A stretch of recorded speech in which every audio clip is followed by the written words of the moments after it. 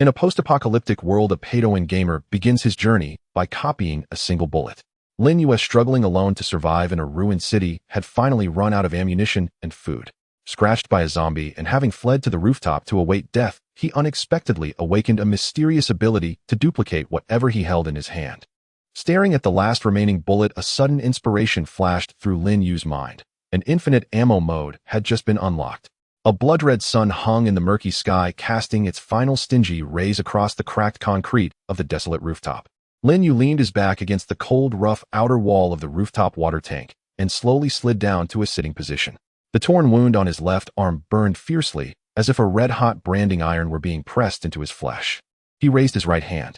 The Type 92 pistol that had accompanied him for nearly half a year weighed heavily in his palm, the trigger guard chilling his fingers.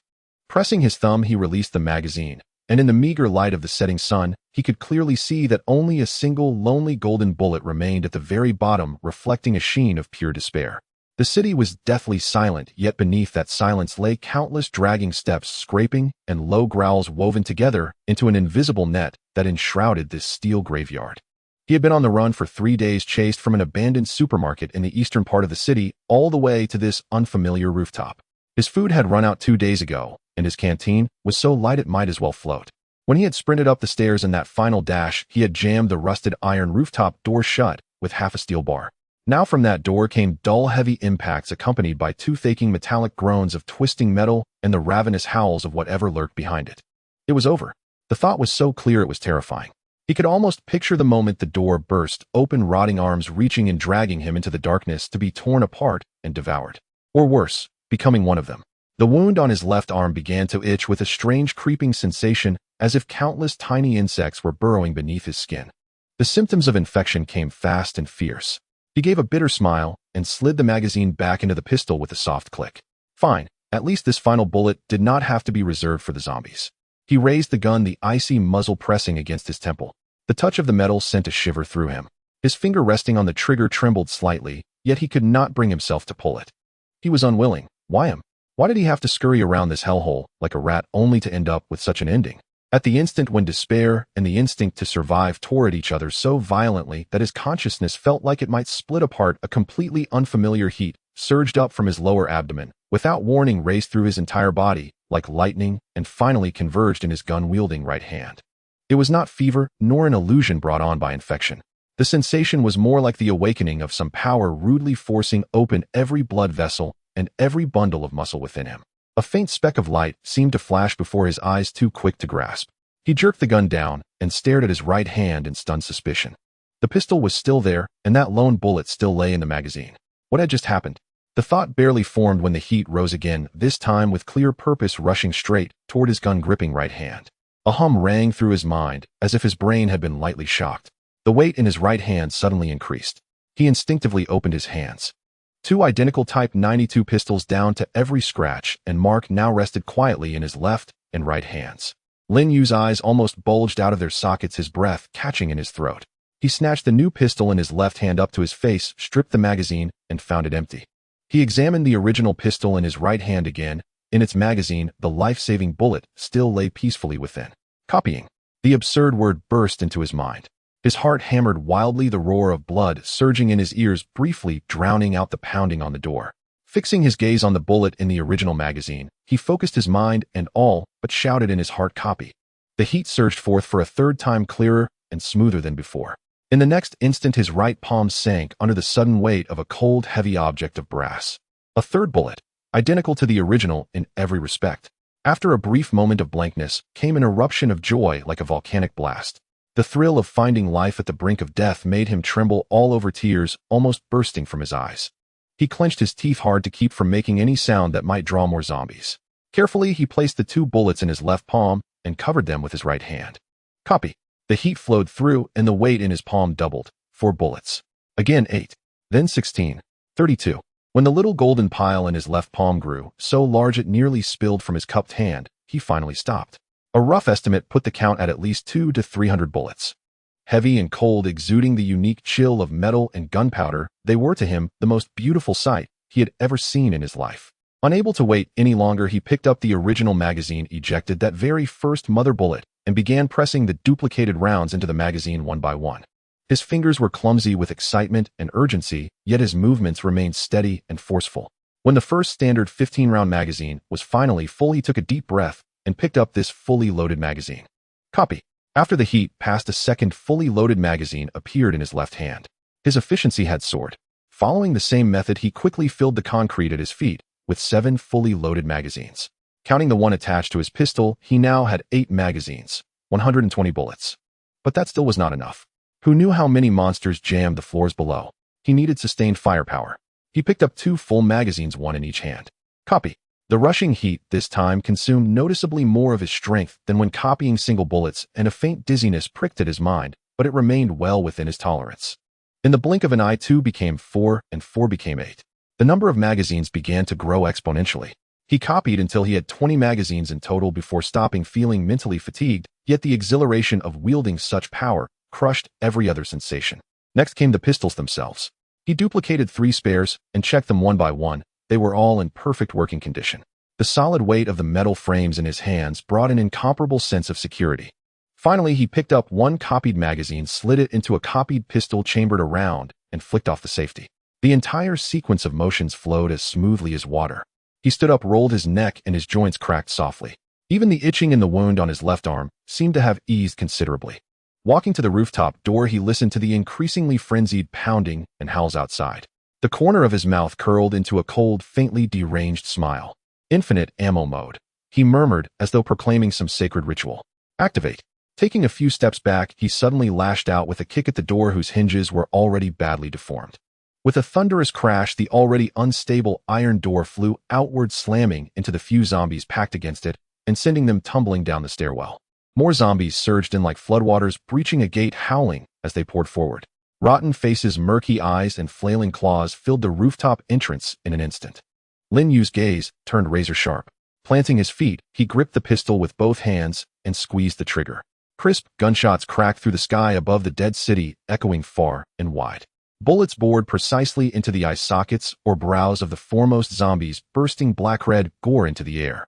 Corpses toppled one after another, yet those behind felt no fear. Trampling over their companions' remains to continue their charge. The magazine emptied quickly. Without the slightest hesitation, Lin Yue's left hand flashed to his tactical vest. An ordinary jacket he had just upgraded by covering it with magazine pouches during the breaks between copying bullets. Ripped off a fresh magazine while his right thumb hit the release. The empty magazine dropped away and the new one snapped into place almost in the same instant.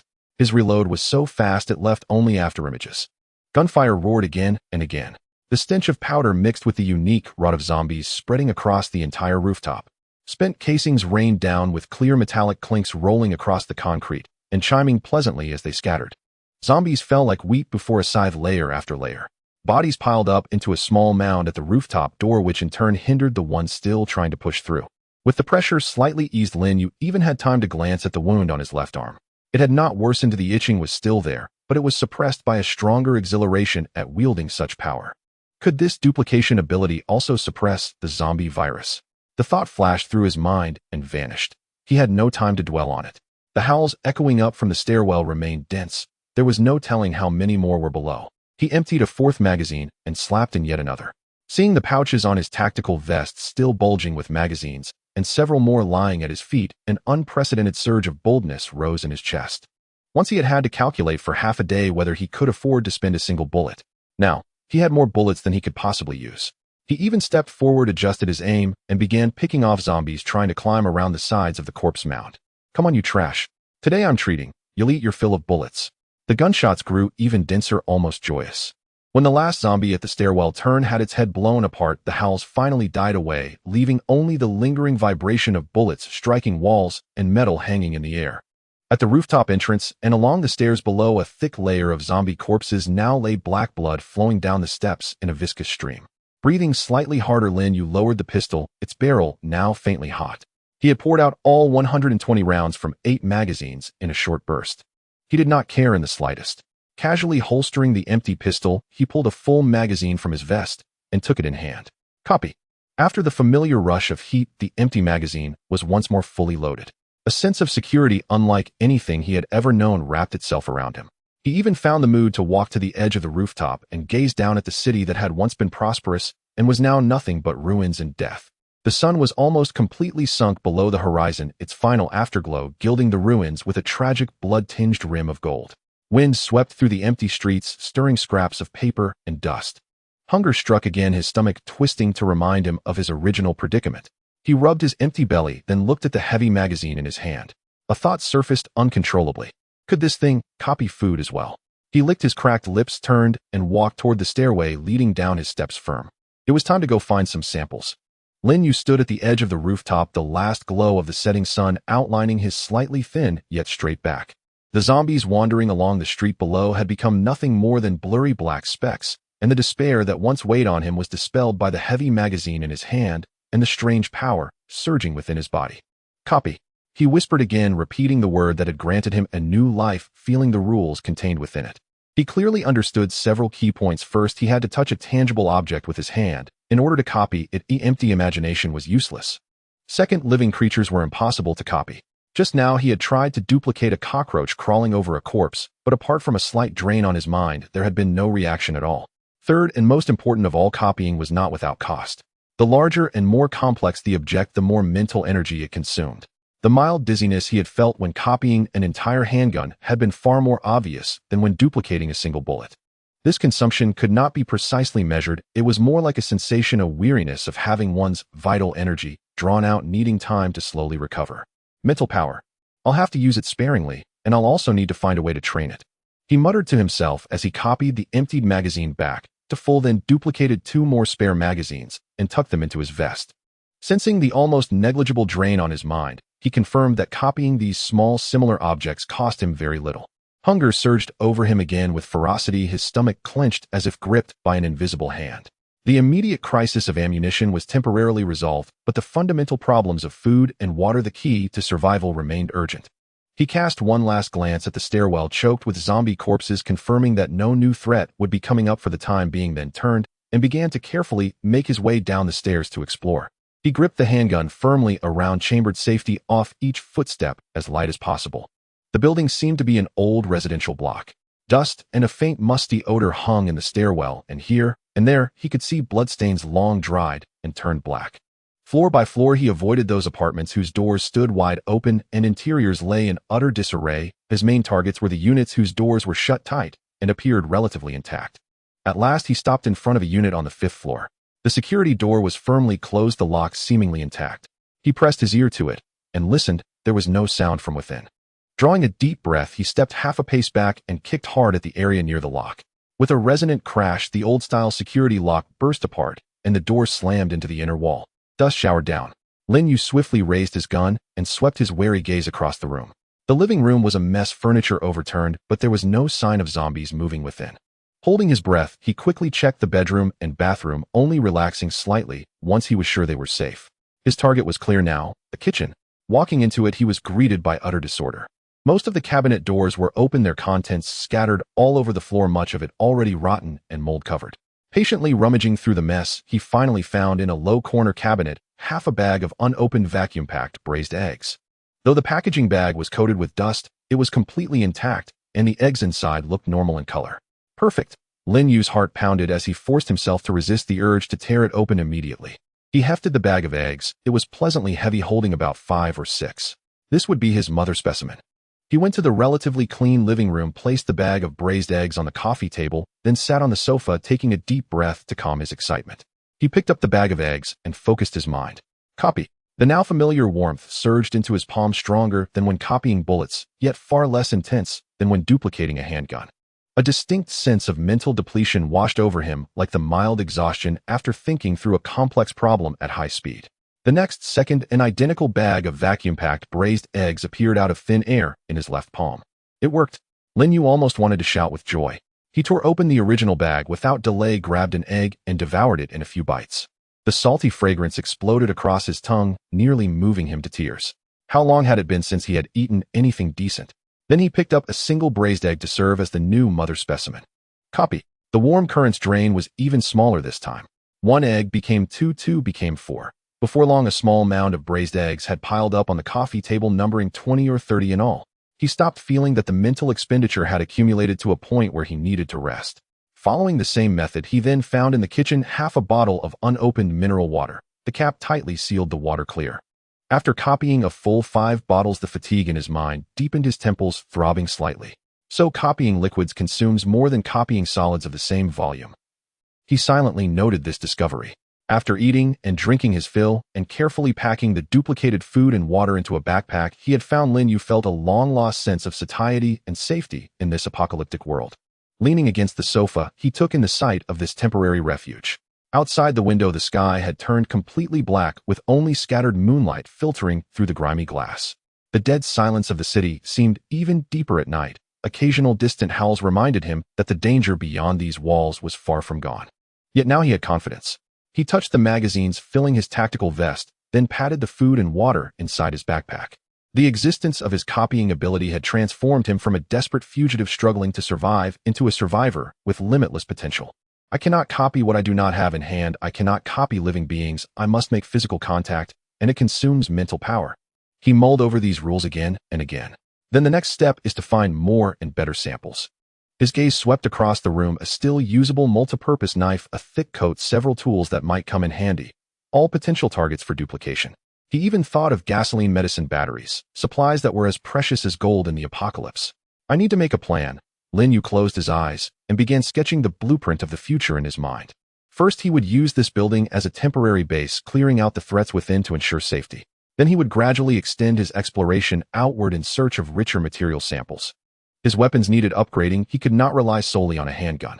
Living supplies had to be secured. Tents, sleeping bags, water purifiers, if any could be found. He also needed transportation.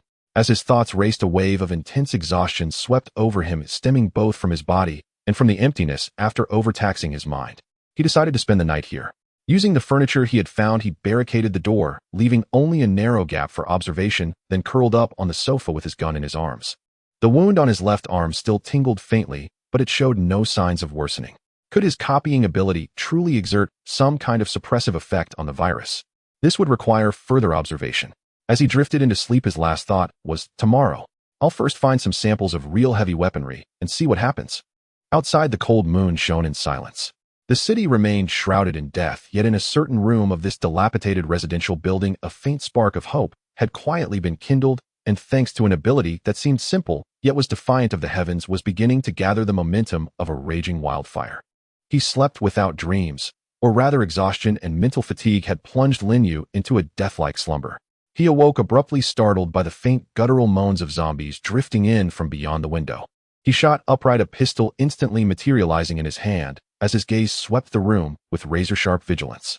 The furniture barricading the door remained in place. Pale morning light seeped through narrow gaps in the curtains, and silence reigned, so profound that only the steady thud of his own heartbeat filled the air. His left arm's wound. With meticulous care, he peeled back the makeshift bandage. The skin surrounding the injury remained slightly inflamed, and the jagged scratch stood out clearly, but the intense numbness and itching from yesterday had markedly subsided, and there was no sign of necrosis or mutation. Could this ability truly suppress the virus? A wave of astonishment and doubt surged through Lin Yue, but beneath it ran a deeper current of relief. Whatever the truth, he was still alive, and for now showed no signs of turning into a zombie. That alone was cause for hope. He ate 2 replicated braised eggs and drank several sips of water, feeling his stamina steadily return. The mental weariness, too, had largely dissolved after a night's rest, leaving him revitalized, charged with renewed strength. Today's mission was clear the building to secure the base and locate more valuable samples. He inspected his weapons, replicated fresh magazines to fill every slot in his tactical vest, then duplicated 2 backup pistols and holstered them at his waist. Once fully prepared, he moved the barricade aside and stepped cautiously out of the room. The hallway still hung thick with yesterday's scent of blood and decay. He began on the 5th floor and worked downward level by level, a process far smoother than anticipated. Isolated zombies posed no threat against infinite ammunition. With precise controlled shots, they crumpled one after another, in hallways, at doorways, in their own homes. Lin Yue even began practicing mobile shooting and rapid magazine changes, transforming the cleanup into live-fire training. Bang! Another zombie lunging from behind a doorway dropped, skull shattered. Lin Yue smoothly swapped in a fresh magazine, barely registering the infinitesimal drain on his spiritual energy after repeated duplications. So replicating small identical objects consumes negligible energy. He continued, clearing down to the 2nd floor, gathering scattered supplies, an unopened toothbrush, perhaps useful later. A few functional batteries and a heavy fire axe, ideal as a close combat weapon sample. Each item he touched confirmed replicable and stowed away. Finally, the first floor. Its condition was worse. The main entrance gaped open, splattered with dried blood, an unmistakable testament to a brutal assault. He dispatched 2 zombies loitering near the threshold, then paused before checking the remaining rooms, his attention snagged by an unassuming small door beneath the staircase. It was a green-painted iron door leading to the basement. Dust coated the handle, yet faint scuff marks edged the frame, evidence of recent contact. Something amiss. Lin Yue tensed, instantly raising his pistol as he approached silently. Pressing his ear against the cold metal, he listened. Utter silence. Yet instinct. The hard-won razor-edged intuition forged in the crucible of post-apocalyptic survival whispered that this silence concealed something far from ordinary. A lurking zombie, or other survivors. He pushed gently against the door, blocked from within, immovable. Is anyone inside? He asked, softly, voice muffled by the crack. I'm not a zombie. I'm a passing survivor. No reply came. Only his own measured breath echoed back. Just as he prepared to withdraw, or resort to force, a fragile, trembling voice, unmistakably that of a young girl, slipped through the gap. Are you really not one of those flesh-eating monsters? Her voice was tender, raw with fear and uncertainty. Lin Yue's heart lurched. A little girl, in this desolate wasteland, hidden alone in a basement. He softened his tone deliberately. I truly am not. Listen, I speak, I reason. The zombies outside have been eliminated. You're safe, for now. Silence followed. Then a faint rustling, objects being shifted. Moments later, a soft metallic click echoed as the door cracked open just a sliver. 2 wide, dark eyes, clear and luminous yet brimming with terror and wariness, peered out from the narrow gap. She appeared 7 or 8 years old, straw-colored hair, a grime-streaked face, clothes tattered and worn, but deep within her gaze lingered a flicker of childhood innocence. At the sight of Lin Yue's armored figure and drawn firearm, she flinched, but did not slam the door shut. You're alone. Lin Yue lowered his voice, further gentler still. She nodded meekly. Mommy and Daddy went out to find food. They told me to hide here and wait, but they haven't come back for so long. Her voice trembled, eyes welling with tears. Lin Yue exhaled inwardly. Such farewells were tragically common in this world. Venturing out for supplies often meant never returning. Have you stayed here the whole time? How have you survived? As he spoke, he carefully scanned the basement's interior through the slit, dark, cluttered, but revealing no sign of others or undead. There's some biscuits and bottled water. Daddy left them, she sniffled. Almost gone. Lin Yue watched her frail form and those helpless, searching eyes, and something deep inside him stirred. He was no saint. Survival alone demanded relentless effort. Adding a child would be an immense burden. Yet, he glanced at the magazines filling his vest, then at the braised egg nestled in his pocket. Replicated, abundant, effortless. Perhaps for the first time, he possessed a sliver of luxury. My name is Lin Yue, he said, offering what he hoped was a reassuring smile. What's yours? Yeah. Her whisper was barely audible. Yeah, that's a beautiful name. He paused, then made his decision. It's safe outside now. Would you like to come up with me? I have some food. He produced a replicated braised egg and slid it carefully through the gap. Yaya's eyes lit up, hunger momentarily eclipsing fear. She stretched out a tiny hand, snatched the egg, tore open its wrapper, and devoured it in quick, eager bites. Watching her, Lin Yue knew this burden would not be shed. Eat slowly, you'll get more. He passed her a replicated bottle of water.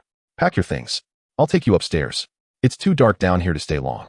Yaya nodded, obediently darted back into the shadows, and emerged moments later clutching a battered little school bag. Lin Yue took her icy, slender fingers in his and led her up to his temporary sanctuary on the 5th floor. After sealing the door and reassembling the barricade, he finally breathed easy. He watched Yaya sit quietly on the sofa, still reserved, yet her gaze steadier, calmer. Just yesterday at this hour, he had been a man awaiting death atop a rooftop, consumed by despair. Today, he wielded a godlike ability and had quite literally found a little girl. Life in the apocalypse indeed brimmed with unexpected surprises. Yaya, he asked gently, do you know where nearby we might find more food, or perhaps medicine? A child's perspective might reveal corners adults overlooked. Yaya tilted her head, thinking. Daddy said, the shiny store across the street has lots of yummy food, but there are many monsters there. And the community hospital beside our neighborhood. Daddy said it has medicine, supermarket, and community hospital. Lin Yue's eyes gleamed. Perfect targets, abundant food and daily essentials at the supermarket, of vital pharmaceuticals, especially antibiotics and wound care supplies, at the hospital. Excellent, Yaya. You're brilliant. He praised her warmly, already mapping out his next moves in his mind. First, fortify this stronghold, ensuring her basic safety. Then, straight to the supermarket across the street and the community hospital.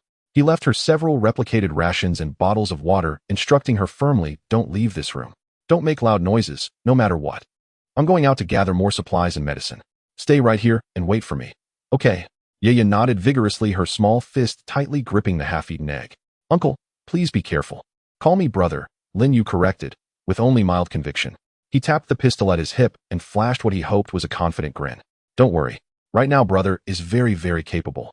Once Yaya was settled, Lin Yue armed himself once more and moved to the window, gazing across the street at the large supermarket. Its glass facade fractured, its signage faded but still legible. Zombies shuffled listlessly along the pavement, numerous and slow. Yet he looked down at his own hands, feeling the boundless potential humming within them, the power to create the infinite. Supermarket. Hospital. He moistened his lips, a spark of exhilaration flashing in his eyes. "My collection of samples is about to expand dramatically." This time he wasn't fleeing. He was going shopping. After settling Yaya and repeatedly instructing her not to open the door or go near the windows, Lin Yue took a deep breath and checked his gear once more. The magazine was fully loaded, the pistol was on standby, and a fire axe was strapped to his back. His first target was the large supermarket across the street. Looking down from the fifth-floor window, the number of wandering zombies on the street was even greater than expected, shambling aimlessly like a tide of decay. Charging in Hedon was clearly unwise. A gunfire would attract more depleting ammunition and energy. His gaze fell on the narrow alley between the buildings and the rooftops of some low shops. Perhaps he could try three-dimensional maneuvering. He retreated indoors and began to utilize useful samples from this residential building. He couldn't find rope, but discovered some sturdy sheets and pillowcases. He tore them into wide strips and attempted to replicate. A surge of heat flowed through him, and the fabric strips in his hands doubled in quantity. The consumption was greater than replicating bullets, but far less than that of a pistol. He kept repeating the process, and soon a large bundle of resilient fabric strips piled up beside him. He connected and twisted these strips together to create a makeshift rope that was both long enough and sturdy. "Not bad, another tool added to my arsenal," Lin Yue said with satisfaction as he stored the rope away. He chose to leave from the back of the residential building through a window that faced the neighboring low-rise rooftop. Securing one end of the rope, he nimbly slid down, landing silently. The next leg of his journey felt like a stealth game. He utilized air conditioning units, billboards, and low walls to jump and move between rooftops, trying to avoid the zombies on the ground. When encountering solitary zombies that he couldn't avoid, he would opt to use his pistol equipped with a silencer, a replica he found in a gun enthusiast neighbor's home, to take them out quietly, or simply use the fire axe to chop them down silently. His actions were smoother than anticipated. The confidence brought by his replication ability allowed him to choose routes and responses more calmly. He even replicated a few seemingly usable backpacks along the way to store supplies. Half an hour later, he arrived at the side of the large supermarket. The glass curtain wall on the first floor was severely damaged, revealing a dark interior that looked like the gaping maw of a giant beast. He could hear faint sounds coming from inside, the noise of zombies wandering between the shelves. He did not recklessly enter through the front door, but instead found a broken window on the second floor leading to the employee office area. Carefully climbing in, he found a disordered office with documents and miscellaneous items scattered on the floor, but no zombies. Holding his breath, he pressed against the wall and slowly made his way toward the sales area. Peering over the railing from the second floor, he took in the chaotic situation inside the supermarket. Shelves were toppled, products strewn about covered in thick dust and dried blood. Dozens of zombies wandered mindlessly between the shelves, and a strong stench of decay filled the air. His gaze quickly swept over, searching for the food section and the daily necessities area. At that moment, out of the corner of his eye, he caught sight of an unusual figure near the fresh produce section. That thing was taller than an ordinary zombie, estimated to be nearly 2 meters. Its skin exhibited an unhealthy grayish-white hue, and its muscles were abnormally developed and bulging, almost breaking through the tattered clothing. What stood out most were its arms, which were extraordinarily thick, and its fingertips extended sharp claws reminiscent of black bone spurs measuring over 10 centimeters and shimmering with a metallic glint. Unlike the other zombies that wandered aimlessly, it stood relatively quietly, its head slightly turning as its murky eyes seemed to scan the surroundings, displaying an awareness that ordinary zombies lacked. What the hell is that? Lin Yue felt a chill in his heart. A mutated creature. After surviving in the apocalypse for so long, he had heard rumors about zombie evolution, but seeing one in person was a first. This creature felt far more dangerous than an ordinary zombie. He immediately dismissed the idea of rushing down to loot. Caution was essential. He decided to first clear out the ordinary zombies before concentrating on that big guy. Utilizing the vantage point from the second floor, he began a precise, targeted elimination.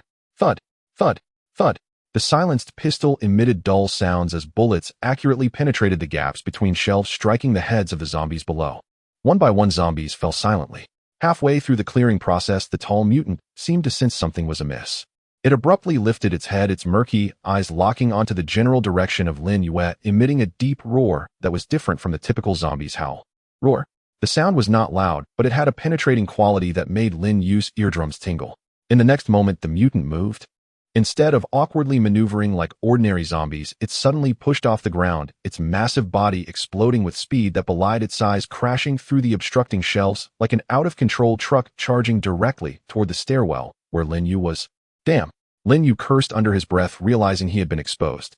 He immediately abandoned stealth and aimed his gun at the charging mutant, firing continuously. Bang! Bang! Bang! The bullets struck the mutant's sturdy chest and arms, producing a sound like hitting leather or hardwood. Although a few drops of black blood splattered, it did nothing to halt its charge, not even slowing it down. Seeing the mutant charge to the stairwell, its massive body rushing towards him with a foul wind, those glimmering claw-like bones reaching directly for Lin Yue's face. Lin Yue's pupils contracted. There was no time to think. He rolled sideways in a desperate maneuver, narrowly avoiding the attack. The claws grazed past his tactical vest, producing a grinding sound that made his teeth ache, leaving several clear scratches on the fabric. Incredible strength. Lin Yue rolled on the ground, half kneeling, as he switched to the fire axe. The pistol's bullets were ineffective. He had to try close combat. The mutant let out an angry roar after missing its strike and turned to charge again. Lin Yue tightly gripped the fire axe, waiting for the right moment. As the mutant lunged closer, he abruptly sidestepped, swinging the axe down with all his might towards the mutant's knee joint. Crack! A clear sound of bone cracking echoed. The sharp axe blade deeply embedded into the mutant's knee. Roar! The mutant let out a pained howl, its charging momentum disrupted, and its massive body stumbled, nearly collapsing to the ground. Effective! Lin Yue felt a surge of joy in his heart, ready to pull the axe back for another strike, but saw the mutant suddenly swing its intact arm with the bone claw sweeping towards him. Too fast. Lin Yue could only raise the fire axe to block in front of him. Clang! A tremendous force traveled down the axe handle, causing Lin Yue's hands to shake violently. The axe nearly slipped from his grip, and he was pushed back several steps, knocking over a shelf before regaining his balance. Damn, what strength! Lin Yue shook his numb arm, feeling a surge of blood and chi rising in his chest. The mutant dragged one severely injured leg, its movement clearly hindered, but its attacks remained fierce. It wildly slashed at everything around it, with its bone claws shattering shelves and products. Lin Yue calmed himself and stopped trying to brute force his way through. He used the shelves as cover, maneuvering around the mutant while constantly moving, searching for an opportunity. He noticed that although the mutant exhibited incredible strength and defense, its intelligence seemed low, with a single-minded attack pattern, and that injured leg was clearly a weak point. He raised his pistol again, this time aiming for the mutant's eyes. Bang! Bang! The bullets whizzed out. The first shot was narrowly avoided by the mutant's instinctive head movement, merely grazing its scalp. The second shot accurately struck its intact eye. Oh! The mutant let out an ear-piercing scream, its massive body shaking violently as the remaining arm flailed wildly. Now's the time. Lin Yue burst forth from behind cover like a leopard, wielding the fire axe with all his strength. He swung down towards the mutant's neck, exposed by its agony. Swoosh! This time the axe blade sliced through the rotting flesh and bone, without hindrance, nearly severing its neck in half.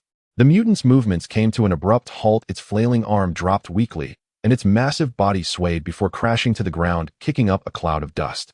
Panting heavily, Lin Yue looked at the now motionless mutant, his heart still racing. He stepped forward, struggling to pull out the fire axe, confirming it was truly dead. A basic mutant, it seems this world is becoming increasingly difficult to survive in. He wiped the sweat and splattered black blood from his face, feeling a lingering fear. Without the ample ammunition and gear provided by his replication ability, and without finding the fire axe in time, as a close combat sample, relying solely on his previous resources would have led to certain death against this creature. He didn't dare linger any longer and quickly began scavenging within the supermarket. He primarily sought unopened, well-packaged food, canned goods, compressed biscuits, vacuum-sealed meat, bottled water, and most importantly, medicine.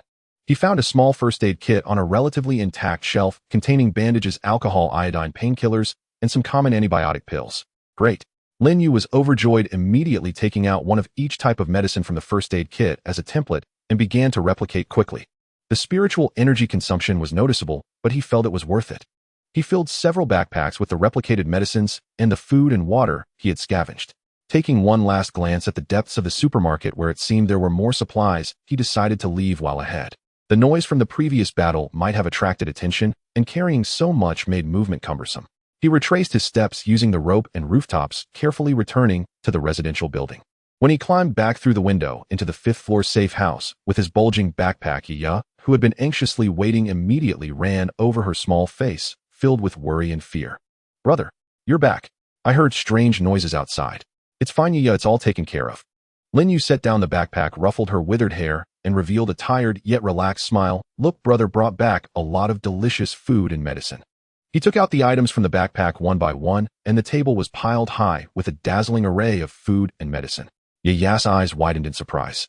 Lin Yue looked at these supplies, then at his own fatigue from the battle and replication, feeling a sense of accomplishment in his heart. The basic mutant in the supermarket had sounded an alarm for him. This world was becoming increasingly dangerous. But at the same time, the potential of his replication ability and his own adaptability gave him the confidence to continue surviving. He picked up a box of antibiotics and weighed it in his hands. "Next, it's time to check the community hospital. I hope to find more useful samples like tetanus vaccine." He glanced at his left arm, which had scabbed over, but still felt strange deep in thought. The challenges of survival had escalated, but his journey of farming and investing had just begun. Lin Yue carefully stored the tetanus vaccine and antibiotics he found at the community hospital and made several copies for backup. Although this trip to the hospital encountered a few minor obstacles with some zombies hiding in the pharmacy, it went smoothly with sufficient firepower and increasingly skilled combat techniques. Back in the safe house on the fifth floor, Yue was sitting obediently on the sofa, nibbling on the compressed biscuits Lin Yue had left for her. Upon seeing Lin Yue return, she immediately displayed a relieved smile. Lin Yue also smiled, but his smile was tinged with an inescapable seriousness.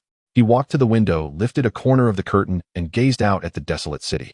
The appearance of the primary mutated beings felt like a thorn piercing his heart. Their strength, speed, and defense far exceeded that of ordinary zombies. Today he managed to take down one using luck and equipment, but what about next time? What if he encountered two at once, or worse, of being stronger than the primary mutants? Although his duplication ability was extraordinary, it was not invincible. The consumption of mental energy was a real limitation, especially evident when duplicating large or complex items.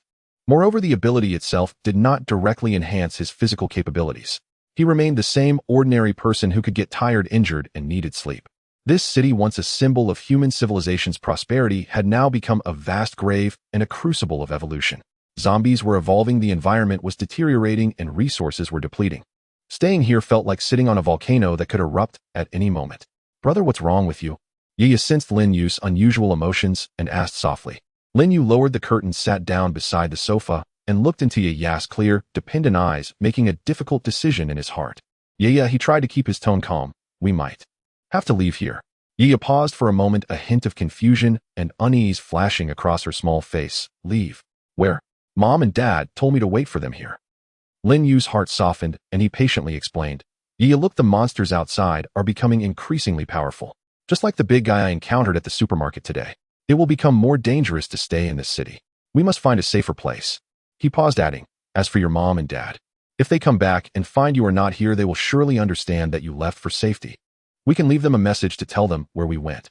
Although he knew this hope was exceedingly slim. Yue lowered her head, twisting the hem of her clothes, and after a while of silence, she gently nodded. Yue will listen to brother." Having convinced Yue, or rather Yue instinctively chose to trust him, Lin Yue began to specifically plan the evacuation arrangements. First, the destination. He remembered that before the apocalypse, the news mentioned a national strategic grain reserve located about 200 kilometers outside the city in a relatively remote area, and it was said that there were survivor outposts established by the military nearby. Although he was uncertain about the current situation, it was certainly more hopeful than staying in a city fraught with crises. Next, the means of transportation. Walking 200 kilometers through a wilderness that could be filled with zombies and mutated beings was tantamount to suicide. He needed a reliable car. Finally, and most importantly, was the stockpiling of supplies. Not just food and water, but also fuel, weapons, medicines, tools, winter clothing, and so on. He had to make use of his duplication ability to stock up as much as possible before leaving. Over the next few days, Lin Yue entered a frenzied duplication mode. He radiated from the temporary stronghold, finding a relatively well-maintained off-road vehicle with a half-full fuel tank. He duplicated the key, checked the engine, then used this vehicle as the original and duplicated two identical ones as backup parts. Duplicating an entire vehicle consumed a significant amount of mental energy, leaving him needing a good rest before he could recover. Fuel was key. He collected small amounts of different grades of gasoline and diesel from several abandoned vehicles' fuel tanks as samples. Duplicating fuel also consumed a lot of mental energy, especially when duplicating whole barrels. He had to duplicate in small batches multiple times, gradually accumulating and ultimately stockpiled over a dozen standard barrels of fuel. In terms of weapons, he found several military grenades and a shotgun in a police station's armory, which had already been looted, but some scattered items remained. This greatly enriched his arsenal. He duplicated a large number of pistol rounds, shotgun shells, and several grenades, feeling his firepower had been significantly enhanced. Food and water were fundamental. He duplicated a large quantity of various high-energy, easy-toaster foods, canned goods, chocolate, energy bars, etc., oil and bottled water found in the supermarket, enough for him and Yeye to consume for several months. Medicines, first aid kits, water purification tablets, lighters, multifunctional tools, ropes, tents, sleeping bags. Anything he thought might be useful, he found ways to locate samples for duplication and stockpiling. After several days, several rooms on the 5th floor were almost filled with various supplies resembling a small armory and supermarket hybrid. Lin Yue's mental state remained tense and periodically fatigued, but he could feel that with frequent use his mental energy capacity and recovery speed seemed to have slightly improved.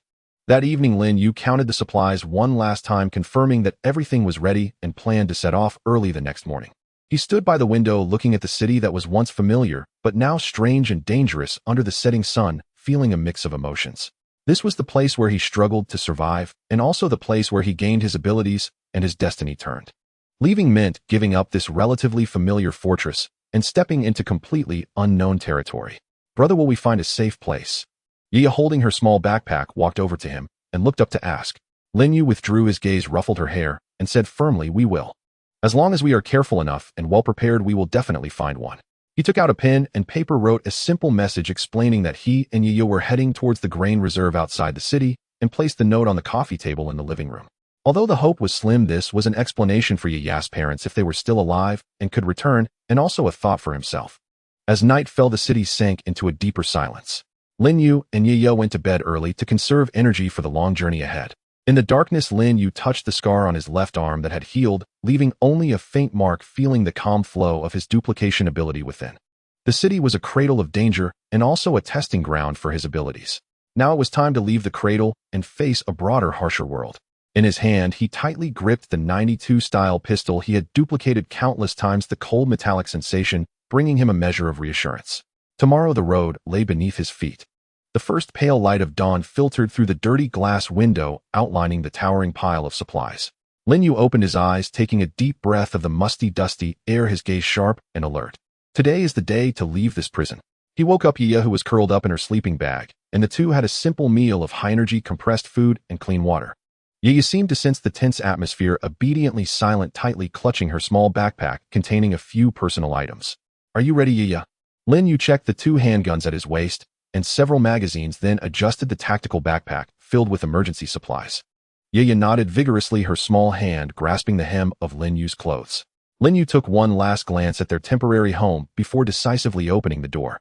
Instead of taking the stairs, he led Yeye back to the window at the back of the residential building.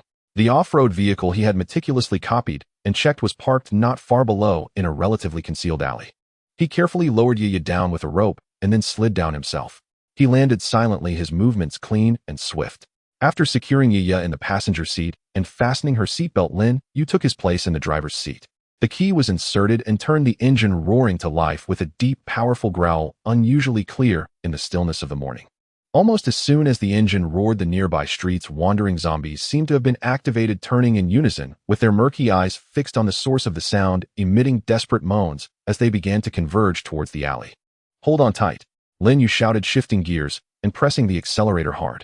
The off-road vehicle surged forward like a wild horse, roaring out of the alley and directly colliding with 2 zombies in its path, sending black blood and severed limbs splattering against the windshield. The windshield wipers quickly activated, clearing a blurred view. More zombies surged in from all directions like piranhas, sensing blood, clawing and snapping at the moving vehicle. The vehicle was met with continuous bangs from impacts and the grating sound of scrapes. Lin Yue's gaze was icy as he gripped the steering wheel firmly, weaving through abandoned vehicles and the horde of corpses. He didn't intend to crash into them. That would waste fuel and damage the vehicle. Instead, he prioritized evasion, only crushing those he couldn't avoid directly. Take the main road. Although there are more zombies, the road conditions are relatively good, and we can maintain speed. He had already planned this in his mind. The side road seemed safe, but there were too many abandoned vehicles and obstacles. Once blocked, it would be a dead end.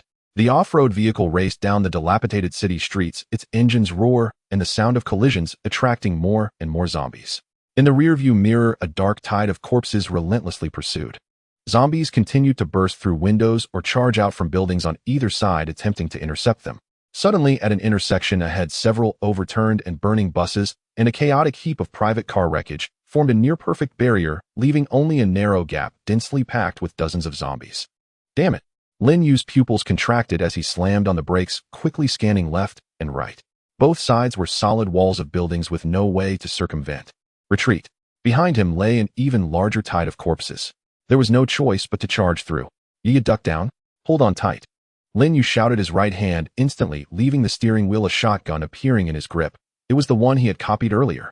He steadied the steering wheel with one hand, leaned out the window, and pulled the trigger at the densely packed zombies in the gap. Boom. The shotgun erupted with a deafening roar, a wide spray of steel pellets fanning out. The first few zombies in front were hit as if struck by a heavy hammer, falling in an instant. Boom. Boom. 2 more shots rang out. The zombies at the narrow gap were cleared, creating a brief opening. Now's our chance. Lin Yue tossed aside the empty shotgun, a copy, no need to feel regret, gripped the steering wheel with both hands, and pressed the accelerator to the floor. The off-road vehicle let out a pained roar, tires screeching against the ground, bolting towards the gap like an arrow released from a bow. Thud, thud, thud. The vehicle violently shook, crashing into and crushing several zombies that had dodged the shotgun blasts and attempted to leap onto them. The front of the car scraped against the wreckage, sparks flying. They made it through.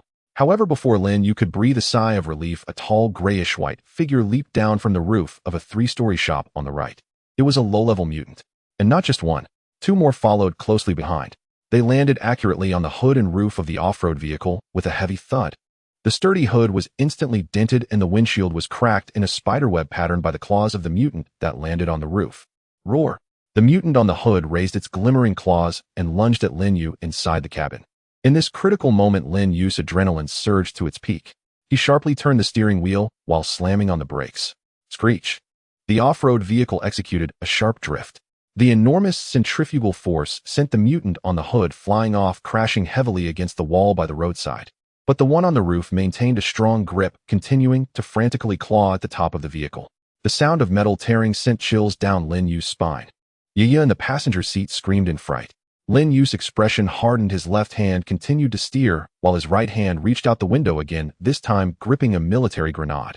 He pulled the pin, gauged the timing, and slammed it onto the roof before letting it roll down. Duck! Cover your ears. He shouted at Ye while lowering his body as much as possible. Boom! A massive explosion erupted on the roof. The searing shockwave and shrapnel scattered everywhere. A terrifying large hole was blown into the roof. The mutant that was damaging it was shredded, half its body hanging limply, clearly not surviving. The off-road vehicle shook violently from the blast, but continued to push forward tenaciously. The third mutant was sprinting from the side incredibly fast. Lin Yue saw it getting closer in the rearview mirror. His heart hardened. He copied another grenade, estimating the distance and speed of the vehicle, then delayed for a moment before tossing it out the window without looking. The grenade drew an arc through the air, accurately rolling to the feet of the sprinting mutant. Boom! Another explosion erupted, sending the remains of zombies flying. The mutant stumbled from the blast, though it did not die immediately. Its speed was significantly reduced, one leg clearly injured and unable to chase any longer. Lin Yue let out a long breath, feeling his back soaked in cold sweat. The continuous copying and use of the shotgun and grenades had drained his mental energy, causing sharp pains in his temples. But he dared not relax, his gaze firmly fixed ahead. The edge of the city was faintly visible, the distant buildings beginning to thin out. The horde of corpses was still in pursuit, but their density was no longer as high as in the city center. The off-road vehicle roared, battered and bloodied, racing through the last few blocks, crushing the scattered zombies, and finally driving out from the city's skyline that resembled the fangs of a giant beast onto the road leading out to the wilderness. Accelerating to the limit, the Death City in the rearview mirror gradually shrank, ultimately swallowed by the rising dust and the horizon. Lin Yue slowly reduced the speed, parking the vehicle in a relatively safe spot by the roadside. He slumped in the driver's seat, breathing heavily, the dual fatigue of mind and body crashing over him like a tide. Brother, are you okay? Yi asked cautiously, her voice tinged with tears. Lin Yue turned his head, looking at Yi's pale but uninjured face, forcing a weary smile. "I'm fine. We made it out." He gazed out the window at the desolate but open wilderness, the distant mountains rolling. The city was left behind, yet the road ahead remained uncertain. He touched the handgun at his waist, feeling the mental energy within him needed time to recover. At least they were still alive and had left that perilous place that was rapidly evolving. The road ahead depended on this vehicle, on the supplies he had copied, but even more so on himself and Yi. The sunlight broke through the clouds, shining on the dust and blood-covered vehicle, reflecting a faint yet steadfast light. The wheels rolled over the cracked asphalt road, raising a cloud of dust. Having left the city for more than half a day, the highway was flanked by endless, desolate yellow wilderness and scattered abandoned farmland. Occasionally, a few solitary cottages long since plundered could be seen. The sky was oppressive, a leaden gray devoid of birds. Only silence remained. The girl in the passenger seat, Yi, seemed to be tired, her head tilted as she slept, her small face still marked with dry tears. Lin Yue focused intently on driving the excessive consumption of his mental energy, causing him a headache. Yet he dared not let his guard down, his eyes constantly scanning the road ahead and the sides. This national road was the main route leading to the grain depot, and no one knew what awaited at the next turn. Indeed, after rounding a small hill, the scene ahead instinctively made him step on the brakes. The road was completely blocked here by a jumble of abandoned vehicles and crude wooden barriers. Behind the barriers, several rows of self-built village houses were faintly visible. At this moment, a desperate struggle for survival was unfolding in the open space between the barriers and the self-built houses. About 20 to 30 zombies were encircling 4 or 5 human survivors. Those survivors were backed against a flipped minibus, desperately resisting with makeshift weapons like iron rods, kitchen knives, and even sharpened mop handles. On the ground lay 7 or 8 zombies and 2 or 3 survivors, torn to shreds, their black blood staining the earth. Cries for help, screams, the clashing of weapons, and the desperate wails of the dying mixed together, clearly audible even from a distance. Lin Yue's car was parked 100 meters away, its engine's low growl drawing the attention of both parties in combat. Among the trapped survivors, a middle-aged man who appeared to be the leader was desperately hacking at a zombie's head and shouted hoarsely in Lin Yue's direction, "Help us. Please help us." His voice was filled with despair and the last flicker of hope. The other survivors seemed to have grasped at a lifeline, resisting while casting hopeful glances towards Lin Yue's seemingly intact off-road vehicle. Lin Yue's hands gripped the steering wheel tightly, his knuckles turning white from the strain. His foot hovered over the gas pedal, ready to turn at any moment and bypass the battlefield from the nearby wilderness. Though the wilderness was difficult to traverse, the performance of the off-road vehicle made it not entirely impossible. To save, or not to save, his mind raced. To save, the risk is extremely high. With 20 to 30 zombies, his mental energy had yet to fully recover, and although his ammunition was plentiful, it was not infinite. If he got entangled, the consequences would be unimaginable. Increased burden. These individuals appeared in poor condition, with food and medical supplies being issues. It was already difficult for him to manage with Yi, let alone adding a few burdens. Human hearts are hard to fathom. In the apocalypse, sometimes the most terrifying thing is not the zombies. What are these people's backgrounds? What would happen after saving them? Not saving, a pang of conscience. Watching his kin slaughtered by zombies, he questioned whether he had really become that indifferent. Especially the desperate cry of the middle-aged man struck him like a hammer. Potential loss. The more people, the greater the strength. If these individuals could be trusted, they might become temporary allies, increasing survival chances. Moreover, they might possess information about the surrounding area. Yi was watching him. He glanced at Yi, who had woken up at some point, anxiously staring out the window, her small face filled with fear and reluctance. He did not want to leave a cold impression of watching others die without helping on this child. Just in those few seconds of hesitation, the situation in the field sharply deteriorated. A young woman, exhausted, dropped her iron rod and was instantly tackled to the ground by 2 zombies, her piercing scream abruptly cut off. Xiaofeng. The middle-aged man's eyes widened in horror, yet he was powerless to assist. This scene spurred Lin Yue into action. Gritting his teeth, he shouted, "Yi, duck down. No matter what happens, don't look up." He growled, simultaneously shifting into reverse and yanking the steering wheel. The off-road vehicle roared, not advancing, but rapidly backing away, creating distance from the battlefield. He was not trying to flee. After reversing nearly 100 meters, he found a slightly elevated small hillock to use as a shooting position and suddenly slammed on the brakes, pulling the handbrake. "Stay in the car and lock the doors." He quickly instructed Yi, grabbing the replicated shotgun and several fully loaded magazines from the back seat, then pushed the car door open and jumped out. He chose a compromise of providing remote fire support rather than rushing in for a melee. He crouched behind the engine hood, aiming the shotgun. At this distance, the spread of the shotgun pellets could effectively cover the zombies at the back without accidentally harming those trapped in the middle. Boom. The first gunshot rang out like thunder exploding across the wilderness. A large spray of steel balls rained into the back ranks of the zombie horde, instantly knocking down 3 or 4. The sudden attack threw the zombie horde into chaos.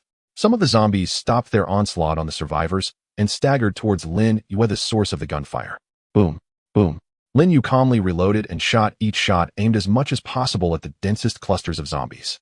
The massive noise and destructive power of the shotgun effectively drew their ire and relieved pressure from the trapped survivors. Hold on, we have a chance. The middle-aged man felt invigorated, wielding his machete as he led the remaining 3 fighters to counterattack the zombies who had exposed vulnerabilities due to some of their companions being drawn away. The battle split into 2 parts. Lin Yue relied on the terrain and range advantage, continuously picking off the zombies that charged at him, while intermittently bombarding the flanks of the main battlefield. On the middle-aged man's side, the pressure decreased, igniting their will to survive, and they fought fiercely. The ammunition was dwindling, and his mental energy slowly declined due to sustained focus and the occasional need to quickly replicate magazines. Sweat beaded on Lin Yue's forehead, but his gaze remained calm. Finally, after emptying 6 shotgun magazines, most of which were replicated on-site, and using his handgun to take down the last few zombies that charged close, the gunfire ceased. On the empty road, besides the scattered corpses, only 4 bloodied survivors barely standing remained alongside Lin Yue, who slowly stood up by the off-road vehicle, his gun still vigilantly directed toward them. A brief silence followed. The middle-aged man leaned on his machete, breathing heavily, looking at Lin Yue with complex emotions, relief at having survived, deep gratitude, and a hint of scrutiny. He signaled for his companions to lower their weapons and approached Lin Yue alone, stopping about 10 meters away, raising his hands to indicate he meant no harm. "Brother, thank you. If it weren't for you, we would have all perished here today." His voice was hoarse and fatigued. "My name is Zhou Ming Yu. I used to be the militia captain of a nearby town." Lin Yue did not relax his guard. Although the shotgun was lowered, his fingers still rested on the trigger guard. "Lin Yue," he replied flatly, "just passing through." Zhou Ming glanced at Lin Yue's professional tactical gear, the brand new shotgun in his hands, and the off-road vehicle behind him, which, although stained with blood, was evidently well maintained, his eyes flickering momentarily. "Brother Lin, I can't express my gratitude enough. We have 2 injured, and our supplies are nearly depleted. What do you think?" His words trailed off, but the meaning was clear. Lin Yue paused in silence, looking back at the anxious Yiya in the car, then at the 3 survivors behind Zhou Ming, who were supporting each other with pleading expressions. To save, he had already saved. But what about the next step? He took a deep breath and made a decision. "I have some emergency medicine and food in my car. I can spare some for you. But I won't take you with me. I have my destination, and my vehicle can't accommodate anymore." He could not easily accept strangers into his core circle, especially with Yiya in tow. Providing limited assistance was the extent of his kindness. Zhou Ming was taken aback, a flicker of disappointment crossing his face, but he quickly concealed it, nodding, "I understand.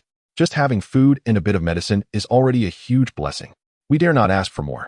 Lin Yue said no more, turning around to fetch a pre-prepared backpack from the car, containing some replicated compressed biscuits, bottled water, and basic medicine, placing it on the ground before stepping back. Zhou Ming stepped forward to pick up the backpack, feeling its weight, gratitude evident on his face. "Thank you. Brother Lin, where are you headed?" "If it's on the way." "It's not on the way." Lin Yue interrupted him, directly opening the car door and getting in. "Take care of yourselves." He started the vehicle, not looking back at Zhou Ming and the others, turning the steering wheel as the off-road vehicle let out a low growl, rolling down the dirt slope across the wilderness, bypassing the blocked section ahead and returning to the highway. In the rearview mirror, Zhou Ming and the others stood in place, watching him leave, their figures growing smaller. Yiya whispered, "Brother, aren't we taking them with us?" Lin Yue gazed at the empty road ahead, replying softly, "Yiya, remember, in this world it's okay to help others, but first we must ensure our own survival. Trust is a precious thing." He pressed down on the gas, accelerating away. The choice to save or not was merely a thought away. How to deal with those saved afterward was a far more complex test. He chose the most responsible way for himself and Yiya. The wind of the wilderness poured into the cabin, carrying a chill. The off-road vehicle bumped along the dilapidated highway, leaving behind the bloody battlefield and the incident of saving lives far behind. Lin Yue drove in silence, and Yiya in the passenger seat was unusually quiet, her big eyes gazing out at the desolate scenery, flashing by, lost in thought. The supplies that were distributed were but a drop in the bucket for Lin Yue, yet the inner struggle he faced when confronted with fellow humans in need, along with the faint sense of alienation after choosing to offer limited assistance, cast a shadow over the atmosphere in the car. "Brother, are we almost there?" Yiya softly broke the silence. Lin Yue glanced at the fuel gauge, and then at the increasingly desolate landscape outside where rolling hills began to appear, nodding. According to the map and the distance, we should be close. Hope lay just ahead. That legendary granary and the surrounding survivor outposts were like a lighthouse in the darkness, drawing in all the struggling lives. Once they reached there with a relatively stable environment and the potential for collective strength, the survival pressure on him and Yue would be greatly alleviated.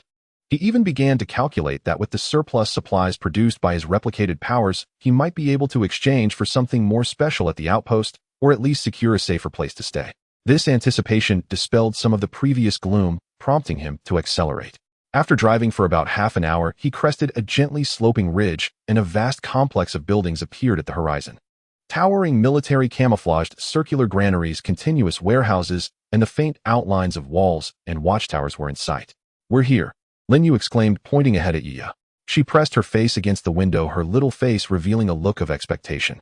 However, as they drew closer, the slight curve of Lin Yue's smile began to freeze.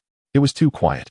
The imagined patrolling personnel, curling smoke from cooking fires, and even the sounds of human activity were all absent. The entire granary area was as silent as the city they had just left. Moreover, upon closer inspection, the walls were riddled with massive gashes as if torn apart by some terrifying force. The watchtowers were askew, and one had completely collapsed. The granaries themselves had several large holes as if they had been struck by a battering ram. An ominous premonition coiled around Lin Yue's heart like a cold snake. He slowly reduced his speed and ultimately stopped the vehicle behind a concealed dirt slope a few hundred meters from the granary's main entrance. He picked up the low-power binoculars he had found in the city and observed carefully. The damaged gate lay askew, and the walls nearby were covered in dried, dark spray patterns of blood, along with numerous ghastly bullet holes. Inside and outside the walls, countless rusted remnants of weapons lay scattered, empty bullet chains, twisted gun barrels, and even a few military jeeps and armored personnel carriers that had been burned down to their frames. On the ground, besides human bones, there were more remains of a much larger kind with a ghastly pale sheen scattered here and there. There were no living people, not a single one. Only dozens of zombies moving sluggishly and aimlessly among the ruins.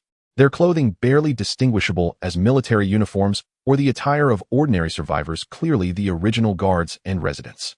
This place had endured a siege of unimaginable scale, a fierce battle to the utmost degree. Moreover, the attackers were likely not just ordinary zombies. Lin Yue's heart sank to the depths. He adjusted the binoculars, focusing on the most severely damaged areas of the walls and the large holes in the granaries. Those marks could not possibly have been caused by ordinary zombies or the low-level mutated creatures he had encountered. "Brother." Yue sensed something was off, her voice trembling with fear. Lin Yue did not respond, his gaze locked onto the interior of a massive granary with a gaping hole. It was utterly empty, not a grain of food was left, not even a speck of dust seemed to remain. He looked at the other warehouses, and the situation was much the same. They had been breached. Furthermore, the stored food had likely been completely looted or consumed by something. The so-called survivor outpost no longer existed. What remained was merely a larger, more desperate ruin. The last shred of hope was ruthlessly crushed by reality. The long-awaited land of hope had turned into another massive grave. An indescribable fatigue and emptiness washed over him, even more unbearable than the previous mental exhaustion. He lowered the binoculars, leaned back in his seat, and closed his eyes. It had all been for nothing. All the preparations, all the hopes seemed so laughable at this moment. "Brother, are we not going in?" Yue timidly asked. Lin Yue opened his eyes and looked at her bewildered and fearful little face, forcing himself to suppress the negative emotions within. He could not collapse, at least not now.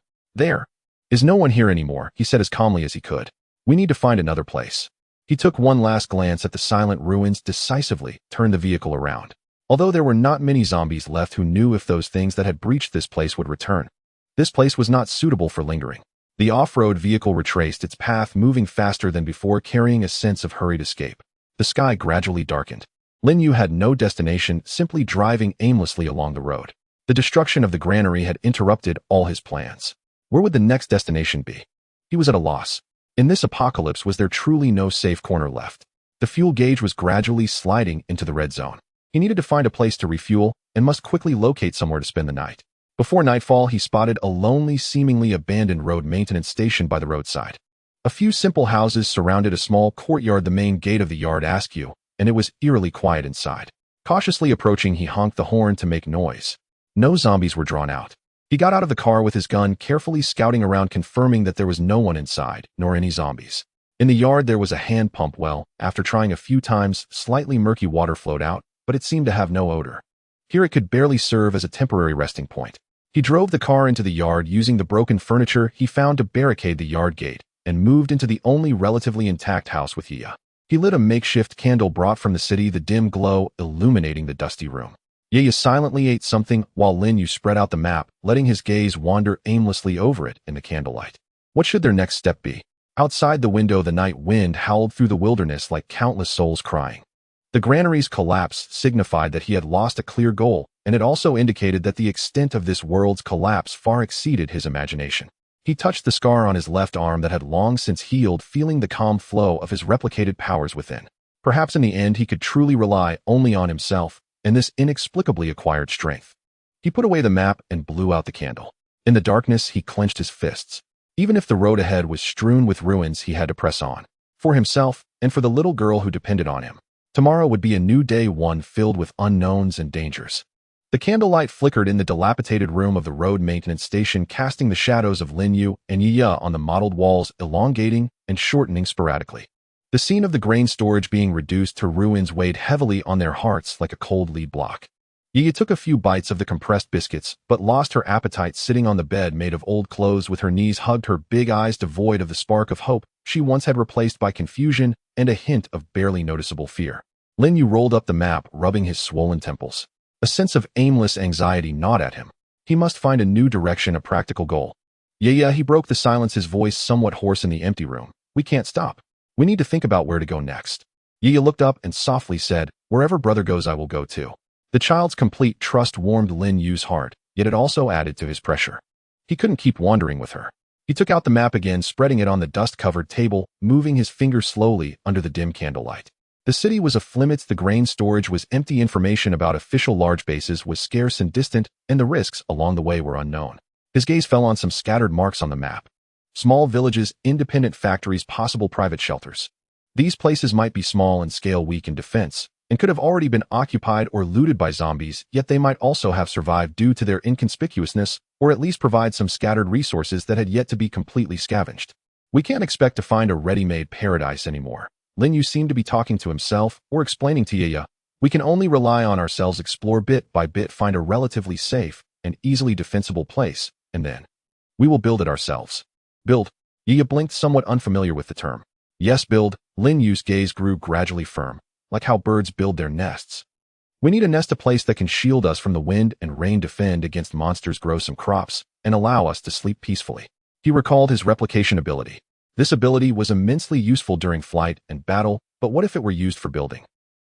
Replicating tools, replicating building materials, replicating seeds, if they could be found, replicating all needed supplies. This idea invigorated him. He had been confined by the mindset of finding an existing safe zone, neglecting his greatest asset, the ability to create. First, we need to find a suitable location. Lin Yue's finger traced the map. It should be easy to defend yet hard to attack, have a water source, and ideally possess some concealment. He ruled out the villages on the plains where there was no defense and zombies could easily gather. His gaze shifted to the hilly areas marked on the map and a tributary river running through that region. Here, his finger pointed to an area near a river surrounded by several small hills. The map marks an abandoned quarry and a small processing plant. Quarries usually have complex terrain with ready-made deep pits and buildings that can be utilized close to a water source, and their locations are relatively remote. Yia seemed to understand somewhat. Yes, it's a place for digging stones, Lin Yue explained. Places like that generally have sturdy houses, high walls, even if they are broken, and a wide field of vision. Most importantly, if we can clear it out, it will be easy to defend and hard to attack. With the target initially defined, Lin Yue felt a slight alleviation of the heaviness in his heart. He was no longer a purposeless fugitive, but a pioneer with a clear goal. The next morning, as dawn broke, Lin Yue got up. He first used his hand to pump water from the well, filling several empty barrels, and replicated a few copies as reserves. Then he checked the vehicle and refueled, consuming part of the reserve fuel. He collected everything he thought might be useful from the road maintenance station, a few rusty, but still usable tools, some wires, and even a few intact pieces of glass, touching each item to replicate a sample. Let's go, Yia.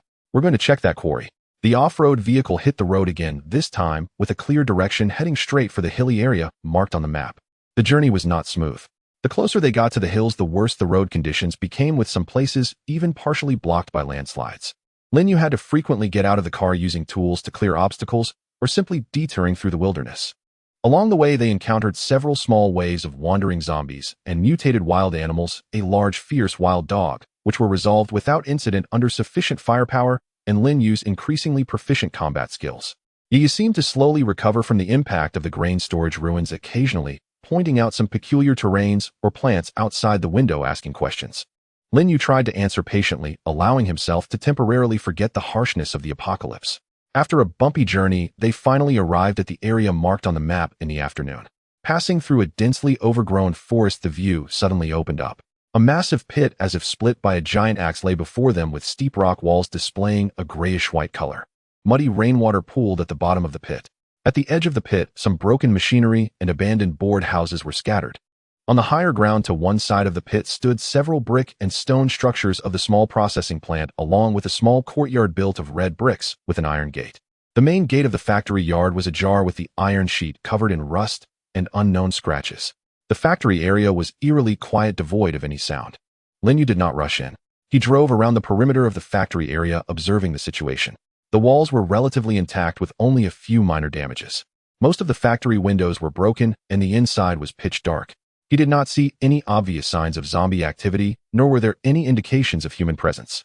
He parked the car on a concealed slope that overlooked the factory area and said to Yaya, "Stay in the car, lock the door, he'll go down to take a look. If anything seems off, honk the horn." Yaya nodded nervously. Lin Yue got out of the car with his gun, moving lightly towards the factory yard. He first listened at the door, and it was still utterly silent. He gently pushed open the ajar iron door, and the rusted hinges emitted a sharp screeching sound, particularly clear in the quiet surroundings. He immediately ducked to the side of the door, raising his gun in alert. No response. After waiting a few seconds, he cautiously peered out, quickly scanning the yard. The yard was littered with some ore and discarded parts, all covered in dust. The main factory building's door was wide open, with some large machinery piled inside, equally silent. He took a deep breath and began to clear the area layer by layer. The main factory auxiliary warehouse and a small two-story office building on one side. He moved like a vigilant cheetah, checking every corner. The result was unexpected. There was not a soul in the entire factory area. There were no zombies either. Only thick layers of dust and some early dried, barely visible dark red bloodstains indicated that something had happened here, but it had been a long time ago. In the warehouse, he found some useful samples: half a bag of dry cement, several bundles of fairly intact wire mesh, some hardware tools, and even a small pack of vegetable seeds, well packaged, but uncertain if they were expired, in a cabinet covered in dust. In the office on the second floor, he found a detailed floor plan of the quarry and factory. "This is it." Lin Yue looked at the floor plan, and then at the relatively defensible terrain outside and the distant pit, making a decision in his heart. "This place is remote, has walls which need repairs, sturdy buildings, is close to a water source, the pit's water needs purification, and has ample space. Though everything needs to start from scratch compared to the perilous city and the ruined grain storage, this is undoubtedly a viable starting point." He returned to the car and revealed the first genuine, somewhat relaxed smile he had shown in days to the anxiously waiting Yaya. "Yaya, we found a place. Though it's quite dilapidated, this could be our new home in the future." "New home?" Yaya's eyes lit up. "Yes, new home." Lin Yue started the vehicle, slowly driving into the dilapidated factory yard. "We will need to put in a lot of effort to make it a safe and comfortable home." He stopped the car, looking at the ruins, in urgent need of sorting, yet his heart was filled with a long-lost motivation. The road ahead would still be tough, but at least they had found a place that could be called a direction. The next step was to utilize his hands and that miraculous replication ability to gradually transform this wasteland into a stronghold capable of surviving in the apocalypse. Finding a way out is not just about seeking a geographical position, but also about discovering a belief and method to continue surviving and building amidst despair. The silence of the abandoned quarry was shattered by the sound of the off-road vehicle's engine dying down. Lin Yue and Yaya stood in the center of the factory yard, filled with rubble and weeds, surveying the ruins that would soon become their new home. Sunlight streamed through the broken windows of the factory, casting dappled beams of light onto the dust-covered floor. The air was thick with a mix of rust, dust, and a faint musty odor.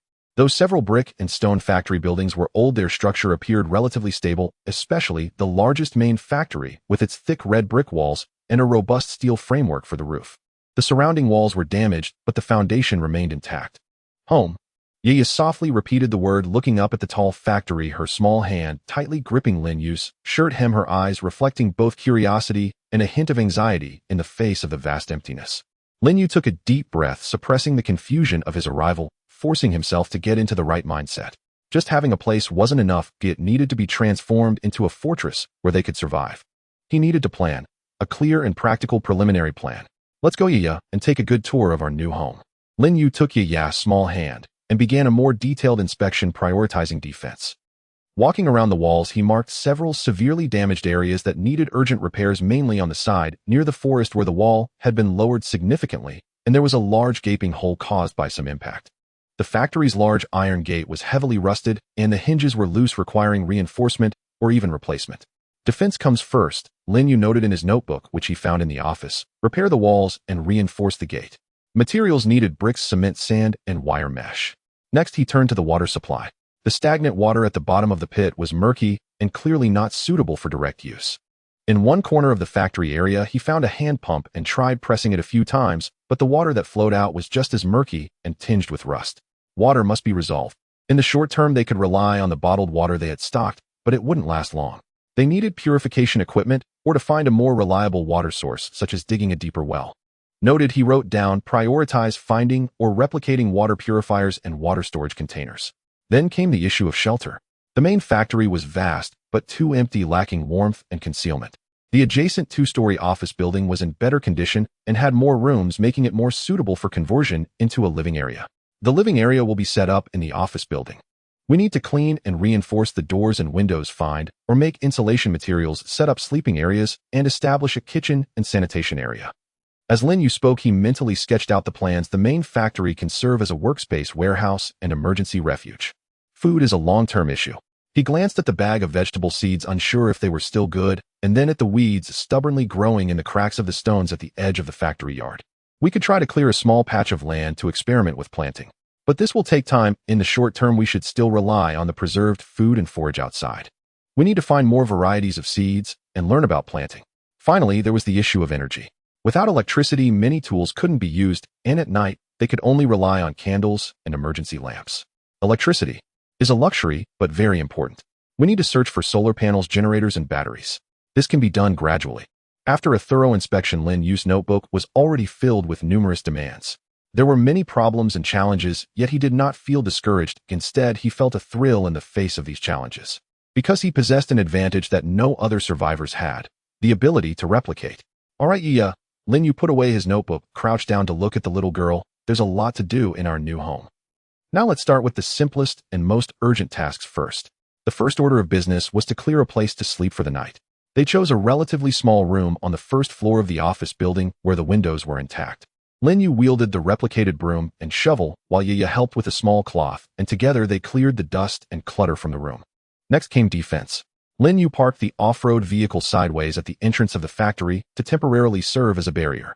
Then he walked over to the half bag of cement he had found in the warehouse. Replicate. A rush of warmth surged through him as the half bag of cement transformed into a full bag. The mental drain was minimal. He then found some scattered red bricks and sand, replicating sufficient quantities of both. Although replicating these basic building materials consumed more mental energy than replicating bullets, it was still within an acceptable range. Using the replicated materials mixed with soil taken from beside the pit, he began to clumsily patch up the largest hole in the wall. Lacking experience, he built it unevenly, but at least he managed to cover the gap, raising the height a bit. He also laid the replicated wire mesh on top of the wall. Though crude, it could effectively deter climbing. After completing these tasks, the sky was already getting dark. Lin Yue felt a bit fatigued, primarily due to the energy spent on replicating building materials and the ongoing labor. He looked at the roughly repaired wall, the vehicle blocking the entrance, and the small room that had been cleaned and lit with a candle. Though simple, the shape of a home began to take form. That night, the two sat on a makeshift bed made of old wooden boards and replicated bedding, sharing the replicated canned food. Brother, can we really live here? Yaya looked out at the completely darkened sky, listening to the faint sounds in the distance, unsure if they were the wind or the growls of beasts, and asked quietly. We can, Lin Yue answered firmly. He took out the notebook filled with plans and pointed it out to Yaya by candlelight. See, we can continue to repair the walls tomorrow and reinforce the windows in our room. We can also try to use the tools we've found to make a few simple tables and chairs. Once we find seeds, we can clear a small patch of land for a vegetable garden over there. He spoke bit by bit about the future plans, his tone calm and resolute. These specific actionable goals were not only comforting Yaya, but also persuading himself. As she listened, Yaya's eyes gradually brightened, as if she could see the simple, yet safe and warm home her brother had described. She leaned against Lin Yue, gently nodding. The flickering candlelight cast their big and small shadows on the wall. Outside the window lay the perilous wasteland filled with crises, while inside was the faint spark of hope that had just been ignited. The preliminary plan had been formulated and the blueprint existed in his mind. Next, he would transform this ruin into a fortress where they could rely on for survival brick by brick.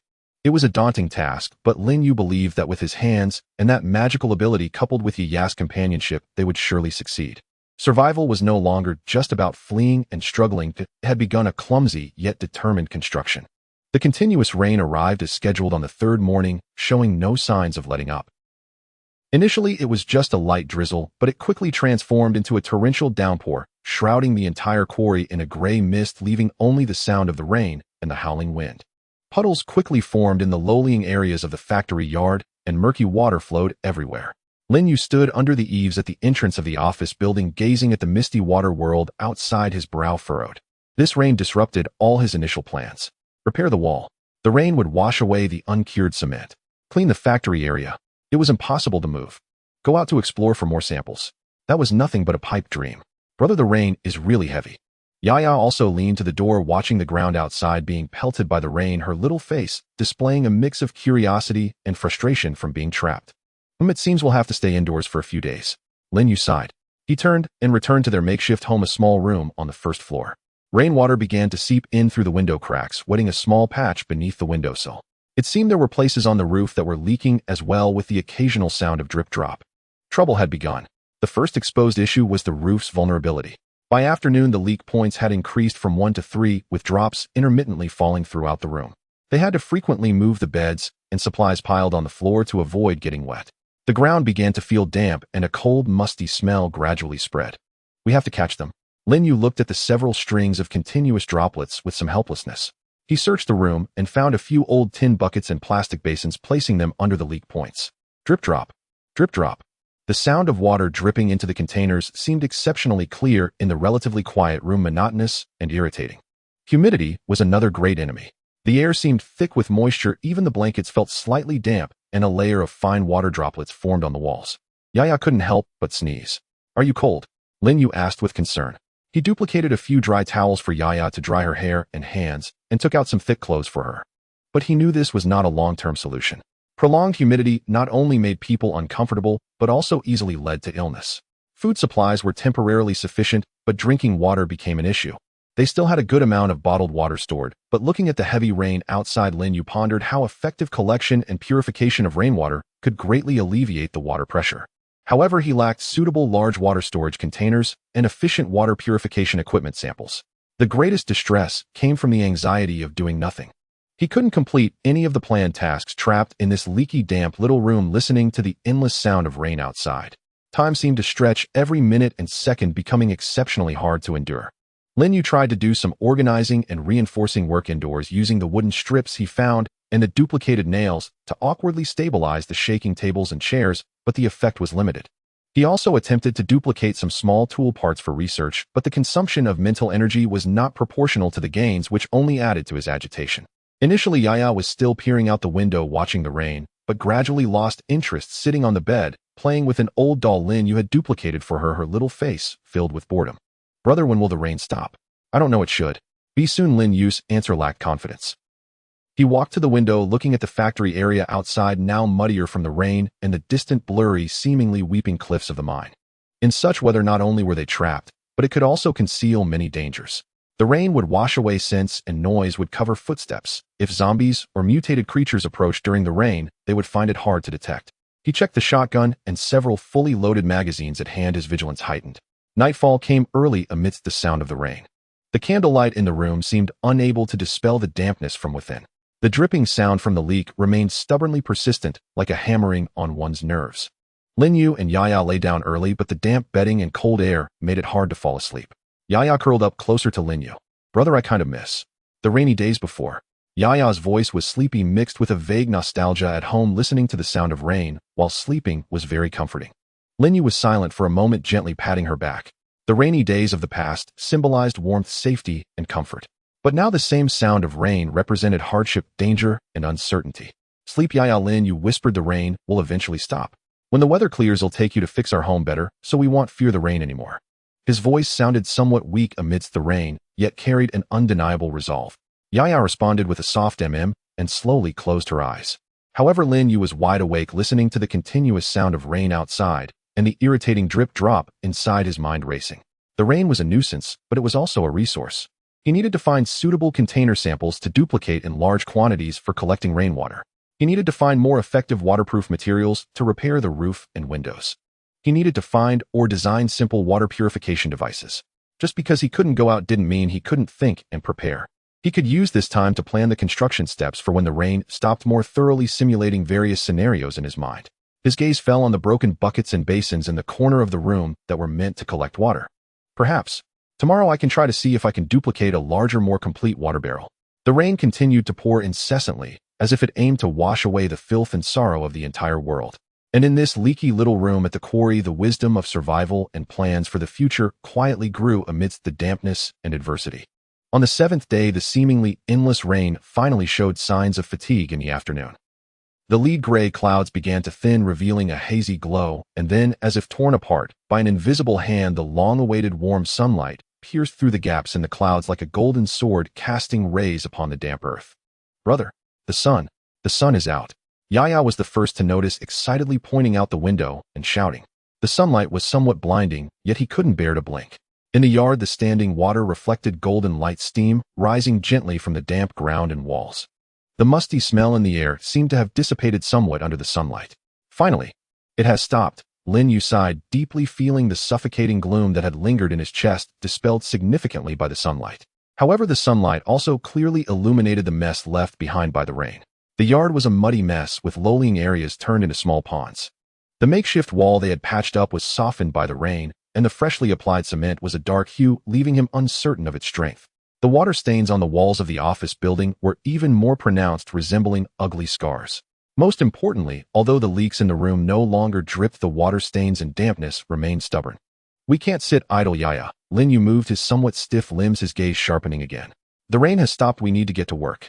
The first task, draining water and dealing with the standing water."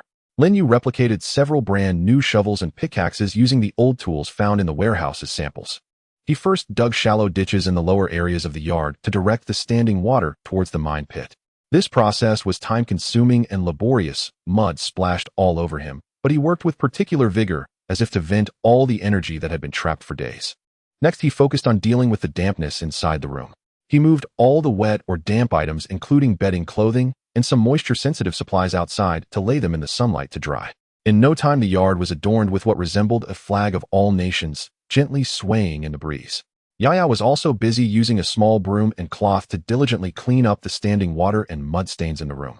Then came the repairs and reinforcements. Lin Yue replicated cement and sand again. He carefully inspected the patched areas of the wall that had been soaked by the rain, removing the softened sections, refilling and smoothing them out. This time he worked even more meticulously, ensuring the cement mixed to the right dampness and applying it more evenly and firmly. The roof was of utmost importance. He fetched a long ladder and carefully climbed onto the roof of the office building. The steel structure was mostly intact, but many of the asbestos tiles were damaged or displaced, which was the source of the leaks. He replaced the severely damaged tiles with replicas and resecured the loose ones. The sunlight beat down on the roof, quickly making it scorching hot, and sweat trickled down his forehead. "Brother, be careful." Yaya looked up from below, nervously reminding him. "I know," Lin Yue replied, wiping his sweat and continuing to work diligently. Having resolved the leaks and standing water, Lin Yue began to implement the rainwater collection system he had devised during the rainy days. He found a broken plastic rainwater pipe and a few rusty iron barrels in the corner of the warehouse. Using these as samples, he replicated a sufficient number of intact plastic pipes and brand new large-capacity plastic barrels. He installed a drainage trough under the eaves of the roof, connecting it to the replicated rainwater pipes, directing the rainwater straight into the several large plastic barrels placed in the corner. Though it wouldn't be useful now, next time it rains they would be able to collect relatively clean rainwater, which after simple sedimentation and purification he planned to find or make a water filter next, could be used for washing, cleaning, or even irrigation.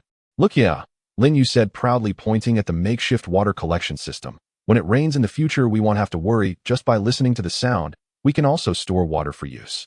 Yaya looked at the few shiny new barrels and nodded vigorously. "Brother is amazing." The sunlight continued to bake the earth, and by evening the mud in the yard had dried up considerably, and the items laid out to dry were mostly dry as well.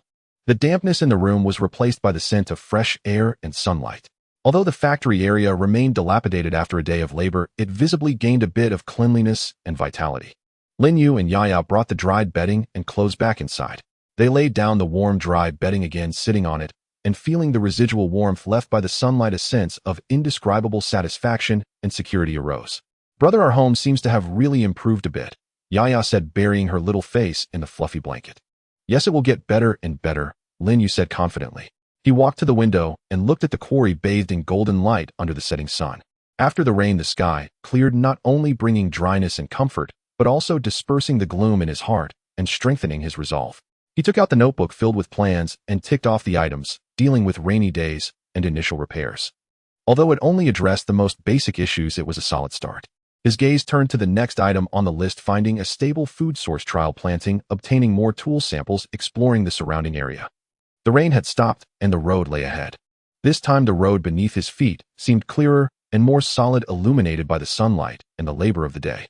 As night fell, the starlight replaced the sunlight, sprinkling the earth. The nights in the quarry no longer echoed only with the sounds of the wind and beast roars, but also carried a hint of calm breathing that belonged to home. Lin Yue knew that tomorrow's challenges would still be numerous, but he was already prepared to face them, embracing the sunlight as he continued to build their post-apocalyptic fortress. The clearing of the rain brought not only environmental change, but also a rebirth of spirit and motivation to move forward.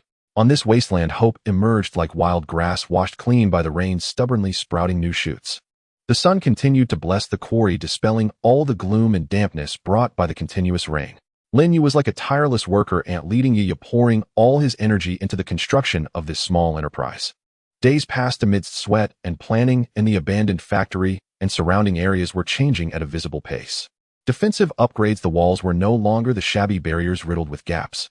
Lin Yue used the replicated cement bricks and barbed wire to thoroughly reinforce and heighten the previously crudely repaired sections.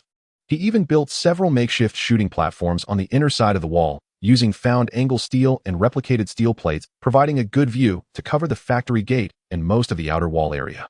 The rusty old iron gate was completely abandoned. Using several sturdy I-beams and thick steel plates found in the warehouse, Lin Yue replicated materials and personally welded, relying on a found old welding machine and improvisation, a heavy and sturdy sliding door. It required some effort to open and close, but the sense of security greatly increased. Outside the door, he used replicated triangular iron and sharp rebar to create several rows of makeshift caltrops, usually stored inside the door, which could be quickly deployed when necessary to block impacts. Living area improvements: the first floor of the two-story office building was completely cleared out by them. The largest room served as a living room and bedroom, furnished with tables, chairs, and bed frames that Lin Yue had awkwardly but solidly replicated from found wood and tools, covered with dry and warm bedding. A small room next to it was converted into a kitchen with a simple stove constructed, and rainwater collected was preliminarily purified through a homemade multi-layer water filter made of sand-activated carbon, replicated from a sample found in the city, and cotton cloth suitable for washing and cooking. For drinking water, they still relied on replicated bottled water. Lin Yue also improved the waterproofing on the roof of the office building with replicated waterproof tarpaulin and wooden strips, ensuring that even during heavy rain the interior would remain dry. He even attempted to replicate several cans of paint to coat the interior of the room. Although the craftsmanship was rough, the bright colors indeed made the entire space feel refreshed, lifting his spirits. Food and water source experiments: at the edge of the factory area in a small sunny patch, Lin Yue used a shovel to clear out a test field of about 20 square meters. He deeply plowed the compacted soil and mixed in some collected humus and wood ash. Then he carefully took out a packet of vegetable seeds, selecting a few with shorter growth cycles such as bok choy and radishes, and sowed them according to his vague memories. Yaya showed great interest in this little vegetable garden, running over every day to see if any seeds had sprouted, carefully helping to water them using filtered rainwater. "Brother, when will the seeds grow into vegetables?" she asked almost every day. "It requires patience, Yaya. Just like building this home, it takes time." Lin Yue looked at the freshly turned soil, his heart filled with anticipation. This was not just a supplement to food, but a symbol representing the revival of life and order in this wasteland. The rainwater collection system had been perfected with several large plastic barrels, always full. Lin Yue planned to try replicating or finding more efficient water purification equipment next, aiming to ensure that the collected rainwater met drinking standards. Exploration and reserves centered around the quarry. Lin Yue began to explore the surroundings, keeping the range within a 30-minute walk. He discovered another clearer stream located more ideally than the stagnant water in the pit, marking it as a future backup water source. In a clearing among the woods, he was delighted to find a small patch of wild berry bushes. Although most were not yet ripe, it was undoubtedly good news. He carefully dug up a few berry seedlings with roots and transplanted them next to the test field. During one exploration, he found an abandoned, cover-tattered practical technology handbook for rural areas, which felt like a treasure. The knowledge inside about planting, breeding, simple mechanical repairs, and even traditional brewing was an invaluable sample of knowledge for him. His reserves were also gradually increasing. In the tool room, various models of tools and hardware parts were neatly organized. In the warehouse, replicated fuel, building materials, spare weapons, and ammunition, food, and medicine were all stocked in considerable quantities. He also specifically set up a sample library to store various original items he deemed potentially useful, ranging from different types of batteries and light bulbs to various fabrics and metal pieces, even including several different books. On an evening a month later, Lin Yue and Yaya sat in the living room with steaming canned stew on the table, which included some wild vegetables Lin Yue had foraged nearby and confirmed to be non-toxic. The room was lighted by a desk lamp found in the city, connected to a small battery, charged by a found second-hand generator, fuel replicated. Outside the window, the setting sun colored the reinforced walls and the brand-new metal gate a warm orange. In the distance, the test field had sprouted tender green seedlings, gently swaying in the breeze. In the corner of the yard, the rainwater collection barrel stood quietly, the surface reflecting shimmering waves. "Brother, our home really seems to be like a home now." Yaya scooped rice with her bowl, looking at the familiar scene outside the window, her little face full of satisfaction and peace. Lin Yue nodded, surveying the place they had built together. Although it was still simple and far from the comforts of civilized society here, they had solid defenses, a relatively comfortable living space, a stable water source, hopes for food, light, and a sense of home. From being displaced and running out of supplies to now having a rudimentary survivor outpost, the hardships endured along the way were not meant to be shared. But seeing more and more smiles on Yaya's face, watching this land gradually change in his hands, Lin Yue felt that every effort was worth it. His replication ability was the core of all this. Yet he increasingly realized that the ability was merely a tool. The true strength came from relentless effort, clear planning, and the hope not to give up, even in dire circumstances. "Yes, it feels like a home now." Lin Yue smiled, serving Yaya a chopstick of vegetables. "However, this is not enough. We still need to make it safer and more comfortable." He already had plans for the next steps in mind: to attempt to build a small solar power system to completely solve the energy issue, to continue expanding the test field, and try planting more crops, to explore further areas in search of more useful resources and information. The post-apocalyptic stronghold had already begun to take shape. The road ahead remained long, but standing here, Lin Yue's heart was filled with confidence and strength to face the future. Under the light, the shadows of him and Yaya were cast on the freshly painted wall, warm and solid. The days at the quarry gradually fell into a rough, yet steady rhythm. Waking up to the morning birdsong occasionally mixed with distant, unidentifiable creatures' howls, he checked the defenses, tended to the increasingly verdant seedlings in the experimental field, and handled daily chores.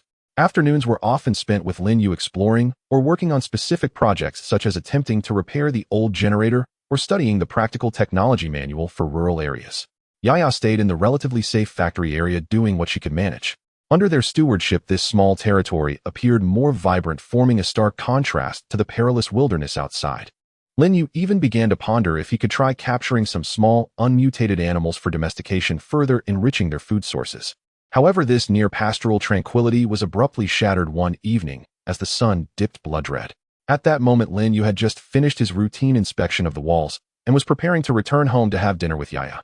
Yaya was beside the experimental field, carefully watering her precious seedlings. Just then, a sharp, elongated whistle sounded from the southeast sky. The sound was unlike the howls of zombies, nor was it the wind. It was a unique, piercing noise created by an artificial object tearing through the air. Lin Yue suddenly looked up, his pupils instantly narrowing. In the dimming sky, a striking red light point was rapidly ascending in a parabolic trajectory. Upon reaching its peak, it briefly hovered before exploding into a small, yet exceptionally conspicuous red halo, like blood dripping into water, slowly spreading before fading away. A signal flare, and it was a red distress signal flare. Lin Yue's heart felt as if gripped by an invisible hand, his breath caught. He instinctively lowered his body, slipping into the shadow of the main factory, his sharp gaze fixed intently on the general direction from which the flare had risen. That was deeper in the hilly area, at least a dozen kilometers away from here. Yaya also heard the sound and saw the fleeting red light. Frightened, she dropped her small watering can and quickly ran to Lin Yue's side, gripping his pant leg tightly, her face pale. What was that?" A signal flare, Lin Yue said softly, his voice taut with an unrecognized tension. Someone is calling for help. His mind raced. A red signal flare usually indicated the highest level of emergency distress, a dire situation. Who fired it? Other survivor groups. What was the scale? What danger had they encountered? Was it a zombie horde? Or something even more terrifying, a mutated creature? Or perhaps a conflict among humans? The purpose of launching a signal flare was to hope that someone nearby could see it and come to the rescue. This meant that the one who fired it might have already fallen into a desperate situation. Should he go or not? This choice was even more difficult and dangerous than when he encountered Zhou Ming and the others on the road. The greater distance implied greater unknown risks along the way. The area indicated by the flare was a more complex hilly forest and unfamiliar environment. The status of the other party was unclear. It was impossible to judge whether they were friend or foe. What if it was a trap? In the apocalypse, using others' kindness to set traps and plunder resources was not impossible. Moreover, he was no longer alone. He had Yaya, and this home they had painstakingly built, which was just starting to take shape.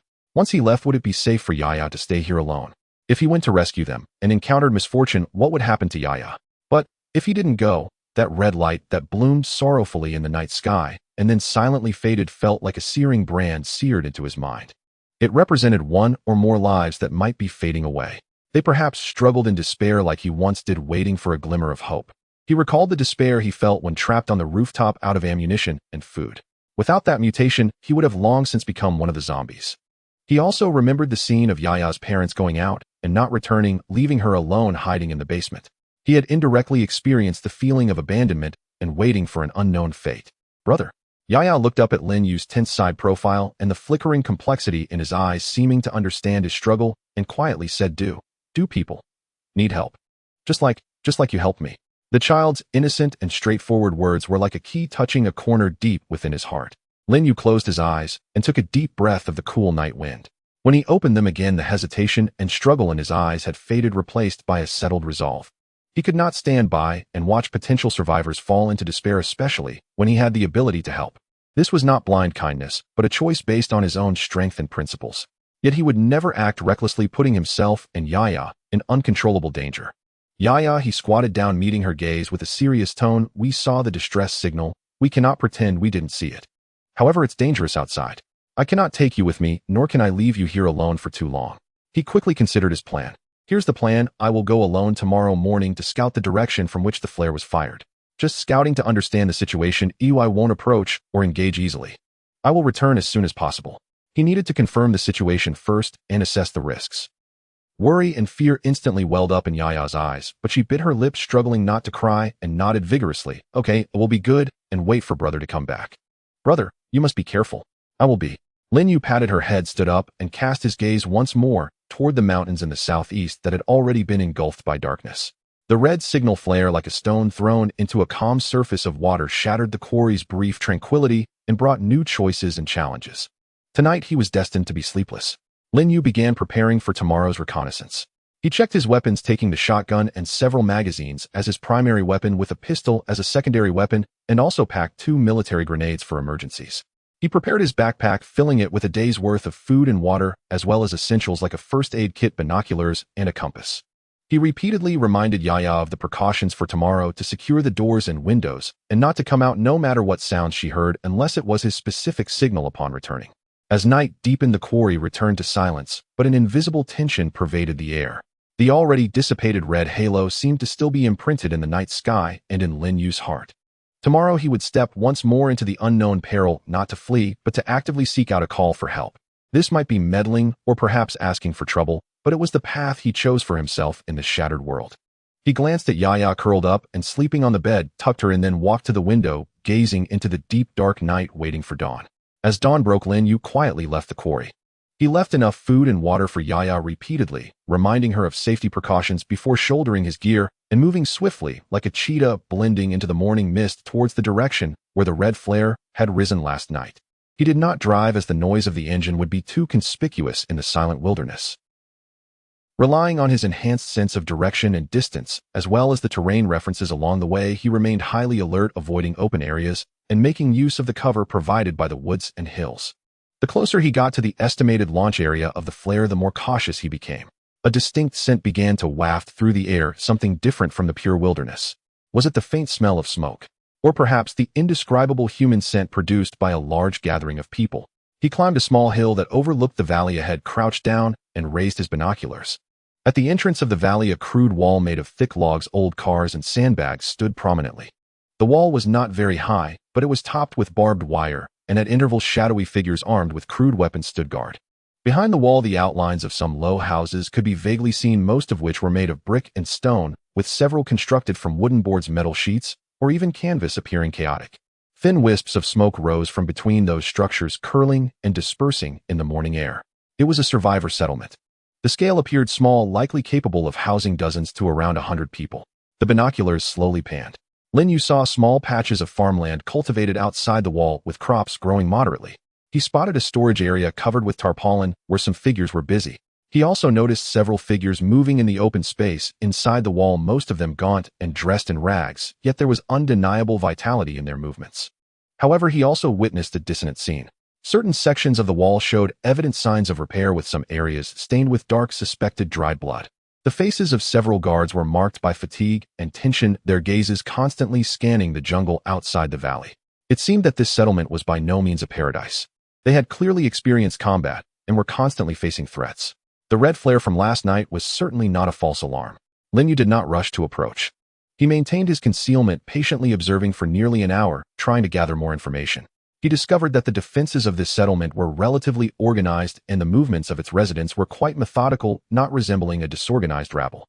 But resources seemed to be scarce, as evidenced by the emaciated figures of the survivors and their meager shelters. He hesitated whether to reveal himself and make contact. Approaching directly posed unknown risks. However, if he left, the crisis represented by the flare might persist, and he indeed needed to understand more about the outside world, even possibly engage in some barter. Ultimately, he decided to take a relatively moderate approach. He retreated to a farther part of the woods, took out a small portion of neatly packaged replicated energy bars and a small unopened bottle of antibiotics from his backpack, and wrapped them in a clean cloth. Then he chose a spot away from the main entrance of the settlement, but still within the line of sight of the sentries, placing the small bundle on a conspicuous large rock, beside which he used stones to weigh down a piece of paper with a simple note written in charcoal. Passing by saw the flare.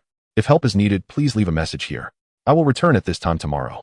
After completing this, he swiftly retreated like a ghost, disappearing into the dense forest, finding a position that allowed him to observe the rock, while remaining sufficiently concealed, and patiently lay in wait. Time passed slowly.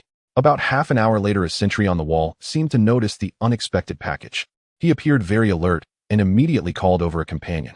After a brief exchange and observation, two guards cautiously opened a small door on one side of the wall and approached the large rock with their guns drawn. They discovered the package and the note, showing clear surprise and tension, quickly grabbing the items and retreating back inside the wall while heightening their vigilance. Lin Yue held his breath and continued to wait until the afternoon sun began to set. The small door in the wall opened once more. This time, only one person emerged, dressed and exuding the aura of a minor leader. He approached the large rock alone, placed a new small object wrapped in oilcloth on top, then bowed slightly to the surrounding woods without saying a word and quickly retreated. Lin Yue waited along while confirming that there was no ambush before agilely moving closer to retrieve the oilcloth package.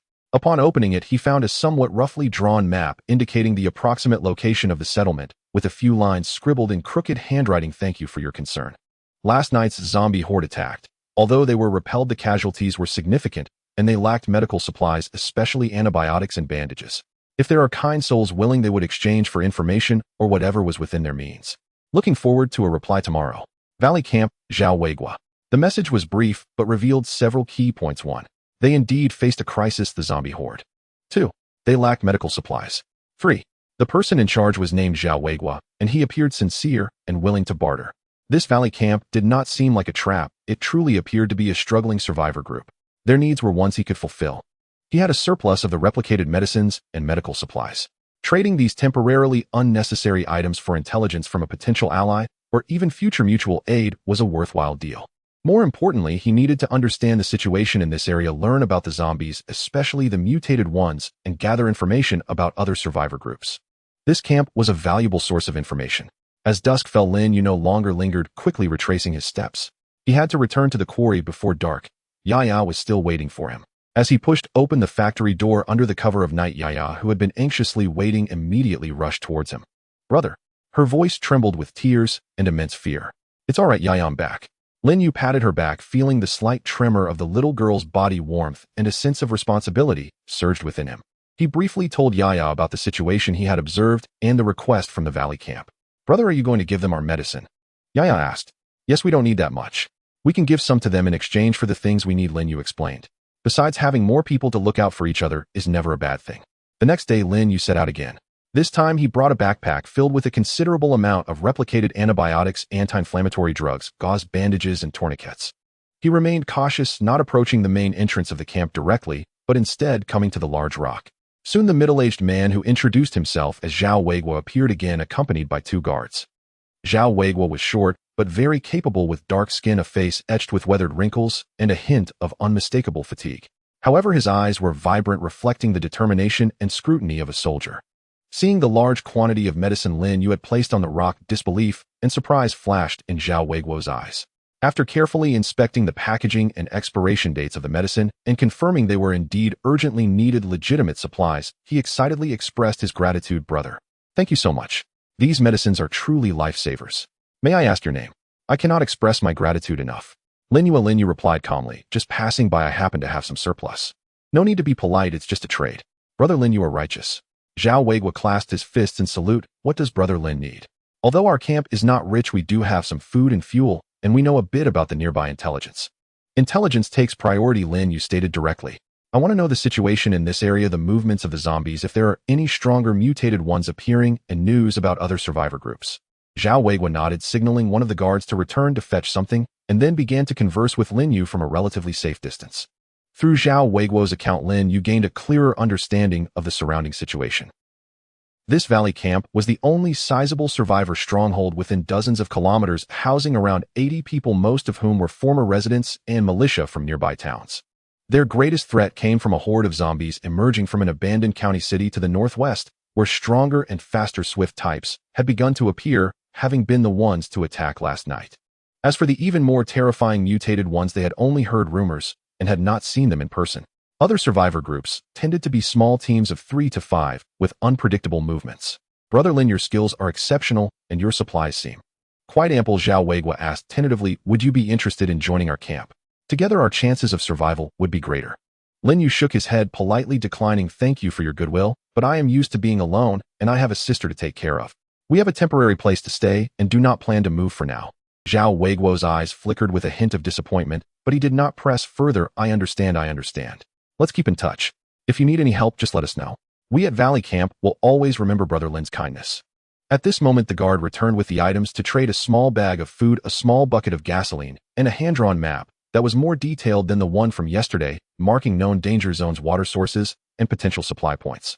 Lin Yue accepted the map and the gasoline, taking only a small portion of the food as a sample. "This is enough. Until we meet again." He did not linger further, and under the grateful gazes of Zhao Weiguo and the others, he once again vanished into the mountains. On the way back to the quarry, Lin Yue's feelings were somewhat complicated. Engaging with external survivors had brought valuable information and potential allies, but it also meant that their small paradise was inevitably linked to the outside world. Whether the future would bring fortune or disaster remained uncertain. However, he knew that he and Yaya's struggle for survival in this apocalypse now had a neighbor with whom they could resonate, as well as an external entanglement that needed to be weighed. The emergence of this small settlement was like seeing another wisp of smoke on a deserted island, both a comfort and a variable. The contact with the valley camp was like throwing a stone into a calm lake. After the ripples faded, life in the quarry seemed to return to its original course. Lin Yue meticulously studied the intelligence he had gathered, marking it on the map, gaining a clearer understanding of potential threats in the vicinity. He diligently reinforced the defenses, expanded the experimental fields, and began experimenting with the old batteries and electrical components he had found, exploring ways to build a more stable power supply system. Yaya gradually recovered from her initial tension, her greatest concern now being the tender sprouts in the vegetable garden. However, the apocalypse never allowed for prolonged comfort. That night the moon was shrouded in darkness and the mountain winds howled fiercely, causing the clutter in the factory area to rattle, drowning out many subtle noises. Lin Yue had a light sleep, almost opening his eyes at the very moment the first strange sound reached his ears.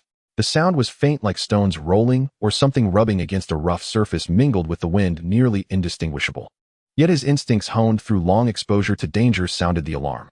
He quietly rolled out of bed, grabbed the shotgun leaning against the wall, crept to the window, and cautiously lifted a corner of the curtain to look outside. The moonlight was dim and the factory area was engulfed in a vague darkness. However, with his enhanced vision, he saw a heart-stopping scene. Several shadows were writhing near the wall by the woods. Their movements were stiff, yet persistent, attempting to climb over the fortified wall topped with barbed wire. Further away, more shadows staggered out from the edge of the woods, converging toward the wall. Zombies. And there were quite a few, at least 20 or 30 of them. They had silently crept so close under the cover of night and the strong wind. "Yaya, wake up." Lin Yue lowered his voice and quickly shook the sleeping Yaya awake. "There's a situation. We need to hide in the basement. Hurry." When they had previously cleared the factory area, they discovered an underground storage room for miscellaneous items. The entrance was concealed and structurally solid, designated by Lin Yue as an emergency shelter. Yaya instantly woke up seeing Lin Yue's serious expression. She didn't ask further, obediently grabbed her small bag and quickly followed Lin Yue out of the room, crouching to enter the disguised entrance of the basement in the corner of the office building. Lin Yue carefully covered the entrance from the outside. Now he was the only guardian of this fortress. He took a deep breath, suppressing his accelerated heartbeat, and his gaze turned cold and focused.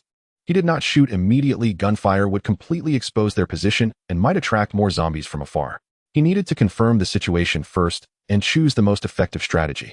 He utilized the machinery and clutter piled up in the factory area as cover, moving silently and swiftly toward the section of the wall under attack. Getting closer, he could hear the hissing sounds coming from the zombies' throats and the grating noise of their claws scraping against the bricks and barbed wire, a sound that made his teeth ache. These zombies seemed more persistent than usual. Ignoring the scrapes from the barbed wire, they attempted to climb one atop another, their clumsy movements compensated by their numbers, and a few were already close to reaching the top of the wall. "They cannot enter." Lin Yue no longer hesitated. He suddenly lunged out from behind cover, and the shotgun erupted with fiery blasts. Boom! The massive gunfire exploded in the silent night like a thunderclap. The two zombies closest to the wall were blown to bits by the close-range shotgun blast, their remains mixed with black blood falling from the wall. This shot sounded the horn of battle. The horde outside the wall instantly became agitated, all the hissing sounds converging into a deep roar as more zombies abandoned their climbing and began to violently slam against the wall and the gate. In the darkness beyond, more figures were drawn by the gunfire, staggering their way in. "Damn it!" Lin Yue cursed under his breath. The situation was worse than he had anticipated. The number of zombies might far exceed his estimates. He quickly retreated to a pre-selected shooting position at the main factory entrance. This spot had a clear view covering the gate and most of the wall. Boom, boom, boom. The shotgun roared incessantly, each thunderous sound accompanied by a metal storm of pellets sweeping down batches of zombies attempting to scale the wall or crash against the gate. The smell of gunpowder quickly spread. However, there were too many zombies and they seemed determined to come in this direction, surging forward. The sturdy wall trembled slightly under the continuous impacts, and the newly fortified gate groaned under the strain. To make matters worse, the shotgun ammunition he carried was rapidly depleting. While shooting, Lin Yue quickly contemplated. A direct confrontation was not a solution. He needed to utilize the terrain and his powers. He abruptly shifted his aim, no longer seeking to kill, but instead targeting the densely packed feet of the zombies and the open ground in front of them with continuous blasts. Boom! The splintered stones and dust temporarily obscured the zombies' vision and movement, creating chaos. Taking this opportunity, Lin Yue quickly stowed the empty shotgun behind him, freeing his hands and concentrating his mind. He had previously replicated sharp triangular iron pieces and barbed iron thorns meant for laying traps, and he scattered them in abundance on the inside of the gate and beneath the section of the wall that was under heavy attack. Having completed this, he raised the shotgun, once more accurately targeting the zombies attempting to cross the iron spike zone with precise shots. The effect was immediate. The foremost few zombies stepped on the sharp triangular iron and barbed thorns, their feet pierced instantly, causing them to lose balance and fall, only to be trampled by the zombies behind them, creating chaos at the gate and wall's base, momentarily halting their charge.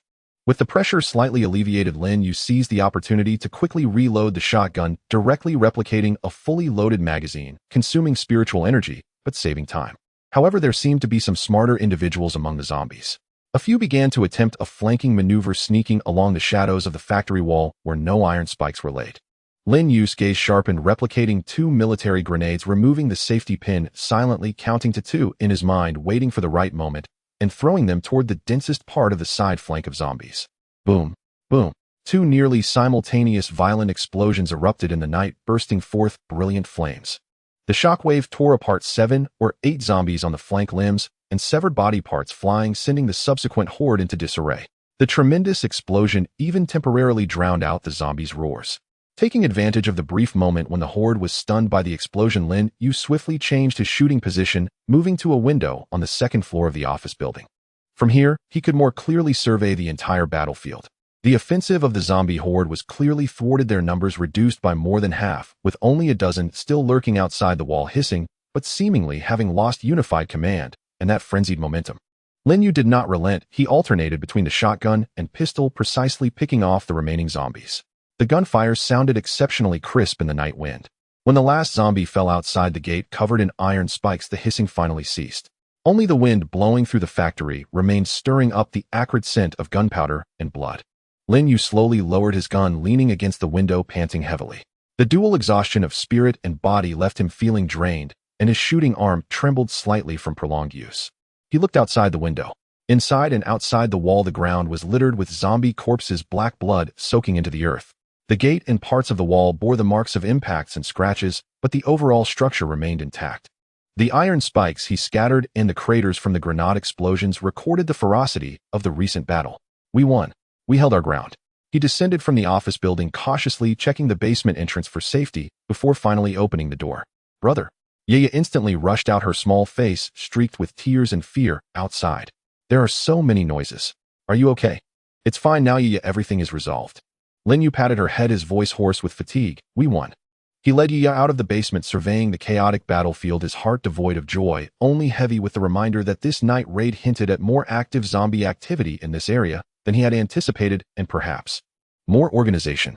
The behaviors of attempting to climb and flank did not seem like the actions of mindless zombies. It seems the days of ease are over, Lin Yue murmured to himself. He had to further strengthen the defenses. Perhaps he also needed to establish a closer connection with that valley camp, sharing resources to jointly confront the escalating threats. The night remained deep, but the traces of battle and the lingering scent of blood foretold that this apocalyptic fortress would face more and graver trials. And Lin Yue knew he had to become stronger to protect this hard-won foothold. The lingering scent of blood from the night battle had yet to be completely blown away by the wind.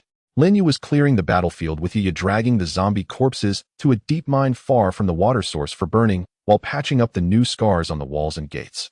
The air was filled with the acrid smell of burnt and disinfectant, and the tense atmosphere had not yet fully settled.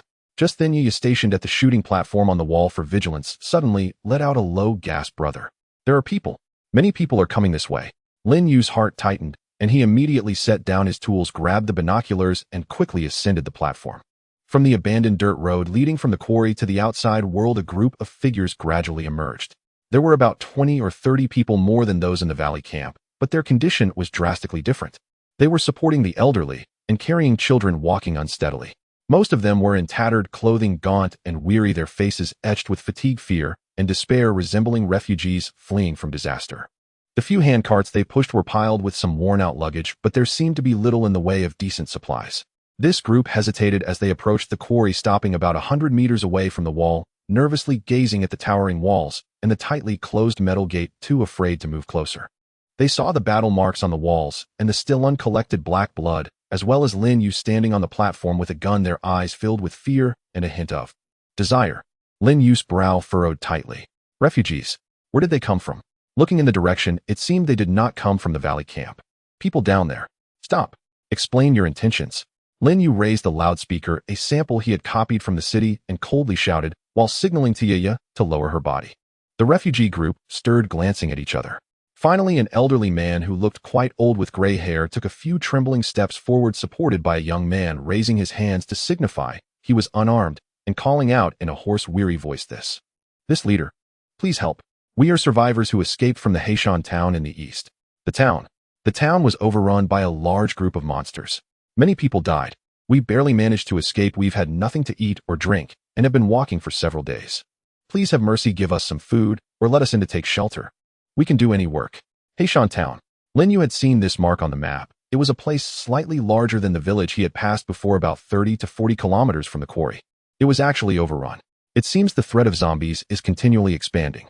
Looking at the group below, emaciated and eagerly looking at him, especially the few trembling children among them, Lin Yue's heartstrings were tugged. He was not cold-hearted, especially when he had the ability to help, but to take them in. The moment this thought arose, it was immediately suppressed by reason. With nearly 30 mouths eagerly waiting to be fed, although he had quite a stockpile of supplies, it could not withstand such consumption. Moreover, the composition of the group was complex, who could guarantee that there were no hidden malicious individuals among them. Once they were led in, management, sanitation, and safety would all become major issues. This small fortress of his simply could not accommodate or bear it. But if he didn't help, would he just watch them perish outside? They had just fought side by side last night, though it was a one-sided defense, and today he would not help his kind in their time of need. Just as Lin Yue was in the midst of intense inner turmoil and indecision, his gaze swept over the refugee group, and suddenly noticed that among the men in the middle of the group, a few young men had unusual expressions. Unlike others who were purely filled with fear and pleased, their eyes were more focused on assessing his walls, the gate, and the weapon in his hands, their gazes flickering with a sense of evaluation and a deeply hidden greed. A warning bell rang in Lin Yue's mind. He immediately recalled what Zhao Weiguo had mentioned about those unpredictable small factions that sometimes even robbed other survivors. Were these people really just simple refugees? He remained composed, his tone still cold, and shouted down, "I have a small place and resources are limited. I cannot take you in." Upon hearing this, the refugees immediately erupted in an uproar. Cries of pleading and weeping filled the air. However, Lin Yue changed his tone. "I can provide you with a small amount of food and water, as well as information that if you head west along this road for about 10 kilometers, there is a survivor camp in a valley. They are larger and may be able to take you in." As he spoke, he carefully observed those young men with unusual expressions. Upon hearing valley camp, they clearly exchanged glances, seeming both surprised and reluctant. Lin Yue's suspicions were further confirmed. He continued, "I can leave the food and water at the gate. You can send 2 representatives to collect it. After obtaining it, please leave immediately." He did not give them a chance to bargain, turning directly to descend the platform. He copied a few boxes of compressed biscuits and several boxes of bottled water, enough for these 20 or 30 people to sustain themselves for a day or two to reach the valley camp. He placed these supplies inside the gate. Then he ascended the shooting platform again, shouldering the shotgun, the muzzle clearly aimed at below, and coldly said, "Send a representative over." Everyone else stepped back 50 meters. Under the threat of his gun, the refugee group stirred for a moment, ultimately resulting in that elderly man and a middle-aged woman being chosen, trembling as they walked to the gate. Lin Yue slowly opened a crack in the gate, pushed the supplies out, and then quickly shut and locked the door. "Thank you. Thank you, leader." The elderly man and the woman bowed repeatedly, along with several others who came to help, hurriedly carrying the supplies back. The refugees who received the food and water stabilized their emotions, casting grateful glances at Lin Yue, and then, under the guidance of the elderly man, supported each other as they headed toward the valley camp. However, Lin Yue noticed that the few young men in the group as they left could not help but glance back at the quarry, their eyes sinister. Only after the refugee group had completely disappeared from sight did Lin Yue let out a slight breath of relief, but the vigilance in his heart did not diminish. "Brother, they are so pitiful," Yi said softly. Lin Yue patted her head. "We have helped them, but we also protected ourselves. Yi, remember, not everyone who looks pitiful outside is necessarily a good person. We need to help others, but first we must learn to discern and protect ourselves." He gazed in the direction the refugees had vanished, his brow still not relaxing. What would their arrival at the valley camp mean for Zhao Weiguo and the others? Was it a blessing or a curse? Would those few suspicious individuals cause trouble? The emergence of the refugee tide indicated a further deterioration of the external environment. More survivors were being forced to leave their original shelters, wandering like headless flies in the wilderness, searching for a chance to live. This would inevitably escalate the competition for resources and could lead to conflict and chaos.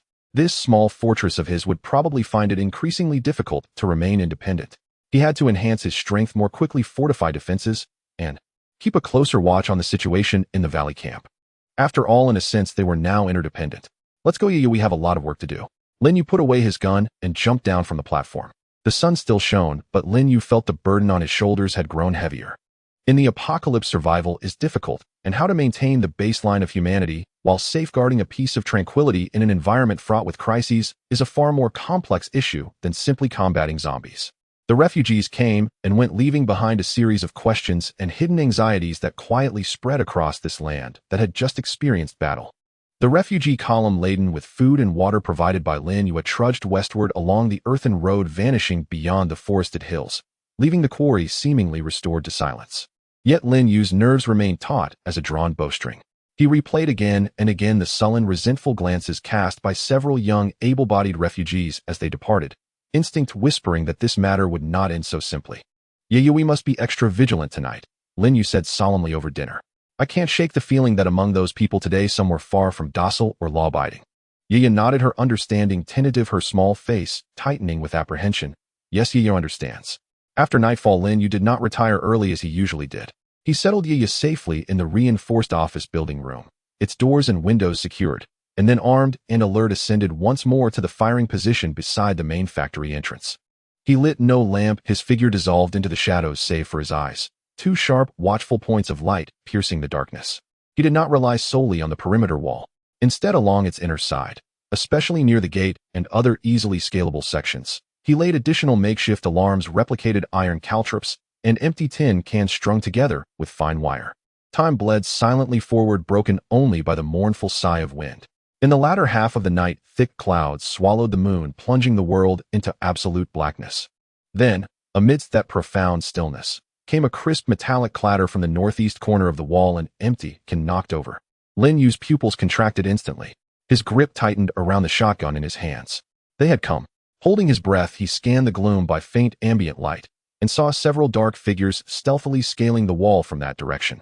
Their movements were far more agile than those of the undead, clearly deliberate, calculated, and aimed at bypassing both the gate and the frontline defenses. They were the very same young men whose gazes had betrayed malice and unrest earlier that day. They had indeed returned under cover of night, driven by greed and treachery, intent on launching a surprise assault. A surge of fury rose within Lin Yue, but colder, sharper was the edge of lethal resolve. In this apocalypse, kindness had been repaid with covetousness and betrayal, a violation that shattered his last moral threshold. He did not fire immediately. Instead, like a leopard coiled in wait, he watched in utter stillness as each intruder dropped silently into the compound. Once inside, they cautiously surveyed their surroundings, exchanged silent hand signals, and then moved with grim purpose toward the office building, the living quarters, and in their minds the most valuable target. Clutching crude weapons, cleavers, iron rods, their faces wore expressions of rapacious hope, utterly unaware they had already entered the hunter's field of vision. Just as they crept across the yard nearing the office building, Lin Yue struck, not with the thunderous shotgun, but with a suppressed pistol raised in steady aim. Uff, uff. Two muffled reports nearly swallowed by the wind. Two assailants collapsed mid-stride, blood blooming on their foreheads, silenced before a cry could escape their lips. Ambush. Shit, we've been spotted. The remaining three recoiled in sheer panic, shrieking wildly, any pretense of stealth abandoned as they brandished their weapons, scrambling for cover or charging blindly toward Lin Yue's position. Darkness and sudden violence plunged them into chaos. Lin Yue became death itself, silent, unhurried, shifting positions with lethal grace, using scattered machinery and rubble piles as cover. Each terse report claimed another life. Uffed. The third man crumpled as Lin Yue's bullet pierced his thigh while he lunged for shelter behind a derelict crusher, his scream cut short by agony. The final two broke completely. One dropped his weapon, raised trembling hands, and wailed, "Don't shoot. Don't kill me. We were wrong. We'll leave right now. Please spare us." The other, like a headless fowl, spun and bolted back toward the wall, desperate to flee. Lin Yue's gaze remained frigid, unyielding. Mercy toward enemies was cruelty toward himself and toward Yi. The moment these men chose to strike under cover of night, they had sealed their own fate. Uffed. Crimson blossomed on the supplicant's chest. He felt disbelief frozen on his face. Uffed. The fleeing man had barely reached the wall when a round punched through his back. He pitched forward, convulsed once, and lay still. The skirmish erupted without warning, and ended just as swiftly. Within 2 minutes, 5 nocturnal raiders lay dead upon the quarry's courtyard, cold and motionless. Gunfire ceased. Only the wounded man, his thigh shattered, whimpered softly on the ground. Lin Yue approached, boot kicking aside discarded weapons, his expression unmoved as he gazed down at the pleading, bleeding figure. "WWHY. We only wanted some food." The man gasped, his face ashen, voice ragged with terror. "If you'd asked for food, you could have spoken. But to steal..." Lin Yue's voice was glacial. "You forfeited your life." Without another word, he raised the pistol. "No." The plea died mid-breath. Silence descended, absolute, heavy, broken only by the acrid coppery stench of blood spreading on the night air, sharper and more nauseating than the rot left by yesterday's zombies. Lin Yue stood rooted, his chest rising and falling slightly. Killing, no matter how justified, was never a thing of ease or joy. Yet he knew with chilling clarity, in a world where order had crumbled, hesitation and misplaced compassion would only doom him and those he cherished. He walked to the base of the office building and murmured softly toward the window, "Yi, it's over. It's done." A moment passed. Then the window cracked open just a sliver, and Yi Yu's pale face appeared. Her eyes flickered over the sprawled corpses in the courtyard before snapping shut, tears welling as her voice trembled. Brother, they came to steal from us and harm us, Lin Yue replied, keeping his tone calm. I must protect our home. Yaya paused silent for a heartbeat, then nodded firmly, fear etched deep, yet understanding clear. Lin Yue began clearing the scene. He dragged the 5 bodies to the edge of the quarry pit and burned them alongside the zombie remains from earlier, flames leaping high, casting stark, expressionless light across his face.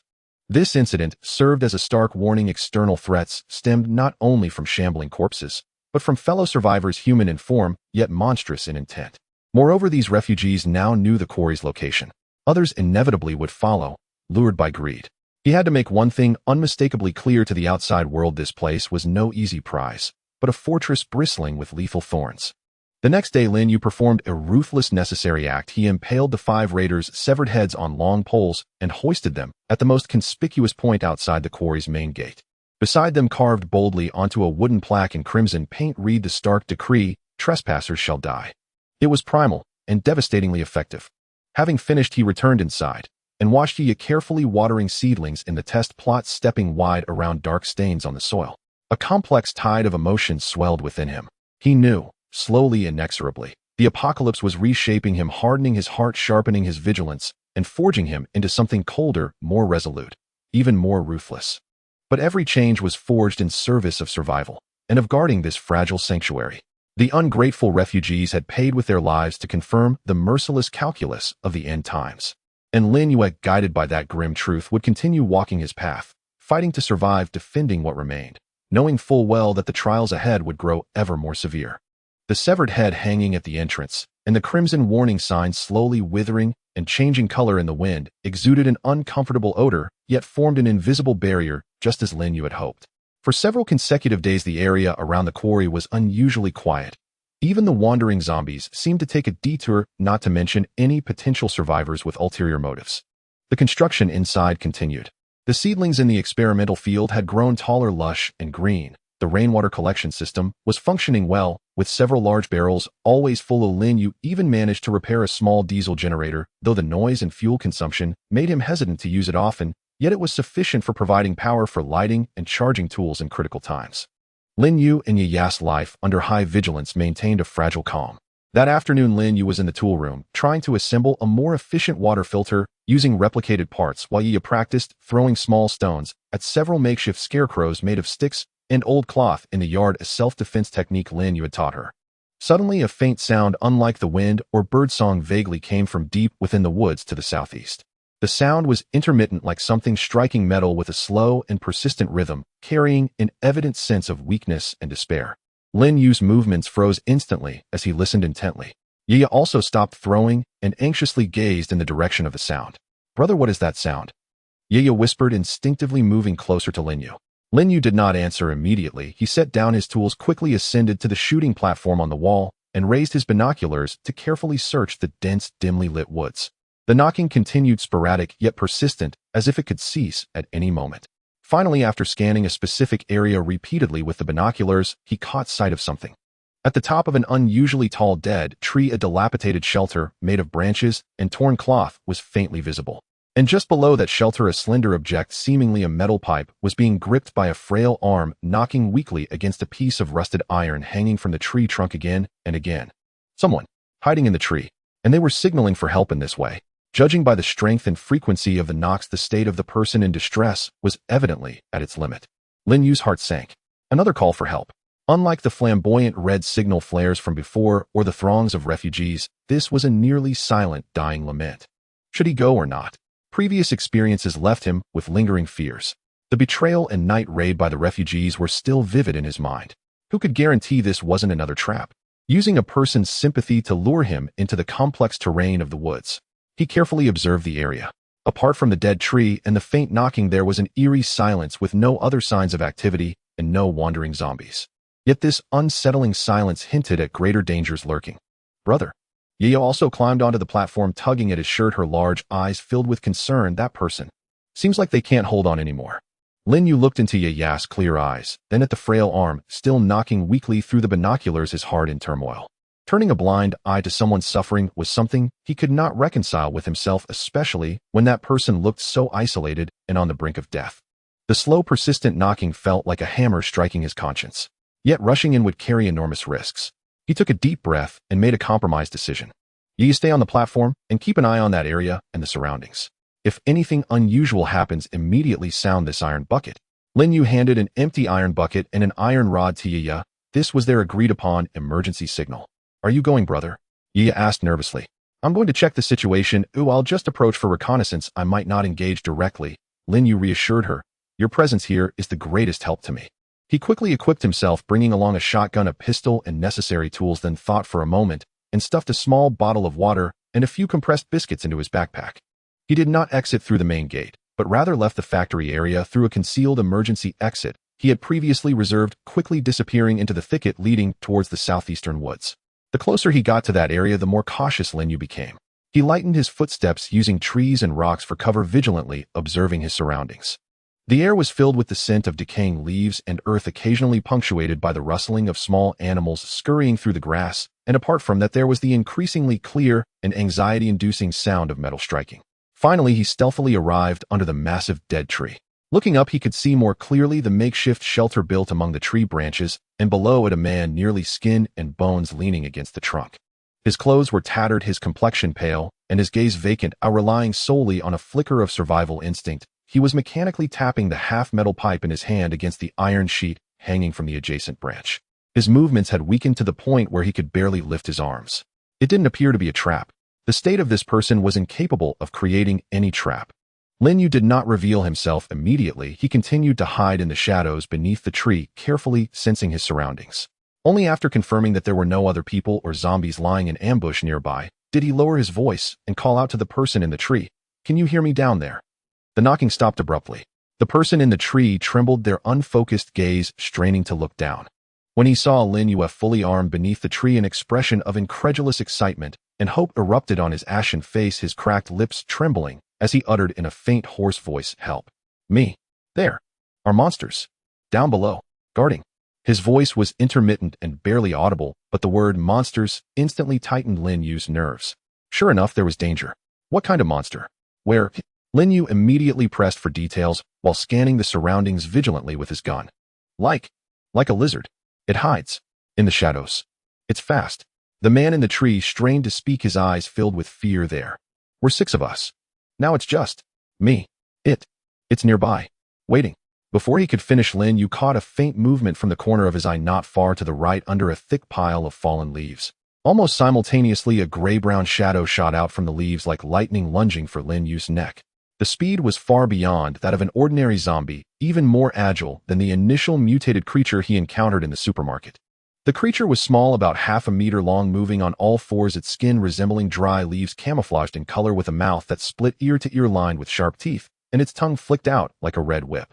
Lin Yue was struck with terror. With no time to aim carefully, he instinctively swung the shotgun, and in the nick of time, pulled the trigger. Boom! The shotgun exploded at close range, most of the pellets hitting the creature's body as it lunged at him. Screech! A sharp, piercing shriek erupted as the creature was sent flying by the shotgun's immense force, bursting into a spray of blood as it crashed to the ground several meters away, struggling to rise, but clearly severely injured. Lin Yue was drenched in cold sweat, his heart racing. Without hesitation, he fired another shot. Boom! The creature's shrieks ceased abruptly, its body nearly mangled, no longer moving. The survivor in the tree sighed in relief upon seeing the monster killed, seeming to collapse in exhaustion on the branch, lacking even the strength to continue knocking. Lin Yue quickly approached to examine the monster's corpse. It truly resembled what the man had described, like a lizard, but more ferocious, adept at lurking and ambushing incredibly fast. This was a new type of mutated creature he had never encountered before. He looked up at the nearly unconscious survivor in the tree and no longer hesitated. Hold on, I'll take you back. He gathered vines and branches, swiftly fashioned a makeshift stretcher, then carefully climbed up the tree to secure the barely conscious survivor and slowly lowered him to the ground. With the survivor who felt almost weightless on his back, Lin Yue dared not delay, quickly retracing his steps towards the quarry. All the while he remained highly alert, fearing that another monster might spring out. It was not until he saw the sturdy walls of the quarry and Yi's anxious little face peeking from the platform that Lin Yue truly relaxed. Open the door. The heavy metal gate slowly swung open, and Lin Yue hurriedly entered, sealing off that area of unknown dangers once more. The new survivor brought a new plea for help, but also a new threat, the kind of lizard-like mutated creatures adept at ambush. The tranquility of the quarry was once more shattered, and Lin Yue's survival manual for the apocalypse had to once again add a heavy entry. The heavy gate of the quarry closed behind them with a dull thud, temporarily isolating them from the dangers and silence of the forest. Lin Yue cautiously placed the lightweight survivor, barely clinging to life, onto the makeshift bed set up on the first floor of the office building. Yaya nervously brought over warm water, while Lin Yue quickly retrieved the first aid kit and began to assess the person's injuries. Aside from severe dehydration and malnutrition, the individual bore various scrapes and bruises of differing depths, with the most serious being an inflamed and festering bite mark on his left calf, its edges darkened and emitting a foul odor, clearly not a fresh wound, and likely harboring toxins or bacteria presumably left by that lizard-like mutant. Water. Give it to him slowly. Lin Yue instructed Yaya, while carefully cleaning the wound on the man's leg with alcohol, sprinkling on some anti-inflammatory powder, and bandaging it with clean gauze. Next, he pried open the man's mouth and administered a bit of diluted antibiotic liquid. After completing the initial treatment, Lin Yue let out a slight sigh of relief. Whether he could survive would depend on the man's will to live and whether the medication was effective. He and Yaya took turns watching over the unconscious stranger. During this time, Lin Yue inspected the few belongings found on the man: a completely empty old water bottle, a half piece of hard grain cake, as tough as stone, and a rudimentary fishing hook made from thick iron wire. It seemed that their small team had been struggling greatly in the forest. It was not until noon the next day that the comatose survivor emitted a faint groan, his eyelids fluttering before slowly opening his eyes. At first his gaze was one of confusion and fear, but upon seeing Lin Yue and Yaya beside him, as well as the relatively clean and safe room, his focus gradually sharpened, realizing he had been saved. Thank you. He struggled to sit up, his voice hoarse and dry. Don't move, you still need to rest. Lin Yue pressed him down, gently handing him a bowl of warm water. Drink slowly. My name is Lin Yue, and this is my sister Yaya. What do you go by? What happened to you in the forest? Lin Yue waited for him to regain some strength before asking. Chen Zhangwo. I used to be a technician at the agricultural machinery station, and I understand a bit about water and electricity. The man named Chen Zhangwo introduced himself haltingly, and when he mentioned his profession, a flicker of light seemed to shine in his murky eyes. There were 6 of us trying to cross the forest to the west, looking for the main force. But we got lost in the woods and encountered those ghostly creatures. His face displayed a lingering fear. They appeared and vanished at will too fast for us. We were no match for them. One by one, I was the only one left, hiding in a tree, afraid to come down. A technician at the agricultural machinery station, understanding water and electricity. Lin Yue's heart stirred. Such a technical talent was rare in this apocalypse. He had been troubled by the inability to repair many devices and the failure to realize several ideas. You understand water and electricity. What specifically can you do? Lin Yue pressed on, his tone carrying a hint of barely concealed anticipation. Mentioning his area of expertise seemed to revive Chen Zhangwo's spirits a bit. Previously, I repaired tractors, diesel engines, and water pumps at the agricultural machinery station. I could also fiddle with the wiring, light bulbs, and radios at home. And I even worked with the installation team to set up solar water heaters for the village. Solar energy, diesel engines, water pumps. Lin Yue's eyes brightened instantly. This was no ordinary survivor. He was a veritable treasure. He suppressed his excitement and said as calmly as possible, Old Chen, you can rest easy here. I might be lacking in some areas, but food, water, and medicine are not in short supply for now. Just focus on regaining your health. In the following days, Lin Yue provided Chen Zhangwo with relatively ample food, mainly replicated liquid canned food and rice porridge, and clean drinking water, changing his bandages on schedule. Chen Zhangwo's body began to recover at a visibly rapid pace. Although still weak, he had regained some color in his face, and his eyes were much clearer, overflowing with gratitude towards Lin Yue and Yaya. During this time, Lin Yue also intentionally or unintentionally brought out some items he had previously found, but could not repair, such as that old radio, a malfunctioning multimeter, and even a small diesel generator he had disassembled for research but couldn't reassemble. When Chen Zhangwo saw these items, it was as if he had encountered old friends. His eyes sparkled, and despite his still recovering body, he couldn't help but start tinkering with them. This radio has a faulty tuning capacitor. We need a replacement. The fuel line of this generator is a bit clogged, and the spark plug needs cleaning. He murmured to himself as he inspected, his fingers trembling slightly, yet his movements exuded the proficiency and confidence of a professional. Lin Yue silently noted the names and issues of the components he mentioned, then discreetly stepped outside, returning with the replacement capacitor or new spark plug. that Chen Jiangwo needed naturally replicated from old parts. Though Chen Jiangwo was somewhat surprised at how quickly Lin Yue could find suitable parts, he was too immersed in the joy of the repair work to ask many questions. When he personally coaxed the long silent diesel generator to emit a steady rumble, a true smile appeared on his face for the first time in days, one stemming from the fulfillment of realizing his own value. Brother Lin, this place of yours is truly nice. Chen Jiangwo looked at the lit light bulb and listened to the generator's roar, sincerely marveling. It has walls, water, and can generate electricity. It's far better than our situation in the woods. It's all just trial and error, barely scraping by. Lin Yue humbly replied, then shifted the conversation to a more direct note. Old Chen, seeing how skilled you are, it's a waste to just recover from your injuries. Once you're healed, would you be interested in helping me upgrade this place? For instance, establishing a more stable power supply, or converting that hand pump well into an electric one. Upon hearing this, Chen Jiangwo didn't hesitate at all and immediately patted his chest, almost straining his injury, and said, Brother Lin, you saved my life. This small matter is on me. I can't promise much, but I can definitely manage to create practical things.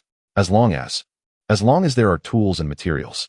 He'll find a way to get the tools and materials. Lin Yue smiled with satisfaction. A talent indeed. He had struck gold. He could already envision that under the guidance of this technical expert, his post-apocalyptic fortress would undergo a qualitative leap: stable solar power, an electric water pumping system, and possibly even the repair of more advanced equipment. Chen Jiangwo's arrival not only filled the technical gap, but also brought a new hope of surviving better in this wasteland through knowledge and skills rather than solely through force. Lin Yue watched Chen Jiangwo, who once again eagerly began to study the hand-drawn layout of the factory under the light, filled with anticipation. His journey into agricultural construction had finally welcomed its first professional engineer. Chen Jiangwo's body recovered quickly under the relatively ample food, water, and medicine provided by Lin Yue.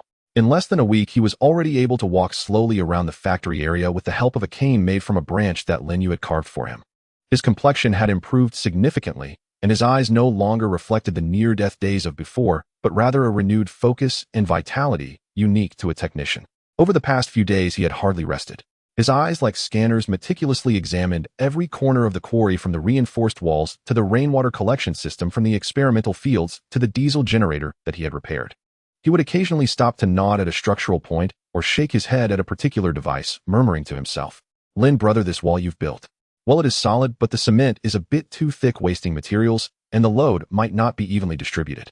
It's best to add a filter at the joints of this rainwater pipe, otherwise leaves and mud can easily cause a blockage. Placing the generator here restricts the exhaust, which is bad for the machine, and it makes it hard for people to breathe. Lin Yue, who was following him, listened to these professional or semi-professional critiques with increasing delight instead of impatience. This indicated that old Chen truly took the matter seriously, observing and contemplating earnestly. That evening, the two sat under the newly lit electric light, powered by the repaired generator, having a simple dinner. Yaya had finished eating and ran off to play with a few grasshoppers she had just discovered in the vegetable patch. The light dispelled the darkness of the night, bringing a touch of civilization to the shabby room. Lin Yue put down his utensils and looked at Chen Jiangwo, who appeared more spirited under the light, feeling it was time to speak. Old Chen, Lin Yue began, his tone calm, yet serious. Your health has nearly recovered. What are your plans from here on? Chen Jiangwo paused while drinking soup, the relaxed expression on his face gradually fading.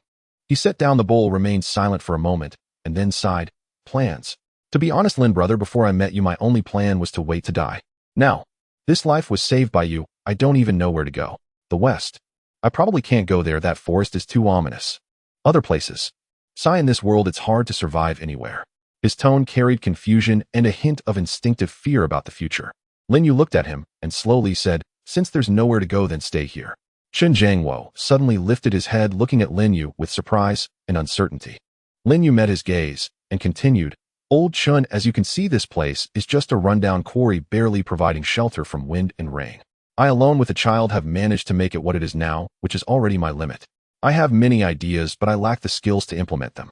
He pointed at the electric light overhead and then at the direction of the generator, from which a rumbling noise was faintly heard. You can repair it and bring light here. That proves your worth. In this world, someone like you who understands technology is more precious than gold. He leaned slightly forward, his tone more sincere and imbued with an undeniable strength. I need you here. I need your help to strengthen the defenses, stabilize the water and electricity supply, and make the living facilities more convenient. We need more electricity, cleaner and more convenient water, better tools, and even, if possible, we need to restore some basic communications or create more effective weapons. Lin Yue's gaze swept across the room, as if sketching a blueprint. Stay, old Chun. This will be our base. You provide the technical skills, and I will take care of security and supplies. Together we will build this place into something better and safer, making it a true stronghold in the apocalypse. Isn't that much better than wandering aimlessly outside, unsure of your next meal? He paused briefly to give Chen Jiangwo time to digest this, then made the most practical promise. As long as I have food here, you will never go hungry. As long as this place is safe, you will be absolutely safe. We can plan together, build together, and watch this place slowly transform into what we hope it to be. Chen Jiangwo listened to Lin Yue's words, his expression shifting continuously. From initial surprise to hesitation, then deep contemplation, and finally a sense of excitement at being needed and valued, along with a solid feeling of finding a foothold, gradually replaced his earlier confusion. He looked at this young yet remarkably composed and decisive savior before him, recalling the potential of the small base he had seen over the past few days, as well as his own fears and despair while struggling alone in the wilderness. Staying meant stability, the chance to realize his value again, and it also meant having someone he could call a companion. He took a deep breath, no longer hesitating, and nodded emphatically, his voice thick with emotion. Lin, brother. No, leader. My life was saved by you. You value my skills, and what more is there for me to say? I will stay. From now on, my life and these skills will be entrusted to you. As long as you need me, just give the orders. Good. Lin Yue's face broke into a genuine smile as he extended his hand. Welcome aboard, old Chun. There are no leaders here. We are companions, partners. From now on, this will be our shared home. Their hands clasped tightly together.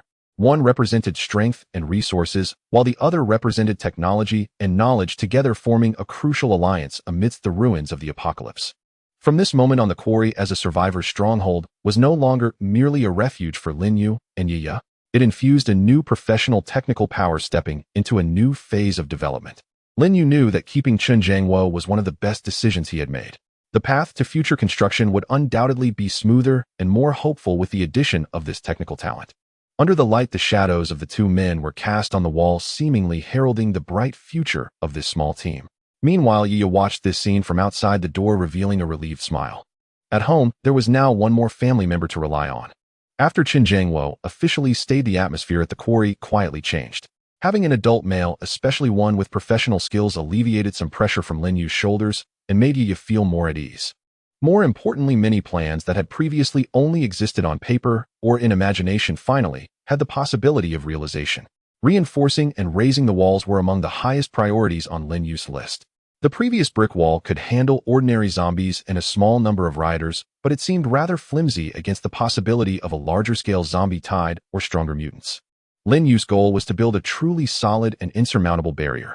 Old Chen I planned to completely upgrade the walls using reinforced concrete. After dinner, Lin Yue spread out a new planning sketch which outlined the contours of the raised and thickened walls with bold lines, along with a structural diagram for the embedded rebar. Chen Jiangwo leaned in, adjusting his old glasses that had been hastily repaired with wire, a sample copy Lin Yue helped him find, carefully examining the sketch. His brow furrowed slightly before relaxing. Reinforced concrete. Good idea. This material is sturdy, and as long as the foundation is well done, most monsters won't be able to break through. However, Brother Lin, this project is no small feat. First, the foundation must be dug deep, otherwise it won't stand firm. Then the rebar framework needs to be tied together, which requires a large amount of rebar and wire.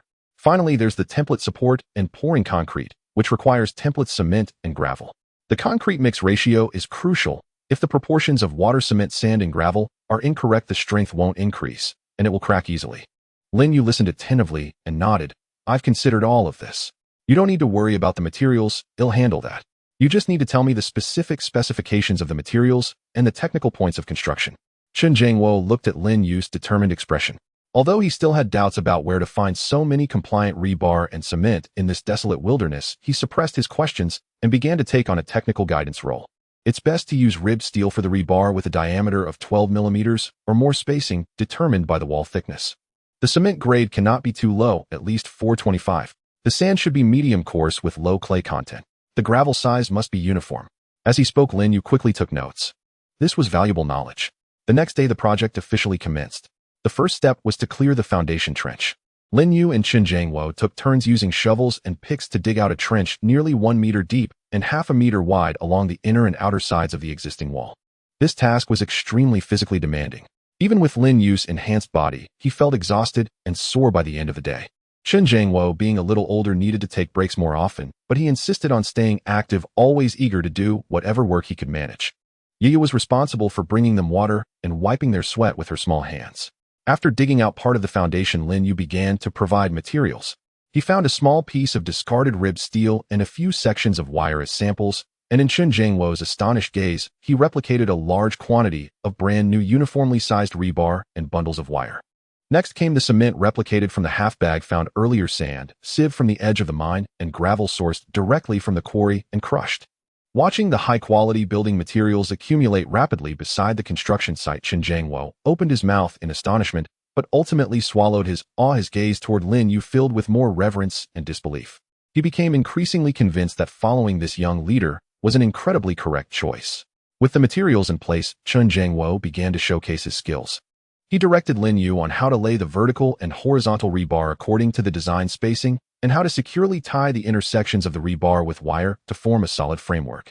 Lin Yue had an excellent ability to learn and soon became capable of completing most of the tying work independently.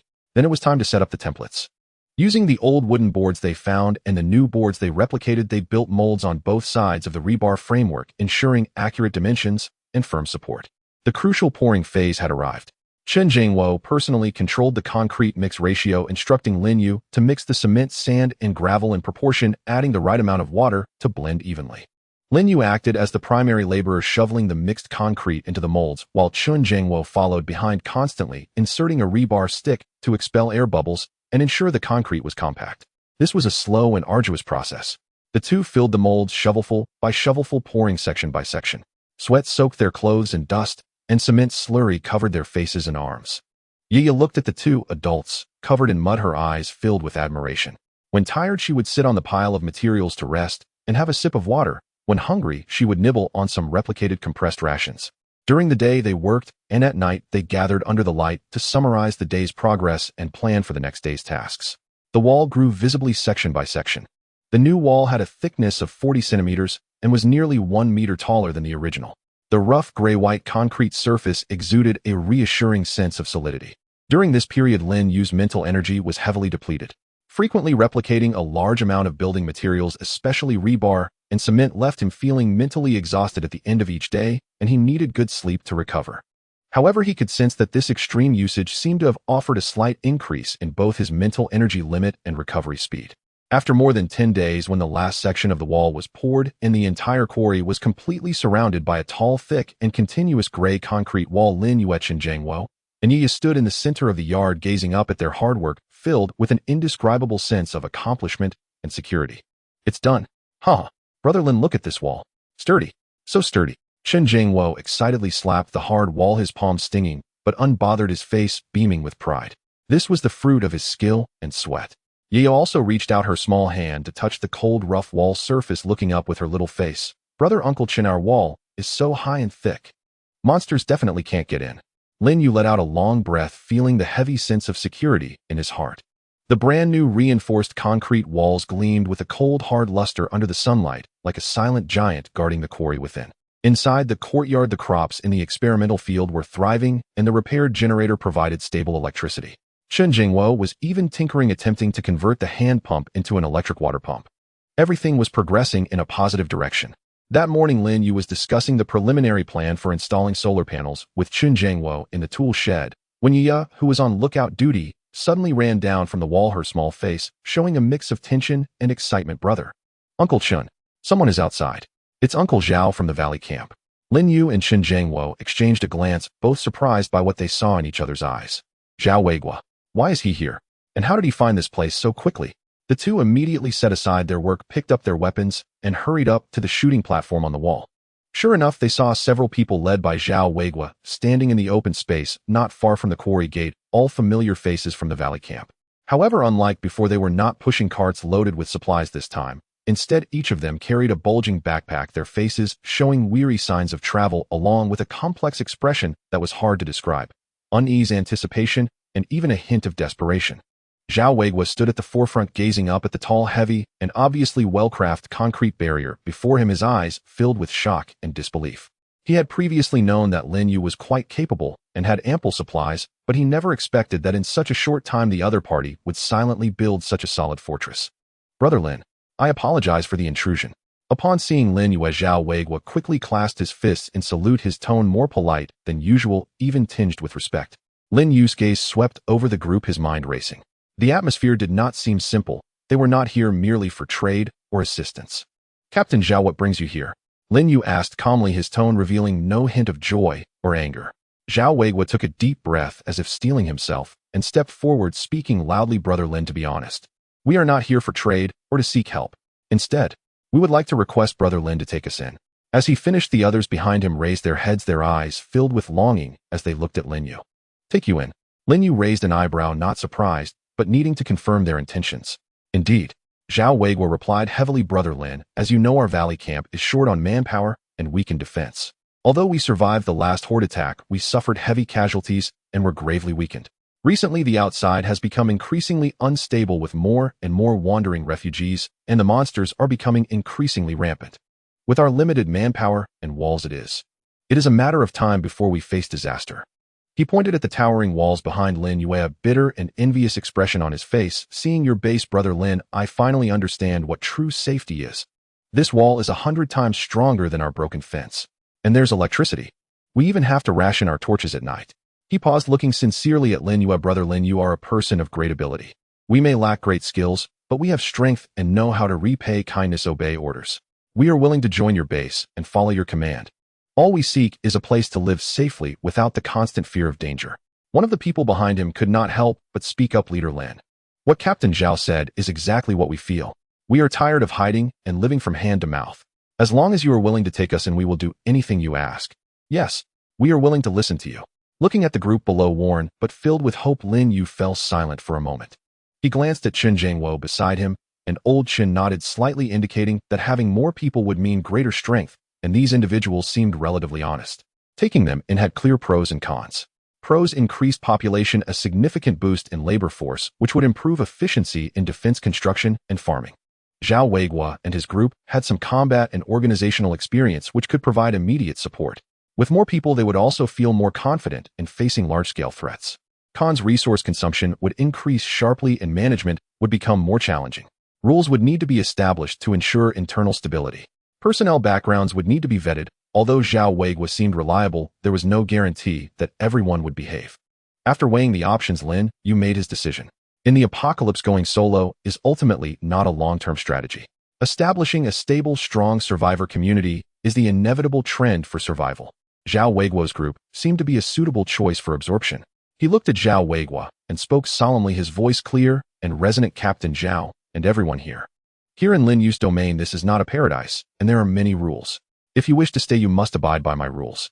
First, absolute obedience to commands. Orders must be followed, no undermining is allowed. Second, all resources will be managed collectively, allocated as needed, and private hoarding is prohibited. Third, everyone must fulfill their duties and work together to build the base. No shirking responsibility or causing trouble is allowed. Fourth, traitors will be punished with death. His voice was not loud, but it carried an undeniable authority and cold, murderous intent, causing everyone below to shudder. Zhao Weiguo showed no hesitation, immediately clasping his fists and kneeling on one knee, the most solemn gesture he could think of, declaring loudly, I, Zhao Weiguo, representing all survivors of the Valley Camp, pledge allegiance to Lin Yue as our leader. The others behind him also followed suit, kneeling on one knee and simultaneously proclaiming, we pledge allegiance to Leader Lin. We swear to obey to the death. Looking at the kneeling figures, Lin Yue realized that from this moment on his identity and responsibilities had changed. Everyone please rise. Lin Yue raised his hand. Since you've decided to stay, you are now one of us. Old Chen opened the gate. The heavy metal door slowly opened and Zhao Weiguo and the others stepped in with a mix of excitement and anxiety into the solid fortress they had longed for. As they looked at the orderly scene in the courtyard, the stable electricity, the lush experimental fields, and Chen Zhangwo, who appeared to be a technician beside Lin Yue, Zhao Weiguo, and the others became even more convinced that their choice was correct. Lin Yue gazed at the more than 20 new faces, feeling both pressure and ambition in his heart. With manpower, technical talent, and a solid base, his journey of farming and building in the apocalypse was finally shifting from mere survival to a new stage of community development. Next, it was about how to integrate the strength to build this quarry into a truly unyielding sanctuary for survivors in the apocalypse. Zhao Weiguo's request was like a key piece of a puzzle, completing an important part of his blueprint. The challenges ahead would undoubtedly be greater, but the hope was also significantly larger. In a flurry of excitement, Lin Yue temporarily settled the new members in the cleared main factory building and began to assign tasks. The primary task was to expand the accommodations and organize the internal affairs. Lao Zhao take a few people to the warehouse to fetch tools and divide the main factory into several rooms. First, Lin Yue instructed. Lin Yue commanded. Zhao Weiguo led a few subordinates to the warehouse. When they saw the stacks of brand new shovels, pickaxes, hammers, and saws piled up in the corner, not to mention several brand new handheld drills and angle grinders, all copied from old tools by Lin Yue, their eyes nearly bulged out. Captain, these tools. A young man picked up a shiny shovel trembling and asked, are they all new? Can we use them freely? Chun Jingwo, who was responsible for managing the warehouse, pushed his glasses up and said nonchalantly, yes, if tools are broken or insufficient, just come and get more. Be sure to maintain them and don't throw them around. His tone was as casual as if he were discussing the price of cabbage. The new members exchanged glances, nearly moved to tears with excitement. In the previous valley camp, even a dull broken axe was treated like a treasure. Here there were plenty of tools, and they were all new. Astonishment Part 2: The Luxury of Lunch. At noon, the bell for meals, a battered iron bucket, rang. When the new members saw the food distributed to them, another stir of excitement ensued. Each person received a large bowl of thick rice porridge enriched with wild vegetables and a small amount of dried meat, and even a complete replicated marinated egg. Is this a chicken egg? A middle-aged woman cradled the warm marinated egg, her voice trembling, reluctant to eat it, carefully tucking it into her bosom to save for her child. Yaya held her bowl, watching the uncles and aunts staring at the marinated egg as if it were a rare treasure. She tugged at Lin Yue's sleeve and whispered, brother, why aren't they eating the eggs? Don't we have plenty? Lin Yue rubbed her head without answering. He understood the shock brought on by extreme scarcity. He raised his voice to everyone, saying, eat up to replenish your strength. We still have work to do this afternoon. Here, as long as you work hard, there will be a basic guarantee of food.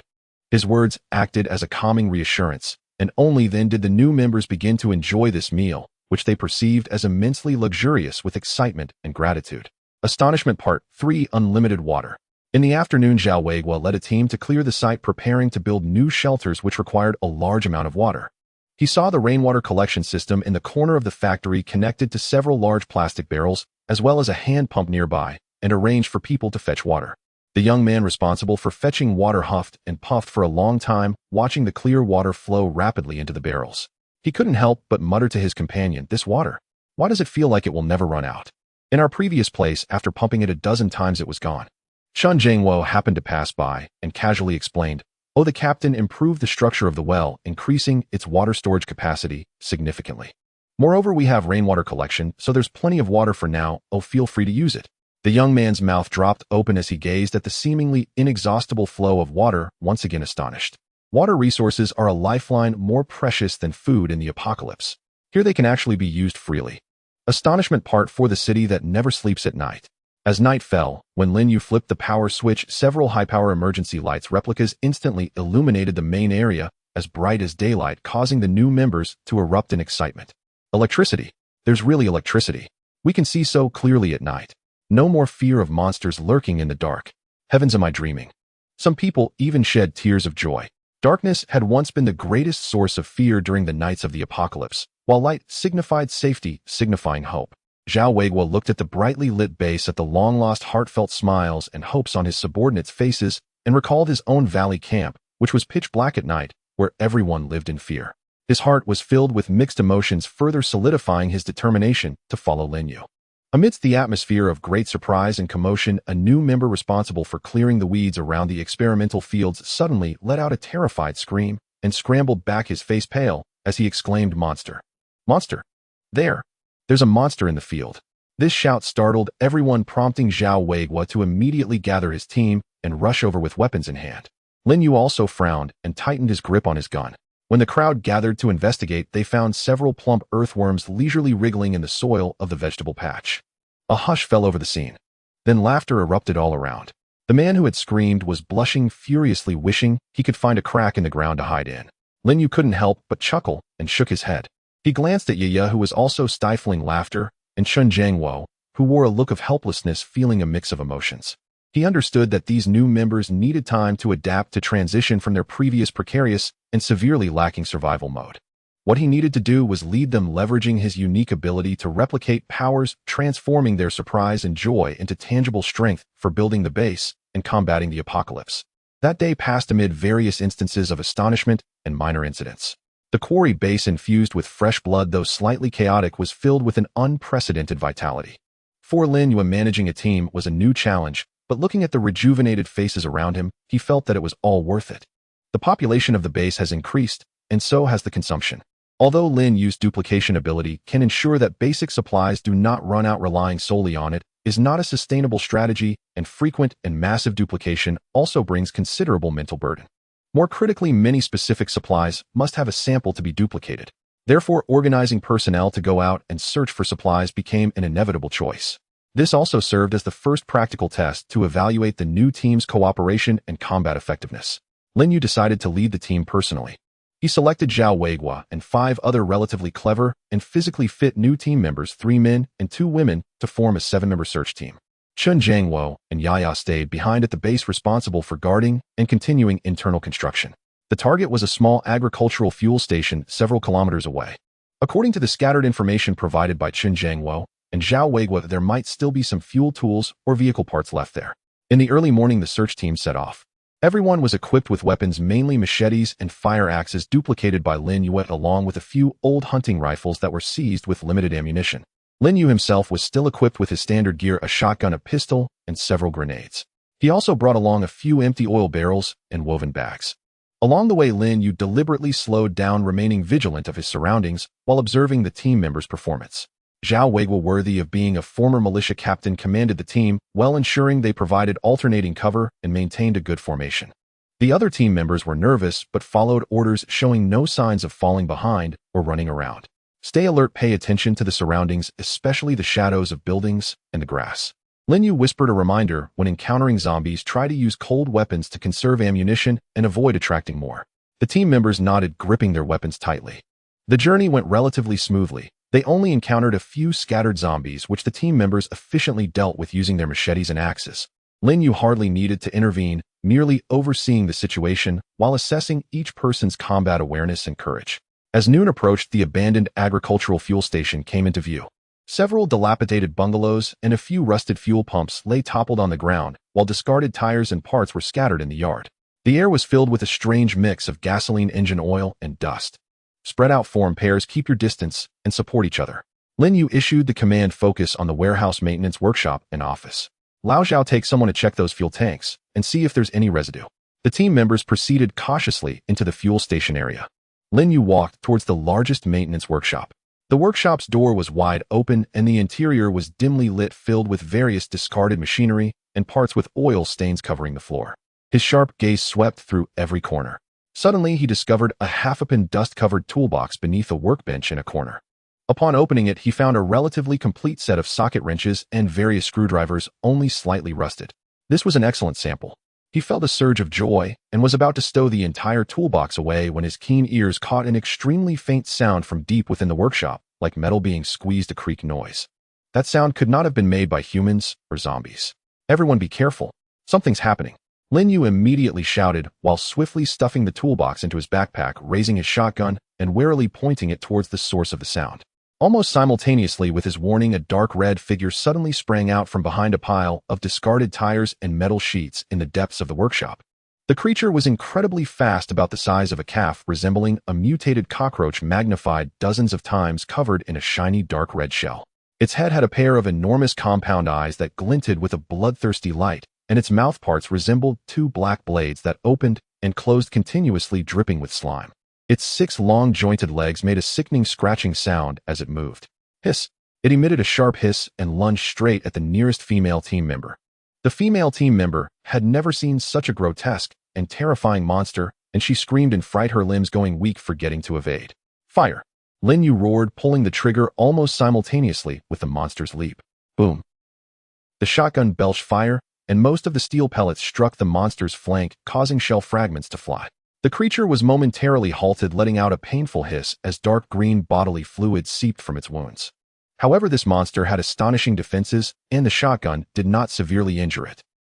It merely shook itself, its compound eyes instantly locking onto Lin Yue, the one who had attacked it. It abandoned its original target and charged towards Lin Yue like a small tank. Scatter! Find cover! Zhao Weiguo, being experienced though frightened, immediately directed the other team members. The team members hurriedly hid behind the abandoned fuel pumps and vehicle wreckage, raising their hunting rifles and machetes. However, due to fear and the monster's speed, they found it difficult to aim effectively. Lin Yue's expression was icy. Facing the charging monster, he remained completely calm. He quickly stepped back to create distance while calmly reloading his shotgun. Bang! Another shot struck the monster's front, causing cracks to appear in its head shell and slime to splatter, yet it continued its charge. Just as the monster was about to reach him, its terrifying mouthparts were almost upon Lin Yue. Lin Yue could even smell the foul stench that mingled with engine oil and decay emanating from it. In a moment of critical danger, Lin Yue rolled sharply to the side, while instantly pulling out a military grenade, biting off the safety pin with his teeth and accurately rolling it under the monster's belly as it charged forward. Hit the ground, Lin Yue shouted, throwing himself behind a toppled fuel pump with the momentum of his roll. Boom! The grenade exploded violently beneath the monster's belly. The tremendous shockwave blew away the surrounding dust and debris, and the monster let out a piercingly shrill wail, its massive body being blown upwards. A horrific gaping hole opened in its abdomen, dark green intestines and bodily fluids splattering everywhere. It fell heavily to the ground, its 6 legs twitching wildly for a few moments before finally ceasing to move.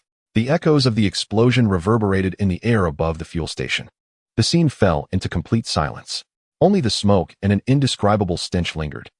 The team members cautiously peeked out from behind their cover, gazing at the terrifying corpse that was still twitching slightly, as well as Lin Yue, who stood up expressionless, filled with fear and deep respect. At that moment, they truly thought Lin Yue was going to be finished. Is everyone okay?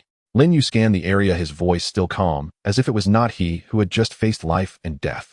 We are fine. The team members finally came to their senses, their voices still trembling. Zhao Weiguo walked over to Lin Yue, looking at the tragically dead, mutated cockroach monster, still feeling apprehensive. Boss, what? What is this thing? A new type of mutant with strong defense and speed. Lin Yue replied, simply crouching down to pry open a relatively intact piece of the monster's shell with his dagger, collecting it. This creature's shell is very hard, or it may have some research value. He stood up and ordered, hurry up and gather supplies, we can't stay here long. After this shock, the team's efficiency increased, and they became even more vigilant. They quickly found some unopened engine oil, a few bundles of relatively intact wires in the warehouse, and Zhao Weiguo extracted a half bucket of murky diesel from the underground fuel tank. After packing up all the supplies, they found Lin Yue did not delay any longer and immediately led the team to evacuate. The atmosphere on the way back was much quieter. The team members looked at Lin Yue's back, their gazes completely different. Any doubts they may have had due to unfamiliarity or his youth had vanished, replaced by absolute trust and admiration. This young leader not only possessed a mysterious source of supplies, but also demonstrated incredible calmness, decisiveness, and strong combat power in the face of terrifying monsters. Lin Yue could sense the change in the gazes behind him, but he did not pay much attention. What occupied his mind was the emergence of this new mutant. It seemed that the threats from the outside world were continuously escalating, and the types and abilities of mutants exceeded previous knowledge. The defenses of the base and the training of the team members needed to be further strengthened. Although this search expedition encountered unexpected risks, it also yielded urgently needed supplies and valuable samples. More importantly, it initially consolidated the team's cohesiveness and their trust in him. In this apocalyptic journey, filled with crises, only by continually facing challenges can they continue to move forward. Lin Yue tightened his grip on the gun in his hand, his gaze resolutely directed towards the quarry base. Since the harrowing encounter with the mutated cockroach monster at the agricultural machinery refueling station, Lin Yue had noticeably felt a change in his body. At first it was subtle changes. Carrying the same building materials felt slightly easier. During night watch, the fatigue came later. Even his vision seemed sharper, able to see the tremors of leaves from further away. He thought this was merely an adaptive enhancement due to intense labor and constant vigilance, and he didn't pay much attention to it. Until a few days later, an unexpected event made him realize the true change. That day, he was assisting Chen Jiangwo in installing a simple wind power generation device, made from recycled materials, needing to lift a heavy battery set to the rooftop of the factory. Due to the awkward position, mechanical assistance was not an option, and they could only rely on manpower. Lin Yue and Zhao Weiguo climbed up the makeshift, somewhat wobbly wooden ladder carrying the battery. Just as they were about to reach the roof, Zhao Weiguo stepped on a loose plank. His body suddenly swayed, losing balance. Be careful! In the midst of the exclamation, the heavy battery, along with Zhao Weiguo, fell towards Lin Yue. If it hit him or knocked down the ladder, one of them would surely be injured or worse. In a split second, Lin Yue didn't even have time to think. His body seemed to react on its own. He shouted, and the muscles in his arm that was carrying the battery instantly bulged. A burst of strength far beyond his usual limits exploded forth. He not only stabilized the weight on his side, but also thrust upwards with one arm, firmly pushing the toppling battery and the still-shocked Zhao Weiguo up to the rooftop platform. The entire process happened in the blink of an eye. Zhao Weiguo lay on the rooftop, pale-faced, panting heavily, unable to believe that Lin Yue was still standing firmly on the ladder below. In that moment, he felt as if he had been lifted by an invisible force. Lin Yue himself was also stunned. He looked at his arm, feeling the surging power within him that had yet to fully subside, a storm rising in his heart. This was definitely not the strength he should possess. He took a deep breath, suppressing his shock, quickly climbed up to the rooftop, confirmed that Zhao Weiguo was fine, and then found an excuse to head alone to a quiet area behind the factory. He needed to test it. First was strength. He walked over to a previously immovable, estimated 300-pound abandoned boulder, crouched down, gripped the edge firmly, and with all his might he heaved it. To his astonishment, the boulder was easily flipped over by him alone, rolling to the side. Lin Yue's pupils constricted sharply. Next was speed. He sprinted with all his might, his figure so fast it seemed to leave afterimages, covering 100 meters in the blink of an eye, feeling faster than even professional sprinters before the apocalypse. Then came reaction and agility. He picked up several pebbles, tossed them into the air, and then moved quickly, catching all of them in his hands before they hit the ground effortlessly. His dynamic vision and body coordination had reached an astonishing level. Finally, he closed his eyes and carefully sensed himself. He discovered that his hearing had also become extremely sharp, able to clearly hear the conversation between Yue and Chen Jiangwo, discussing the growth of seedlings from dozens of meters away, even picking up the faint rustling of grass leaves from beyond the wall. His sense of smell could discern more complex layers of scents in the air. More importantly, he sensed his replication ability. With a slight thought, a replicated dagger appeared in his hand in an instant. The entire process was incredibly smooth, and the feeling of mental energy consumption seemed to have decreased. He attempted to replicate a larger metal ingot, and although he could still feel the drain of mental energy, that capacity seemed to have increased, and the recovery speed was also faster. What is going on? Lin Yue looked at his hands, filled with confusion and delight. He recalled his experiences over this period. Intense labor, frequent use of his replication ability, life and death struggles with zombies and mutants, and also the scar from the wound on his left arm that had long since healed but still remained. Could it be the virus? A thought crossed his mind. After being scratched, he hadn't mutated into a zombie. Instead, he had awakened his replication ability. Now his physical functions had inexplicably enhanced significantly. It was hard not to associate this with some kind of mutation the zombie virus could bring, aside from turning into a mindless corpse. Or perhaps his body was slowly being transformed and evolved in the process of resisting the virus, or due to some unknown interaction between the virus and his replication ability. He couldn't determine the exact cause, but the tangible changes in his body were undeniable. This sudden surge of strength made him somewhat unaccustomed. Walking required deliberate control of his strength, lest he easily break the tiles. Picking up items had to be done carefully, afraid of crushing them with a careless grip. But he felt more excitement. In this perilous post-apocalyptic world, powerful personal strength was the fundamental guarantee for survival. Previously, he relied more on his replication ability and weapons. Now his own physical quality had caught up. This undoubtedly elevated his safety and that of the entire base to a significant degree. He attempted to control this power, practicing how to channel and release it. With a punch, he could create a slight sonic boom in the air. With a leap, he could easily jump over 2 meters high to the factory windowsill. He felt like a piece of steel that had been reforged, becoming more resilient and powerful. When he finished testing and returned to the front yard, he happened to encounter Chen Jiangwo. Leader Yue. Chen Jiangwo adjusted his glasses, looking at Lin Yue with some confusion. It seems like you are a bit different. You seem more imposing. Lin Yue smiled slightly, offering no explanation, simply saying, perhaps my recent training has paid off. Old Chen, are there any issues with the wind power generation? He buried the unexpected power deep in his heart, treating it as a new trump card. But he knew that with this power came a greater responsibility on his shoulders. He needed to better utilize it to protect this gradually forming home and lead those who trusted him in this cruel post-apocalyptic world. The enhancement of his physical abilities was like equipping his survival path in the apocalypse with a powerful engine. The road ahead remained uncertain, but his confidence at this moment was more steadfast than ever. The walls of the base grew increasingly solid, and the internal construction began to take shape, yet the depletion of resources hung overhead like a sword. Especially fuel-specific metal parts and certain irreplaceable special items, which must be replenished through external searches. This time Lin Yue decided to lead a slightly larger team to a farther target, a small industrial park located on the outskirts of an abandoned county rumored to have more abundant supplies. The team included Zhao Weiguo and 8 members who had undergone preliminary training and performed well. Before departure, he specially reminded Chen Jiangwo and the remaining personnel to stay vigilant. The industrial park was nearly 30 kilometers away from the quarry, requiring them to traverse a section of rugged hills and abandoned farmland. Along the way, the team encountered several waves of scattered zombies, all of which were skillfully cleared by the members.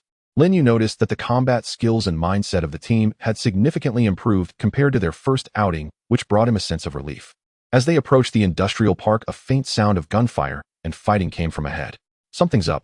Lin Yue immediately raised his hand, signaling the team to halt and take cover behind the earthen slope. He raised his binoculars to take a look. He saw a group of about 6 or 7 survivors engaged in a fierce battle with a peculiar mutated zombie in an open area at the edge of the industrial park. This mutated zombie was nearly twice the size of an ordinary zombie, its body muscular and exhibiting an unhealthy gray-black color with its skin covered by a layer of rough rock-like keratin. Its arms were exceptionally thick, ending not in hands, but in massive protrusions resembling bone hammers. Each strike carried a muffled whoosh, leaving shallow craters in the ground. It's a giant strength species. Zhao Weiguo whispered, his face serious. This thing is terrifyingly strong, tough-skinned, and hard to deal with. The survivor squad was evidently in a tough fight. Their bullets hitting the mutated zombie's keratin layer only sparked tiny embers, failing to inflict effective damage. The team could only rely on agile movements to dodge attacks, occasionally slashing with cold weapons, but the effects were minimal, and several had already been injured, putting the situation in jeopardy. Lin Yue calmly observed, preparing to find an opportunity to intervene. Regardless, amidst a common enemy, humanity shared a fundamental stance of mutual assistance. Just as the giant strength species roared and swung its massive bone hammer at a male team member who couldn't dodge in time, seemingly about to crush him into a pulp, a woman who had been at the back, trim and agile with her hair tied in a neat ponytail, suddenly stepped forward. She quickly formed a peculiar hand seal in front of her chest, as if invisible air currents began to gather around her. She shouted loudly, "Blade of wind." As her voice rang out, a visible crescent-shaped pale blue wind pressure, like an invisible blade, sliced through over 20 meters in an instant, accurately striking the joint of the giant strength species' raised arm. Sizzle. A sound akin to tearing fabric echoed. The tough keratin layer was unexpectedly cut open, revealing a deep wound down to the bone, and dark, corrupted blood gushed out. Roar. The giant strength species let out a pained roar, its swinging motion interrupted, and its massive body stumbled due to the injured joint. The team member who had nearly met his end seized the opportunity to roll and crawl away, saving his life. A superhuman. Lin Yue's pupils shrank, suddenly filled with shock. He had always thought his replication ability was unique, never expecting to encounter another person with supernatural powers here. Moreover, judging by the power of that wind blade, its offensive capability was extremely strong. Zhao Weiguo and the other team members were equally dumbfounded, almost unable to believe their eyes. What was that? Magic, a young team member murmured. With the woman's superhuman's distraction, the pressure on the survivor squad was significantly reduced. They seized the opportunity to concentrate their fire on the wound cut by the wind blade, finally gaining the upper hand. Lin Yue no longer hesitated and decisively declared, "Prepare for battle. Support them."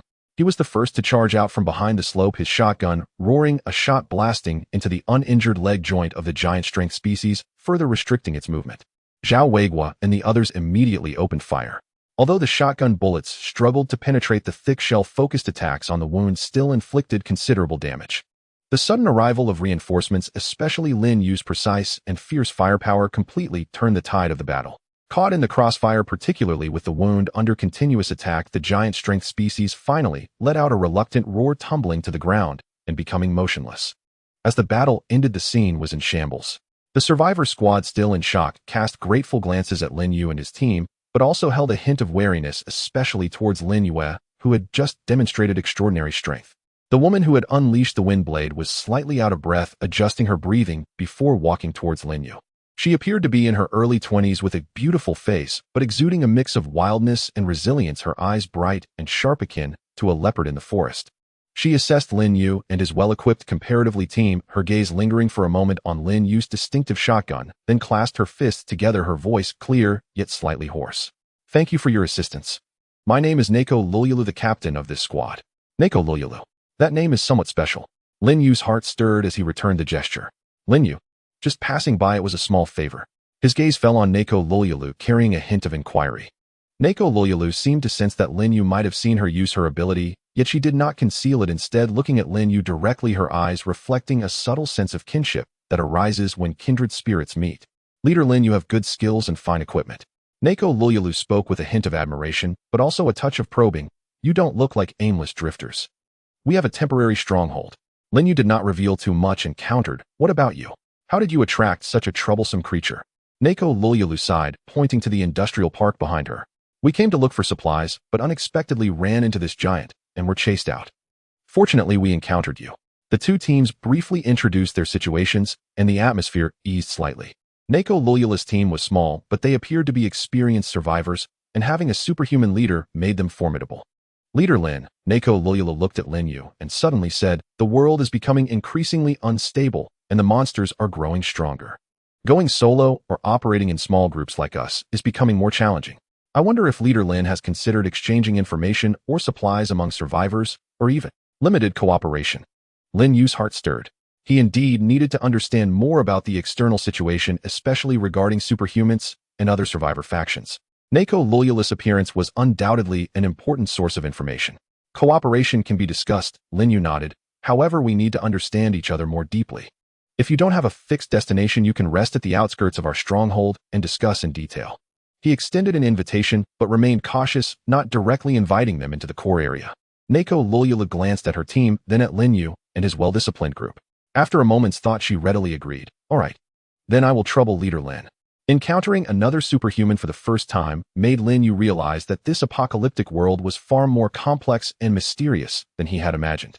Nako Lulyalu and her wind-based abilities seemed to open a door to a new world before him. In this world, besides zombies and mutated creatures and ordinary people struggling to survive, there also existed individuals like him and Nako Lulyalu, who possessed extraordinary powers for unknown reasons. The future situation seemed to become even more enigmatic and filled with new possibilities due to the emergence of these special individuals. Nakaruru and her squad followed Lin Yue's group to the outer perimeter of the quarry base. Upon seeing the towering, thick, reinforced concrete wall, cold, austere, and bristling with visible sentries and firing slits, their eyes widened in unmistakable awe. In an era where most survivors struggled merely to erect a tattered windbreak, such a formidable defensive structure bordered on miraculous. Lin Yue did not grant them immediate access to the core zone. Instead, he designated a temporary encampment on level ground just outside the wall, near a freshwater source formed by sedimented mine pit runoff, and provided modest rations and clean drinking water. This caution was entirely understandable. In the apocalypse, trust could not be rushed. After settling her team, Nakaruru requested a private meeting with Lin Yue. They ascended a small hill equidistant from both camps, a vantage point offering sweeping views of the quarry base's outer perimeter and parts of its interior, while ensuring their conversation remained beyond eavesdropping range. The setting sun stretched their silhouettes long across the earth. Gazing down at the orderly compound, where patches of green from experimental farmland and upright utility poles punctuated the landscape, Nakaruru murmured with genuine admiration, Leader Lin, your stronghold is truly enviable. Lin Yue offered no reply, cutting straight to the heart of the matter. Captain Nakaruru, now would be the time to elaborate on this cooperation. Where do you hail from? How much do you know about the current state of the world beyond these walls? And your ability? His gaze rested calmly upon her. Nakaruru drew a slow, steadying breath, knowing the moment for sincerity had arrived. She gathered her thoughts and began. We fled from a city far to the north. We were once a survivor collective of several dozen, but were scattered during a massive zombie horde. Only our core members survived the southward trek. The world outside has grown dire, she continued, voice heavy. Zombies are evolving rapidly. Today's brute strain is no longer the gravest threat. We've encountered the swift strain, blindingly fast masters of ambush, and heard whispers of even more uncanny variants, those that spew corrosive fluids or emit psychic interference. Ordinary survivor enclaves stand little chance against them. Reports of their annihilation surface all too often. As for my ability, she raised her palm. The air above it shimmered faintly, coalescing into a slender, rotating crescent of pale jade wind, barely an inch long. I call it Whisperer of the Wind. It awakened roughly 3 months after the cataclysm, granting me limited control over airflow, shaping wind blades for offense, enhancing mobility, or sensing subtle shifts in atmospheric currents. Its cost is something akin to mental stamina. With this candid disclosure, detailing both her power's nature and its origin, she revealed information most espers guarded as fiercely as life itself. Lin Yue listened in silence, his mind swiftly assessing the intelligence's weight. Nakaruru's account confirmed his own grim suspicions. The external world was deteriorating at an accelerating pace.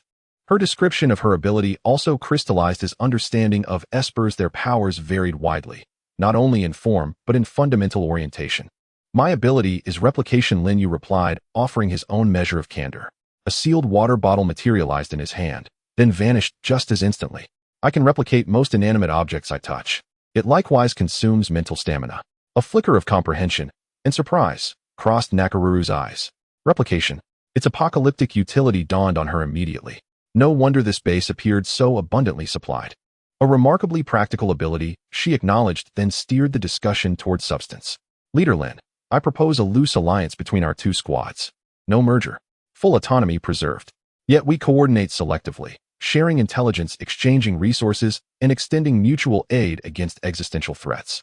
For instance, intelligence sharing. We exchange periodic updates on zombie movements, mutant classifications, other survivor factions, and critical resource sites. Regarding supplies, we offer rare finds, specialized electronic components, or a cerulean crystal I discovered which subtly accelerates mental stamina recovery, in exchange for your surplus essentials, medicine, ammunition, or fuel. Lastly, should either party face a massive horde or an overwhelming mutant assault, the other pledges armed assistance within feasible limits. The proposal was eminently pragmatic, preserving independence, thus sidestepping the administrative friction and resource disputes inherent in full integration, while leveraging synergy to bolster both groups' survival odds. Lin Yue weighed the calculus. Though small, Nakaruru's squad comprised elite survivors, and she herself wielded a potent offensive ability. They were a force not to be underestimated. Collaboration promised broader intelligence access to specialized materials his replication could not generate, and a crucial contingency ally against catastrophic threats. The risk lay in their status as outsiders. Trust was thin, vigilance essential. After careful deliberation, Lin Yue lifted his gaze. Your proposal is acceptable, in principle, but only under 3 conditions. First, cooperation is strictly confined to agreed-upon intelligence, sharing, material exchange, and emergency support. Neither side may enter the other's core zone without explicit permission. Second, all exchanges of intelligence and supplies must be equitable and transparent. Deliberate misinformation or substitution of inferior goods is forbidden. Third, and most critically, no action shall ever compromise my faction's interests. Violation terminates the alliance instantly, with full consequences borne by the offender. His tone remained calm, yet carried unyielding finality. Nakaruru listened intently, then nodded firmly. Reasonable terms. We accept them. Extending her hand, she added, then Leader Lin, shall we seal this alliance? Lin Yue studied her outstretched hand, then met her clear, resolute gaze, before reaching out to clasp it briefly and deliberately. Pleasure doing business. Their palms parted instantly, yet that fleeting contact marked the birth of a fragile, vital alliance amid the ruins. As the last light bled below the horizon and dusk settled, they descended the hill to their respective camps. Lin Yue briefed Zhao Weiguo, Chen Jiangwo, and others on the agreement's broad contours. The news uplifted them. They welcomed a powerful new ally, yet they remained soberly vigilant. Nakaruru's squad, learning of the pact with such a well-resourced, formidable base, exhaled in quiet relief, and felt for the first time in months a renewed glimmer of hope. Under the indigo night, the quarry base glowed softly, powered by sparingly conserved electricity, while beyond its walls Nakaruru's camp flickered warmly with bonfire light. 2 independent survivor collectives, bound not by kinship or ideology, but by shared necessity and a covenant forged in caution, had for now linked arms upon this perilous wasteland. The road ahead remained shrouded in uncertainty. Whether this delicate accord would endure the crucible of the apocalypse, only time and trial could tell. Yet one truth stood unshaken: it was a decisive, hard-won step toward greater strength, and toward a future still worth fighting for. In the days following the establishment of the cooperation agreement, both parties maintained a restrained distance, engaging in preliminary information exchanges through radio communication using an old walkie-talkie replicated by Lin Yue, which had limited range. The Nakaruru squad set up a temporary camp on the outskirts of the quarry and took on some of the peripheral surveillance tasks, demonstrating their sincerity in cooperation. To further synchronize and validate the effectiveness of this cooperative model, Lin Yue and Nakaru discussed and decided to organize a small-scale joint patrol and search operation. The target area was chosen in the hilly region to the northeast of the basin area that had yet to be explored. It was said that there was a small meteorological observation station from before the war which might contain some useful equipment or information. The participants in the operation included Lin Yue, Zhao Weiguo, and 3 base members. Nakaru brought her assistant, a silent yet agile bladesman, and another team member. In total, there were 8 people forming a capable mixed team. In the early morning, the two teams gathered outside the base. The atmosphere was subtly tense with team members sizing each other up, curious, yet subtly competitive. After Lin Yue and Nakaruru briefly outlined the action route precautions and communication signals, the team set off quietly. The hilly area had sparse trees and rugged rocks, which somewhat obstructed visibility. The joint team advanced in a fan-shaped formation along the predetermined route, with Lin Yue and Nakaruru naturally positioned at the core command. The initial journey went smoothly, encountering only a few scattered zombies, which were easily dealt with by the peripheral team members. Lin Yue noticed that Nakaruru's team members were indeed experienced, moving silently and coordinating seamlessly. The bladesman assistant dispatched the zombies with clean and swift techniques, almost like an art. At 1 o'clock ahead, about 300 meters away, there are residual energy reactions, very weak, but it doesn't seem like zombies. Nakaruru suddenly stopped, closed her eyes to sense, and whispered. Her wind-based ability seemed to give her a sensitivity to energy fluctuations. Lin Yue felt a chill in his heart and immediately raised his hand to signal the team to stop using a large rock for cover while lifting his binoculars to observe. Indeed, in the direction she pointed, behind a pile of rubble, a few corpses dressed in tattered camouflage uniforms were faintly visible, along with some scattered metallic parts that did not belong to this era. Approach cautiously and remain alert, Lin Yue commanded. The team slowly moved toward the area. As they drew closer, a faint bloody odor mixed with the acrid scent of some chemical agent wafted over. Suddenly, just as they were about to approach the pile of rubble, 3 dark shadows sprang out from a side shadow. They were not zombies. They were slender, about the height of a person, their skin covered in a dark purple viscous liquid, moving in a lizard-like crawl astonishingly fast. Their mouths did not have teeth, but rather sharp straw-like appendages. It's the corrosive species. Be careful of their acidic liquid. Nakaruru's expression changed slightly, and she immediately warned. Almost as soon as she finished speaking, the 3 corrosive species suddenly raised their heads, their necks swelling, and spat 3 streams of dark green viscous liquid at the 2 team members at the front. The viscous liquid was highly corrosive, hissing as it hit the rocks, producing white smoke. Spread out, Lin Yue shouted. The 2 team members reacted quickly. One rolled to dodge, but the splattered acid still splashed onto one's arm, instantly corroding a large hole in his tactical jacket, causing excruciating burning pain on his skin. The injured team member couldn't help but cry out in pain. Suppress them with firepower. Zhao Weigua immediately commanded the base members to open fire. Shotgun bullets hit the corrosive species. Although they could create wounds, they seemed to be dull to pain, and the purple blood that flowed from the wounds was also corrosive. For a moment, the sounds of gunfire and the monster's shrieks filled the air. These corrosive species were exceptionally agile, leaping and weaving through the rubble, continuously spraying acid, causing great trouble for the team. Their weak points are the junctions of the head and neck. Nakaruru said quickly while dodging the acidic liquid forming hand seals. I will restrict their movements. Lin Yue looked for a chance to take them out. Understood. Lin Yue immediately grasped her tactical intent. Nakaruru shouted, and the air around her surged, her hands pushing forward. Wind pressure binding. A powerful invisible wind pressure enveloped the 3 rapidly moving corrosive species like shackles. Their movements visibly slowed as if trapped in a quagmire, and their speed of spraying acid also decreased. Good opportunity. Lin Yue's gaze sharpened, and he dashed out from behind cover like a leopard. He did not use the noisy shotgun, but drew the fire axe from his waist, a replica, but sufficiently sturdy and sharp. With the help of the wind pressure, his speed advantage was maximized. His figure flickered several times, getting close to a bound corrosive species. With a swift swing of the axe, puff! The sharp axe blade accurately struck the junction of the neck and head of the corrosive species, almost severing it. Dark purple blood splattered, and Lin Yue had already sidestepped to avoid it. The other 2 corrosive species saw this and emitted furious shrieks, struggling to spray acid at Lin Yue, but under Nakaruru's sustained wind pressure binding, their movements became distorted and the acid sprayed off course. Without pausing, Lin Yue exerted force beneath his feet, pivoted his body, and the fire axe whistled through the air, tracing a perfect arc.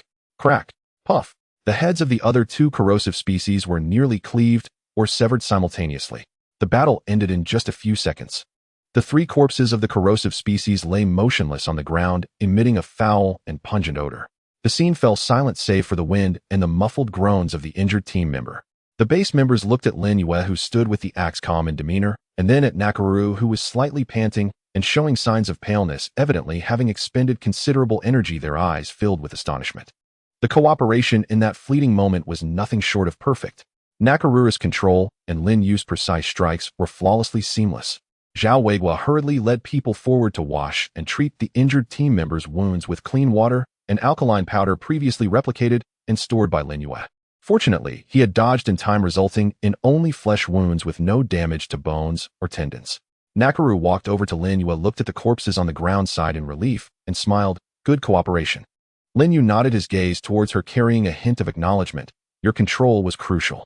After this small incident, the barrier between the two teams seemed to have melted considerably. Facing danger together and fighting side by side is the best way to strengthen relationships. They then inspected the pile of rubble, discovering several corpses of survivors who had long since died, as well as some scattered instrument parts from the meteorological observation station. It seemed that others had also set their sights on this place, but unfortunately encountered these new types of mutants. They collected some intact parts and information, and Lin Yue carefully gathered some blood and tissue samples from the corrosive species, as the acidic properties of this liquid might be useful in the future. On the way back, the atmosphere became much more amicable. The team members began to share combat experiences and accounts of the apocalypse. During their first cooperative operation, although one team member was injured, they successfully eliminated the new threat, obtained supplies and samples, and more importantly, established some initial rapport and trust in combat. Lin Yue and Nakaru walked at the front of the team, watching the setting sun gradually sink, both aware that this cooperative model had withstood the test of its first real combat. In this perilous apocalypse, a reliable, even if temporary, ally is invaluable. The road ahead remains long, with more challenges yet to come, but at least for now they are no longer fighting alone. Upon returning from a joint patrol, the squad brought back samples of parts from the meteorological observation station, intelligence on the new type of corrosive species, and more importantly, the initial combat synergy they had developed. The base was bustling with hope due to the newly acquired parts and information, and Chun Jiangwo regarded the remnants of the precision instruments as treasures, immediately starting his research. However, the shortage of basic survival supplies, especially fresh meat, remained a looming issue. Copying abilities could ensure basic satiety, but the prolonged lack of protein and fat subtly weakened both physical strength and morale. One day, a team member on duty at the highest watchtower suddenly reported traces of large animals had been found at the edge of the forest northwest of the base, and judging by the footprints and feces, it appeared to be a herd of mutated wild boars. The news lifted everyone's spirits. Although mutated animals were dangerous, they also meant a significant source of meat, fur, and fat. If they could successfully hunt them, it would greatly improve the living conditions at the base. Lin Yue made a decisive decision and organized a hunting team. He personally led the team, which included Zhao Weigua, two of the best base members, and the eager Na Kalulu, along with her assistant, the swordsman. A 6-member elite hunting team was quickly formed. The mutated wild boars have tough hides and thick meat, sharp tusks, and strong impact, and they usually live in groups. Before departing, Lin Yue reiterated, our goal is to quietly hunt down isolated individuals or create chaos to split the herd. Try to avoid a direct confrontation with the large group of wild boars. Captain Naka, your wind blades and crowd control abilities are crucial.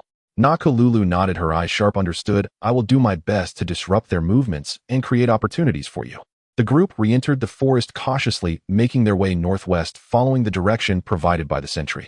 The air was filled with the scent of grass and earth, and occasionally the distant chirping of birds could be heard, but more often there was a profound silence belonging to the wilderness. After tracking the traces for about an hour, the swordsman at the front suddenly squatted down and signaled. Everyone immediately concealed themselves. Following the swordsman's direction, they saw a clearing in the forest where 7 or 8 large wild boars were indeed rooting around for tubers and grass roots. These wild boars were far larger than their pre-apocalyptic counterparts, almost the size of small elephants, covered in thick bristle-like fur, their skin a sickly dark gray mottled with bumps and scars. Most striking were the enormous tusks that gleamed like curved knives, and their small eyes that glowed red with a fierce aura. It's definitely them, the tusked wild boars. Zhao Weigua whispered, his face serious. Given their size and tusks, they won't be easy to deal with. Lin Yue carefully observed the distribution of the boars, and quickly devised a strategy. We must not disturb the entire group. Lao Zhao, you take one person and move to the side to create a distraction, drawing some of their attention. Captain Na Yu and the swordsman will provide support, prioritizing the isolated ones. The rest of us will look for opportunities to hunt down the stragglers. With the tactical assignments complete, everyone quietly moved into action. Zhao Weigua, accompanied by one team member, cautiously moved to the flank of the boar group using the cover of the trees. After finding a suitable spot behind a rock, Zhao Weigua suddenly threw a stone that struck a distant tree, making a loud bang. The wild boar group instantly became alert. Several of the outer boars raised their heads, their red eyes scanning the source of the sound, letting out deep, threatening grunts. Three of the more aggressive ones immediately broke away from the group and charged toward Zhao Weiguo and his companion's hiding spot. Great. We've drawn three away. Lin Yue's heart tightened knowing the opportunity had come. Just as he was about to give the order to attack the remaining isolated wild boar, an unexpected event occurred. A woo. A piercing shrill roar filled with pain and anger suddenly erupted from a nearby thicket. This sound did not belong to a wild boar, but resembled that of a large feline. Immediately after, a silver-gray figure as fast as lightning sprang from the bushes, heading straight for the largest wild boar leader closest to the thicket. It was a leopard. No, its size was larger than an ordinary leopard with smoother lines, and its body was covered in silver-gray fur with dark patterns blending almost seamlessly into the dappled light of the forest. Most uniquely, a small cluster of metallic silver scales adorned its forehead, reflecting a cold light in the sunlight. This mutated mountain cat, let's call it that for now, had clearly been lurking here, and its target was also the herd of wild boars. Its speed was beyond imagination. Like a silver flash of lightning, it pounced onto the back of the wild boar leader in an instant, its sharp claws embedded deep into the boar's thick flesh, opening its mouth filled with sharp teeth and fiercely biting down on the boar's nape. Caught off guard, the wild boar leader let out a deafening howl of despair, its massive body thrashing and jumping, trying to shake off the uninvited guest on its back. The other wild boars were also startled by this sudden attack, scattering in chaos. Lin Yue and the others were stunned by this unexpected turn of events. While the clamoring of the clams and the clashing of the gulls typically lead to gains for the fishermen, no, the situation was more complicated. The mutated mountain cat was exceptionally fierce, although the wild boar leader had a tough hide and thick meat. Its nape was already a bloody mess from the frenzied biting and scratching.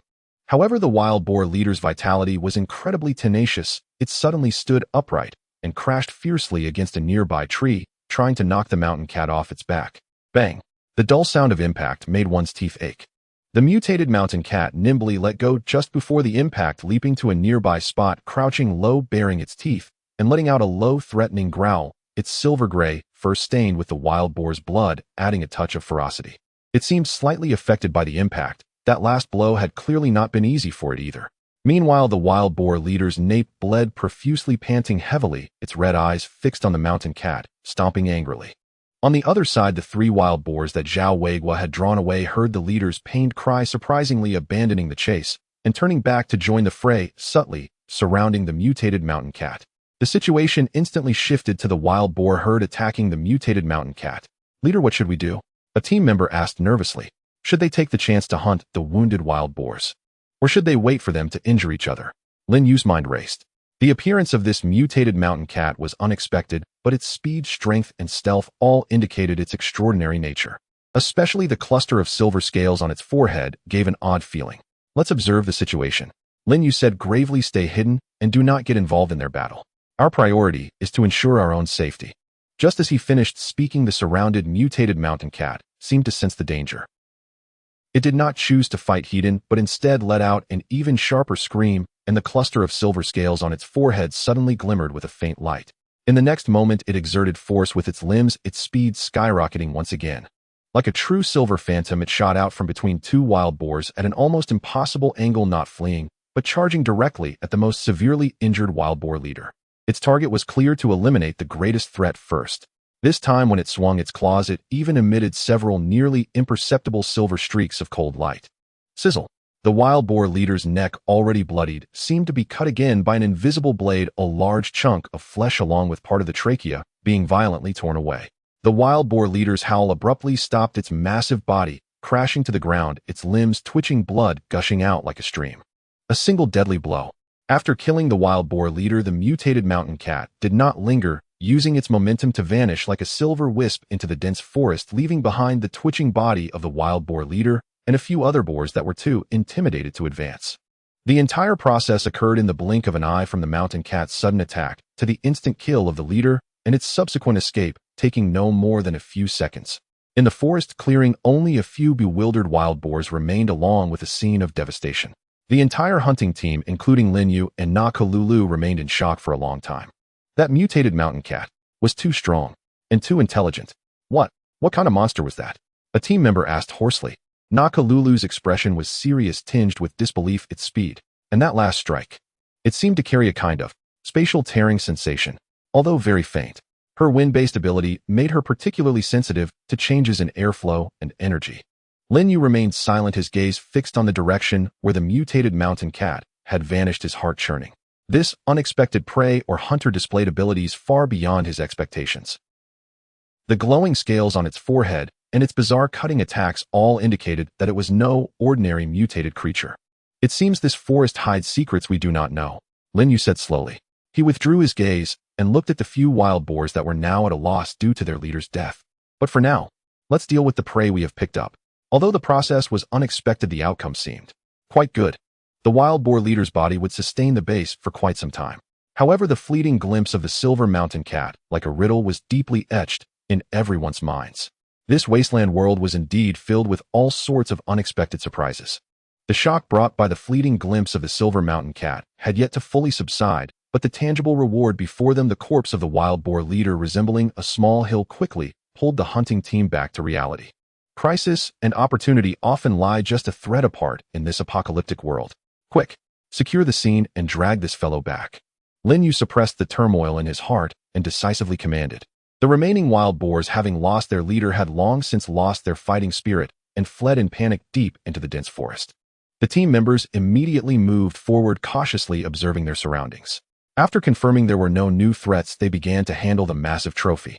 Dragging this several hundred pounds heavy creature back to the base was no small feat. Fortunately, Lin Yue had significantly increased his strength, and Zhao Weiguo and others were also robust laborers. They cut down sturdy branches to make a makeshift sled, working together to drag this heavy bounty along the way. Nakuru and the swordsman stood guard at the front and back of the team, on the lookout for any predators or zombies that might be attracted by the scent of blood. When the hunting team returned to the quarry base dragging the enormous carcass of the wild boar, the entire base was in an uproar. Whether it was the original members of the base or those temporarily settled on the outskirts with Nakuru, everyone rushed out, gathering at the entrance to gaze at the boar's body, resembling a small mountain, erupting with exclamations and uncontrollable cheers. My goodness, what a huge pig! Did the leaders hunt this? Incredible! We have meat. Finally, fresh meat. Especially the children, staring at the giant tusks and massive body, felt both fear and excitement, their little faces radiating a long-lost pure joy belonging to childhood. Yaya hid behind Chen Jiangwo, peeking out, her big eyes blinking with curiosity. Everyone stopped crowding. A few people come help move this big guy to the cleaning area. Zhao Weiguo, though fatigued, wore a proud smile as he loudly directed. Immediately, more than a dozen young men stepped forward, shouting commands, lifting the heavy prey into the designated area of the base for processing game and conducting some dirty work to avoid contaminating the water source. The subsequent tasks were even more labor-intensive, but filled with the joy of harvest. Bleeding, skinning, and cutting. Several team members who had once worked as butchers or had relevant experience volunteered to take the lead. The sharp replica daggers and cleavers proved immensely useful. Lin Yue also assisted nearby, his powerful strength making it easy to slice through thick bones and sinews. The pig's blood was carefully collected and, after being mixed with salt, could be made into blood tofu, a protein source that should not go to waste. The tough pig skin was completely peeled off, and after initial oil scraping and salting, it could be used to make leather armor or other tools. The massive pig head entrails and trotters were also sorted and processed. The most enticing were the pink pork cuts marbled with fat. Thick tenderloins, streaky pork, and robust hind legs were disassembled and piled into small mountains on the makeshift wooden racks. The air was thick with the pungent smell of blood, yet in this apocalypse it seemed to carry a hint of happiness. Tonight we feast. Let's have a bonfire party. Lin Yue, looking at the bountiful harvest before him, felt elated and announced loudly. Oh! The base erupted with deafening cheers, every face filled with anticipation and smiles. As night fell in the central clearing of the quarry, a massive bonfire was lit, the roaring flames dispelling the chill of the night and illuminating faces brimming with hope. Several large iron pots replicas were set over the fire, and chunks of streaky pork and cut bones were thrown into the pot, along with simple salt and a little wild scallions and ginger they could find beginning to simmer. The rich aroma of meat wafted through the steam, stirring the appetite of everyone present. Meanwhile, several team members skewered large chunks of tenderloin and ribs with sharpened branches, roasting them by the bonfire. Fat dripped into the flames, sizzling with a sound, igniting larger flames and producing a more enticing charred aroma. Chen Jiangwo even attempted to replicate some simple barbecue seasoning, using a bit of coarse salt and spices he found, sprinkling it over the skewers, enhancing their fragrance. When the broth became milky white and rich and the roasted meat displayed an alluring golden hue, the banquet officially began. Lin Yue personally wielded the knife, serving the tender pieces of meat and rich broth into everyone's bowls, while each person received a skewer of roasted meat. With insufficient tables and chairs, they sat on the ground or found stones to use as seats. Dinner is served. With Lin Yue's command, those who had been waiting eagerly immediately dug in. Delicious. So fragrant. This meat. I haven't had such tasty meat in ages. The soup. This broth is incredibly fresh. Slow down, don't choke. Cheers, exclamations, and satisfied sighs echoed. People not caring about the heat wolfed down the tender melt-in-the-mouth pork, drank the delicious broth, and gnawed on the crispy, yet juicy skewers. The long period of deprivation made this simple meat feast feel as precious as a banquet of rare delicacies. Yaya held a small bowl, sipping the broth with small mouthfuls, her little face glowing red from the bonfire, her eyes squinting in happiness. Chen Zhangwo, while eating, discussed the techniques of curing pigskin and utilizing fat, with Zhao Weigua beside him. Nakuru and her team members entirely let go of their restraint, eating with grease smeared all over their mouths. For her, this opportunity to sit down and enjoy hot food was equally rare. Lin Yue looked at the lively and fulfilling scene before him, bit into a piece of crispy roasted rib, and the rich aroma exploded in his mouth, a wave of warmth spreading throughout his body. The satisfaction of achieving harvest through collective effort and then sharing it with everyone was something no replicated food could replace. This was not just a meal, but a manifestation of cohesion, a rekindling of love for life, and hope in the face of despair. So fragrant. He muttered to himself, an involuntary smile creeping onto his lips. The bonfire crackled, the aroma of meat wafted, and laughter echoed in the night sky of the quarry.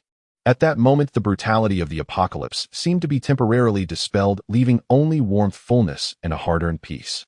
The remaining pork was carefully stored. Some were salted and air-dried to make cured meat. Some were smoked with the little spices they found. The rendered lard was stored in clay jars, a precious source of fat. Even the bones were smashed, set to be used for making broth or ground into bone powder. This unexpected catch not only resolved the long-standing meat shortage at the base, but also greatly boosted morale, bringing new hope for future hunts and food sources. Of course, the mysterious silver mountain cat remained a riddle hidden deep in Lin Yue's heart. But for now, let this sense of deliciousness temporarily soothe all tension and unease. The joyful atmosphere of feasting on wild boar meat lingered in the base for several days, as the rich aroma of meat and the sense of satisfaction seemed to still linger in the air. People worked with more vigor, their faces flushed with color and smiles. Yaya was particularly fond of the roasted meat from that evening, occasionally smacking her lips in reminiscence. That afternoon, Yaya, as usual, was in the small garden she had drawn with stones beside the experimental field, fiddling with a few unknown wildflowers. Suddenly, she heard a faint, painful whimper coming from the bushes at the base of the wall. Driven by curiosity, Yaya cautiously pushed aside the dense branches. The sight that met her eyes made her cover her mouth. Deep in the shadows of the bushes lay a curled-up, silvery gray creature. It looked extremely weak, its once smooth and beautiful silvery gray fur now smeared with dark red blood and dirt, and its left hind leg bent at an unnatural angle, clearly broken. It trembled slightly, occasionally letting out a suppressed, pain-filled whimper.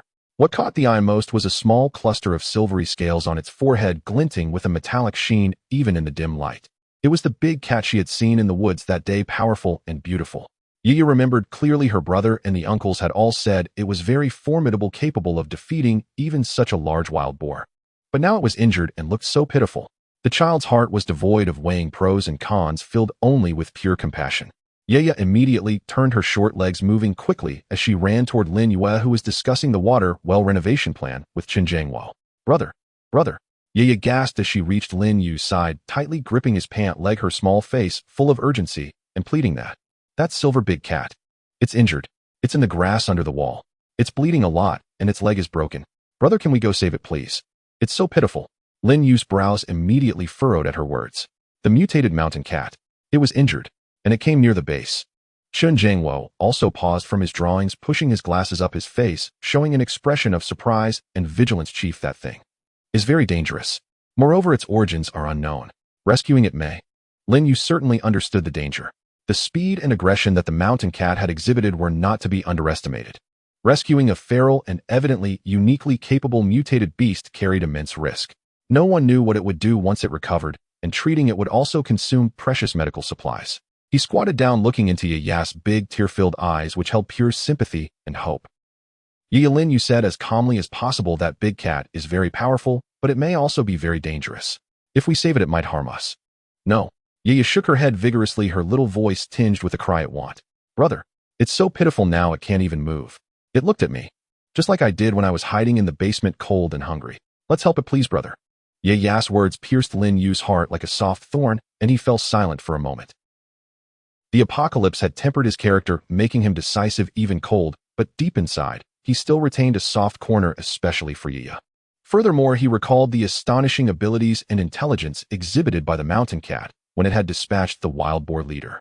Such a unique creature. If they could establish some sort of connection, perhaps it wouldn't be entirely bad for the future of the base. Risk and opportunity coexisted. Old Shin, go get the first aid kit and find a few suitable sticks to stabilize it.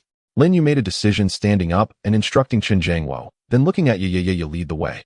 But promise me to stay a bit farther away, absolutely cannot get too close, understand? Ye will listen. Ye, wiping away her tears, nodded vigorously. The news quickly spread through the base that the chief was going to rescue the dangerous mutated mountain cat. Many people gathered, both curious and worried. Zhao Weiguo immediately followed Lin Yue with several armed team members, just in case. Neko Lulu also rushed over upon hearing the news. She looked at Lin Yue, her eyes somewhat complicated, as if she wanted to say something, but ultimately remained silent. Under Ye Ya's guidance, Lin Yue, equipped with the necessary tools, and a highly vigilant team, arrived at the bushes outside the wall. Lin Yue signaled the others to stay on guard outside, while he took a deep breath and slowly parted the bushes. The silver mountain cat immediately raised its head in alert, baring its teeth, and emitting a low, threatening growling, attempting to assume a defensive posture.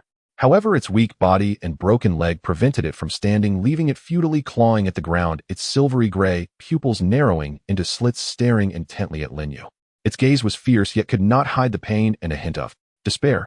Lin Yue did not rush forward. He stopped, opened his hands, signaling that he bore no weapons. The first aid kit was held by Chen Jiangwo behind him. He tried to soften his voice, unsure if it could understand. We mean no harm, we want to help you. You are injured and need treatment. The mountain cat still bared its teeth, its vigilance undiminished. Ye hid behind Zhao Weiguo, peeking out as she saw the mountain cat in pain, unable to help, but whisper, big cat, don't be afraid, my brother is a good person, he is here to help you. The fierce stare of the mountain cat flickered slightly, its gaze shifting toward Ye, and the bared teeth seemed to lessen a bit, but it remained on guard. Lin Yue seized the opportunity, exchanging a glance with Chen Jiangwo.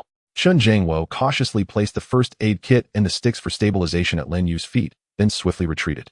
Lin Yue slowly crouched down, opened the first aid kit, taking out disinfectant and gauze, moving deliberately slowly to allow the mountain cat to see each of his actions clearly.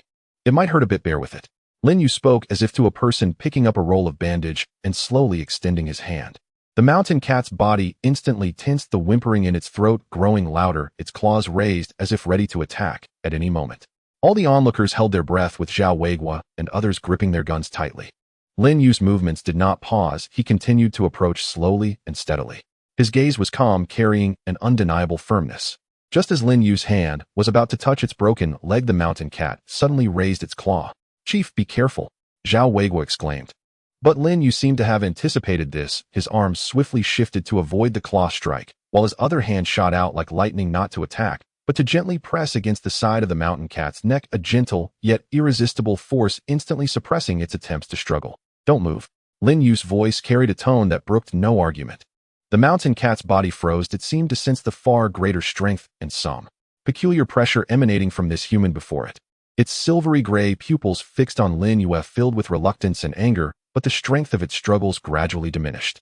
Lin Yue did not delay, swiftly and professionally beginning to treat the wound. He used disinfectant to clean the blood and dirt around the wound, his movements precise and quick. The mountain cat trembled violently with pain, but could not escape due to Lin Yue's hold, only letting out a painful whimper. Ye watched her heart, aching, her little fists clenched tightly. Next came setting the bone and stabilizing it. Lin Yue felt for the broken bone's position, took a deep breath, and suddenly exerted force. Crack! A faint sound of breaking bone. The mountain cat let out a sharp, piercing scream, its body jerking violently, almost breaking free, but Lin Yue's hand remained as steady as a vice. He quickly secured the broken leg with the prepared sticks and bandage. Then he checked its other injuries, most of which were abrasions and lacerations, not too severe, but he cleaned and dressed each one. Throughout the process, Lin Yue was fully concentrated, beads of sweat forming on his forehead. He needed to control the mountain cat while providing precise treatment, which was a considerable test of his physical and mental strength. Finally, all wounds were treated. Lin Yue released his hold and slowly stepped back a few paces. The silver mountain cat lay limp on the ground, gasping for air, exhausted from pain and its earlier struggles. It looked at Lin Yue, and the fierceness and hostility in its eyes seemed to fade a bit, replaced by a complex and inscrutable meaning. It attempted to move its stabilized hind leg, seemingly understanding that this was to help it. Lin Yue placed some clean water and a few pieces of cut-up boneless wild boar meat in front of it. Eat something and rest well. After saying this, he led everyone to slowly exit the bushes, leaving the injured silver mountain cat with its food and water. Returning to the base, everyone finally let out a breath of relief. Zhao Weiguo could not help but ask Chiefkin this. Work? That thing is wild and hard to tame. Whether to save it is our choice. What it becomes in the future is its fate. Lin Yue gazed toward the wall, his expression profound. At least we did what we believed was right. He patted Ya's head. You did, while seeing a life in need of help, under the premise of ensuring our own safety, we should lend a hand. Yaya snuggled against Lin Yue, her little face revealing a smile of relief and a touch of pride. In the following days, Yaya would secretly run to the base of the wall from a distance, leaving some clean water and pieces of meat. She noticed that the big cat remained vigilant, but no longer bared its teeth at her, occasionally lifting its head after she left food, quietly watching her for a while with its silvery gray eyes. As for Lin Yue, he occasionally felt a gaze faint, yet scrutinizing, falling upon him from some corner outside the base. He knew that the silver mountain cat was still nearby. A rescue that began with Ya's pure kindness seemed to be quietly changing something. This seemingly dangerous mutated creature had established a subtle, yet fragile connection with the base. What the future holds is unknown to anyone, but at least for now the mountain cat seemed to have a strange feeling towards Ya.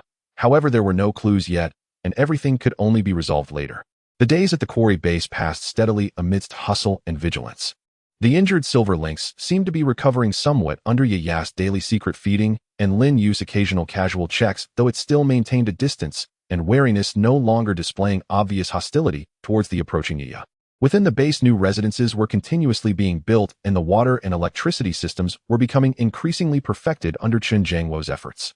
The batch of wild boar meat had also significantly improved everyone's spirits. However, the news from the Nakaruru team about the increasingly scarce external supplies and the growing frequency of zombie activities loomed overhead like a dark cloud. Cooperation requires substantial progress to solidify. One day, Nakaruru approached Lin Yue with a new search plan. Leader Lin, we received a clue that about 20 kilometers from here, there is an abandoned freight train station. Nakaruru unfolded a crumpled hand-drawn map and pointed to a marked spot. It is said that several carriages have been stranded there transporting hardware and industrial parts before the apocalypse, and there might still be untouched storage areas. These items hold significant value for both the base's construction and for both of us. She paused, looking at Lin Yue, but it's close to the edge of the old town where the density of zombies is certainly high and the risks are considerable. I would like to invite you to take action together. The two teams can join forces for a greater chance. The resources obtained will be distributed according to the effort put in. What do you think? Fire station, hardware, and industrial parts. Lin Yue felt tempted. These items were precisely what the base needed for construction and replicating the sample library, especially the various specifications of metal materials and tool components. Relying solely on scattered searches around was inefficient. He carefully examined the map. The location of the train station was indeed sensitive, but the rewards were enticing enough. All right, Lin Yue nodded. Let's prepare and set off early tomorrow morning. This time Lin Yue personally led the team, selecting Zhao Weiguo and 4 elite members. Nakarura's side also deployed all personnel, including her and the swordsman, totaling 5. The 10-member joint team, well-equipped, represented the strongest lineup they could muster at present.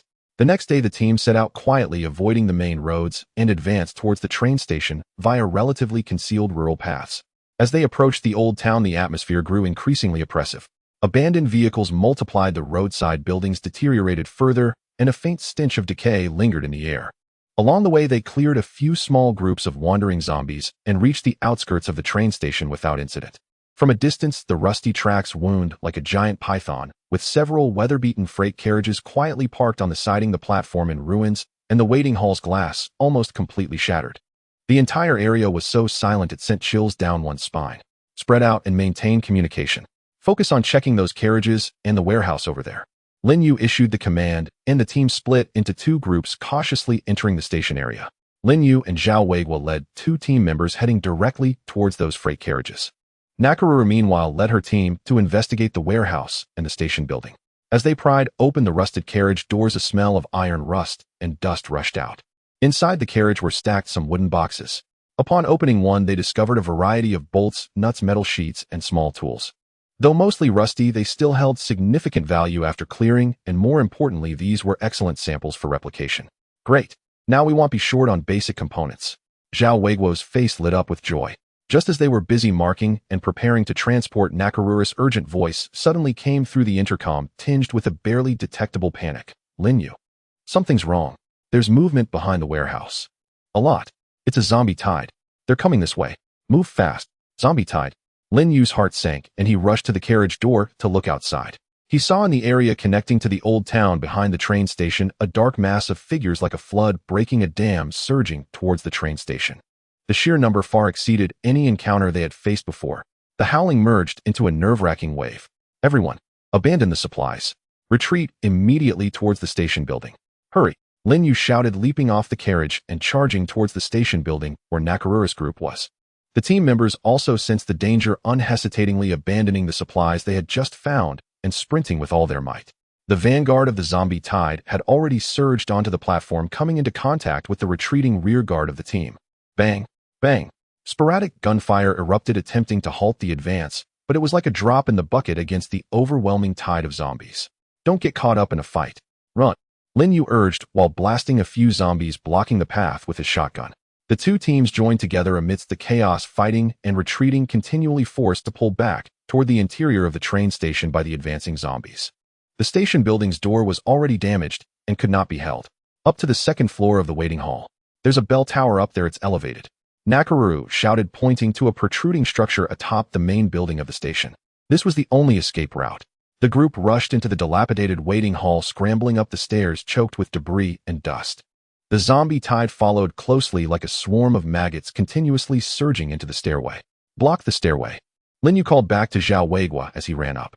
Zhao Weiguo and a few team members struggled to topple some old chairs and luggage carts, barely blocking the stairway, temporarily slowing down the zombies' advance. All 10 members ultimately retreated to the bell tower platform at the top of the waiting hall. The area was small but had a broad view. The only entrance was the stairway they had just ascended, which was currently blocked with debris, with the sounds of zombies frantically pounding and scratching below. They were temporarily safe, but also trapped. There was no other escape route on the platform, and beneath them the zombie tide continued to grow. Damn it, why are there so many of these things? A team member looked down at the densely packed zombies, his face turning pale. We're running low on bullets. Zhao Weiguo counted the ammunition, his expression grim. The earlier breakout had consumed a large number of bullets. Nakarura's team was in a similar situation. Her wind blades were sharp, but against such a massive zombie tide, they were merely a stopgap, and the ability consumed considerable energy.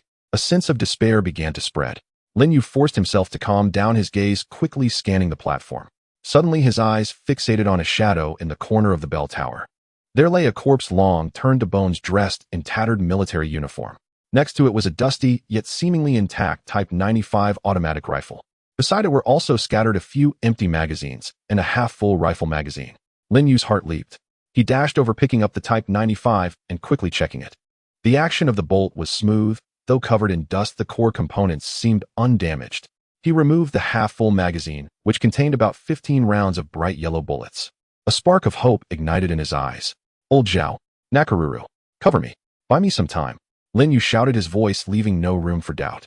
Though unsure of Lin Yue's intentions, Zhao Weiguo and Nakarura, trusting him, immediately organized the remaining members, using the railing at the edge of the platform as cover and desperately suppressing the zombies trying to breach the stairway obstacles with their dwindling ammunition. Lin Yue, with his back to everyone, crouched in the corner, tightly gripping the Type 95 rifle and the half-full magazine in his hands. Replicate. Replicate this gun. Replicate this magazine. A familiar warmth surged into his hands. His mental energy began to drain continuously. The next moment, a matching Type 95 rifle appeared in his left hand. In his right hand, he also had an identical half-full magazine. It worked. He did not hesitate, immediately loading the replicated magazine into the replicated rifle, then gripping both rifles and two magazines, one original half-full, one replicated half-full, in his hands simultaneously. Replicate again. The warmth intensified and drained more. A slight dizziness struck his brain. For Type 95s. For half-full magazines. Do it again. 8 rifles. 8 magazines. His mental energy poured out like a floodgate opened, and Lin Yue's face visibly paled, but he gritted his teeth, his eyes wild and focused. The exponential growth. The number of rifles and magazines frantically stacked up.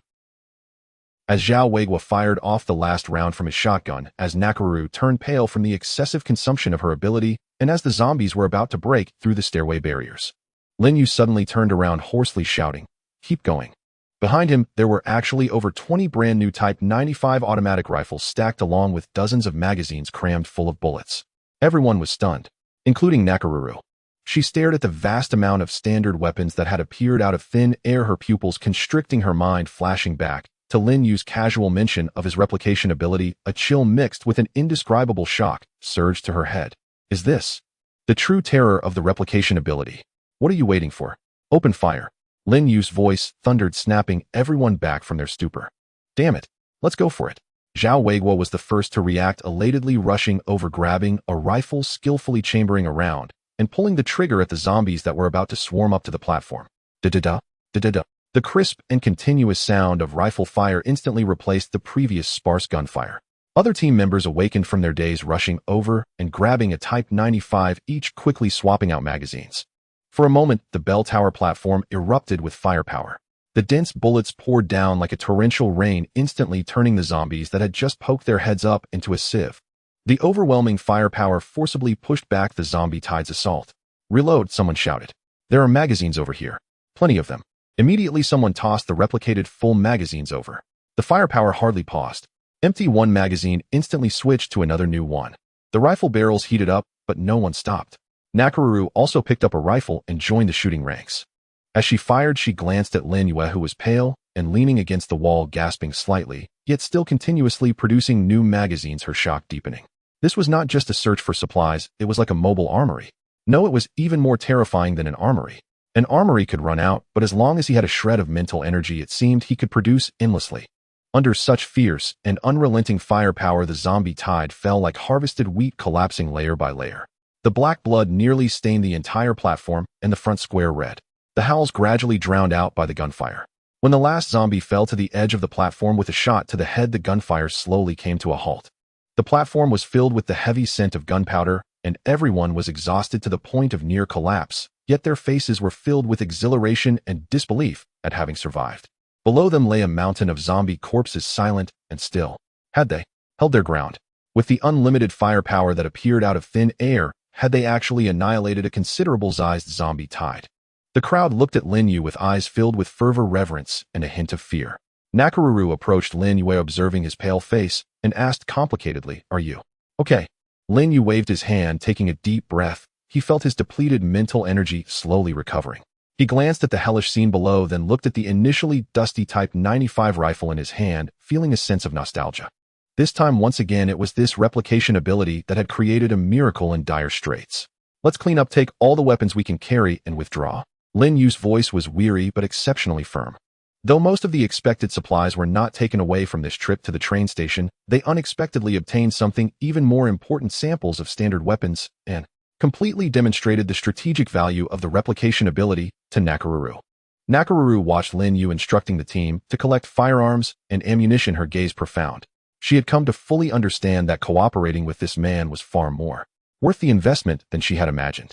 This seemingly ordinary quarry base probably exceeded her imagination in terms of potential. The crisis of the zombie tide had been averted, but the unlimited armory capability displayed by Lin Yue had cast a heavier stone in Nakaruru's heart and that of all the team members. The smoke from the tide of corpses at the train station has yet to fully dissipate in memory. The blood-soaked path forged through infinite bullets, along with the shocking scene of Lin Yue seemingly creating a plethora of standard weapons, is indelibly imprinted in the minds of every witness. On the way back to the quarry base, the atmosphere felt somewhat silent. Beyond the relief of having survived the ordeal, there loomed an unutterable sense of awe towards Lin Yue's mysterious abilities. Neko Luyulu remained unusually quiet throughout the journey, her sharp eyes akin to those of a leopard often falling upon Lin Yue's silhouette, swirling with complex emotions. Shock, gratitude, contemplation, and a glimmer of resolute determination. Upon returning to the base, Lin Yue ordered the 20-plus Type 95 rifles and remaining ammunition brought back to be uniformly stored, as these standard weapons would significantly enhance the base's defensive firepower. Though the team members were fatigued, their spirits were in a peculiar state of exhilaration, gazing at Lin Yue with looks filled with near-worshipful trust. Neko Luyulu instructed her team to return to the outer camp for rest while she remained behind. She did not leave directly as usual, but waited until Lin Yue finished attending to his affairs, then slowly approached him while he stood alone atop the towering concrete wall, gazing into the distance. The setting sun cast a long shadow of her, contrasting with her usual agile and brisk demeanor, At this moment, she bore an air of solemnity. Lin Yue. She walked to Lin Yue's side, no longer using the title leader, her tone calm, yet imbued with an unprecedented seriousness. Lin Yue turned his head to look at her. He knew that what was inevitable would eventually come. The unreserved display of power at the train station would certainly provoke deeper contemplation from Neko Luyulu. Is there something you need?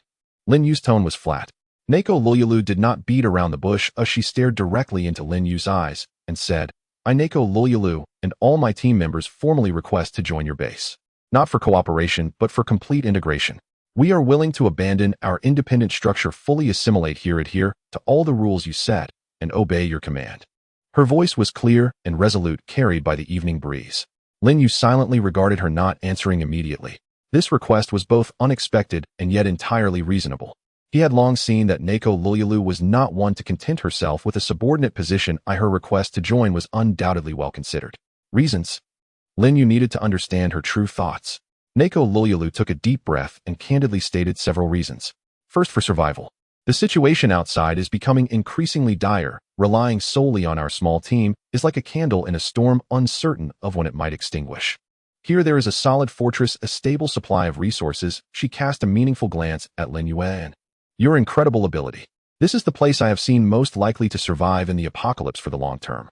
Second, your ability. She paused, a complex glint crossing her eyes. I witnessed it firsthand at the train station. That is not an ordinary supernatural power, it is a force capable of altering the dynamics of localized warfare. Someone with such power as you is worthy of following. I believe that under your leadership this base can go further, not just for survival, but perhaps to rebuild something. Thirdly, her tone softened slightly. Through these days of contact and cooperation, especially during the recent joint patrol, and this time fighting side by side at the train station, I consider you a capable, principled, and trustworthy leader. Following you, my brothers, and I will not feel stifled. After she spoke, she quietly awaited Lin Yue's response, her gaze candid and sincere. Lin Yue's gaze turned towards the dimly lit wilderness in the distance. Neko Luyulu's reasons were sound and practical. Her joining would indeed bring immediate combat strength. She herself was a powerful wind-type supernatural being, and her team members were all seasoned veterans and would completely eliminate a potential external instability factor. However, accepting them also meant greater responsibility and management pressure. He would need to truly regard them as his own, fairly allocate resources, and handle possible internal disagreements.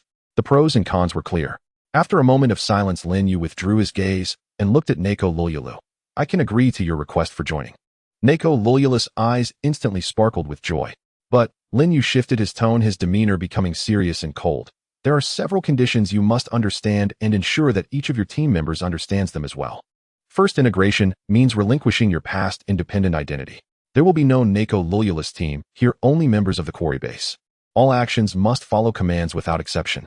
Second, resources will be allocated based on need, and contributions will determine treatment. I will not shortchange anyone who genuinely contributes to the base, but I will not support idlers, lazy individuals, or those harboring ulterior motives. Thirdly, and most importantly, Lin Yue's gaze was sharp as a blade, seeming to pierce through the heart. Loyalty. I offer protection and resources, but in exchange I require absolute loyalty. Any act of betrayal, regardless of the reason or who is involved, I will eliminate without mercy. His voice was not loud, yet it carried a bloody scent from having emerged from a sea of corpses, imbued with undeniable authority, causing even Neko Luyulu to feel a twinge of trepidation. Without hesitation, she nodded firmly, placing her right hand over her chest, performing a gesture of absolute obedience recognized within her small team. I, Neko Luyulu, hereby swear to lead all my team members to be loyal to you and to the quarry base, to abide by the rules and never betray. Should I violate this oath, may both gods and men forsake me.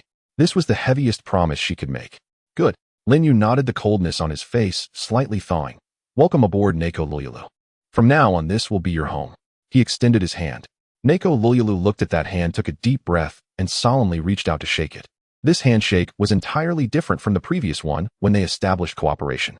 That was an equal and cautious alliance, while this was a confirmation of hierarchy, a foundation for belonging. Go and bring your team members in, or I will have Old Chun and Old Zhao arrange lodging and basic supplies for them.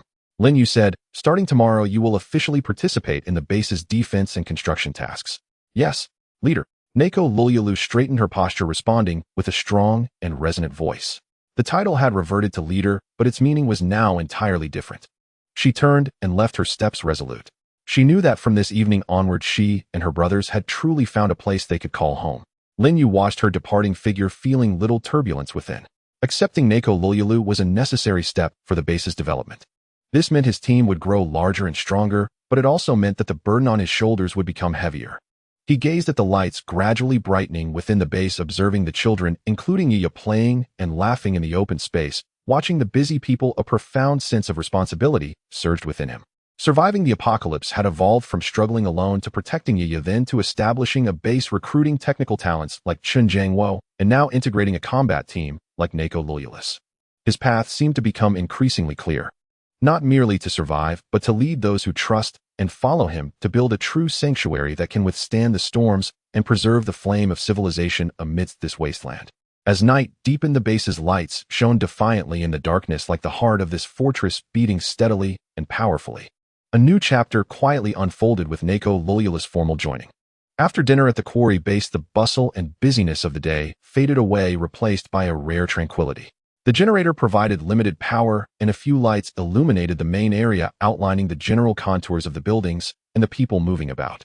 Most team members had already rested or were quietly chatting by the campfire, savoring the few moments of relaxation in the day. Lin Yue habitually took a walk around the base before bed. As he approached the experimental field, near the wall, he saw a figure sitting alone on a large stone at the edge of the field, hugging her knees and staring blankly into the deep night, illuminated by the faint moonlight and the distant glow of the campfire. It was Nako Lulu. She had just officially joined the base, and her teammates had been dispersed into the defense team, managed by Zhao Weigua, and the logistics construction group, led by Qin Jiangwo. For her, this might be a night that required adjustment. Lin Yue paused for a moment, but still walked over. The sound of footsteps startled Nako Lulu from her thoughts. She turned around abruptly, her eyes instantly regaining their usual sharpness and vigilance. After recognizing it was Lin Yue, she relaxed slightly. "Leader." She stood up and greeted him. "Please sit. No need to be formal." Lin Yue waved his hand and sat down on another stone not far from her. "Are you getting used to it since you just joined?" "It's okay. The brothers have all been well arranged," Nako Lulu replied, sitting back down. Her tone was calm, but Lin Yue could sense the faint trace of confusion and detachment deep within her. Transitioning from a commanding leader to a member who needs to take orders, this shift requires time. The two fell into silence for a moment. Only the sound of the evening breeze rustling the leaves in the experimental field and the distant chatter around the campfire could be heard. "Your name is quite special." Lin Yue broke the silence, seeking a topic. He was indeed a bit curious. Nako Lulu did not sound like a common name. Nako Lulu's mouth twitched slightly at his words, as if she wanted to smile, but carried a hint of bitterness. After a few seconds of silence, she spoke softly, her voice drifting in the night breeze. "This name was given to me by my younger sister. My real name is actually quite ordinary. It's Wang Na." Nako Lulu's gaze turned toward the void of darkness, as if lost in memories. "My sister, she was 5 years younger than me, a lively high school student before the apocalypse, who loved playing various games, especially one. A game about a female hero who wields a fan and can summon the wind. The hero's name is Nako Lulu." Her voice carried a nearly imperceptible tenderness and nostalgia. "She always said, 'Sister, you run as fast as the wind and fight fiercely. If the world ends, you can definitely protect me like Nako Lulu.' She insisted on calling me this name. At that time, I thought she was childish and found it annoying." Her tone gradually grew somber. "Later, the apocalypse really came. Neither of our parents survived. It was just my sister and me. I took her with me, hiding and fleeing desperately, trying to survive. On the day I awakened my abilities, it was to save her from a horde of zombies. At that moment, I realized that this name might really hold some significance. She relied on me a lot, and I vowed to protect her." Nako Lulu's voice began to tremble slightly. She took a deep breath, forcing herself to calm down, but her eyes seemed to glimmer in the moonlight. "Unfortunately, I still couldn't do it. 6 months ago, during a relocation, we were attacked by a type of mutant we had never seen before, one that could burrow underground. The team was scattered, and I sacrificed myself to divert most of the monsters so that she could leave with the others. When I finally shook them off and returned to find them, I only found her torn backpack and a pool of blood." Her voice was so soft it was almost inaudible, carrying a sense of numbness, as if crushed. "I couldn't even find her body." Lin Yue listened in silence, imagining the despair she must have felt. Such tragedies played out every day in the apocalypse, but when they happen to loved ones, the pain is enough to destroy a person. He looked at Nako Lulu, who appeared especially thin, yet stood tall in the night. He understood her. Her resilience, akin to that of a lone wolf, and the occasional fierce look she revealed, might stem from the trauma of losing a loved one and the immense guilt that followed. "Since then, I have only used the name Nako Lulu." She lifted her head, gazing at the cold moon in the sky, as if this would prevent her tears from falling. It serves as a memory and also as a reminder. A reminder that I am not strong enough, a reminder that I cannot lose anything important again. She turned to Lin Yue, her eyes having regained much of their calmness, though deep down a trace of lingering sorrow and determination remained. So I fight to survive with the remaining brothers, seeking opportunities to grow stronger, searching for a place where I can stand firm without watching my loved ones disappear. Here, she pointed to the ground beneath her feet. I see hope. Not only because of your abilities, but also because there is a sense of living here rather than just not dead. That child Yue reminds me of my sister when she was little. She did not continue, but her meaning was clear. She chose to join to find a new home, a safe place where she and her brothers could live steadily without repeating past tragedies. Lin Yue listened quietly to her story, offering no consolation or judgment. In the apocalypse, words often feel powerless. He waited for her to finish before slowly speaking, his voice calm, yet imbued with strength. The past cannot be changed, but the future can be. He looked at the flickering lights within the base. As long as you truly treat this place as home, and its people as family, I promise you'll have a reliable back to lean on. We cannot guarantee absolute safety, but together we can make this place safer and minimize the chances of tragedy occurring. Neko Lulu looked at Lin Yue. In the moonlight, his profile appeared sharp, yet his eyes were exceptionally clear and resolute. The confusion and detachment in her heart seemed to dissipate unconsciously. She nodded vigorously, yes. I understand. The two fell silent again, but this time the silence was no longer filled with barriers. Instead, it was imbued with a sense of understanding and camaraderie. The night breeze blew, bringing a hint of coolness along with the faint singing from the campfire.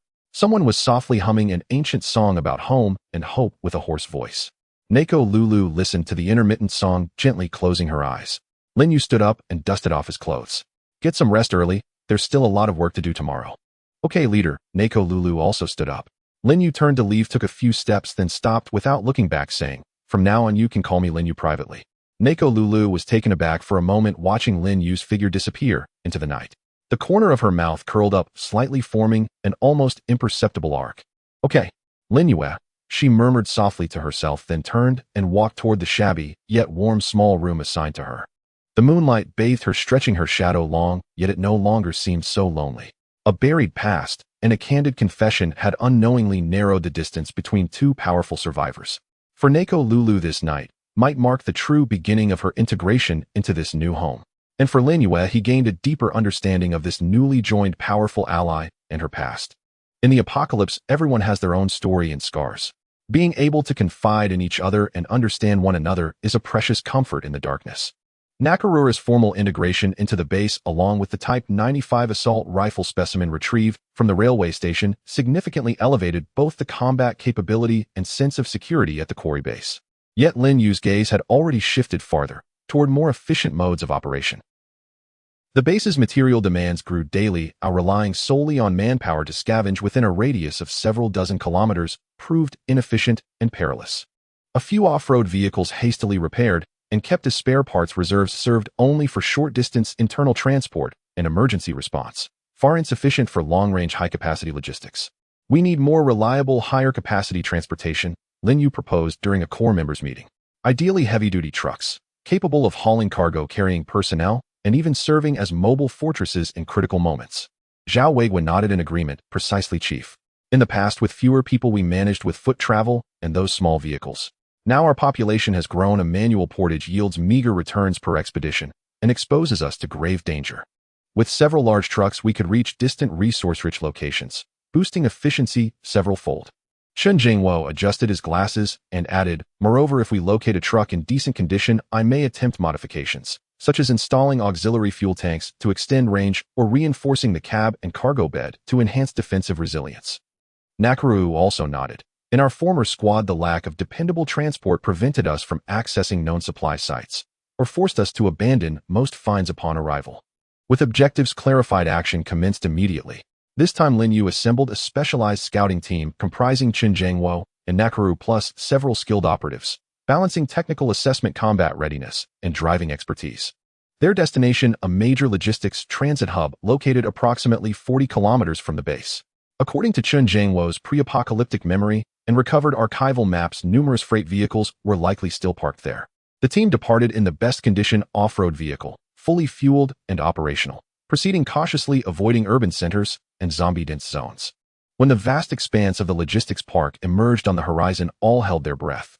Its main gate stood wide open. Inside lay chaos. Abandoned shipping containers, scattered parcels, and desiccated bloodstains etched across the ground. More crucially, across the sprawling parking lot stood dozens of freight trucks of various models. Dusty, rusted, some damaged, but abundant enough that viable units were certain to be found. Fan out and inspect. Prioritize vehicle condition, tires, and fuel tanks. Lin Yue commanded. Team members instantly dispersed in pairs, methodically examining each abandoned steel leviathan. Most vehicles were in dire shape: batteries, stolen tires, deflated cabs, violently breached engine bays littered with torn wiring. The air hung thick with dust and the acrid scent of degraded motor oil. "Chief, over here," a team member called out, voice alight with excitement. Lin Yue and the others hurried over. There, nestled among a row of trucks, sat a relatively new matte green heavy-duty truck. Its exterior remained largely intact, the windshield unbroken, tires underinflated but undamaged, and most tellingly, a faint, unmistakable diesel odor wafted from the fuel cap seam. Chen Jiangwo stepped forward, tools in hand, and expertly lifted the hood. Though coated in grime, the engine block showed no visible structural damage. He then attempted to power the dashboard by connecting it to the off-road vehicle's battery. Several indicator lights flickered weakly to life. Promising. A spark lit Chen Jiangwo's face. The engine block appears sound. Wiring likely needs cleaning, and the battery is completely dead. Replacement is essential. The real question is whether it will start. He climbed into the cab while Lin Yue and Nakaruru maintained perimeter vigilance. After rummaging briefly, he located the ignition key and turned it. VRRR, VRRR, KKKK. The starter groaned, a dull, feeble thrum, as the engine refused to turn over. Battery is utterly depleted. Chen Jiangwo emerged, wiping sweat from his brow. "We need a fully charged truck battery, or else attempt to tow start." Lin Yue's eyes swept the lot and settled on a nearby light van. Intact body, but flat tires. An idea stirred. "Old Chen, can we salvage its battery for use?" Chen Jiangwo inspected the van, then shook his head. "Incompatible model, voltage and capacity mismatch too severe. It won't crank this beast." Thus they needed a suitable, fully charged truck battery, one they could replicate. The search continued. Ultimately, inside the cab of another severely damaged truck, they discovered an aged, but seemingly functional battery of the same model. "This is it," Chen Jiangwo exclaimed, cradling it like a relic. Lin Yue took the worn battery, focused his mind, and willed, replicate. A surge of warmth flowed through him, and in his palm appeared a pristine, fully charged battery of identical make. Mental energy expenditure was less than for replicating rifles, yet markedly greater than for bullets. Chen Jiangwo accepted the new battery with near-reverent care. He swiftly installed it into the green truck's battery bay and reconnected all terminals. One more try. Drawing a deep breath, he turned the key again. Vroom. This time the starter roared with raw power. Then, with a deep, resonant growl, the engine shuddered once caught and settled into a steady, commanding rhythm.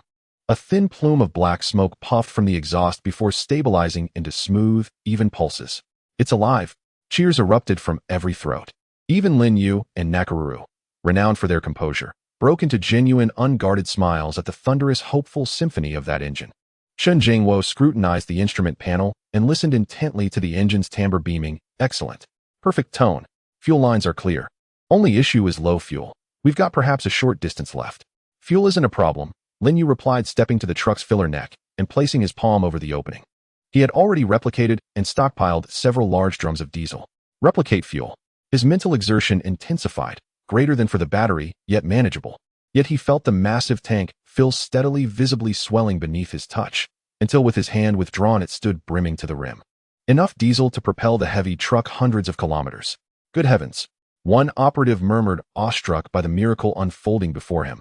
Though Nakaruru had anticipated Lin Yue's abilities, witnessing him effortlessly fill a truck's cavernous tank, materializing fuel from nothing, still struck her with profound, speechless awe. With one success secured, replication extended to others: 2 mid-sized trucks in fair condition and 1 additional off-road vehicle, functional and ideal for reconnaissance and route guidance. Lin Yue replaced each vehicle's battery with a replicated unit and topped off their tanks.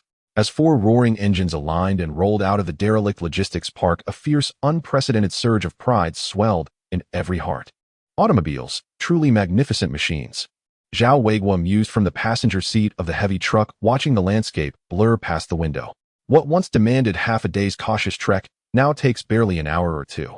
En route back, the convoy drew attention, drawing distant wandering zombies, but posed no threat, deterred by the vehicle's sheer power and the occasional rifle barrel protruding from windows. When the rumbling column entered the quarry base, pandemonium erupted anew. Staring at those gleaming by post-apocalyptic standards diesel-scented ironclad behemoths, base members scarcely believed their own eyes. What did this mean? Greater reach, and thus greater hauls. Rapid mobility and mass evacuation capability against large-scale threats. A dramatically expanded sphere of survival. Wonderful. We have vehicles now. Heavy trucks. How much can they carry? The chief is extraordinary. Acclaim and jubilation filled the air. Lin Yue dismounted and surveyed the steel steeds, symbolizing the base's next epic. Turning to Chen Jiangwo, he said, "Old Chun, these vehicles are now under your stewardship. See to their maintenance and modification, especially defensive enhancements." "Leave it to me, Chief."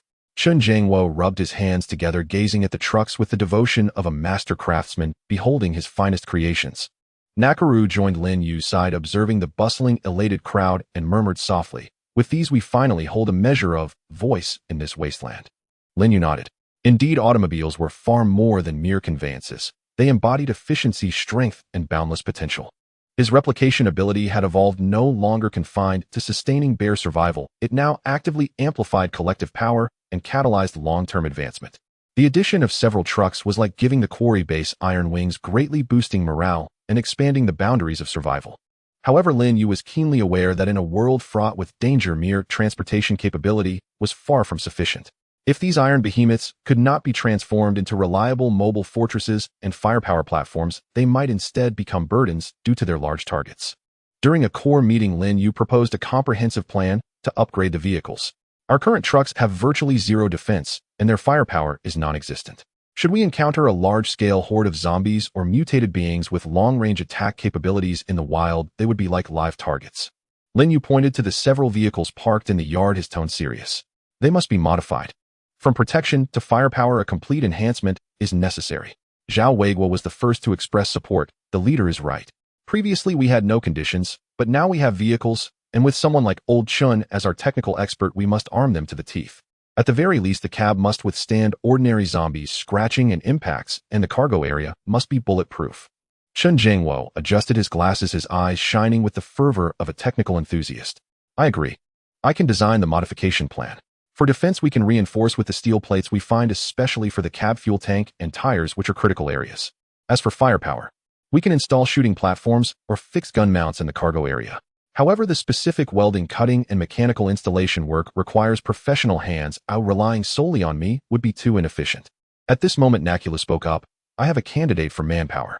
Chinchong, come out here. A sturdy man in his 30s with big hands and a somewhat shy demeanor stepped out from behind her, nervously rubbing his hands. Leader Chinchong used to be a driver in the army and opened a car repair shop back in his hometown. After his discharge, his skills are top-notch. The few broken vehicles in our squad have managed to hold up until now thanks to his constant repairs, Nakulu introduced. He is definitely proficient in vehicle maintenance and modifications. Lin Yue looked at Chinchong, his gaze scrutinizing. Chinchong, can you handle this? Chinchong straightened his chest, though still a bit nervous, but upon mentioning his area of expertise, his eyes immediately filled with confidence. Reporting to the leader.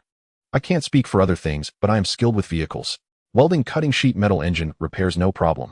As long as I have tools and materials, I guarantee I can make these trucks look great. Good. This was precisely the professional confidence Lin Yue wanted. Then Chen Jiangwo will be the chief person in charge of vehicle modifications, overseeing the overall design and plan review. Chen Changyu will serve as the technical supervisor responsible for the specific construction and leading the manpower. List the tools and materials you need, and he'll take care of it. Yes, leader. Chen Chang responded excitedly. Being entrusted with such an important task made him feel valued in the new collective. The modification work swiftly commenced. Chen Jiangwo and Chen Chang, the two tech geeks, immediately gathered around the trucks, engaging in enthusiastic discussions and measurements. Blueprints were quickly drawn up, though rough, the ideas were clear. Upgrading defense was the top priority. The list was promptly handed to Lin Yue: a large quantity of steel plates of varying thickness, angle steel, seamless steel pipes, high-performance bulletproof glass, at least for the cab, and wear-resistant tires.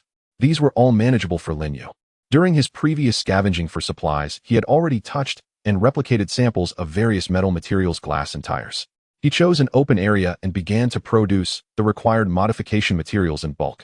Soon piles of uniformly sized new steel plates, angle steel, and pipes formed small mountains, along with several heavy bulletproof glass panels and several oversized off-road tires. This once again left both new and old team members in astonishment, giving them a more intuitive understanding of the leader's superpower. With the materials in place, Chunchong immediately led a few selected nimble team members to begin construction. The cab became the focal point of protection. They reinforced the door's roof and hood with thick steel plates, as if donning the cab with a layer of iron armor. The front windshield and side windows were replaced with replicated bulletproof glass. Although heavy, it significantly increased the sense of security. They even installed a simple ram made of thick, seamless steel pipes at the front bumper to clear road obstacles or confront zombie charges. The fuel tank and tires, being vulnerable parts, also received special attention. The fuel tank was wrapped in additional steel plates, and the tires were fitted with simple metal side skirts to prevent easy tearing by zombies. The modifications to the cargo area were more aggressive.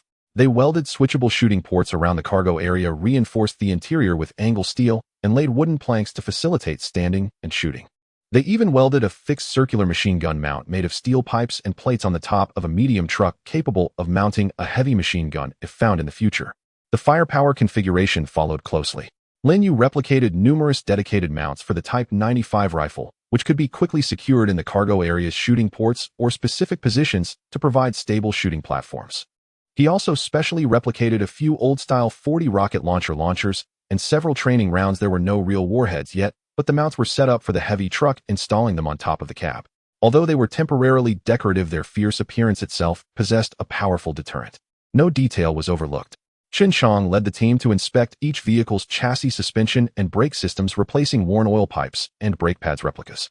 He also successfully repaired the vehicle's built-in air conditioning systems using found parts, a luxury in the hot apocalypse, and installed high-powered onboard radios replicas, greatly enhancing communication capabilities. The entire modification process lasted nearly 10 days.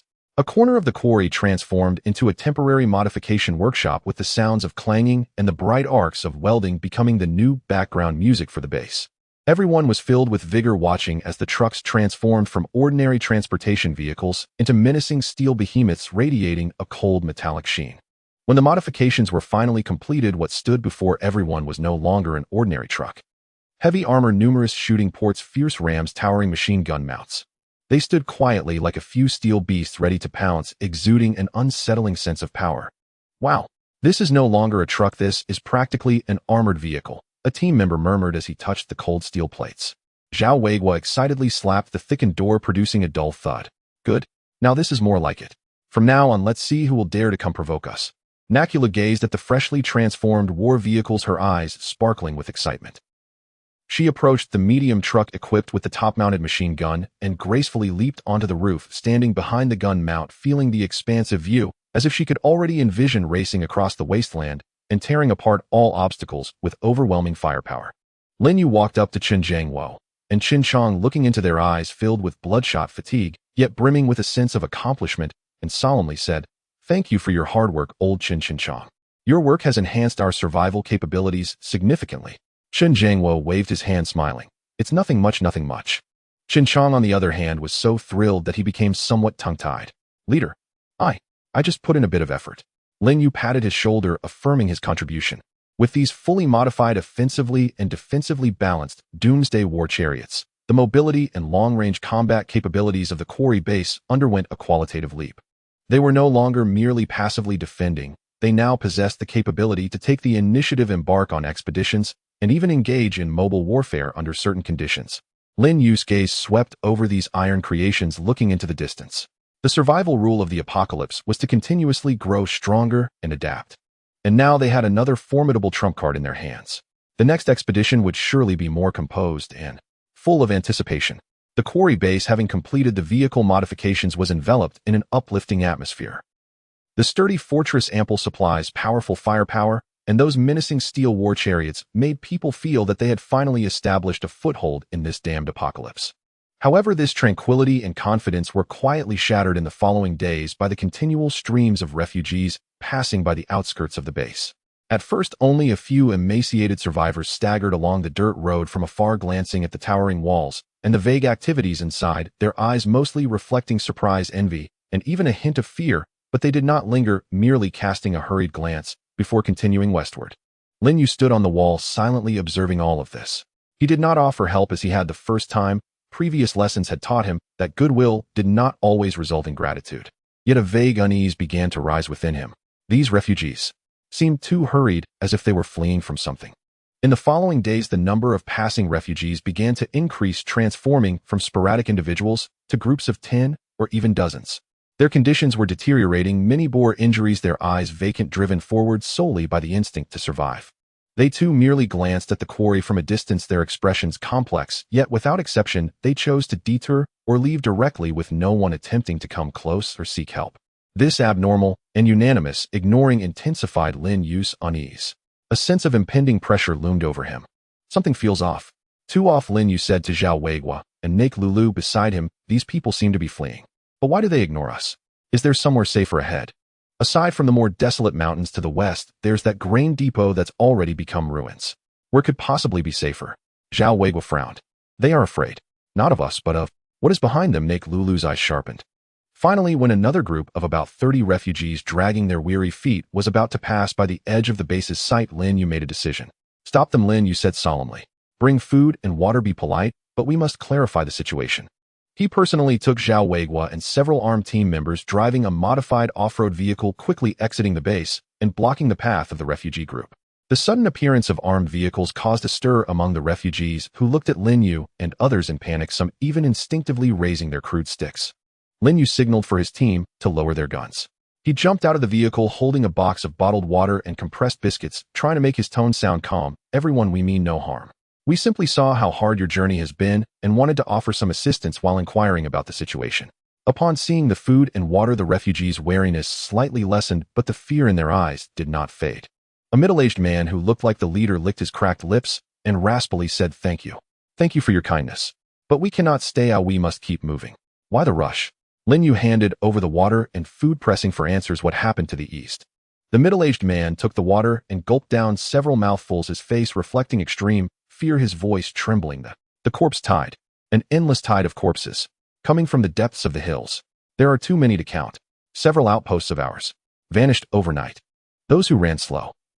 They are everywhere. We can't stop them. And those particularly large ones that can smash down walls. Run. You all should run too. They are coming this way. An endless tide of corpses, coming from the depths of the hills, heading towards the quarry. These keywords struck Lin Yue's heart like a hammer. All his previous unease was now validated. How far away are they? How many are there? Lin Yue suppressed the tumult within him and calmly inquired. I can't say exactly. When we escaped, they were still dozens of kilometers away, but they weren't slow. As for the numbers, it's impossible to see the end. The middle-aged man was still trembling. Your walls may be high, but I'm afraid. He didn't finish the thought, but the meaning was clear.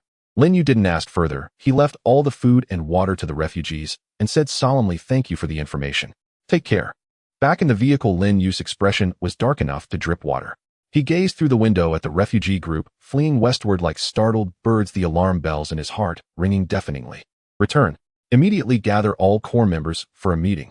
Lin Yue's voice carried an unprecedented gravity. Inside the base's conference room, the largest room in the original office building, the atmosphere was oppressive, making it hard to breathe. Lin Yue relayed the intelligence he had gathered without reservation to Chun Jiangwo, Zhao Weiguo, Nake Lulu, and all management personnel. That is the situation.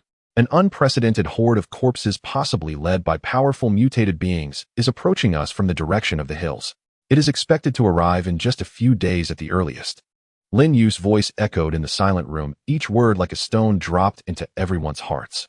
Everyone was stunned by this news. All the previous stability and achievements seemed to have become fragile in the face of this colossal threat. Should we flee or stay?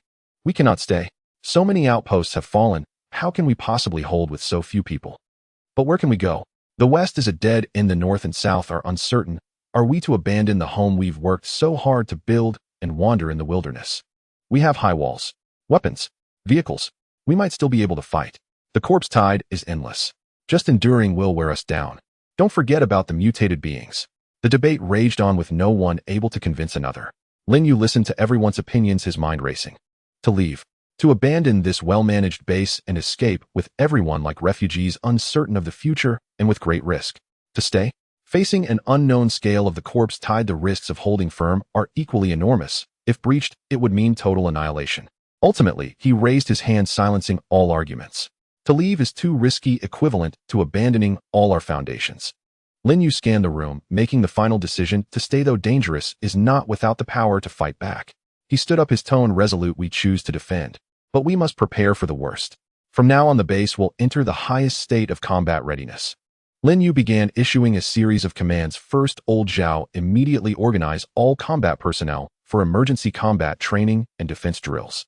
Familiarize yourselves with every segment of the walls and every shooting position. Second, Old Chen Chong, lead the logistics team and reinforce defenses at any cost, especially at the gates and weak points of the walls. Fill all vehicles with fuel and prepare them to start at any moment, serving as the last mobile force and retreat assurance.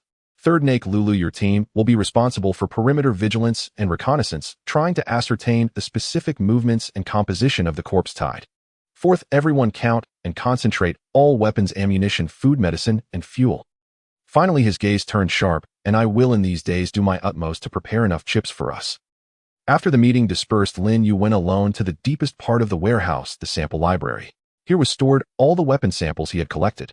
There was a dusty Type 95 rifle, several military grenades, a fairly intact Type 81 light machine gun, found in an abandoned police station, and even a small box of bullets of various calibers.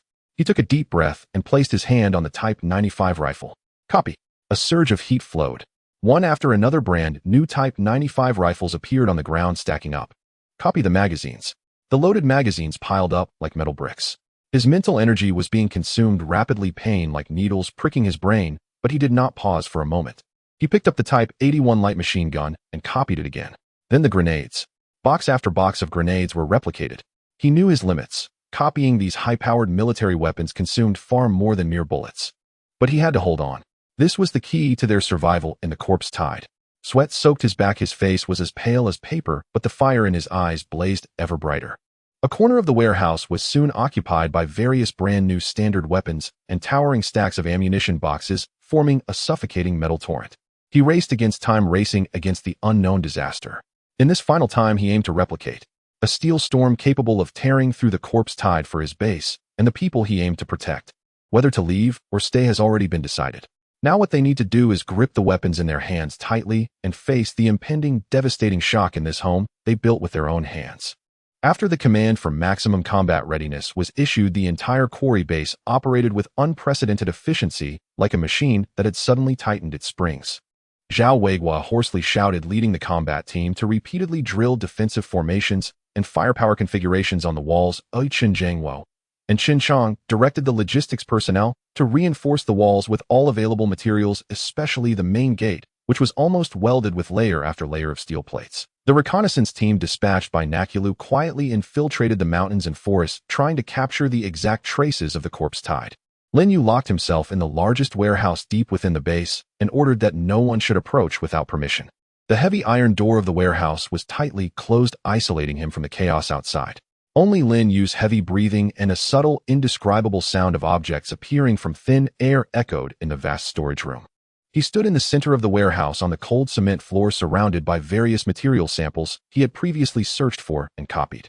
But his gaze was firmly fixed on the few weapons in front of him: the old Type 95 rifle, the Type 81 light machine gun, a few standard grenades, and several different models of magazines. Time was of the essence. He had to act without delay. Let's begin. Lin Yue murmured, his eyes instantly becoming as resolute as rock. He reached out and tightly grasped the Type 95 rifle. Copy. Familiar hot energy surged from deep within his body like a floodgate bursting open, rushing towards his arms. It was more vigorous than any previous copying. His brain felt as if it was being struck with a heavy hammer. Overwhelming dizziness hit him. But he gritted his teeth, enduring this wave of mental shock. In the next moment, his left hand suddenly dropped. A brand new Type 95 automatic rifle, gleaming with a bluish paint finish, appeared out of thin air in his hand. It contrasted sharply with the dust-covered mother rifle in his right hand. Without pausing, Lin Yue placed the copy on the ground and tightened his grip on the rifle in both hands again. Copy. The hot energy surged once more. The dizziness intensified. His temples throbbed. 2 rifles became 4.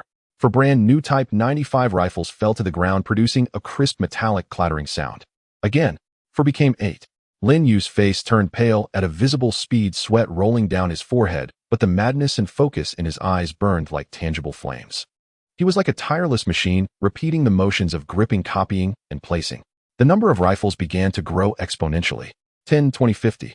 They were haphazardly stacked together, quickly forming a hill of gleaming metallic luster at his feet. His mental energy was burning wildly. Every copying felt like a part of his strength was being drawn directly from his soul. A splitting headache set in, his vision began to blur, and he could even feel warm liquid flowing from his nostrils. It was blood. But he couldn't stop. The shadow of the corpse tide hung over him like the sword of Damocles, and every second was critical. When the number of rifles exceeded 100, Lin Yue felt as if his brain was being emptied, waves of emptiness and intense pain constantly assailing him. He had to stop, leaning against a nearby cargo box, gasping heavily, his combat suit soaked with sweat. Not enough. Far from enough. He looked at the hill of rifles, then at the faint sounds of busy activity coming from outside, wiping the blood from his nose with a fierce motion. After a brief rest, he turned his attention to the magazines. He picked up a 30-round magazine packed with bright yellow bullets. Copy. The consumption of hot energy was relatively smaller, but the quantity was overwhelming. 1-2-10-50. The fully loaded magazines fell to the ground with a clanging sound like golden bricks quickly stacking up beside the rifle hill, forming another smaller, yet more alarming gold mountain. Next was the Type 81 light machine gun. The consumption to copy it far exceeded that of the rifles, and when 3 brand new Type 81 light machine guns appeared on the ground, Lin Yue nearly lost his balance, his vision darkening. Lastly, he copied a total of 5 large boxes of grenades, each containing 20. Looking at those dark green iron lumps, symbols of death and destruction, Lin Yue finally couldn't hold on any longer. He staggered back a few steps, leaning against the cold wall, gasping heavily, feeling as if his entire body had been drained with not even the strength to move a finger. The warehouse fell into dead silence. Only the mountain of brand new weapons silently bore witness to the incredible events that had just unfolded. After a long while, Zhao Weiguo's cautious knocking and inquiring voice came from outside. Chief, are you okay? We are almost ready on our end. Lin Yue barely mustered a bit of strength, replying hoarsely. Come in. The warehouse door was slowly pushed open. Zhao Weiguo, Chun Jiangwo, Nakulu, and other core members, along with a few curious team members, cautiously peeked in. Then everyone seemed frozen in place, as if under a spell at the doorway. Time appeared to stand still at that moment.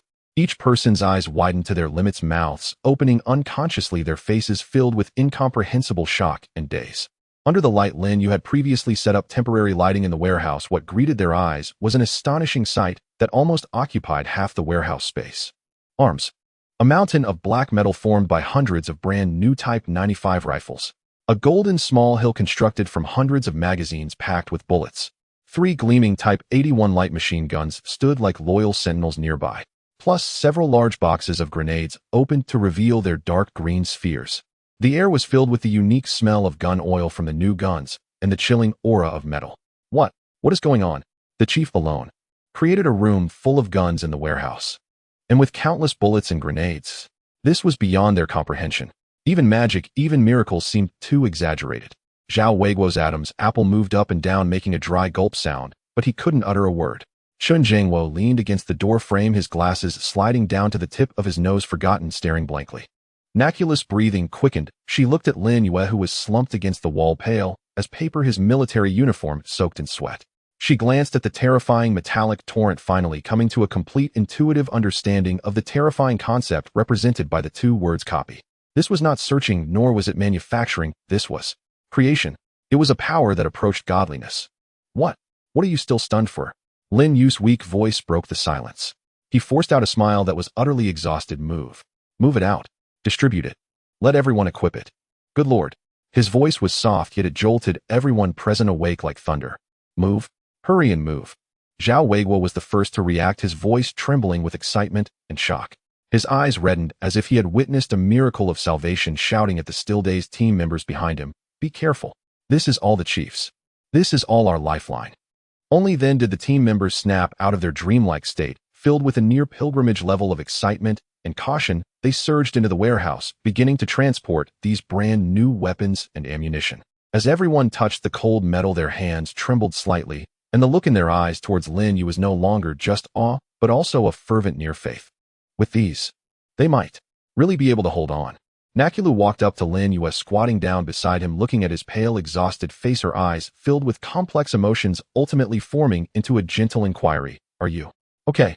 Lin Yue barely lifted his eyelids, glanced at her, and forced a smile. Not dead. Just a bit tired. He knew he had nearly exhausted his mental energy and needed time to recover. But before the corpse tide arrived, he had to adjust as quickly as possible. Outside the warehouse, the sounds of excited cheers and noisy equipment changes soon erupted. Brand new Type 95 rifles were distributed to the combat team members. Heavy magazines filled every magazine pouch. Light machine guns were set up at designated fire points, and grenades were cautiously allocated. In a short time, the armed forces of the entire base underwent a transformation like never before. And all of this stemmed from the man who had almost magically created it all alone in the warehouse. The news that the chief had created a room full of guns spread like the most potent stimulant throughout the entire base, sweeping away the panic and oppression brought by the message of the corpse tide. What replaced it was an unprecedented confidence and high-spirited fighting spirit. Leaning against the wall, Lin Yue listened to the commotion outside, feeling a faint recovery of strength within him, and slowly closed his eyes. The chips were ready. Now he just waited for the wave of destruction to come crashing at his door. The quarry base resembled a startled hedgehog with all its spikes raised. Brand new weapons were distributed to every combat team member, the heavy magazines and grenades, instilling an unprecedented sense of confidence, yet also making the atmosphere so tense it felt suffocating.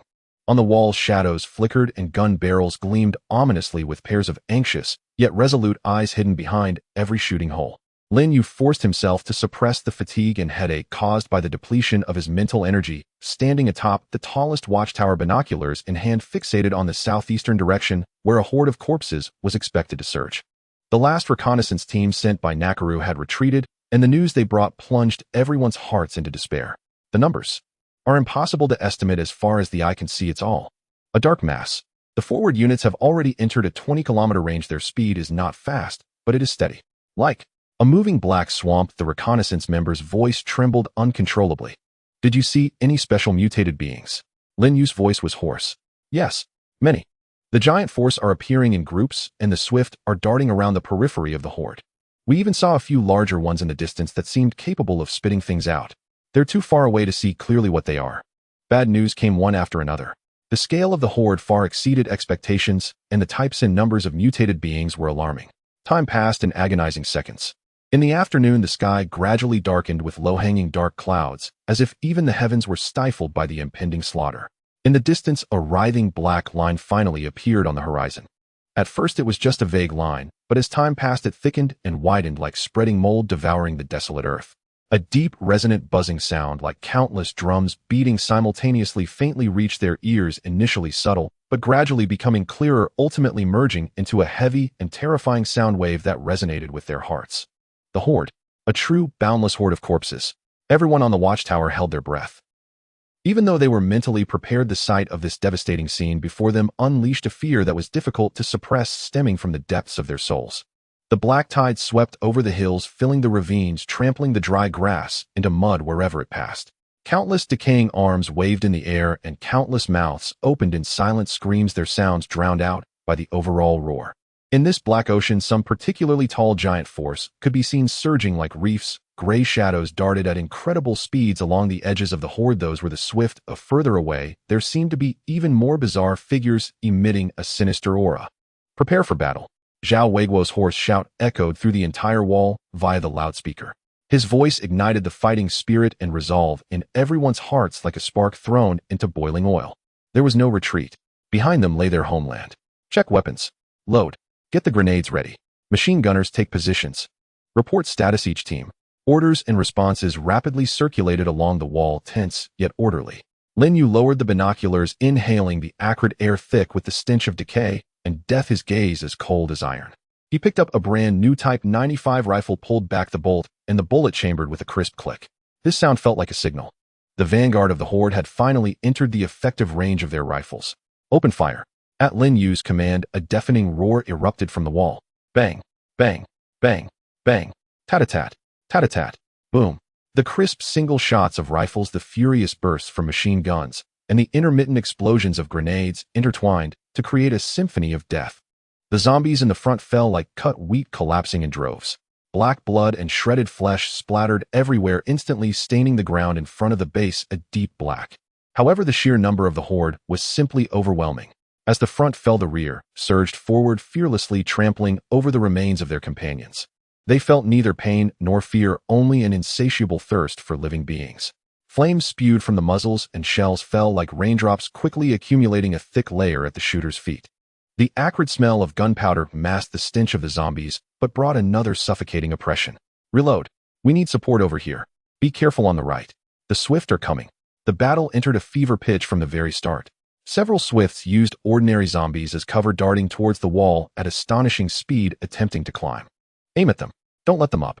Nakaru shouted, her wind blades howling as she cleaved one of the leaping swifts into midair. But her face paled slightly, as well as the expenditure of her abilities was equally immense. Other team members concentrated their fire, turning the climbing swifts into a sieve. However, more zombies surged forward, beginning to slam their bodies against the wall, using their rotting fingers to claw at the crevices in the concrete. Though the reinforced wall stood firm, the dull, relentless thuds echoed like a hammer striking each person's heart. Giant force. The giant force are coming. A few deep roars sounded as several massive giant force pushed aside ordinary zombies in their path, like heavy siege hammers violently charging towards the base gates and several sections of the wall. Bang! The entire wall seemed to tremble. The reinforced gate emitted a painful groan. Rocket launcher. Use the rocket launcher. Lin Yue shouted. The prepared team members immediately hoisted the replicated 40mm launchers, though they were merely props for training rounds. Their appearance was intimidating enough, as Lin Yue had forewarned that this was just a bluff aiming at the few giant forces. Upon seeing the menacing launchers, the giant forces seemed to hesitate instinctively. It was in this moment of hesitation. Concentrate fire. Aim for their heads. Lin Yue seized the opportunity, flames spewing from his Type 95 as bullets accurately struck the relatively weak eye sockets of the giant forces. Other team members quickly redirected their aim, a hail of bullets descending like a metal storm, instantly riddling the giant forces, with holes causing them to crash to the ground. The crisis was temporarily averted, but everyone knew this was just the beginning. The horde seemed endless, with black waves surging one after another, never ceasing. Ammunition was rapidly depleting. Although Lin Yue had previously replicated a large quantity, the intensity of the consumption was visibly reducing their reserves. The team members' arms ached and went numb from prolonged shooting, their ears ringing from the gunfire, their faces smeared with gunpowder and splashed black blood, yet no one shrank back. With bloodshot eyes, they mechanically repeated the actions of shooting, reloading, and shooting again. Lin Yue shot while calmly observing the battlefield. His replication ability could not be used on a large scale in battle for the time being. The recovery speed of his mental energy lagged far behind its consumption. He had to reserve this power for the most critical moments. As dusk fell, the floodlights set up in advance at the base turned on, casting massive beams across the battlefield, illuminating the hellish scene below as if it were daylight. Under the lights, the zombies appeared even more grotesque and terrifying. The battle raged on through the entire night. Beneath the walls, a thick layer of zombie bodies had accumulated, almost forming a slope. The subsequent zombies began to climb more easily over this slope, made of their fallen brethren.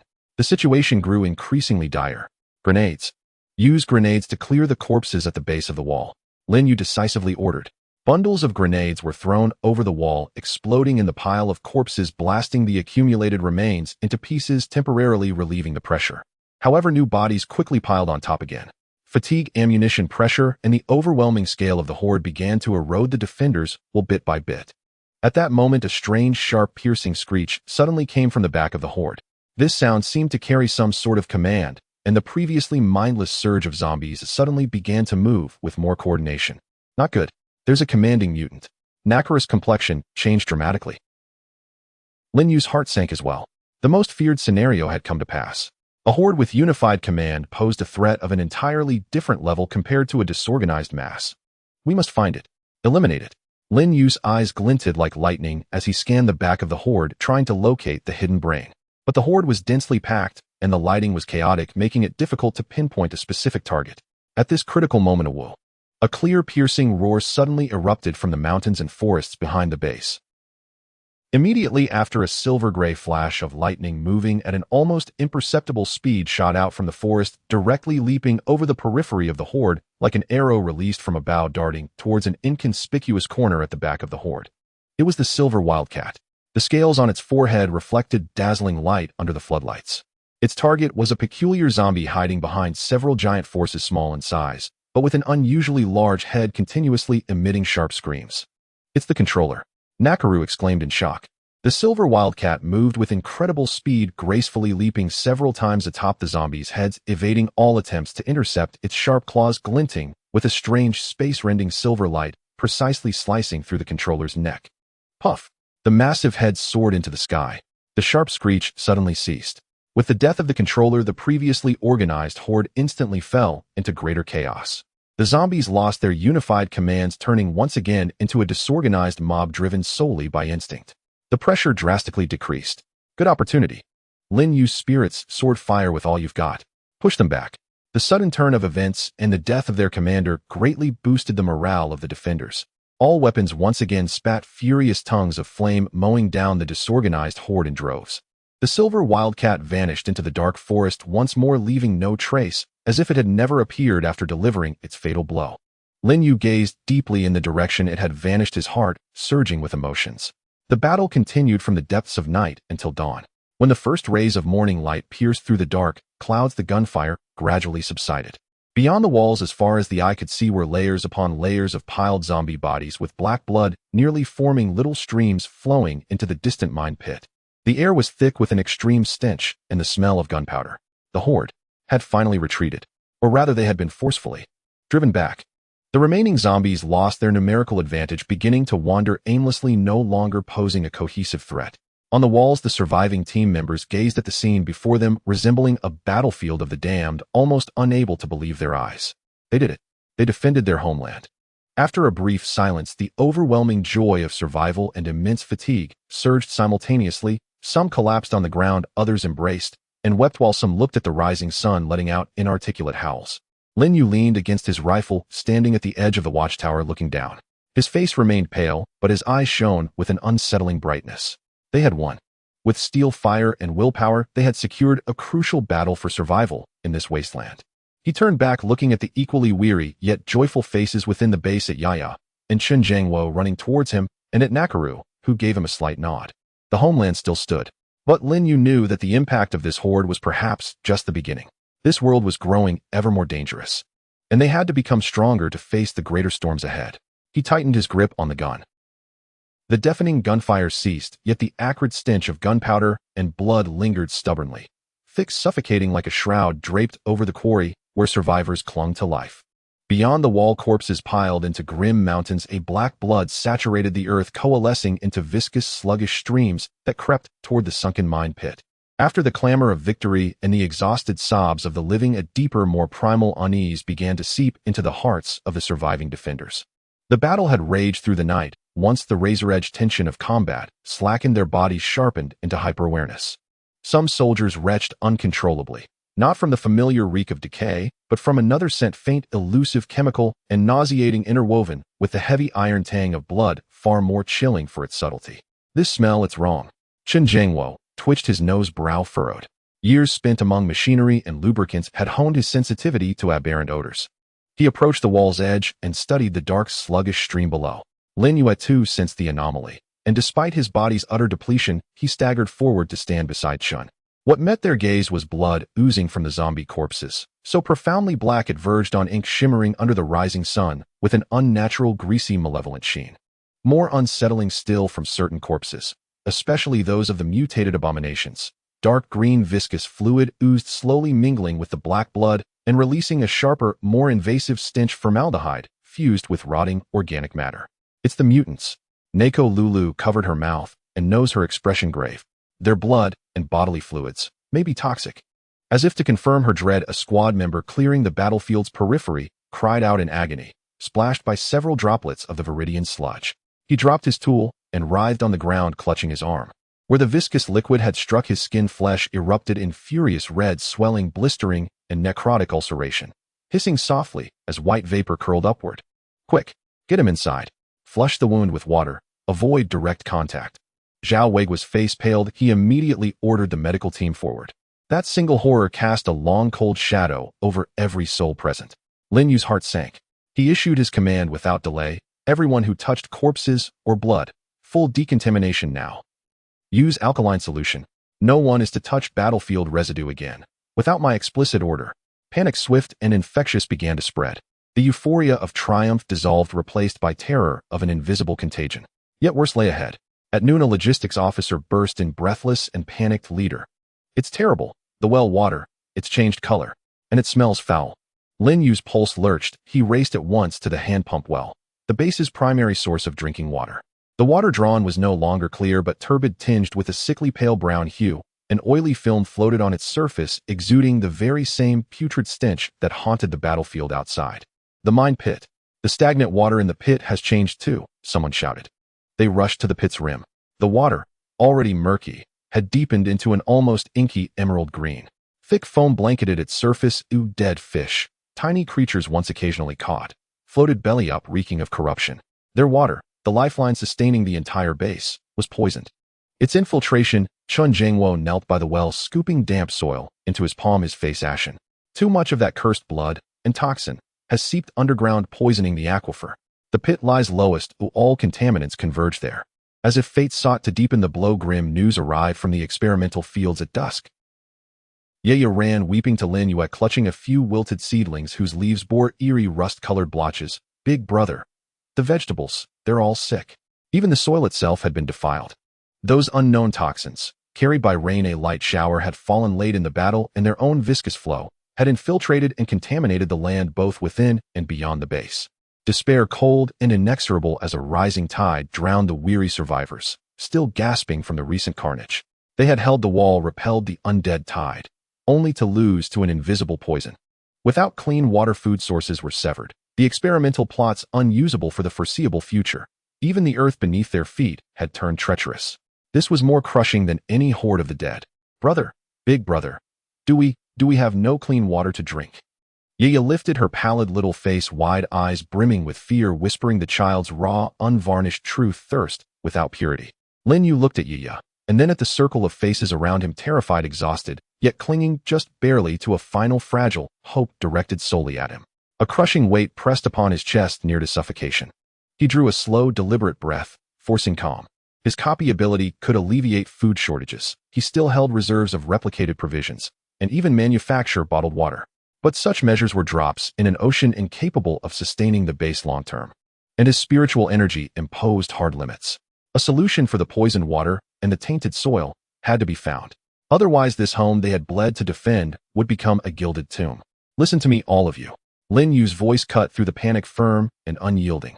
The water crisis, I will handle it. Old Chun, immediately deploy teams to collect as much rainwater as possible using our stored containers. Though atmospheric pollutants may taint it, it remains safer than groundwater or pit water. Simultaneously construct temporary rainwater filtration systems. Old Zhao, organize personnel to strictly guard the contaminated well and mine pit. Erect warning perimeters. Absolutely no access, no usage. Neko Lulu, intensify patrols. Be vigilant for secondary mutations or new threats spawned by the contamination. His commands flowed swift and decisive, steadying the trembling collective spirit. As for purifying the land and water, Lin Yue's gaze settled on Chun Jangwo and Neko Lulu. We must devise a way. Old Chun, scour every technical manual we possess for traditional water purification or soil remediation methods. Neko Lulu, lead reconnaissance teams farther afield, searching for untainted, pristine water sources. Yes, leader. As if finding their anchor, the others sprang into motion. Lin Yue strode to the warehouse and began replicating vast quantities of sealed bottled water and packaged rations, emergency stockpiles. Watching his spiritual energy drain rapidly once more, he tightened his brow. This was no sustainable path. He walked to the wall and gazed outward, at that blighted land desecrated by death and toxin, his heart heavy. The zombie tide had been a tempest, visible, violent, fleeting. This contamination was a silent erosion, more insidious, more enduring, more venomous. A silver lynx flickered across the distant ridge, its silhouette seeming to survey this accursed terrain. The home had been defended, but it was now ill. A new war, more intricate, more perilous, had already begun. This time their enemy wore no face, only invisible toxins, and a landscape steeped in despair. Lin Yue knew he must find the antidote, swiftly, or every sacrifice, every drop of blood spilled would dissolve into meaninglessness. The quarry base was engulfed in a despair more suffocating than during the siege of the zombie tide. The visible enemies could be torn apart by bullets, but this invisible pollution eroded the very foundation of survival like a relentless disease. The bottled water and sealed food replicated by Lin Yue stabilized the situation temporarily, averting immediate chaos. However, everyone knew this was not a long-term solution.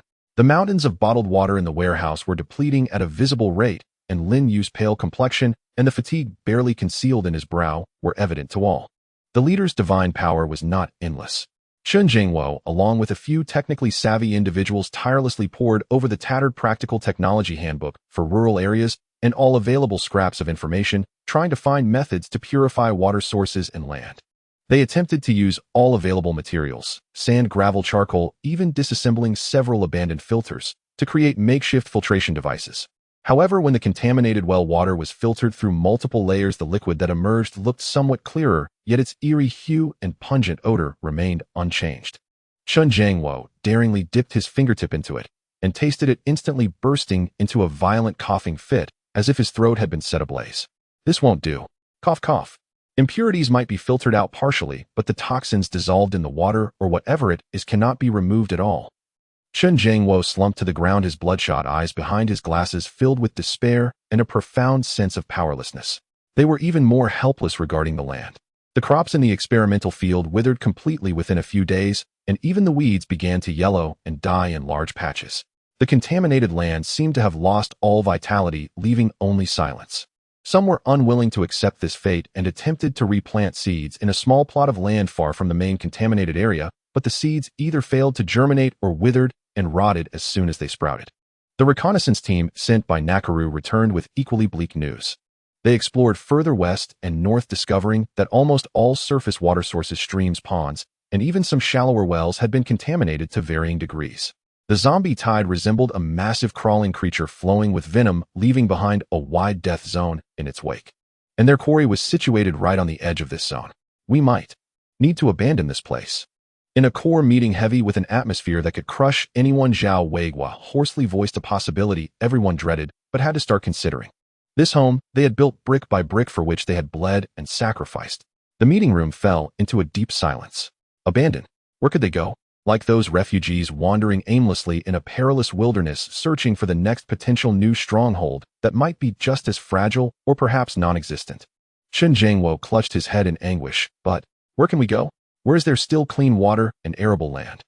We could head west, cross the pollution zone. Perhaps there is still hope. Nakaru said, her lips pressed tightly together, her sharp gaze barely concealing a hint of confusion. Yet the journey was long and the risks unknown. Moreover, with so many of us, vehicles, fuel, food. All were problems. All issues ultimately circled back to one point: resources. At this moment, the most crucial resources, clean water and arable land, were precisely what they lacked the most. Lin Yue listened silently to the discussions, his fingers unconsciously tapping on the table. His replication ability could solve many problems, but it could not conjure clean water sources and fertile soil out of thin air, at least not for now. His mental energy was limited, and maintaining the water supply for a survival base of nearly 100 people was an endless pit. His previous extensive replication of arms had severely drained him, and he had yet to fully recover. He had tried concentrating his mind to analyze or purify a bottle of contaminated water in hand, but aside from sensing the nauseating chaotic energy within and a faint repulsion against his own mental power, he obtained nothing. His ability seemed only to be able to replicate the state of existing materials, but could not alter their intrinsic properties. The contaminated water replicated remained contaminated. This feeling of powerlessness in the face of nature's, or rather distorted nature's, might was even more profound than when he faced the zombie tide alone. Brother. Yaya had slipped into the meeting room at some point, timidly tugging at Lin Yue's shirt, holding half a bottle of clean water she had saved and not dared to finish. Yaya won't drink water anymore here for brother. Brother is tired. His heart ached at the child's innocent words as he looked at Yaya's slightly chapped lips from the lack of water and the complete dependence and trust in her eyes. He picked up Yaya, gently patting her back, and said to everyone, "Giving up is the last resort, but it is not now." His voice was not loud, yet it carried an undeniable resolve. Continue to try all possible purification methods, even if there is only a glimmer of hope. Old Chen, you are responsible for the technical aspects. Whatever materials you need, I will find a way to procure them. Nakaru expand the reconnaissance range, focusing on seeking signs of deep underground water veins or any unusual, unpolluted areas. Old Zhao strictly control the distribution of existing clean water to ensure minimum survival needs. Meanwhile, organize personnel to collect all available containers in preparation for a possible migration. Prepare for the worst. He issued commands one by one, attempting to grasp every potential lifeline. As for me, Lin Yue's gaze swept over everyone, finally landing on the dim sky outside the window. I will find a way to solve the water issue. He did not specify how to do it, but everyone sensed a determination akin to burning ships from his unusually calm tone. After the meeting, Lin Yue ascended alone to the highest lookout tower. He gazed down at the once vibrant home, now shrouded in the shadow of death, looking at the eerie gleam of the mine and the dead experimental fields, a weight he had never felt before pressing on him, almost suffocating. His replication ability had given him the means to survive, even once leading him to believe he could create a paradise in this apocalyptic world. But reality cruelly reminded him that personal power remained insignificant in the face of a collapsing environment. He clenched his fists, his nails digging deep into his palms. Am I truly powerless? No, there must be a way. I just haven't found it yet. He needed time, needed information, needed breakthroughs. But before that, he had to hold on. He had to give everyone, including Yaya, a reason to keep going. As night fell, the polluted land glimmered ominously under the moonlight. The quarry base floated like a leaky boat in a stormy sea, struggling amidst a sea of despair. Everyone knew that if they could not find a method for clean water or a new habitable place, this boat's ultimate fate could only be sinking. Lin Yue stood atop the tower like a solitary sentinel, searching for a glimmer of light that nearly did not exist in the darkness. The pain of powerlessness transformed into a more fervent desire to survive. He absolutely could not fall here. Hope flickered like a dying candle in the wind at the quarry base, swaying weakly, yet could be extinguished at any moment by the cruel reality known as pollution. Attempts at purification had failed one after another. New water sources were nowhere to be found, and the reserves of clean water continued to dwindle under strict rationing. The atmosphere of oppression and despair was heavier than during the previous wave of corpse tides, as it was slow, formless, and seemingly unstoppable. Lin Yue locked himself in his room. Spread out before him were all the fragmented materials Chun Jiangwo could find regarding water treatment and soil science. His brow furrowed. His brain raced at high speed, trying to find a glimmer of impossible breakthrough from the fragmented knowledge and the characteristics of his replicating abilities. Yet the conclusion remained frustrating. He could not alter the essential properties of matter. Polluted water, no matter how many times replicated, would still be toxic. In this suffocating deadlock, a weak, intermittent sound like a stone thrown into stagnant water broke the silence of the base. It was the old radio that had partially regained functionality thanks to Qin Jiangwo, which had been trying to receive external signals. It was placed in the lobby of the office building, usually only emitting the crackle of electrical noise, yet at this moment a male voice came through, albeit fuzzy and filled with interference, but remarkably clear and official. Repeating, "This is National Emergency Observatory. According to satellite images, observed large-scale biological clusters. Activities moving southeast, westward. The numbers extremely vast. Warning, survivors along the way. Please evacuate as quickly as possible. Avoid main escape routes." Repeating once more. The voice was drowned out by a wave of intense electromagnetic interference, leaving only static. In the lobby, everyone who heard this broadcast was frozen in place, as if struck by a spell. National Emergency Observatory. Satellite images.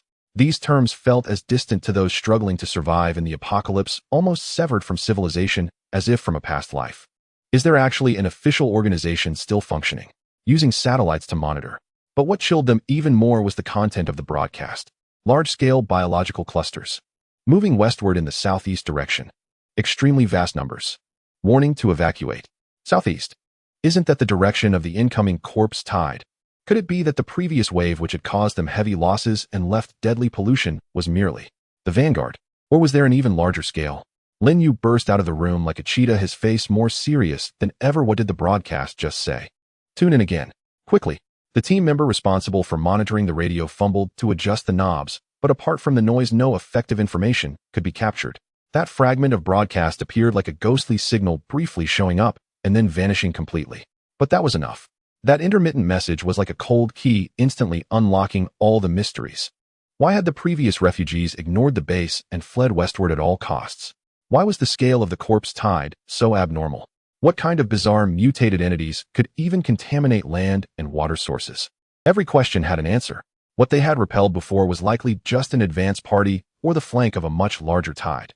And a truly terrifying, extremely vast main force of the corpse tide was heading towards them along the path to the southeast, or rather would sweep through their area, crushing everything in its path. The warning from the official organization and the confirmation of satellite images gave this information an authority far beyond any refugee's account. Leader, is this true? Zhao Weiguo's voice trembled, the last traces of color drained from his face. If the previous corpse tide had nearly cost them their lives, what kind of terrifying scene would the extremely vast main force described in the broadcast present? There was no way they could hold out again. Qin Jiangwo sat down heavily in a chair, murmuring, no wonder the pollution is so severe. It turns out this was just an appetizer. Na Kalulu clenched her fists, her knuckles white from the pressure, looking at Lin Yue with complex eyes. We are right on this main route, or very close. Everyone's gaze ultimately converged on Lin Yue. Previously abandoning their home had only been a painful choice. Now this question had turned into a mandatory one related to life and death. Staying meant waiting for death. Not just death from hunger and thirst, but from the impending, all-consuming main force of the corpse tide. Lin Yue closed his eyes and took a deep breath. Images flashed through his mind, Ya's cracked lips, the tired, yet hopeful eyes of his team members, and the polluted, lifeless land. Helpless. He was powerless against pollution. He was even more powerless against the impending greater destruction. All the previous struggles, all the constructions, all the sacrifices seemed so small and ridiculous in the face of this overwhelming apocalyptic tide. He slowly opened his eyes, all hesitation and pain replaced by a cold resolution. Notify everyone.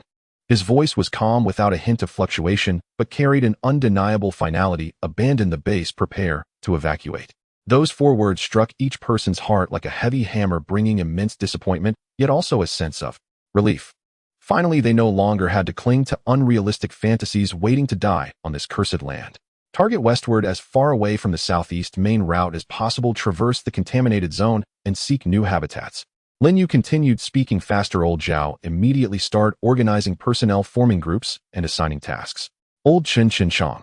Lead the technical team, check all vehicles, fill them with fuel, perform final inspections to ensure everything is foolproof. Nakalulu, your team will act as the advanced scouts, setting off early to find relatively safe routes and possible temporary stopovers. All non-essential supplies must be discarded. Only carry weapons, ammunition, the most important tools, medical supplies, and all remaining clean water and food. Act fast. We have little time left. Orders came one after another, clear and swift. The entire base began to operate at high speed as if wound up, but this time it was not for defense, but for escape. People remained silent, quietly packing their belongings, gathering their few possessions. Some could not help but look back at the towering walls, at the once lush experimental fields, at the houses they had built with their own hands, their eyes filled with reluctance and tears. This place had once been their hope, their home, but now they had to leave. Lin Yue stood in the center of the courtyard, watching the busy and sorrowful crowd, looking at the land he had poured countless efforts into. His heart weighed down like a heavy stone.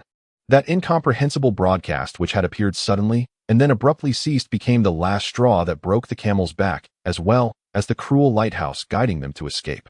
The road ahead was long, and life and death were uncertain. But at least they still had a chance to escape, a thread of hope to live.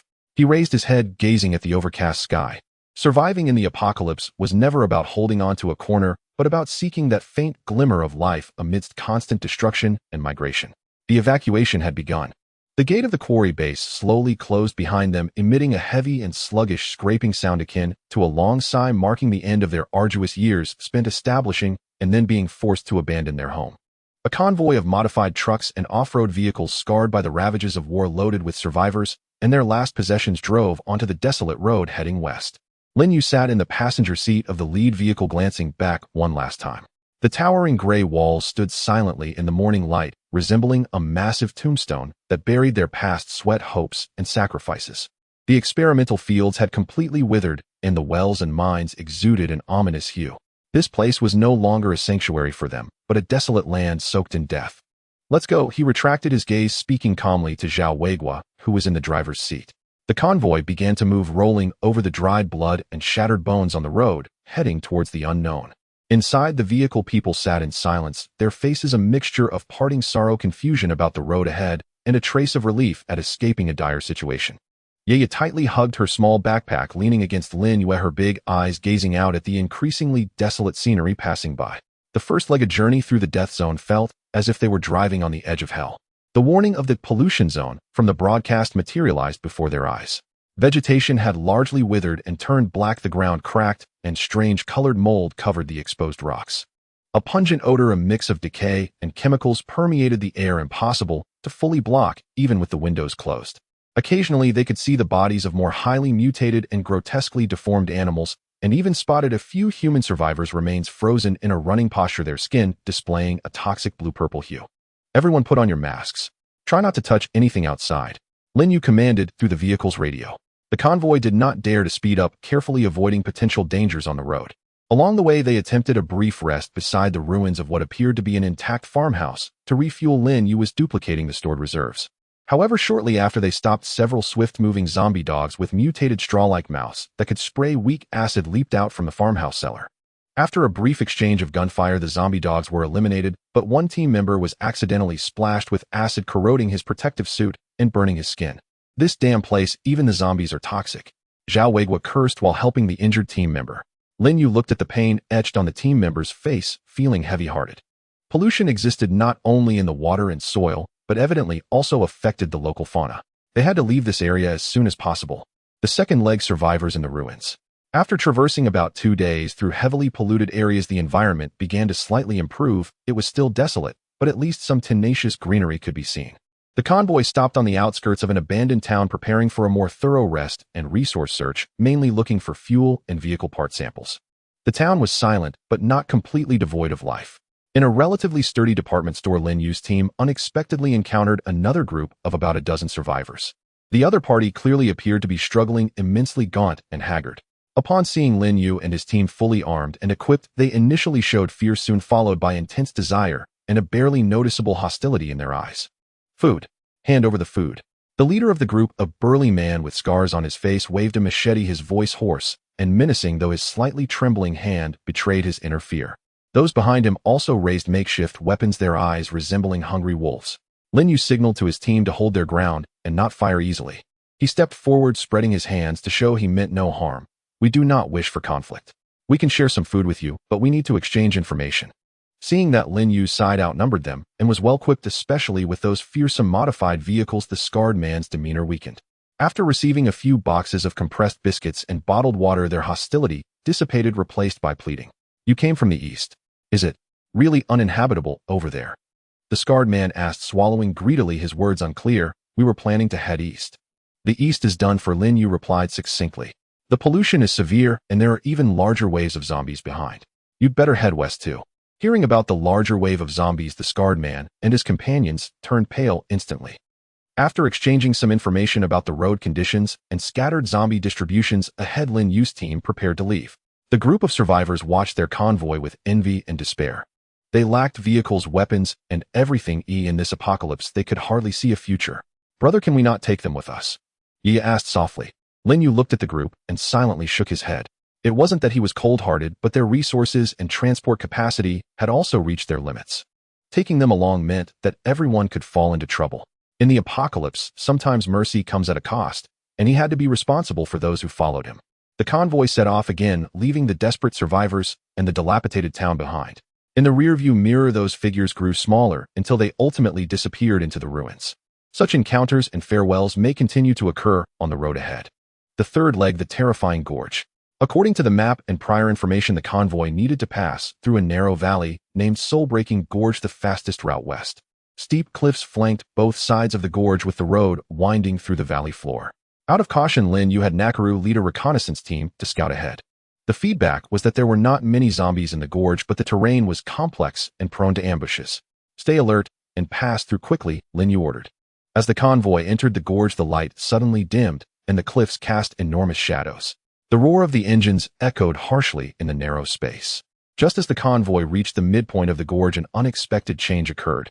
From the cliffs on both sides, a rumbling sound suddenly erupted, and countless rocks of various sizes cascaded down like a waterfall. It was a man-made landslide. Enemy attack. Accelerate. Charge through, Lin Yue shouted. The lead vehicle slammed on the gas pedal, trying to break out of the falling rock zone.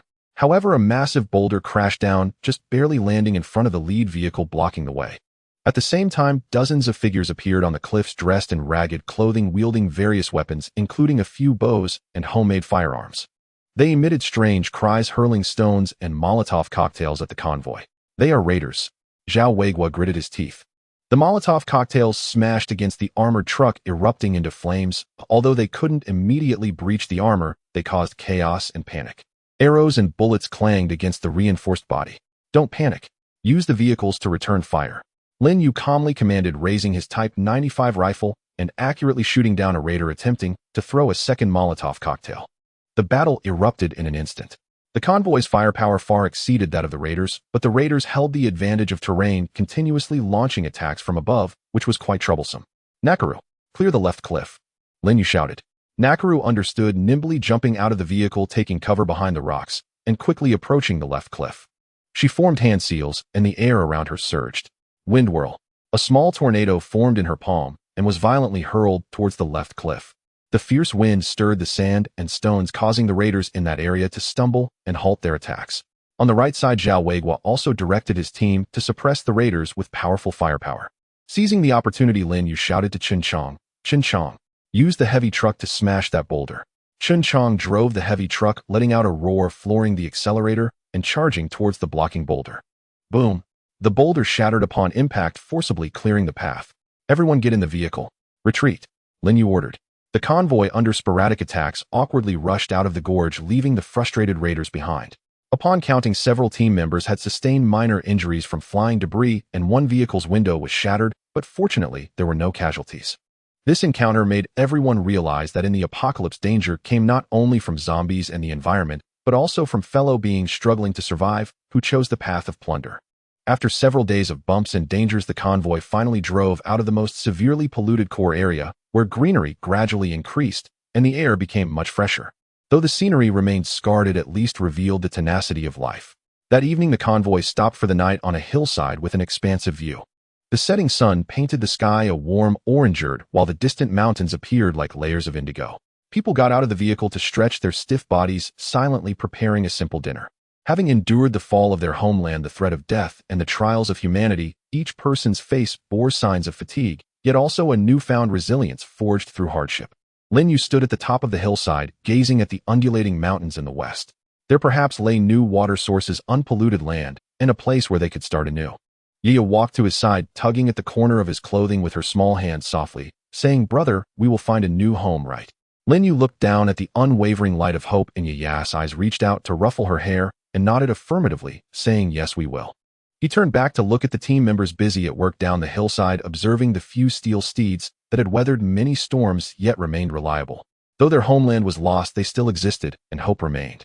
Journeying westward, the road was long and arduous, yet they had no other choice but to continue forward, seeking the next corner in this vast and cruel wasteland where they could ignite a bonfire and harbor their dreams.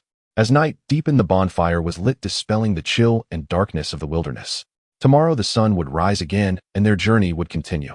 The convoy jolted along the desolate highway, the dust kicked up by the wheels, carrying the bleakness of a post-apocalyptic world. After days of migration, crossing polluted zones, and encountering raiders, everyone was utterly exhausted. When a small village that seemed to have been abandoned for a long time appeared at the end of their sight, Lin Yue decided to take a brief rest, replenish their water supply by collecting rainwater, and see if they could find any useful supplies.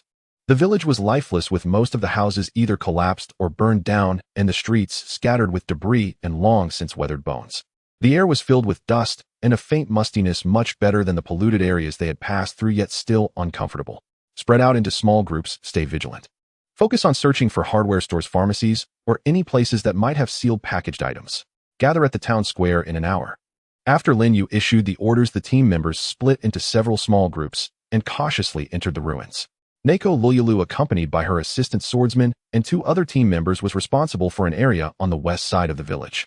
This area seemed to have been a residential district, with most of the low houses severely damaged. She habitually checked every possible corner for hidden supplies or dangers, her gaze sharp as always, but the days of travel and worries about the road ahead left a trace of unshakable fatigue on her brow.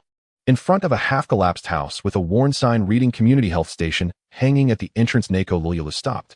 Medical points have always been a focus of searches, no matter the era. She signaled for her team to be on guard while she cautiously pushed open the slightly ajar, dust-covered wooden door. Creak. The grating sound was particularly jarring in the silence. The room was dimly lit, filled with a strange aroma of medicine mixed with dust. The shelves were askew, and the ground was littered with broken medicine bottles and gauze stained with dark brown smudges. Clearly this place had been visited multiple times, and there was nothing of value left. As Neko Luyulu's gaze quickly swept across the room, preparing to exit, something half hidden beneath a collapsed shelf in the corner suddenly caught her eye. It was a backpack. A pink-blue dual-shoulder backpack adorned with a faded and blurry cartoon rabbit pattern. An ordinary style once common before the apocalypse. Yet at the moment she saw this backpack, Neko Luyulu's breath suddenly stopped. Her pupils dilated, and her body involuntarily trembled. It was as if she was being pulled by an invisible thread, stumbling step by step toward that corner, completely ignoring the broken glass and debris underfoot. The assistant swordsman sensed her abnormality and approached cautiously. "Captain." Neko Luyulu seemed not to hear. She crouched down, trembling hands brushing away the thick dust on the backpack, revealing a small charm on the side. A handmade, somewhat rough, yet whimsical brown teddy bear. The teddy bear's right eye was sewn with black thread, appearing somewhat comical, yet it was so unique. This doll was crafted by her own hands. On her sister Wang Lily's 13th birthday, it was gifted to her. Lily was overjoyed, declaring it the best gift in the world, and immediately hung the teddy bear on her favorite pink-blue backpack, becoming inseparable from it. Lily. Neko Lulula's voice was dry and hoarse, almost out of tune. She abruptly pulled the backpack from under the debris and held it tightly in her arms, as if it were not an inanimate object, but her long-lost sister. The cold touch, the familiar style, and that unique teddy bear. It couldn't be wrong. This was her sister's backpack. Why was it here? In this small abandoned health station far from home. Had she last been here? Was she hurt? Did she come here seeking medicine? Or? Countless terrifying thoughts slithered into Neko Lulula's brain like venomous snakes, chilling her to the bone, her heart feeling as if gripped tightly by an invisible hand, almost unable to breathe. She frantically rummaged through the backpack. It was empty save for some dry dark red stains on the lining resembling blood. Lily. A piercing wail filled with the anguish of an injured she-wolf suddenly erupted from inside the health station, shattering the village's silence. The sound was filled with unspeakable pain, despair, and fear, causing the team members outside on guard to shudder and rush in, guns drawn. Captain, what happened?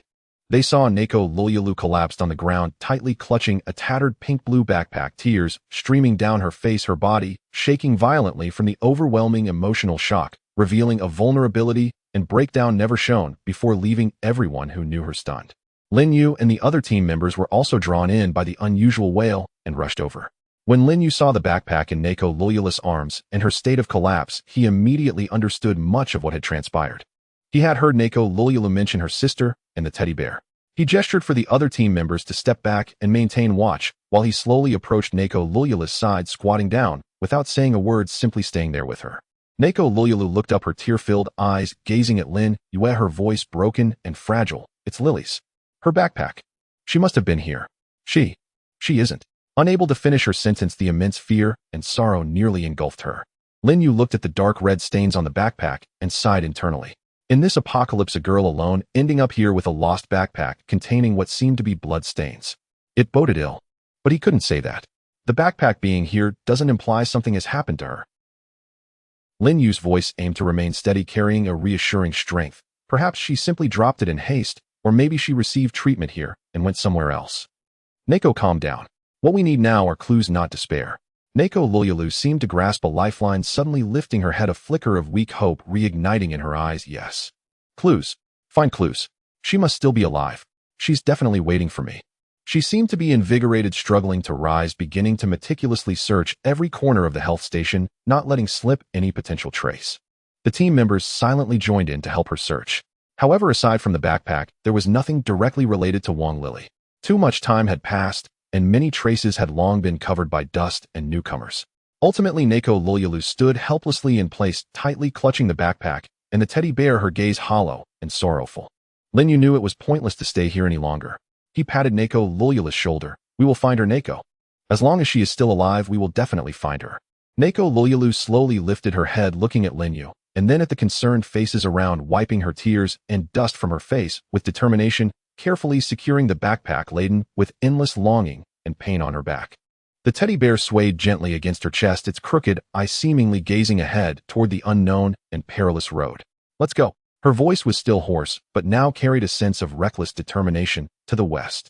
The journey to find a new home now bore an additional heavy and personal mission.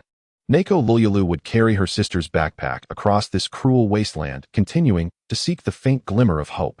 And this sudden pain and obsession would surely leave a profound impact on this migrating group and their future fate.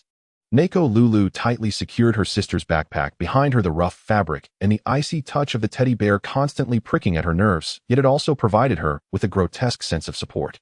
She no longer shed tears, her gaze was sharper and deeper than ever, as if she were trying to see through the ruins before her, searching for any clue that might point to her sister's whereabouts. The convoy's rest in the small village was forcibly extended.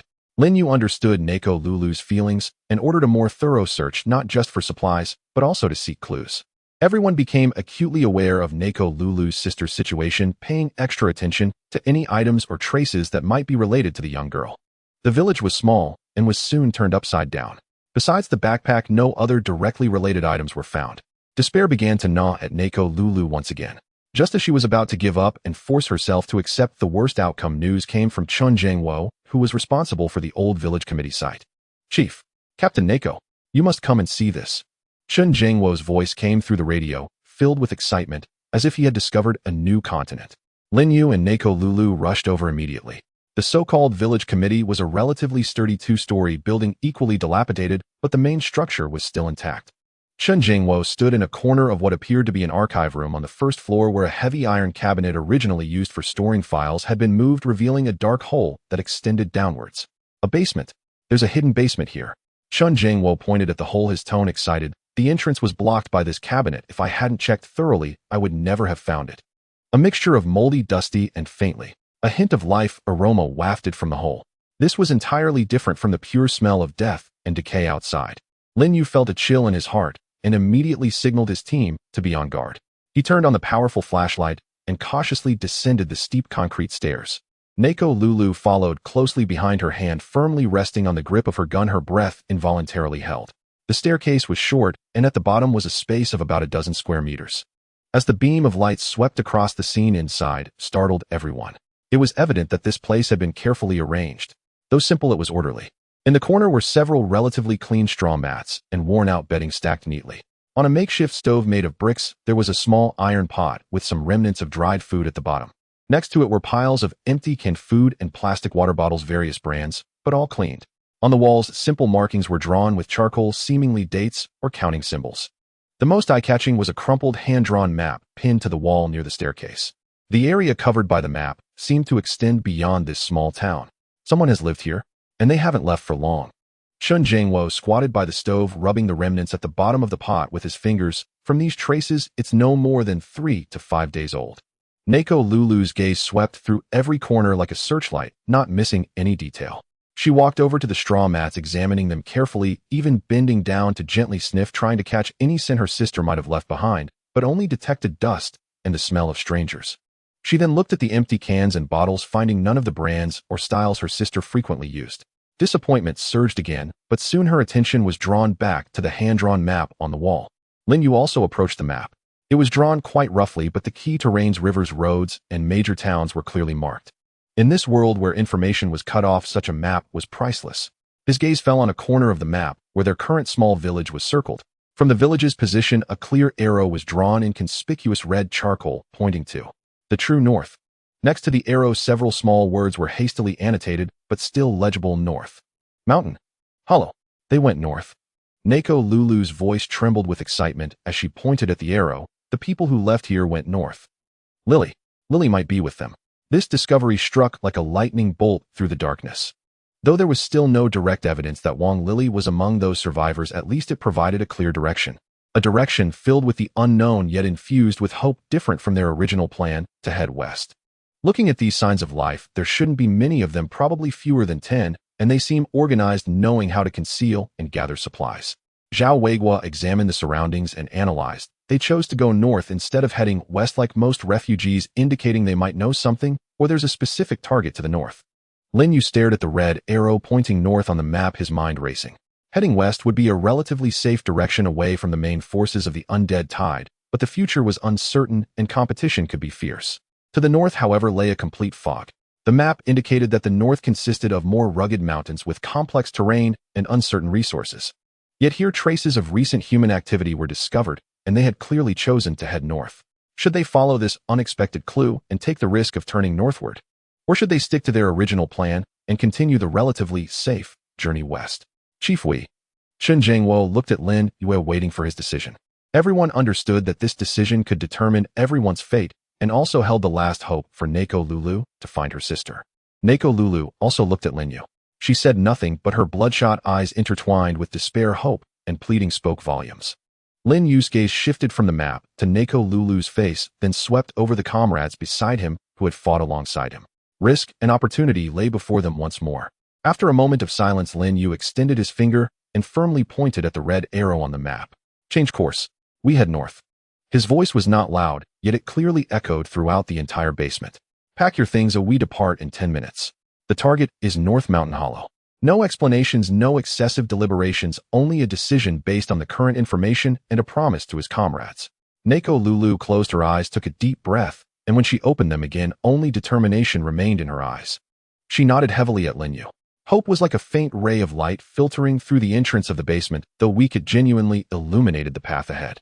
The convoy set off again. This time the lead vehicle turned away from the abandoned highway, rolling over the overgrown wilderness, heading towards the north marked on the map, towards the unknown mountains, resolutely forging ahead. The wheels rolled on, kicking up new dust. The journey to find a new homeland took a sudden turn due to an unexpected discovery and a heavy promise. What awaited them in the north was new opportunities or deeper traps. No one knew, but they understood that as long as there were clues and hope, this path must be followed. The wheels rolled over the cracked asphalt road, leaving behind the small village that bore painful memories and unexpected clues. The convoy changed direction, entering the more desolate and undulating northern region. Following the guidance of the hand-drawn map, their destination was Beishan Ao, an unknown place marked in a hasty script. The further north they traveled, the scarcer the signs of human activity became, with nature's wildness beginning to reclaim dominance. Dense shrubs began to replace the withered weeds, twisted trees stubbornly grew in the crevices of the rocks, and occasionally one could see shadows of small mutated animals darting through the forest. The air seemed a bit fresher, yet the unique silence and underlying sense of danger characteristic of the apocalypse remained undiminished. Nakuru sat in the lead vehicle, her gaze fixed outside the window, as if trying to imprint every inch of land into her mind, searching for any possible clue related to her sister. The backpack behind her felt like a brand, constantly reminding her of the purpose of this journey. After driving for most of the day, a fork appeared ahead. One path continued north with worse road conditions, while the other veered northeast towards a more complex hilly terrain. The markings on the map for this location were somewhat vague. "Stop, let's scout a bit," Lin Yue ordered. The convoy halted at the fork. Lin Yue and Nakuru, along with a few team members, got out to observe the conditions of both roads. Along the northeastern path, the outlines of some abandoned structures could be vaguely seen, resembling a small service area or maintenance station. "Let's check that way. Perhaps we can find a more detailed map or clues." Lin Yue pointed towards the service area. The team cautiously approached. The service area was equally dilapidated, with several single-story buildings having collapsed significantly and the fuel pumps rusted into scrap metal. However, just as they were about to enter the main building, a low and menacing woo-woo sound came from behind a pile of wrecked cars. Suddenly, 5 or 6 large, grotesque, mutated dogs slowly emerged from the shadows. These vicious dogs were as big as calves, their muscles bulging with patches of fur missing, revealing dark red skin covered in grotesque growths. Their teeth were unnaturally long and sharp, dripping saliva that corroded the ground, making a sizzling sound. The most chilling aspect was their eyes, murky, yet flickering with a frenzied and ravenous crimson light. "It's the corrosive dogs. Be careful of their saliva," Zhao Weigua growled, immediately raising his gun. The team members quickly scattered, using vehicles and debris as cover. A woo! The leading mutated dog let out a piercing howl, acting as the signal for the attack. The other vicious dogs immediately sprang into action like arrows released from a bow. They moved with incredible speed, accompanied by a foul wind. Fire! The gunfire erupted instantly. Bang! Bang! Bang! Da-da-da! Bullets whizzed towards the attacking dogs. However, these creatures were exceptionally agile, leaping and dodging among the ruins, causing most bullets to miss or to hit their thick muscles, splattering blood without inflicting fatal wounds. Moreover, they seemed to feel no pain. Being injured only further ignited their ferocity. One dog took advantage of the vehicle's cover and suddenly lunged at a team member hiding behind a tire. Its gaping maw exuded a corrosive stench, and it was ready to bite down. At the critical moment, a pale blue wind blade struck first. Swoosh! The wind blade accurately sliced through the front leg joint of the dog. With a horrific howl, the dog's front leg was instantly severed, its massive body losing balance and tumbling to the ground. It was Nakuru. Her gaze was icy, her strikes ruthless, showing no hesitation. The clues about her sister made her more resolute. Anything that obstructed her progress would be ruthlessly eliminated. However, the remaining dogs remained ferocious. Utilizing their numerical advantage, they launched attacks from different directions, their corrosive saliva splattering everywhere, pitting the ground and cover. One team member failed to dodge and had his arm splattered, causing his tactical suit to emit white smoke and his skin to burn with pain. "This won't do. Their weak points are their eyes and abdomen," Lin Yue shouted loudly while using precise shots to push back a dog attempting to get closer. He noticed that the skulls of these dogs were unusually hard, making bullets ineffective.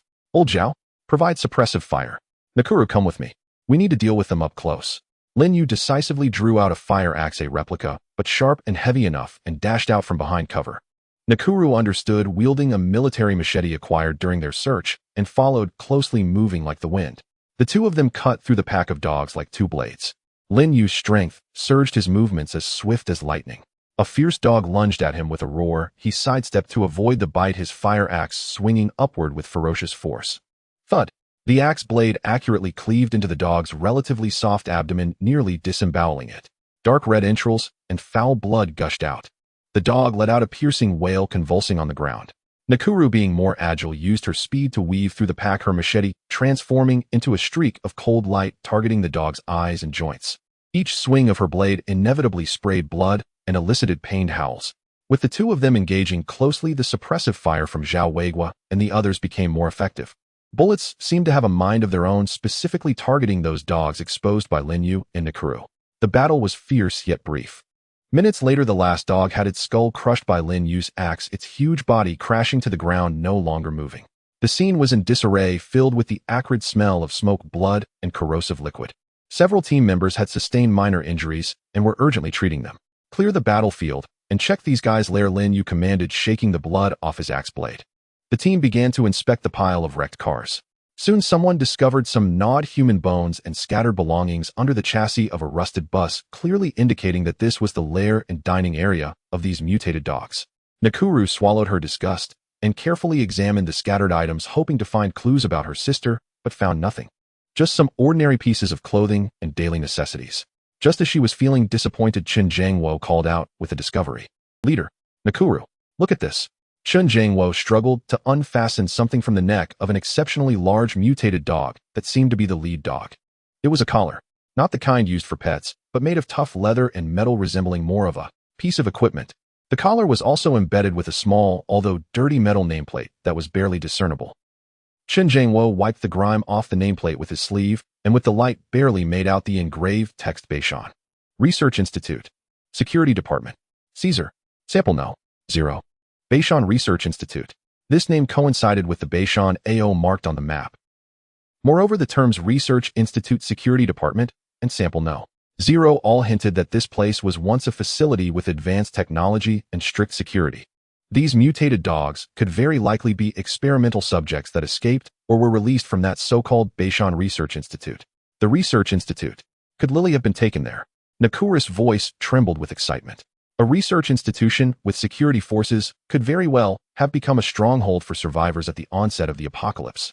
If her sister was still alive, it was entirely possible that she was taken away by such a force. Lin Yue gazed at the nameplate, his expression deep. Beishan Research Institute. This was not just a potential place to find Nakuru's sister, but possibly a treasure trove containing secrets of the apocalypse with abundant technology and resources. Of course, it also inevitably accompanied unknown and significant risks. "It seems we are on the right track." Lin Yue tightened his grip on the nameplate, his gaze directed towards the distant mountains in the north. Having bravely fought the vicious dogs and paid a price, they gained a crucial clue. The mysterious name Beishan Research Institute shone like a lighthouse in the darkness, guiding them towards their next direction. The convoy set off again, unwaveringly driving along the dirt road leading north. The path beneath them grew increasingly rugged. The shadows of the mountains ahead loomed larger, and what awaited them would be a perilous journey to uncover a fragment of the secrets of the apocalypse. The wheels trudged along the bumpy dirt road, stirring up dust that carried the unique dampness and humus scent of the northern mountainous region. Following the clues from the mutated dog's collar marked with Beishan Research Institute and the vague directions on the hand-drawn map, the convoy wound through the mountains for 2 days. The surrounding vegetation grew denser, and the terrain became increasingly perilous, as if heading towards a corner forgotten by civilization. On the afternoon of the 3rd day, as the convoy rounded a steep ridge, a broad vista suddenly opened before them. A narrow valley surrounded by mountains appeared below. The valley floor was relatively flat, and at the end of the valley, against the steep cliff wall, stood a considerable complex of buildings. These were not ordinary village structures. The gray-white main structure had sharp lines exuding a modern industrial feel. Several main buildings towered high, their walls a combination of heavy concrete and specialized glass. Although many windows were shattered, resembling hollow eye sockets, the overall structure appeared remarkably sturdy. Around the complex, a partially collapsed yet still discernible barbed wire fence could be seen. Some satellite dishes and strange spherical devices lay scattered atop the building's rusting. This was the Beishan Research Institute.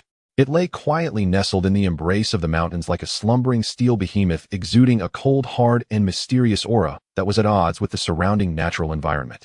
This is it, Nakaru murmured to herself, her fingers instinctively tightening around the strap of her backpack, her gaze locked onto the buildings, as if trying to pierce through the walls to see what lay inside. Lin Yue raised his binoculars to observe closely. The main building of the Research Institute was remarkably well preserved, showing almost no signs of damage from large-scale battles. However, in an open area near the entrance of the Research Institute, makeshift shanties built from discarded materials could be seen with wisps of thin smoke rising. Survivors, and they seemed to be few in number. Stay alert and approach slowly, Lin Yue instructed. The convoy slowed down, gliding towards the valley like a predator stalking its prey. Their arrival quickly drew the attention of the survivors outside the institute. A few emaciated figures clutching makeshift clubs emerged from the shanties, staring in terror at the suddenly appearing well-equipped convoy. Upon seeing the few trucks riddled with bullet holes and reinforced with steel plates, they were even more frightened, retreating in unison like a startled flock of sheep. Lin Yue ordered the convoy to stop 100 meters away from the shanties. He, along with Zhao Weiguan, Nakaru, and several team members, approached on foot, signaling that they meant no harm. "Who are you?" asked an elderly man who appeared to be the leader, leaning on a cane and trembling as he spoke, his eyes filled with suspicion and fear. "Survivors passing through. We followed clues to find this place," Lin Yue replied calmly, his gaze sweeping over the survivors. There were only about 20 of them, and they looked in poor condition, evidently having endured a difficult existence. "Is this really Beishan Research Institute? Have you been living here all this time?" The old man, seeing that Lin Yue and the others did not seem to intend to attack, immediately relaxed slightly and sighed. "Yes, this is indeed Beishan Research Institute. After the apocalypse broke out, some villagers from nearby and some peripheral staff who couldn't evacuate from the institute took refuge here. This place had high walls and sturdy buildings which at first could fend off those monsters." His tone turned bitter, but good times didn't last long. "We can't even enter the main area of the Research Institute, those most important places." "Can't enter." Nakaru immediately pressed, her heart racing. "Why can't we enter?" The old man pointed to the heavy alloy main entrance of the institute that was tightly closed, as well as several sealed hatch doors that looked like emergency exits nearby. "They all require permissions. Electronic locks, iris recognition, and those things like energy barriers. We've tried many ways, but we can't open them. Only the auxiliary buildings and living areas on the ground are where we can stay, but the supplies here have long been scavenged clean." He pointed to the shanties. "We can only grow a few crops in the valley and occasionally go out to find wild food to barely survive. In the core area of the Research Institute, there must be good things, perhaps more food, medicine, or even. But we can only watch, we can't enter." "Permissions. Energy barriers." Lin Yue and Nakaru exchanged glances, both seeing the gravity in each other's eyes. The security level of this Research Institute far exceeded their imagination. This also explained why this place had not suffered large-scale destruction and had not been occupied by powerful raiders who couldn't enter the core area. "Have you seen a girl named Wang Lily here? About this tall, long hair, very young." Nakaru eagerly described her sister's appearance. The survivors looked at each other, shaking their heads in confusion. "No impression. Very few people come here, mostly familiar faces from nearby. We haven't seen the girl you mentioned." Nakaru's heart sank again. Was her sister not here? Or was she inside the core area? Lin Yue patted her shoulder, signaling her to calm down. He turned to the old man. "Can we go in and take a look? Just in the areas where you can move around." The old man hesitated for a moment, glancing at Lin Yue and their fine equipment, finally nodded. "All right. But there really isn't much left inside, and some places are not very clean," he said, his eyes flashing with a hint of fear. Under the old man's guidance, Lin Yue and his group entered the ground-level area of the Research Institute. The internal space was vast, but as the old man had said, it had been completely emptied, leaving only some heavy, immobile experimental tables and broken instruments. The corridors were covered in dust, and the walls occasionally showed traces of dried, splattered blood and some fierce claw marks, indicating that battles had occurred here. A strange mixture of disinfectant dust and a faint musty smell filled the air. Nakaru carefully checked every corner, not wanting to miss any possible clues, but still found nothing. They arrived at the tightly closed main entrance. The heavy alloy door glimmered coldly beside it. Was a control panel flickering with a weak red light, displaying the message, "Insufficient permissions." Lin Yue attempted to touch it and felt a faint energy field obstructing him. "It seems we really can't get in." Chun Jingwo examined the control panel, shaking his head. "This level of encryption and physical lock cannot be brute-forced without a specific key or permission. Moreover, this energy barrier." He brought his hand close, feeling a noticeable repulsion. "Its intensity is very high." Hope seemed once again blocked by a cold iron door. Just as everyone felt disappointed, Lin Yue's attention was drawn to a rather inconspicuous metal plaque with the Research Institute's logo on the wall beside the door. Beneath the logo, a line of small words was engraved: Beishan Biological and Genetic Engineering Institute, dedicated to pioneering a new era for humanity, biological and genetic engineering. Connecting it to the mutated corrosive dogs outside, and the words Sample Zero on the collar, a vague thought rose in Lin Yue's mind. This research institute might have some unknown connection to the disaster sweeping the world. While he was lost in thought, Nakaru discovered a crumpled piece of paper partially hidden in dust beside a trash can not far away. She picked it up almost instinctively and unfolded it. There were a few lines hastily written in messy handwriting, seemingly a hurried record. Observed abnormal activity of Sample Zero. Breached the third containment protocol. Urgent assistance requested. Evacuation route. B7. The writing abruptly stopped here. B7.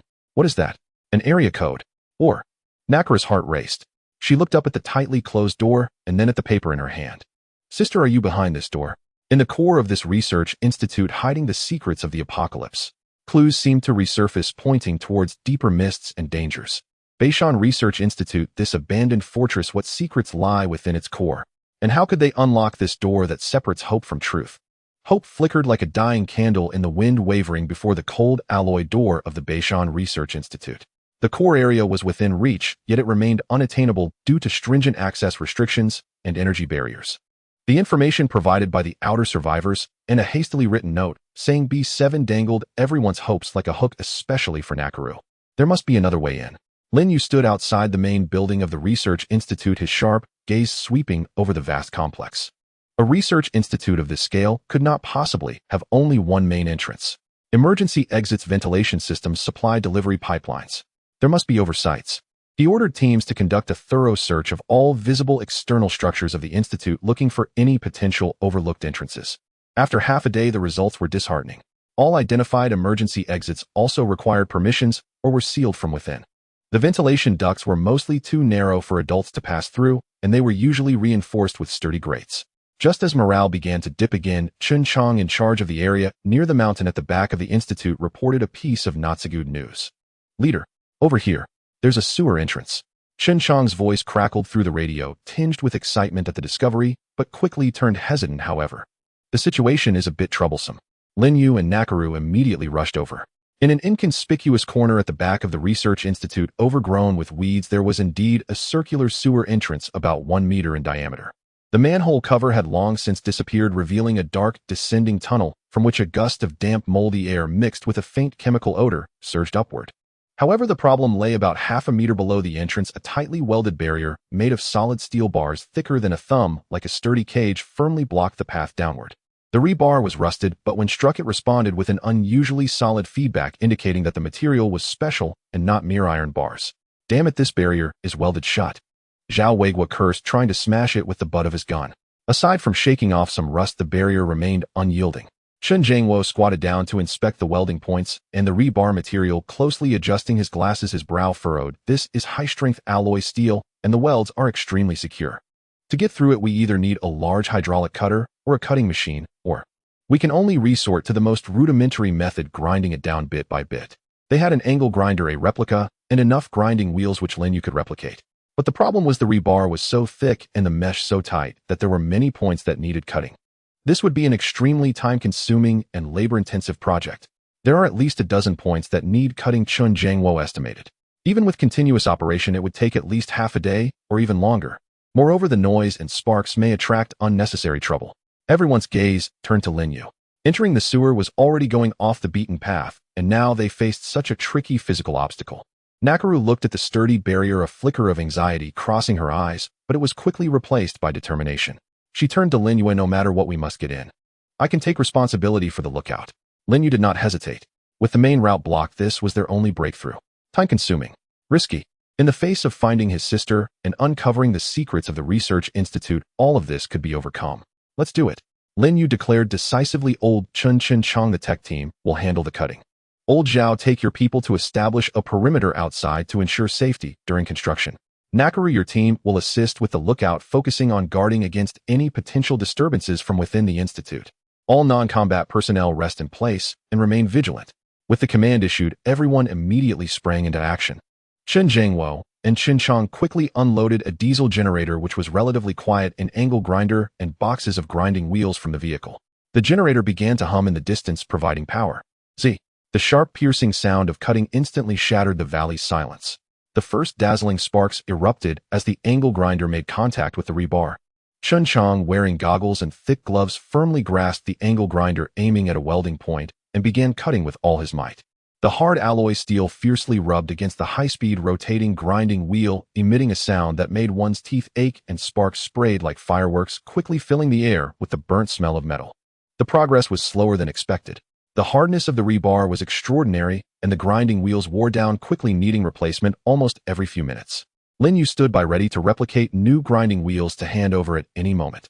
Time slowly passed amid the deafening noise and flying sparks. One welding point was cut open, then the second, the third. With each point cut, they needed to use a crowbar to pry open a gap in the deformed rebar. Sweat soaked through Ching and Chen Jiangwo's clothes, and maintaining a single posture for an extended period, and the intensity of the work left their arms aching, but the two gritted their teeth and took turns without a moment's pause. Zhao Weiguo was nervously patrolling the perimeter, his gun always aimed at the buildings of the Institute and the surrounding woods.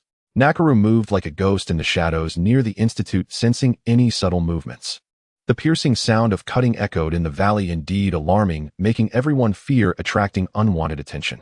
During this time, a few ordinary zombies, lured by the noise, staggered out of the woods, but before they could get close, they were accurately shot in the head by the perimeter sentries. Fortunately, it seemed that nothing inside the research institute was disturbed. The sun set, and the sky grew dark. The cutting work had already lasted nearly 6 hours. It's the last point. Ching wiped the sweat and metallic dust from his face, calling out hoarsely. Everyone's spirits were lifted. The last spark shot out. When the angle grinder ceased its noise, Chen Jiangwo and Ching forcefully pried with the crowbar. Clang. The last segment of the cut rebar was finally pried open, revealing an opening large enough for a person to pass through on the barrier. It's open. The group let out a suppressed gasp, their faces showing a weary yet excited expression. Nakaru was the first to rush to the edge of the well, looking down into the unfathomable darkness, inhaling the wind that carried a scent of decay and the unknown, and said, without hesitation, "I'll go down first." Wait. Lin Yue stopped her. "The situation below is unclear. I will go down with you. Old Zhao, you take half the team to guard above, ensuring our retreat. Chen Jiangwo, Ching, you take the other half of the team, follow behind us, keep your distance, and be ready to support." He picked up a powerful flashlight, checked his weapon, and nodded at Nakaru. The two cautiously squeezed through the gap in the barrier, stepping down the slippery ladder of the well, slowly descending, their figures quickly swallowed by the darkness.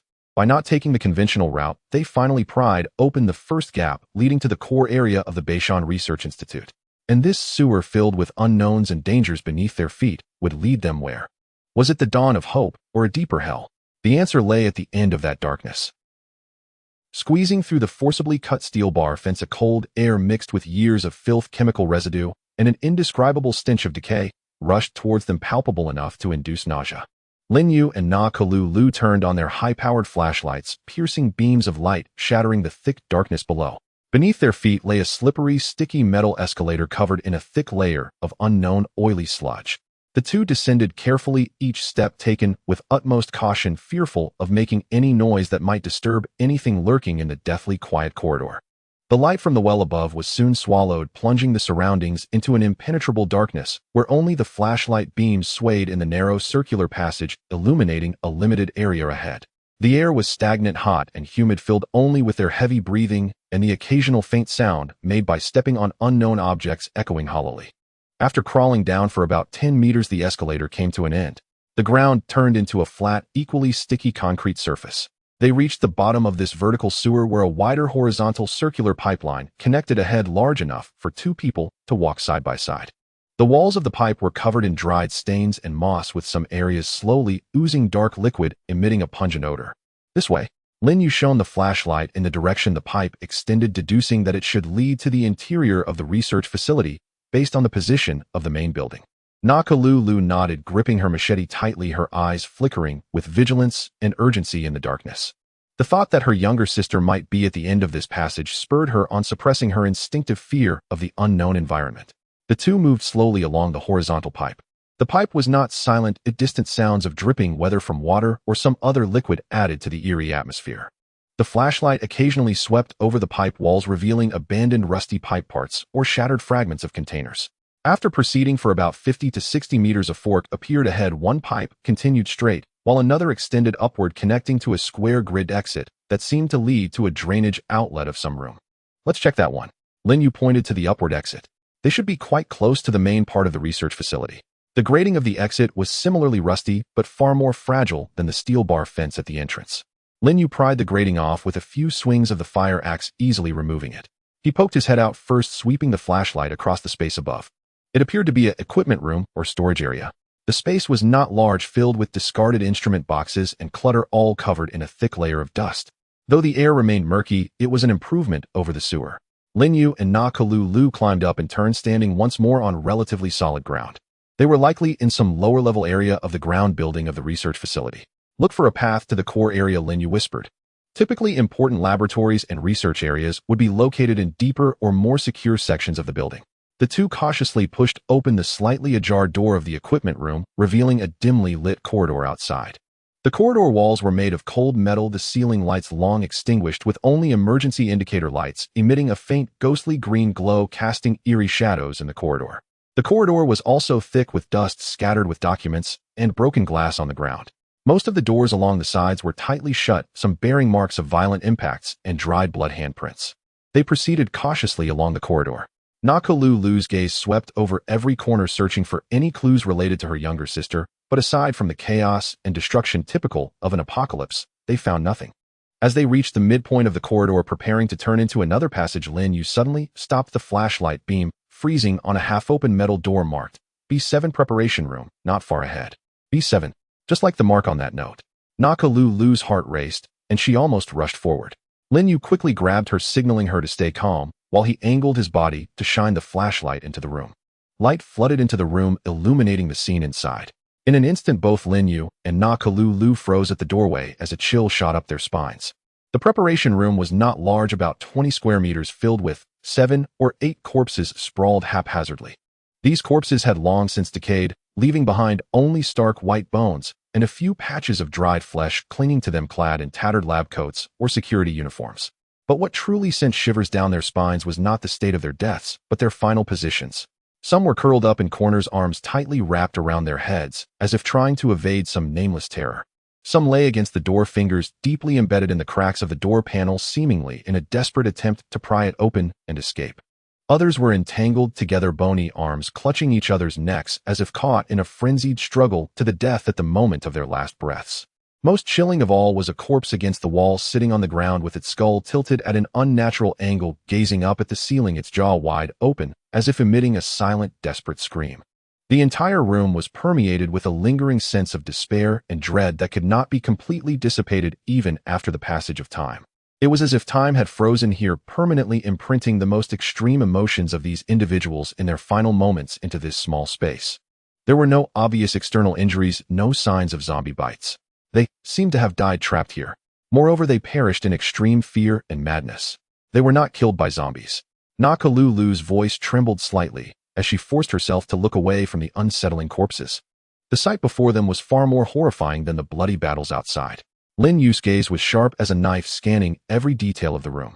He noticed that there was another heavier sealed door with an observation window on the inner side of the room, but that door was tightly shut, seemingly locked from the inside. The electronic lock screen on the door was pitch black. These people had been trapped in the outer preparation room, unable to enter the inner safety zone, ultimately expiring in despair. What had terrified them so much? So much so that they preferred to kill each other rather than go outside. Although the corridor outside was chaotic, there was nothing that could kill instantly. Unless the threat at that time came from some invisible entity. Or perhaps something more terrifying than zombies had occurred within the research facility. Lin Yue approached a corpse wearing a lab coat, carefully using the axe handle to push aside the documents scattered on the ground. Most of the documents had become brittle, but some fragmented words could still be discerned: abnormal mental fluctuations, containment failure, purification protocol. His gaze finally landed on a metallic wristband on the corpse's bony wrist. Though covered in dirt, it was still somewhat recognizable. The wristband bore a series of numbers and a name: Dr. Chun Yuan. Lin Yue's heart stirred as he attempted to remove the wristband. It felt cold to the touch. Just then, a faint sound like metal scraping against the ground suddenly echoed from the other end of the corridor. Something's coming. Na Lu instantly became alert, raising her knife. Lin Yue also tightened his grip on the fire axe and flashlight the beam, sweeping sharply towards the source of the sound. In the darkness, it seemed something was startled by their light and commotion. The desperate corpses in the B7 preparation room silently narrated the horrors that had once transpired here. And a new danger seemed to be approaching. Their exploration had just begun to unveil a glimpse of the bloody past of this mysterious research facility, while deeper mysteries and threats were already quietly arriving. The frozen despair in the B7 preparation room had yet to dissipate, while faint sounds of friction from the other end of the corridor pierced the silence like cold, sharp needles, instantly tightening the nerves of Lin Yue and Nakuru Lu. The two simultaneously turned off their bright flashlights, swiftly merging into the shadows beside the door of the preparation room, holding their breath as they listened intently for any movement in the darkness. The sound of shoo, scratch, came slowly and sluggishly, carrying the unique drag of metal scraping against rough ground. It moved neither fast nor slow, yet possessed a chilling regularity that came creeping down the corridor toward them. In the darkness, vision was stripped away and the other senses became exceptionally acute. The sound drew nearer, accompanied by a faint, almost imperceptible wheezing like a deflating bellows interspersed with the nauseating sound of some viscous substance being stirred. Nakuru Lu gripped the handle of her knife tightly, her knuckles turning white from the strain, as she could feel her heart racing wildly in her chest, yet there was an icy, predatory focus enveloping her. Lin Yue adjusted his breathing, positioning the fire axe horizontally before him like a crouching beast awaiting its prey to enter the strike zone. Beneath the eerie green emergency light, a blurry, distorted shadow slowly crept around the corner of the corridor, elongated and ominous. "It's here." Lin Yue suddenly turned on the bright flashlight again, the beam slicing through the darkness like a sword, precisely illuminating the approaching entity. The moment they saw what it was, even Lin Yue and Nakuru Lu, with their resolute wills, couldn't help but gasp in cold dread, a chill shooting from their tailbones to the tops of their heads. It could hardly be called a zombie.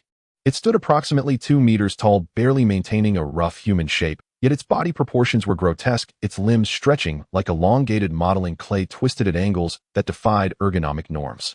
Its skin, if it could still be called skin, was semi-transparent, resembling a gelatinous substance corroded by strong acid underneath, which dark red blood vessels and nerve bundles could be seen slowly writhing and entangling, emitting a faint phosphorescence reminiscent of decaying fireflies.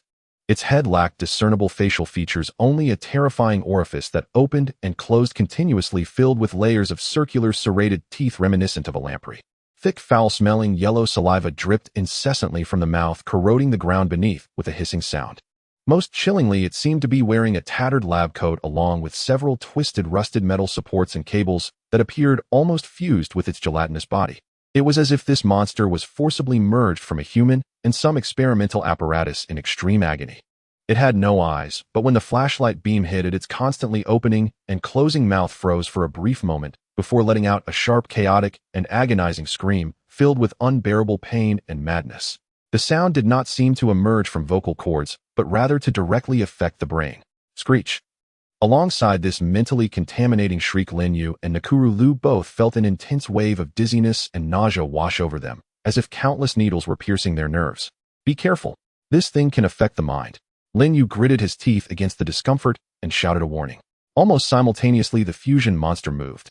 Its elongated rubbery arms whipped out with astonishing speed. The end of its arm was not a hand, but several sharp bone spikes dripping with corrosive slime aimed directly at the nearer Nakuru Lu. Nakuru Lu reacted swiftly, sidestepping just in time as the bone spikes grazed her tactical vest, the corrosive slime instantly burning several small holes in the vest, releasing wisps of white smoke. She swung her knife at the bizarre arm, but the blade sank into the gelatinous skin as though trapped in quicksand, only cutting a shallow wound from which dark red viscous blood seeped, exuding an even more intense stench. High physical defense. And corrosive. Nakuru Lu quickly retreated, her expression grave. Lin Yue, seeing this, did not rush in. He lifted the 95 style rifle had been carrying on his back, aiming it at the monster's torso and pulling the trigger. Bang, bang, bang. The bullets accurately struck their target, but the results were disheartening. The bullets entered the gelatinous body like stones sinking into the sea, only splattering a few drops of viscous blood, the wounds quickly writhing and healing. Only when striking the fused metal components on its body did it create sparks, seemingly causing some obstruction, but it was far from lethal. Firearms have limited effectiveness. Lin Yue quickly assessed attack its head. If that can be considered a head. He turned the gun, aiming at the shrieking mouth and firing continuously. The bullets struck the mouth, splattering slime everywhere, the monster emitted even more painful and enraged shrieks, its assault faltering, but it still did not fall. It seemed to lack any traditional fatal weakness. Roar. The fusion monster was enraged, abandoning Nakuru Lu and charging directly at Lin Yue, with its massive body carrying a foul wind. The protruding metal supports and cables on its body flailed like tentacles, wielding tremendous force and corrosiveness. Lin Yue's eyes narrowed. He didn't retreat, but advanced. As the monster lunged, he suddenly crouched down, slipping through the gaps of its flailing tentacles like an eel, while his fire axe swung upward, with all his might striking one of its comparatively slender, twisted lower limbs that supported its body. Crack! A sound that made one's teeth ache. The fire axe's sharp blade embedded deep into the gelatinous and skeletal lower limb. Screech! The monster let out a chilling wail, its massive body losing balance and crashing forward. Now's the time. Nakuru Lu, like a long-awaited cheetah, erupted into action. Her form flickered like lightning, stepping against the corridor wall for leverage, leaping into the air, with her mountain-splitting knife imbued with pale blue wind energy, transforming into a brilliant cold light, aimed straight at the depths of the monster's gaping mouth. Uft! The blade sank in completely. The monster's shriek abruptly ceased, its body convulsing violently, as if countless insects were writhing madly beneath its gelatinous skin. Dark red blood, mixed with slime, gushing from its mouth and wounds, emitting an even stronger stench. It struggled, attempting to raise its spiked arm, but ultimately fell powerless, its massive form collapsing to the ground motionless. Only the tattered white lab coat remained silently telling the tale of its possibly once human identity. The corridor fell silent once again, with only the heavy breathing of Lin Yue and Nakuru Lu remaining alongside the puddle of still wriggling, ominous, viscous blood on the ground. The two stared at this hellish creation, their faces pale. What on earth is this thing? Nakuru Lu's voice was hoarse from the battle, trembling with uncontrollable fear. The strangeness, power, and vitality of this creature far exceeded any mutants they had encountered before. Lin Yue approached the monster's corpse, cautiously prodding at the fused metal parts with the tip of his axe. On those components, he could vaguely see the words Beishan Research Institute Biological Restraint Unit Test Subject. His gaze returned to the desperate corpses in the B7 preparation room. A terrifying hypothesis gradually formed in his mind. These researchers likely did not die from external zombies, but rather from the devils they created themselves. Containment failure test subjects going berserk, leading to an internal disaster far more horrific than that outside. And now they were stepping into this former hellish realm. Lin Yue picked up the metal wristband that had been taken from Dr. Chen Yuan, holding it in his hand, feeling its chilling touch. The secrets hidden in this research institute were likely darker and more dangerous than they could imagine. And Nakuru Lu's sister, if she was really here. Her situation was unimaginable. Let's move on. Lin Yue's voice was deep and resolute, breaking the suffocating silence. Be careful there. Is not just this one. Nakuru Lu nodded, her eyes showing not only urgency in searching for her sister, but also a determination to face the unknown terror.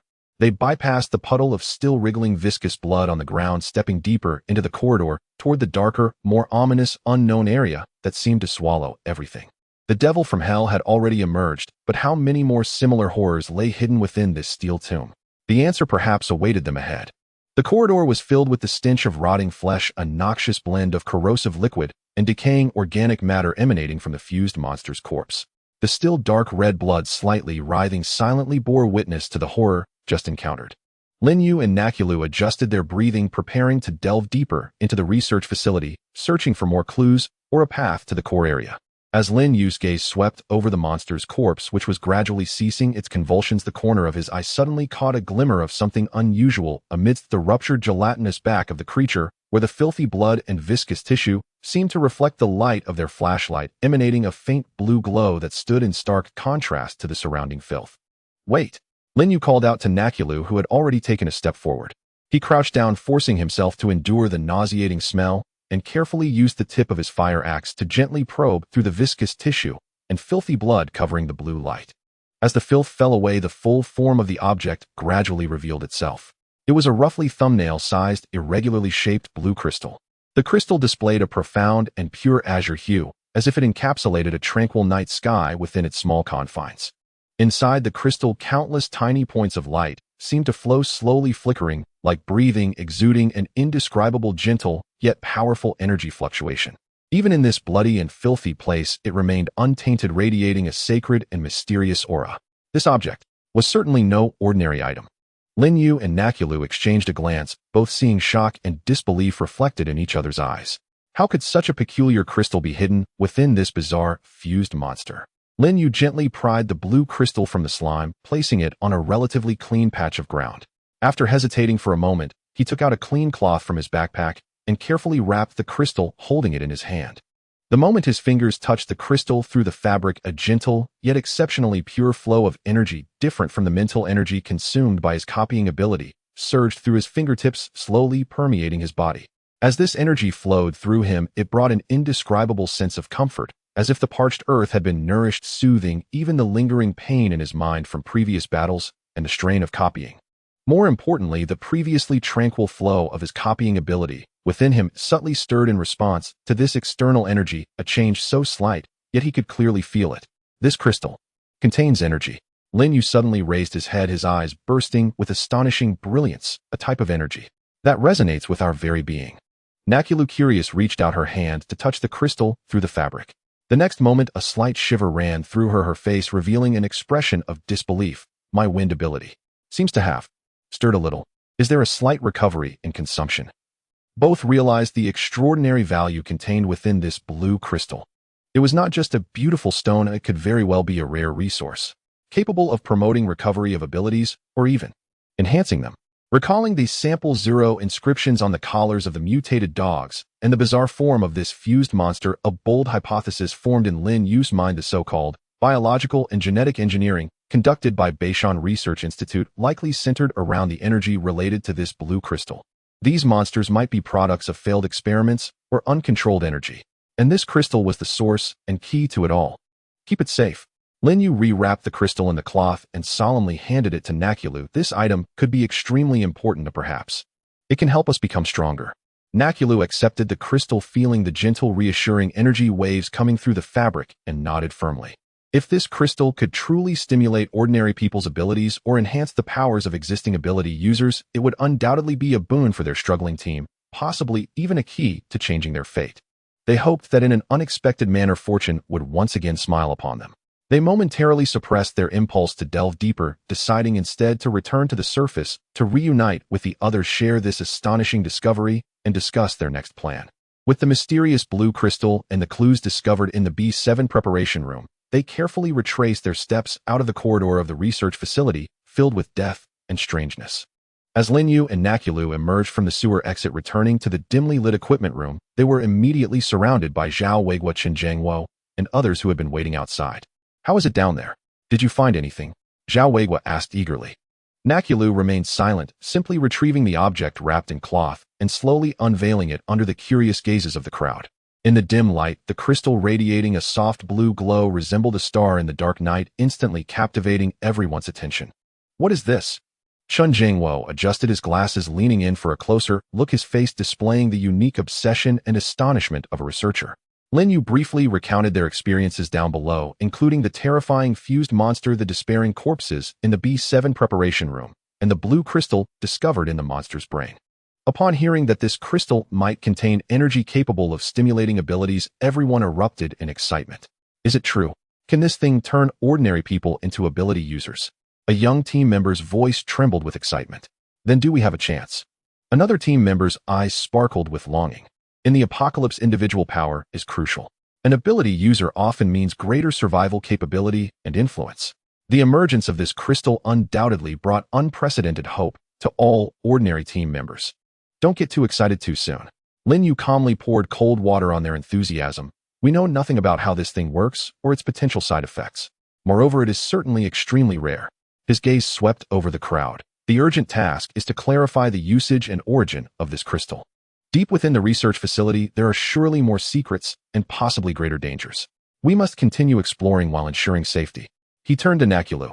You should keep this crystal for now. Your keen perception of wind abilities might allow for better research on it. Nakulu nodded and carefully stored the crystal. The seeds of hope had been sown, but the path ahead remained fraught with thorns. Beishan Research Institute, a place concealing the secrets of the apocalypse's origin and the key to evolution, resembled a vast treasure trove, yet also a perilous labyrinth, enticing them to delve deeper. What awaited them next would be even more difficult choices: how to utilize this crystal. Should they take risks to try it or conduct cautious research? Should they concentrate resources to cultivate a few strong individuals or pursue balanced development for the team? The appearance of the blue crystal not only brought power, but also new challenges and potential divergences. Carrying the significant blue crystal and the heavy uncertainty brought by the B7 preparation room, Lin Yue and Neko Lulu returned to the surface once again. After a brief rest and sharing of information, the desire to explore the core area of the Beishan Research Institute spread like a raging wildfire in everyone's hearts. The evolutionary possibilities represented by the blue crystal, along with the hope of finding more resources, overshadowed the fear of unknown dangers. This time, Lin Yue organized a larger exploration team. He personally led the team, which included Neko Lulu, Zhao Weiguo, Chen Jiangwo, and 6 of the most elite members with the strongest psychological resilience. They carried ample ammunition, tools, and makeshift protective gear to deal with potential chemical or biological hazards. Passing through the cut sewer again to enter the bottom level of the Research Institute, the atmosphere was even heavier than the last time. Everyone knew they were stepping into a breeding ground for terrifying monsters. With prior experience, they moved more cautiously. Advancing along the dim green corridor, they indeed encountered 2 different types of fusion monsters. One could spray a strongly paralyzing sticky web from its mouth, while the other possessed extremely tough shell-like skin that ordinary rifle bullets struggled to penetrate. The battle was exceptionally fierce. With preparation, the team utilized the corridor's terrain, coordinating their firepower, while Lin Yue and Neko Lulu remained the sharp blades responsible for dealing with the toughest parts up close. Zhao Weiguo even took the risk of using a grenade, creating a massive shockwave in the enclosed space, which barely blasted open the defense of the shell monster. Every battle was heart-stopping and immensely taxing. However, effort always yields rewards. During the cleanup of the monster remains, they were fortunate enough to find 3 blue crystals of varying sizes. Although all were smaller than the first one, the energy fluctuations contained within them were equally discernible. This discovery greatly boosted their morale. The blue crystals were not an isolated instance, indicating that they might acquire more. Collect them carefully, Lin Yue instructed, handing the newly found crystals to Neko Lulu. In that moment, she seemed to become the team's energy supervisor. Continuing deeper, they passed through a floor that appeared to be an office area. It was relatively clean, but completely empty, with only scattered documents and broken computers. Based on a damaged floor plan of the Research Institute found in one of the offices, most areas were stained. They roughly determined that the living support areas, such as the cafeteria and storage warehouse, should be located on the west side of the building. Following the indicated direction, they pushed open a heavy fire door, and the sight before them left everyone momentarily stunned. Behind the door was no longer the cold research area, but a relatively spacious passageway, with a ceiling even equipped with a simulated natural lighting system, though most of it was damaged. On both sides of the passage were transparent glass curtain walls revealing a dining area furnished with tables and chairs. Although the furniture was askew and covered in dust, the familiar layout undoubtedly indicated that this was the cafeteria of the Research Institute. What made their hearts race even faster was that at the end of the cafeteria area, there was a huge metal rolling door marked storage area, no entry without permission. The door had not fully closed, leaving a gap just wide enough for a person to bend down and pass through. Cafeteria and warehouse.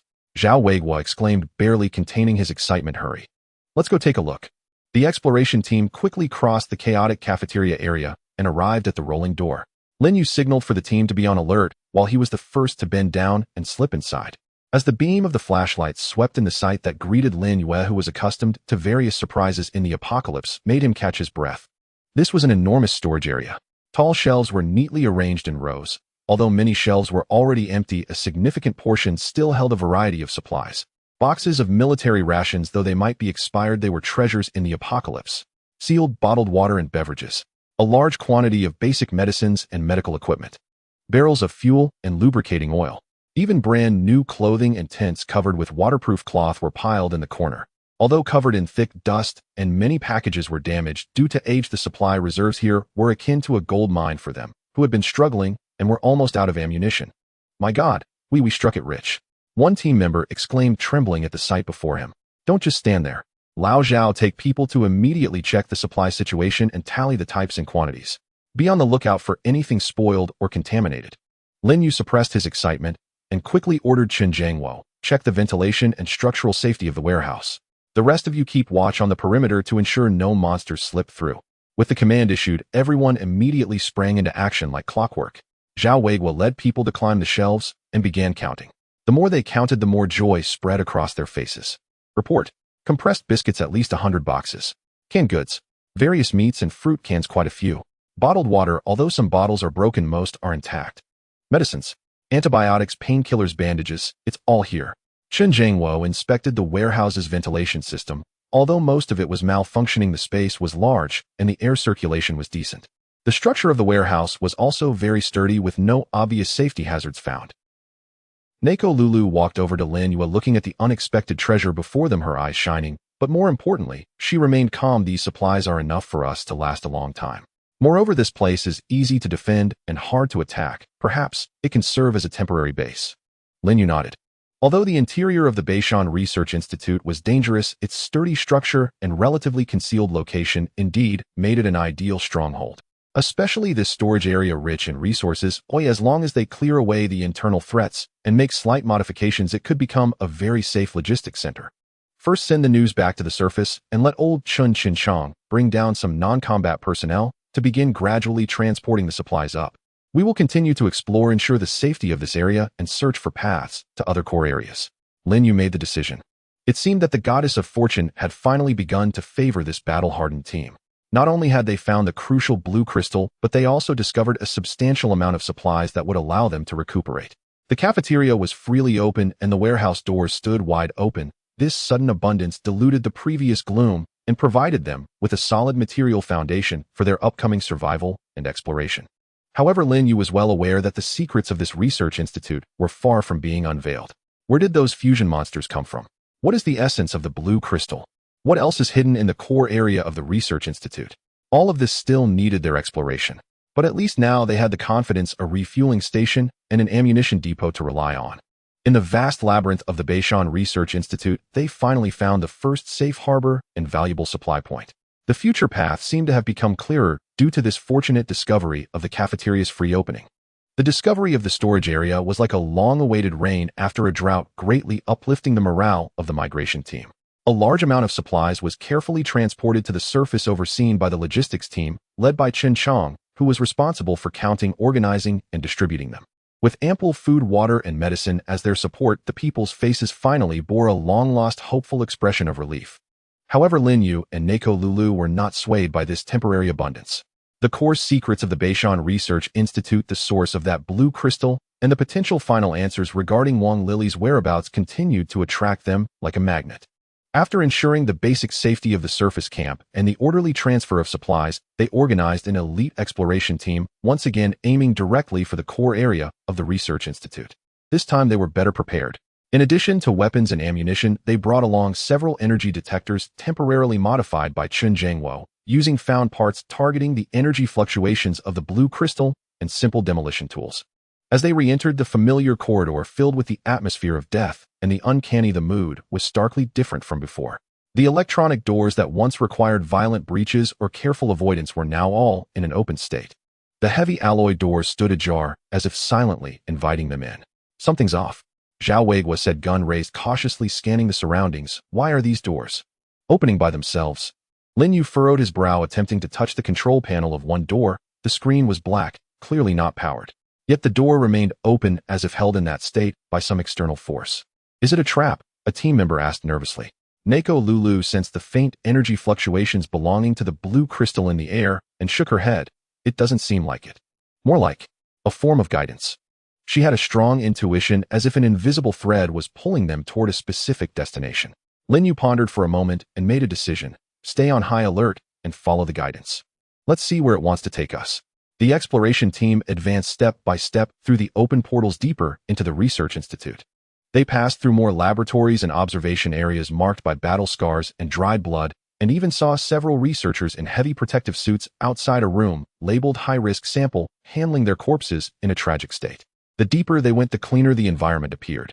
Not in terms of hygiene, but rather that signs of chaos and destruction were diminishing, as if the core areas had been less impacted by the disaster. Or perhaps they had been cleaned more thoroughly. Finally, after passing through the last extraordinarily thick airtight door, also in an open state, they arrived at an unprecedentedly vast central containment chamber. It was a circular hall with a soaring dome, and the surrounding walls were made of some special reinforced glass, allowing a view of the deeper facilities outside, filled with various massive pipes and cables. The hall was brightly lit. The energy seemed to be maintained independently, yet it was terrifyingly quiet.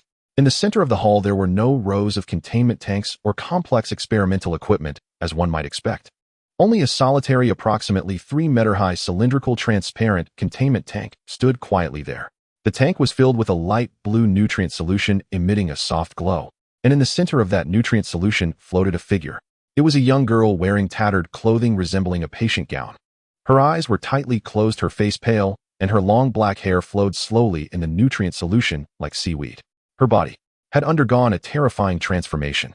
Her skin had taken on an unhealthy grayish-white color with some areas covered in a dense insect-like carapace. Her fingertips had sharpened and her joints appeared unnaturally twisted. Yet her face still faintly resembled her former delicate appearance. At the moment she saw that figure, Neko Lulu felt as though she had been struck by lightning, frozen in place, her mind blank, and her blood seemed to freeze instantly. That face, the face that still retained its outline even in its mutated state, was Lily. It was her sister Wang Lily. Lily. Neko Lulu's voice was broken, trembling with disbelief and heart-wrenching pain. She wanted to rush forward, but her legs felt as if they were filled with lead, unable to move an inch. At that moment, Wang Lily in the containment tank seemed to sense something, her long eyelashes fluttering slightly before slowly opening her eyes. What kind of eyes they were! The pupils were no longer of normal color, but rather emitted an ethereal, inhuman glow, like the purest blue crystal.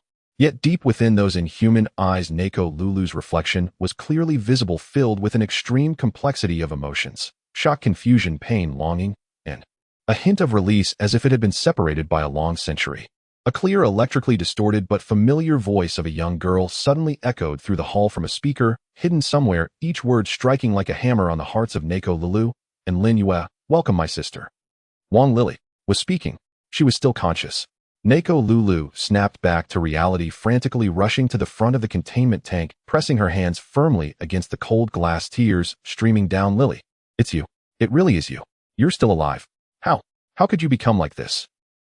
Wang Lily in the containment tank looked at her sister, who was breaking down outside, tears like energy liquid flowing from her blue crystal eyes, yet her voice was exceedingly calm, heartbreakingly calm. "Alive. Perhaps.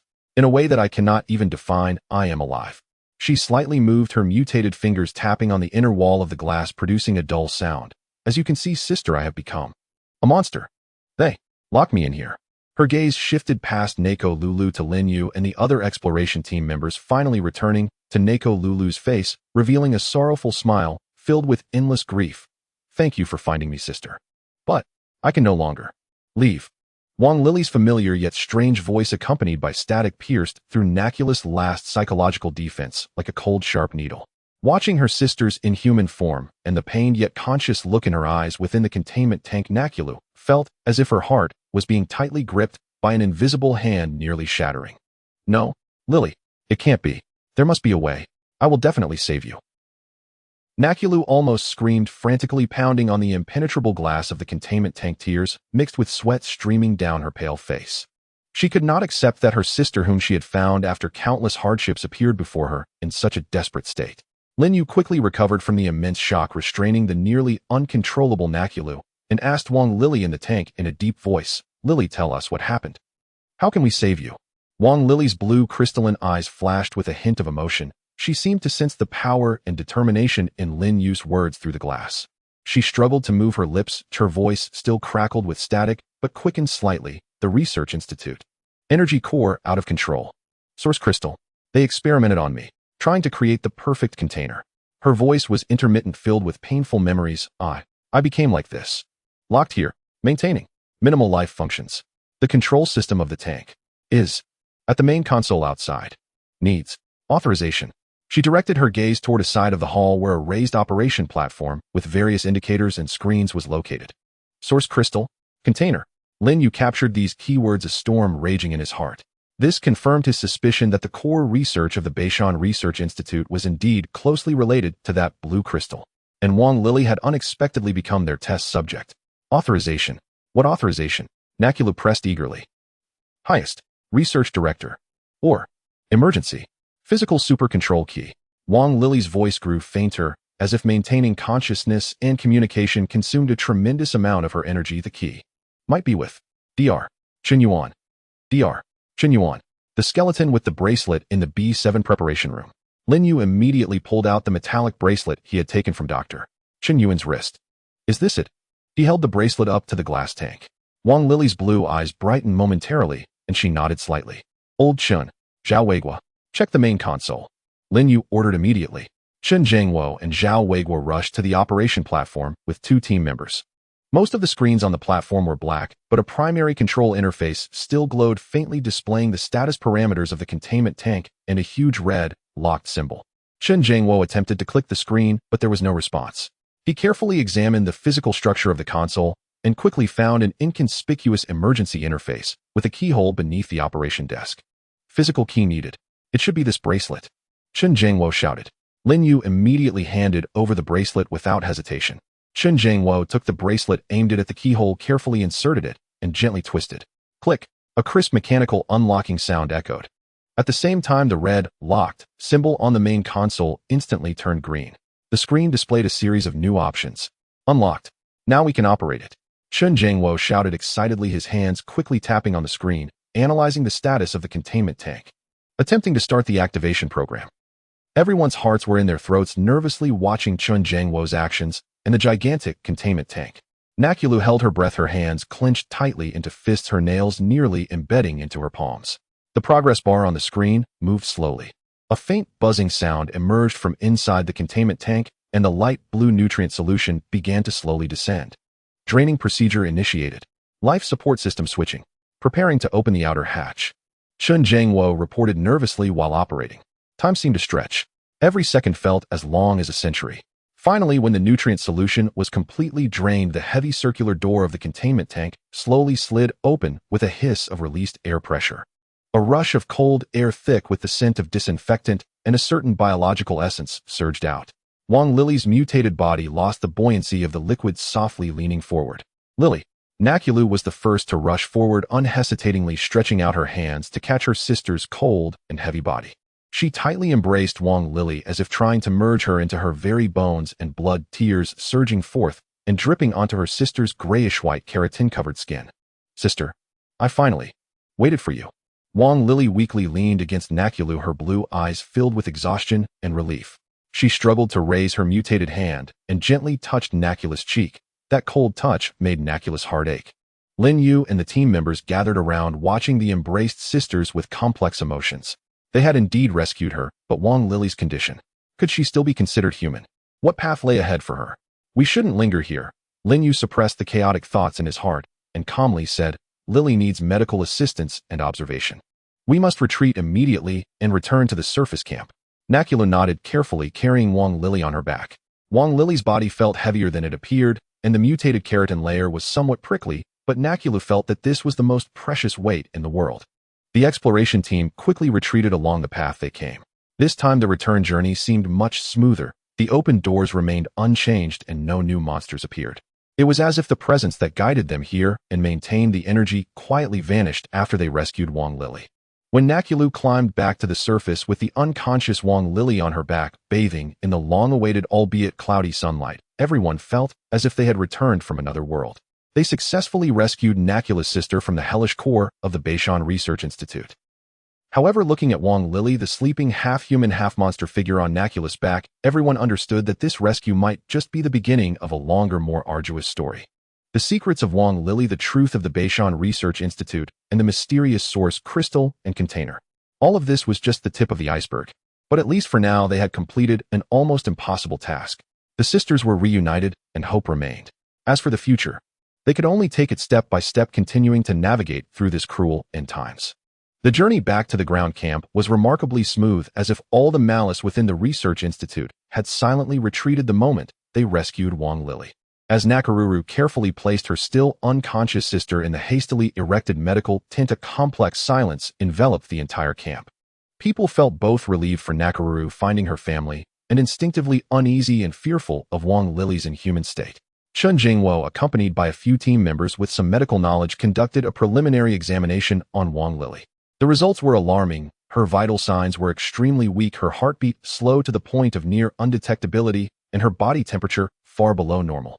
Yet a peculiar energy fluctuation flowed steadily within her, especially behind her tightly shut eyelids, as if 2 condensed blue nebulae were hidden there. Is she still alive? A team member asked softly, unable to restrain himself. Chen Jingwo adjusted his glasses, his tone grave. With our current understanding, it is difficult to define her state. Her physiological condition is more akin to some form of deep hibernation energy life form rather than a carbon-based organism in the traditional sense. What sustains her existence seems not to be metabolism, but that energy from the blue crystal. Days later, after Nakarura's tireless vigil, and Lin Yue occasionally using his mental energy for gentle guidance, Wang Lili finally stirred back to consciousness. She opened her eyes, those pure blue crystalline eyes shone like two ghostly lanterns in the dim tent. It seemed she took a moment to adjust to the light in her own body, her gaze reflecting a hint of newborn bewilderment. Soon, however, the memories and emotions belonging to Wang Lili reasserted their dominance. She looked at Nakaruru, who was keeping vigil by her bedside, looking haggard, and with great effort managed to form a faint smile. Sister, I've troubled you again. Nakaruru tightly grasped her transformed icy hand, which still held a familiar outline, tears silently streaming down her cheeks. Silly girl, why are you saying such things? As long as you are alive, that's all that matters. With Wang Lili's awakening, some of her incredible abilities began to gradually manifest. At first, there were only minor anomalies. The team members stationed on the outskirts of the camp noticed that some scattered zombies that had been wandering nearby inexplicably changed direction, as if blocked by an invisible wall, or as if they had received some command, aimlessly turning in circles before slowly leaving. Initially, everyone thought it was a coincidence, until one time a small group of about a dozen zombies was drawn in by the camp's cooking smoke, staggering out of the forest and approaching the camp. Just as Zhao Weiguo was about to issue orders to open fire and clear them out, Wang Lili, who had been quietly staying in the tent, suddenly lifted her head, her blue eyes gazing in the direction of the incoming zombies, as if subtle data streams flickered across her pupils. In the next moment, a chilling scene unfolded before all witnesses. The dozen zombies froze as if the pause button had been pressed, standing still in unison. Their murky eyes wandered vacantly, emitting meaningless hissing sounds, yet they did not take a single step forward. Immediately after, they seemed to receive a unified retreat order, stiffly turning around and retreating back into the woods in a staggered yet orderly fashion, disappearing from sight.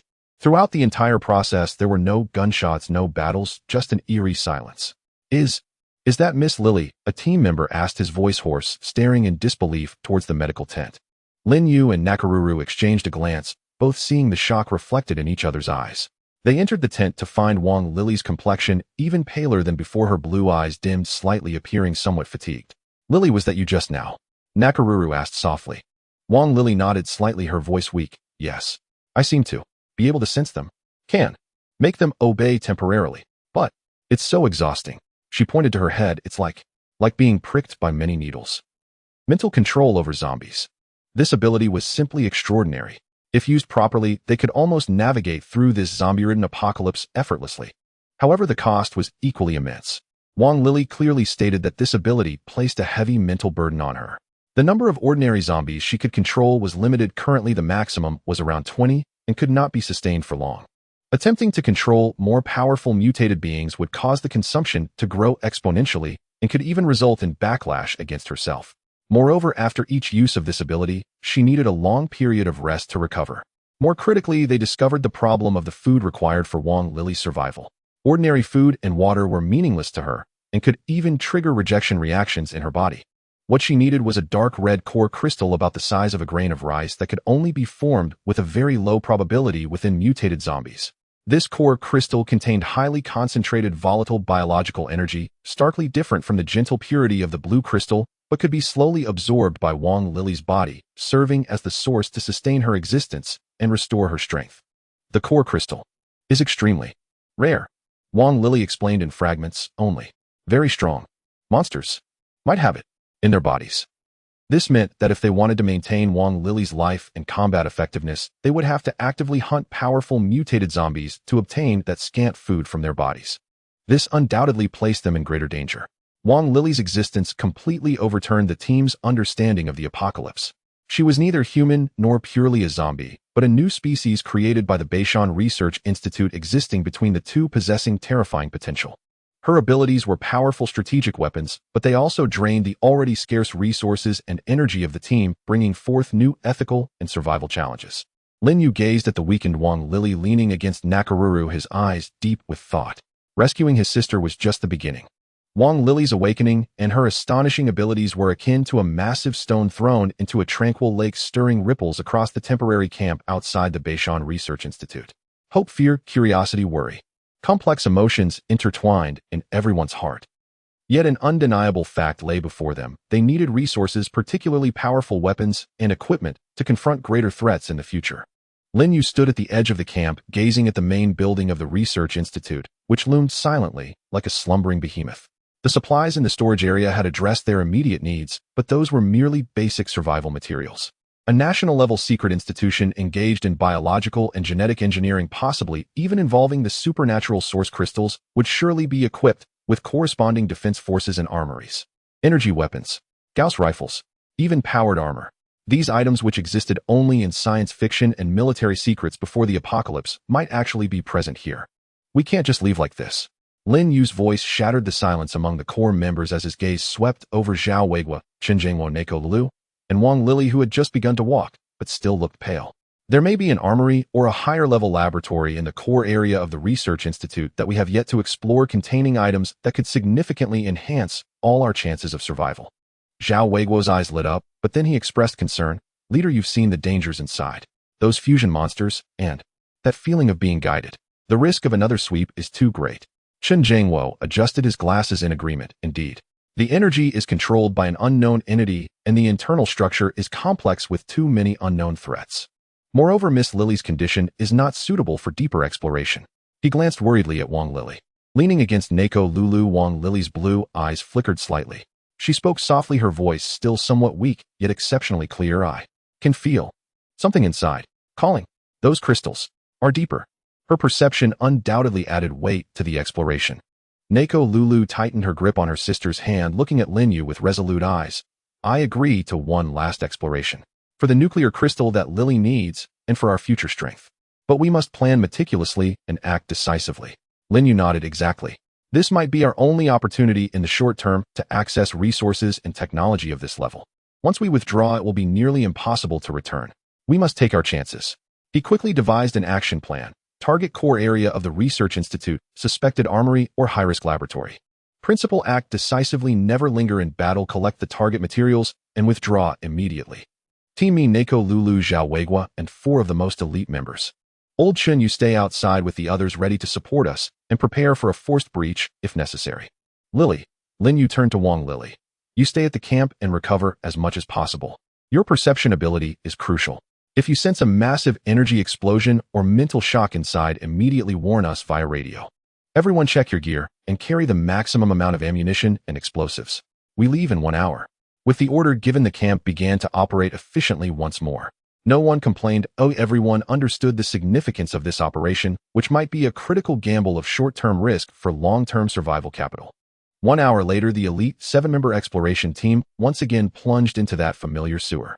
This time the atmosphere was heavier than ever. Everyone understood that this could very likely be a one-way journey. The interior of the Research Institute still maintained that eerie open state. They quickly advanced deeper along the previously guided path. Along the way, they encountered several scattered fusion monsters again, but with the team's powerful firepower and tacit cooperation, they were swiftly eliminated. Neko Lulu didn't even use her wind-related powers, conserving every bit of energy. As they delved deeper, the surroundings began to change. The cold metallic walls were replaced by a special alloy that emitted a faint glow, and the ground material became more advanced, even revealing some energy conduits still faintly operational. The energy particles in the air also seemed to be more active. Guided by Wang Lili's vague indications and Chen Jingwo's analysis of the fragments of the floor plan, they headed toward an area marked as a 01 armed security center. Finally, after passing through a thick alloy door that required a massive wheel to be turned manually to open, they reached their destination. Before them was a hall slightly smaller than the central containment chamber, yet filled with a sense of technology. On either side of the hall were rows of weapon cabinets embedded in the walls, complete with transparent observation windows. Found it, Zhao Weiguo exclaimed in a suppressed excitement. The team members quickly moved forward to inspect. What was stored in the weapon cabinets was not the energy weapons or powered armor they had imagined, but rather some oddly shaped firearms and armor that were clearly standard equipment. A bullpup rifle with a sleek black design and an unusually thick barrel labeled Gauss rifle prototype. A sniper rifle equipped with a complex sight and energy battery, slot labeled magnetic rail, sniper rifle long-distance precision strike type. And a few sets that looked quite heavy, covered with special ceramic composite plates with hydraulic assistance at the joints labeled exoskeleton powered armor basic combat type. Though not the world-destroying weapons seen in sci-fi films, these pieces of equipment undoubtedly far exceeded the outdated 95-style gear and armor they currently used. The penetration of the Gauss rifle, the range and precision of the magnetic rail sniper, and the defense and strength enhancement provided by the powered armor. This was enough to qualitatively enhance their combat capabilities. "Quick, take everything we can carry," Lin Yue ordered.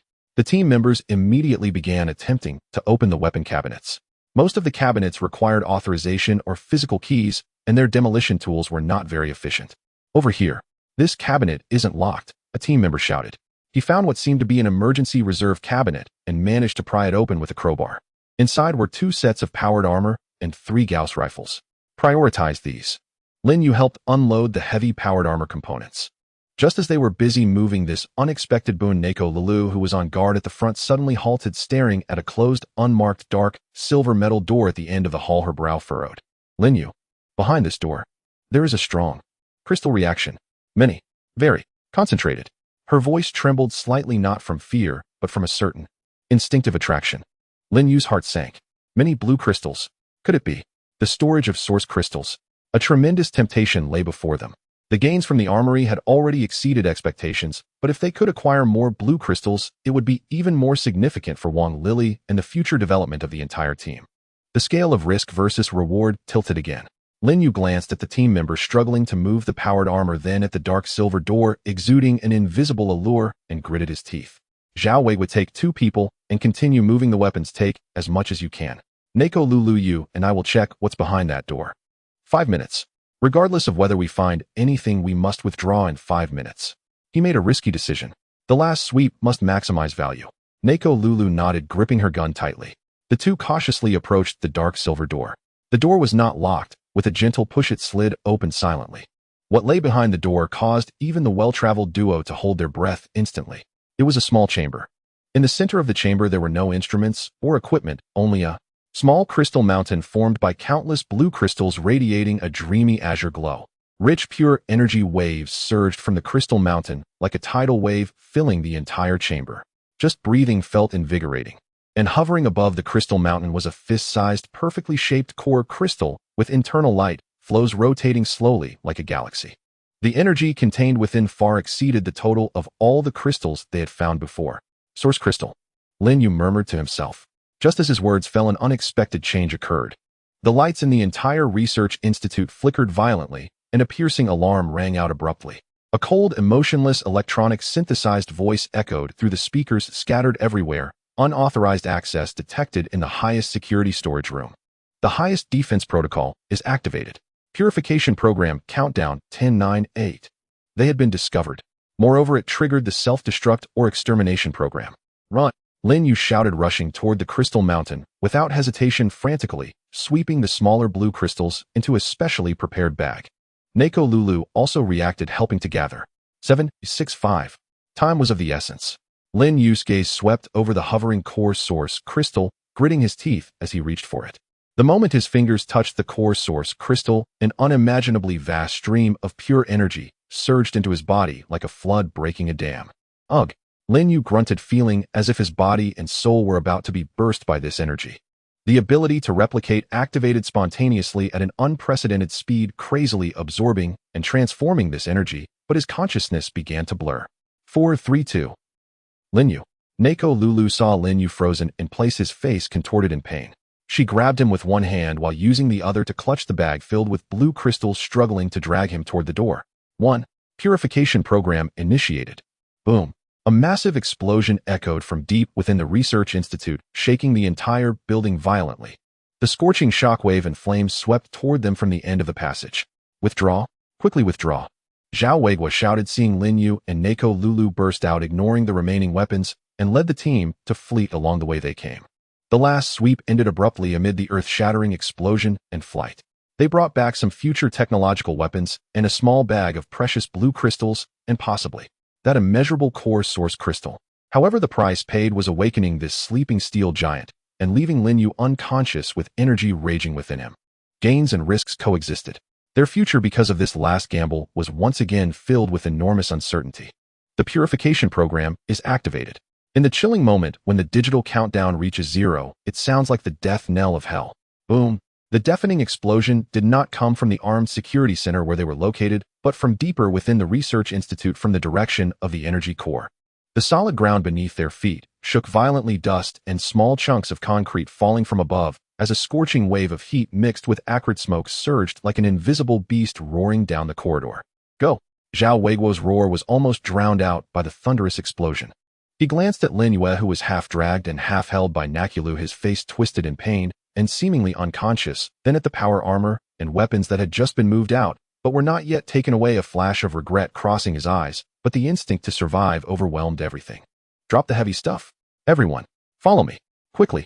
He snatched the nearest Gauss rifle and a backpack filled with several magazines, roaring at the other team members. No one hesitated. The instinct to struggle for survival in this apocalyptic moment made them understand that being a second slower now would mean doom. Nakulu gritted her teeth, propping Lin Yue's arm over her shoulder while tightly clutching the bag containing the blue crystal, desperately following Zhao Weiguo as they sprinted towards the exit.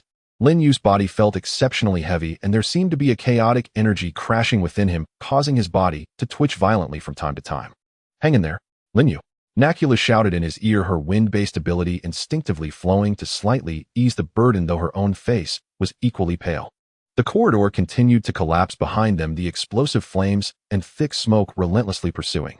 The alarms, the piercing noise of twisted metal, and the buzzing sound of some energy overload mixed together, assaulting everyone's eardrums and nerves.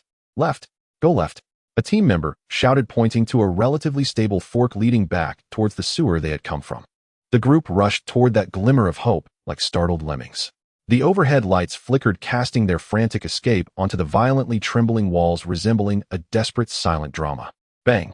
A massive chunk of concrete fell from the ceiling, crashing down where the team had just passed, sending clouds of dust flying. Be careful! The screams, gasps, and heavy footsteps intertwined with the approaching symphony of destruction. Finally, they saw the familiar severed entrance to the sewer. The equipment room had partially collapsed, but the entrance remained intact. Hurry! Get down! Zhao Weiguo was the first to dive and ready to assist below. The team entered in quick succession. Nakulu almost carried Lin Yue down the ladder unsteadily. Quick! Quick! Quick! Zhao Weiguo urged anxiously from below, feeling the vibrations above grow increasingly intense. Just as the last team member's foot left the ladder and stepped onto the horizontal pipe, a thunderous rumble echoed, a deep sound, as if emanating from the Earth's core. The entire sewer shook violently, and from the direction of the well above, the roar of rocks and concrete completely collapsing resounded. A torrent of dust and debris cascaded down like a waterfall, instantly burying the entrance they had just escaped. The light vanished entirely, leaving only the glow of the team members' helmet lights swaying in the thick smoke. Having escaped death, everyone collapsed on the cold, filthy ground of the pipe, gasping for breath, their hearts racing as if they would burst from their chests. The relief of having survived and the overwhelming fatigue washed over them like a tidal wave. Leader, how is the leader? Zhao Weiguo rushed to Lin Yue's side without pausing to catch his breath. Nakulu carefully laid Lin Yue flat in a relatively clean spot. Lin Yue remained unconscious, his brow furrowed, flashes of pain crossing his face, his body temperature alarmingly high, as if a faint glow was flowing beneath his skin. He touched the largest crystal. And then, Nakula's voice was tinged with fear and concern. Chun Jiangwo squeezed through, checking with a rudimentary device, his expression serious. The energy reaction is extremely chaotic, far beyond the limit. We must take him back to the camp immediately and find a way to stabilize him. Count the numbers. Zhao Weiguo forced himself to stand. Report. We are 7. All accounted for. A team member gasped in response. Fortunately, no one was left behind. We cannot stay. The research institute may collapse again. Follow the pipe, retreat to the surface. Zhao Weiguo ordered decisively. The team set off again, supporting the unconscious Lin Yue as they trudged back through the sewer towards the surface camp. Every step was unimaginably heavy, not only because of physical exhaustion, but also due to the weight on their hearts. When they finally crawled out of the sewer exit located on the edge of the small town, breathing in the cold but liberating air outside, everyone felt as if they had stepped into another world. The sky was overcast, as if mourning for the steel tomb that buried countless secrets and horrors. Hurry, back to the camp. Zhao Weiguo shouted hoarsely. Chun Jiangwo, Chen Chang, and others waiting at the camp were stunned by their disheveled appearance, especially seeing the leader being carried back unconscious, and immediately rushed over. What happened? What happened to the leader? The research institute blew up. In the midst of their chaotic inquiries, Nakulu briefly explained the situation, emphasizing Lin Yue's collapse after touching the core source crystal. Get the leader inside first. Old Chen, think of a way quickly, Zhao Wei was shouted. Lin Yue was quickly carried into the tent, and Chen Zhangwo immediately led everyone with medical knowledge to provide emergency treatment. However, Lin Yue's condition exceeded their understanding, and ordinary medical methods were ineffective. Wang Lili also struggled to come outside the tent, sensing the violent and familiar energy fluctuations within her blue eyes, filled with worry and a hint of strange perception. The atmosphere in the camp became particularly oppressive and heavy due to the significant losses failing to take most of the weapons, the near-death escape, and especially the leader's unconscious retreat. In their final sweep, they brought back some future weapons, a small bag of blue crystals, and possibly incalculable core source crystals within Lin Yue, but also paid the painful price of triggering the self-destruct program of the Research Institute and Lin Yue's uncertain fate. Whether it was a profit or a loss, no one could say clearly. But one thing was certain, they could no longer stay at this base, the Beishan Research Institute. The noise from the explosions and collapses, along with the dangers within the Research Institute that might not have completely subsided, forced them to relocate immediately. Zhao Weiguo looked at the unconscious Lin Yue, and then at the weary and fearful team members around him, took a deep breath, and stood up. Everyone listen up. Immediately gather all supplies and prepare to relocate. We are leaving here. Withdrawal became their only option. Carrying their gains, their pains, and an uncertain future, they had to set out on the path of wandering once again. And as for the unconscious Lin Yue, would he wake up? What would happen when he did? All of this became a heavy question mark hanging over everyone's hearts. The atmosphere in the temporary camp was as oppressive as the stillness before a storm. The muffled sounds of collapse from the direction of the Research Institute had long ceased, yet the shadow lingering in everyone's hearts remained unshakable. The most distressing sight was Lin Yue lying unconscious in the central tent, his body emanating unstable waves of energy. Chen Zhangwo had tried every conceivable method for physical cooling, injected sedatives with minimal effect, and even attempted to use the instruments he found to guide the energy, all to no avail. Lin Yue's body was like a furnace on the verge of explosion, the glow beneath his skin flickering erratically, his temperature scalding to the touch, and the agonized groans occasionally escaping his throat tore at Neko Lulu's heart. It's no use. The energy is too immense, and its nature is exceedingly violent, far exceeding the limits of his body and abilities. Chen Zhangwo removed his glasses, rubbing his weary brow, his voice hoarse. If this continues, I fear. The rest of his words went unspoken, but everyone understood. If the energy went out of control, the consequences would be unimaginable. At best, his abilities would be rendered useless, leaving him a vegetable at worst. He would explode and perish. Outside the tent, Wang Lili stood quietly, her blue crystalline eyes penetrating the canvas, as if she could see the chaotic, violent whirlpool of energy within Lin Yue that strangely felt both familiar and desirable. That was the power of the source crystal, the origin that shaped her current form. She could sense that Lin Yue was enduring immense pain from the backlash of this power. Deep within Lin Yue's consciousness, he was experiencing a bizarre, fragmented, and painful dream. He felt as if he were floating in an endless, turbulent ocean made of pure energy. Countless colorful but destructive torrents of energy charged through his body like wild horses that had broken free, roaring as they sought to break through some invisible barrier. Each impact brought excruciating pain, as if his soul were being torn apart. He saw countless shattered images flashing the cold corridors of the Beishan Research Institute, the monstrous maws of fused creatures, the eerie glow of blue crystals, Neko Lulu's despairing gaze, Yaya's tear-streaked face, and a gigantic crystal core burning like a star, radiating infinite light and heat. This crystal core magnified continuously in his dream, ultimately occupying his entire field of vision. It was no longer a gentle source of energy, but had transformed into a greedy black hole, ravenously devouring his consciousness, tearing at his existence, intending to assimilate him and turn him into a part of the energy. No! He silently screamed in his dreams, struggling desperately, but his consciousness felt as if it were sinking into quicksand, gradually being consumed by the dazzling blue light. Coldness, loneliness, destruction. Various negative emotions accompanied the onslaught of energy, nearly obliterating his very self. Just as his consciousness was about to be completely consumed by the light of the source crystal, plunging into eternal darkness and chaos. A completely different, cool and gentle power, like an oasis in the desert, silently seeped into this turbulent sea of energy. This power carried a familiar and reassuring aura, like a gentle breeze on a moonlit night, soothing the restless torrents of energy. It was not powerful, yet it was remarkably resilient and precise, like the most skillful weaver beginning to untangle and guide the chaotic strands of energy, pulling them back from the path of destruction to a relatively peaceful course. The light of the source crystal that was about to devour him seemed to soften somewhat with this gentle intervention, no longer so aggressive. Pain was easing. Coldness was dissipating. Chaos was becoming orderly. Lin Yue's fading consciousness clung to this lifeline, instinctively moving toward the source of this cool power. Inside the tent, just as everyone was at their wits' end, in despair was spreading, Wang Lili, who had been quietly standing outside the tent, seemed to have made a certain decision. She pushed open the tent flap and walked in. Lily. Neko Lulu looked up, her eyes filled with tears as she gazed at her sister. Wang Lili did not respond. Her gaze was fixed directly on the pain-racked Lin Yue. She walked step by step to the bedside, and then, to everyone's astonishment, she did something completely unexpected. She gently and cautiously climbed onto the bed, and like a little beast seeking warmth nestled into Lin Yue's scalding embrace, pressing her body tightly against his chest. Lily, what are you doing? Get down. The energy on him is very dangerous. Neko Lulu exclaimed, trying to stop her.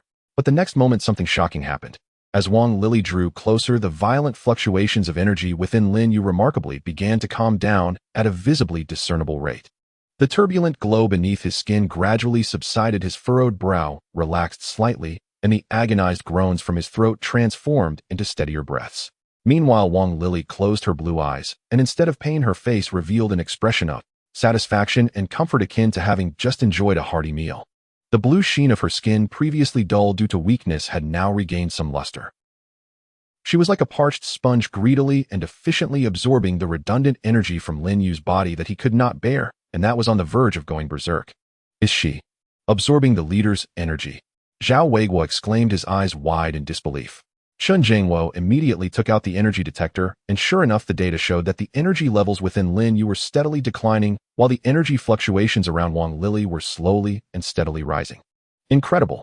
She can actually directly absorb and transform this violent source crystal energy.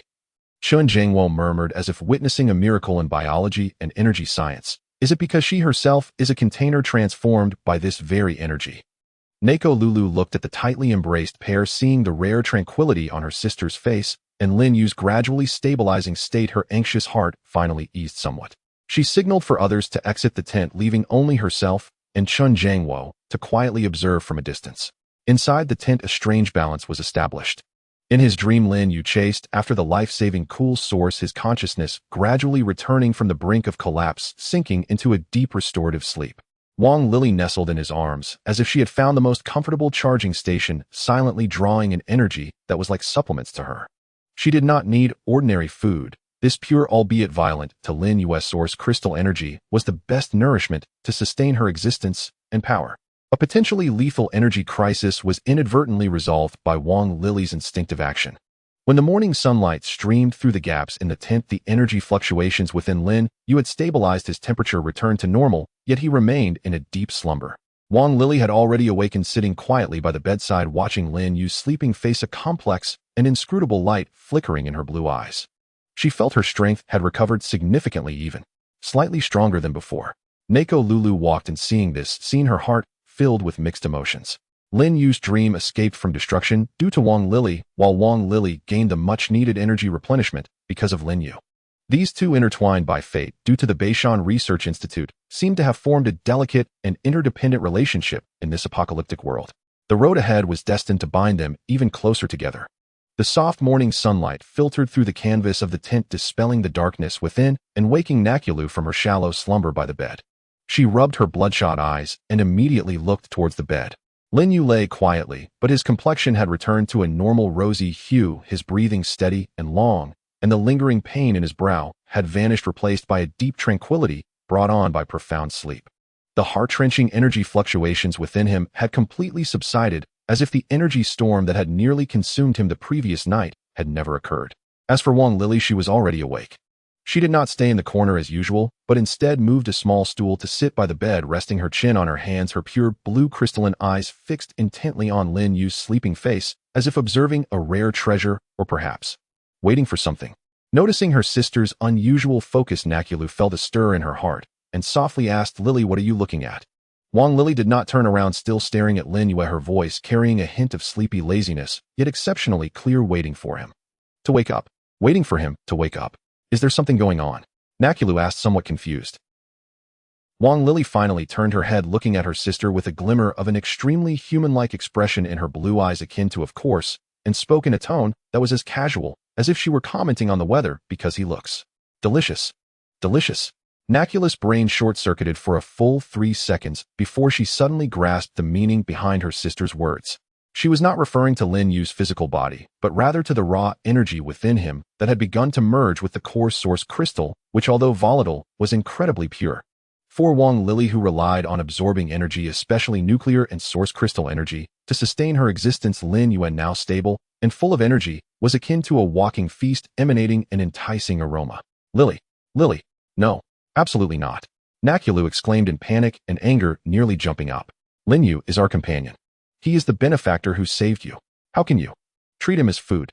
Wang Lili tilted her head, seemingly puzzled by her sister's intense reaction, but she seriously explained, or emphasized, but his energy is very fragrant, very pure, much better than the nuclear crystals inside those monsters. She even subconsciously licked her slightly pale lips, a movement that, combined with her inhuman gaze, seemed particularly eerie. At that moment, Lin Yue on the bed seemed to have been disturbed by their conversation. He blinked a few times and slowly opened his eyes.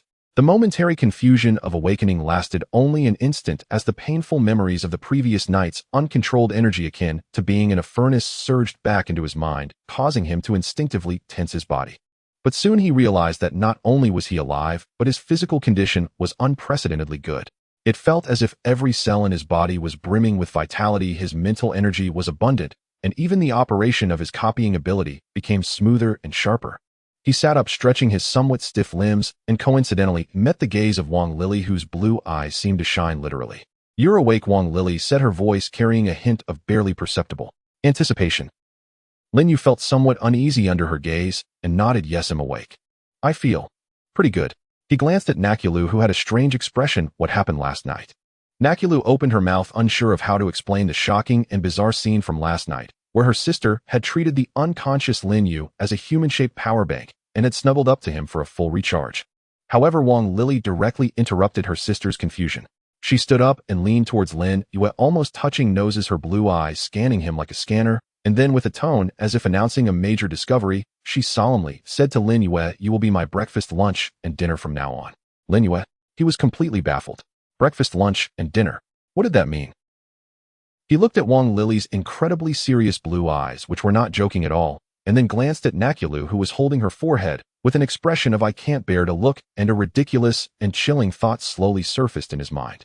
Could it be that during his unconsciousness he inadvertently signed some sort of unequal treaty? Had he sold himself? Or was it by the meal? Wait, Lily, be clear, what do you mean by breakfast, lunch, and dinner? Lin Yue felt his throat go a bit dry. Wang Lili blinked, seeming to think Lin Yue's comprehension ability was somewhat impaired, and patiently, in her opinion, explained it means, "When I'm hungry, I can absorb energy from you. It's very comfortable. And it seems it's not bad for you." She pointed at Lin Yue's currently energetic state. In an instant, Lin Yue understood.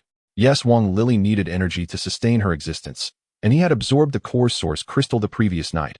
Although he had nearly exploded after getting through it, his body seemed to have become a high-concentration energy source. So, she regarded him as a sustainable human energy stick. Having figured this out, Lin Yue's expression immediately became very complex. He gazed at the girl before him, who nominally was his little sister-in-law, but was actually a half-human, half-zombie energy life form, and for a moment, he didn't know how to respond. Refusal. Leaving aside Wang Lili's seemingly negotiating, yet actually informing tone, considering that she had saved his life last night, this kind of energy sharing seemed beneficial to her and for him. There didn't appear to be any obvious harm, and it might even help to alleviate the overly abundant energy within him. Acceptance. But wouldn't that mean he would have to regularly feed this sister? This relationship felt strange no matter how he thought about it. Naculu observed the changing expressions on Lin Yue's face and sighed, stepping forward to slightly pull Wang Lili aside, saying to Lin Yue with a wry smile, "Lili means no harm. It's just that her way of surviving is different from ours. Last night, she did absorb the excess energy from your body, which stabilized you. It's just that her way of expressing it is a bit direct." Lin Yue took a deep breath, forcing himself to accept this situation. In this apocalypse with so many bizarre ways of survival, having multiple feeding companions didn't seem unacceptable. It was certainly safer than watching her hunt dangerous mutated creatures for nuclear crystals. He looked at Wang Lili, trying to keep his tone calm. "So what you're saying is you need to regularly absorb some energy from me, right?" Wang Lili eagerly nodded, her blue eyes sparkling. "Yes. 3 times a day, morning, noon, and night." She even seriously began to plan the meal times. Lin Yue twitched the corner of his mouth. Wow, it really was 3 meals a day, never missing a single one. "All right, Lin Yue finally nodded, but it can't affect my normal activities and combat. Also, the amount of energy needed must be controlled by me, not like last night, where it went out of control. Wang Lily seemed somewhat dissatisfied with controlled by Lin Yue, slightly furrowing her brow, but after looking at Lin Yue's unyielding gaze and sensing the tempting energy fluctuations within him, she reluctantly nodded. Okay.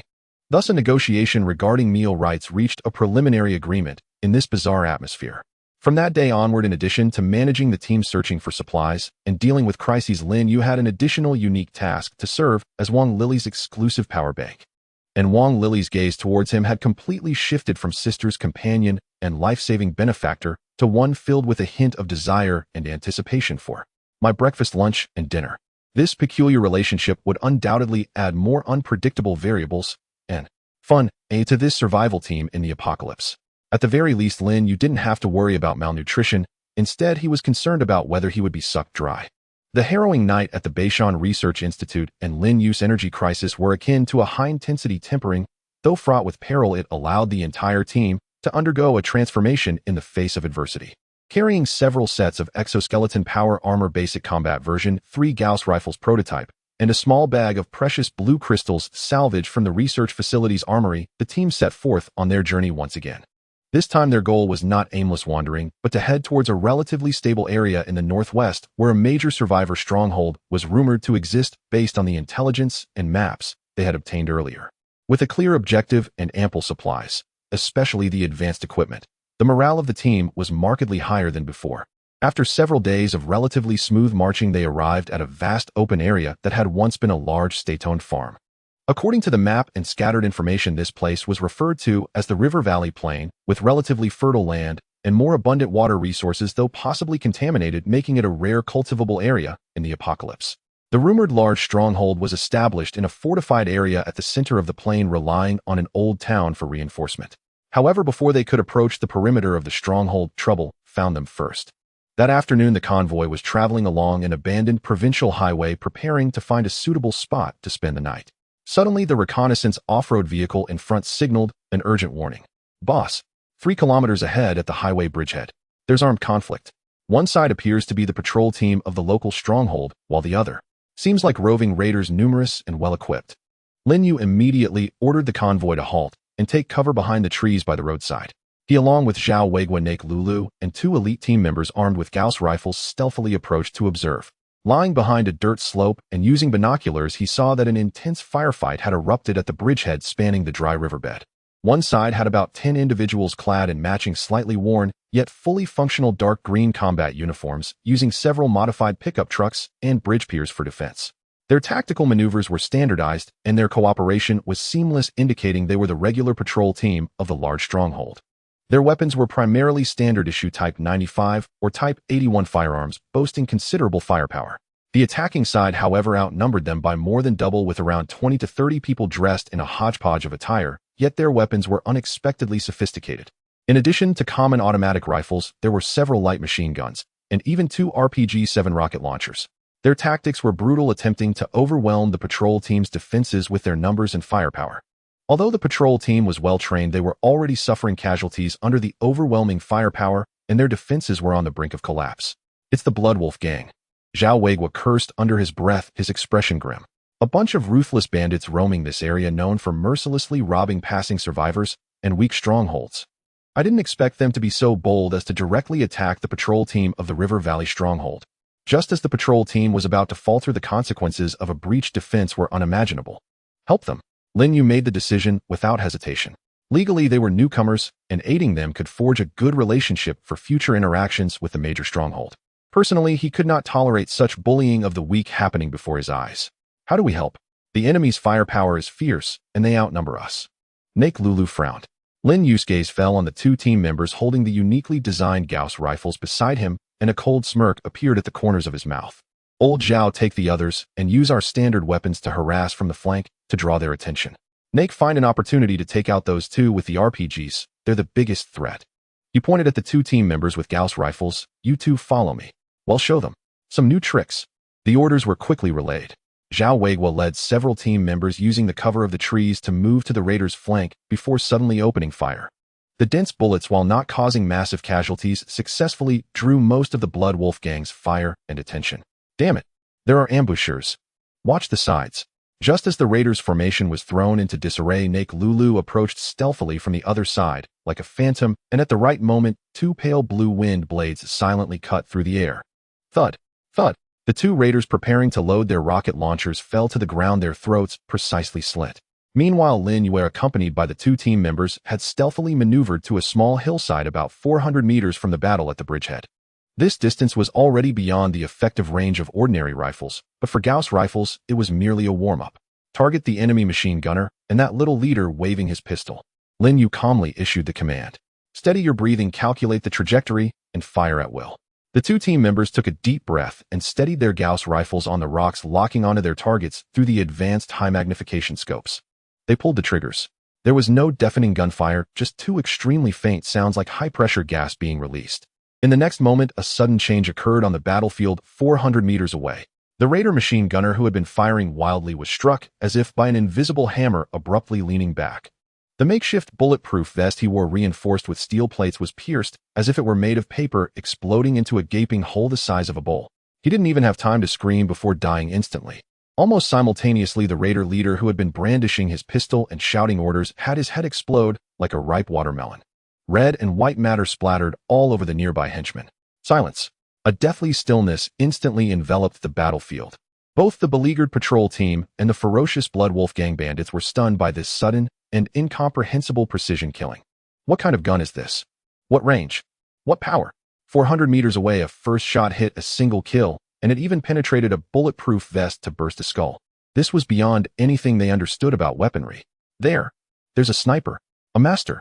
Retreat. Quickly retreat.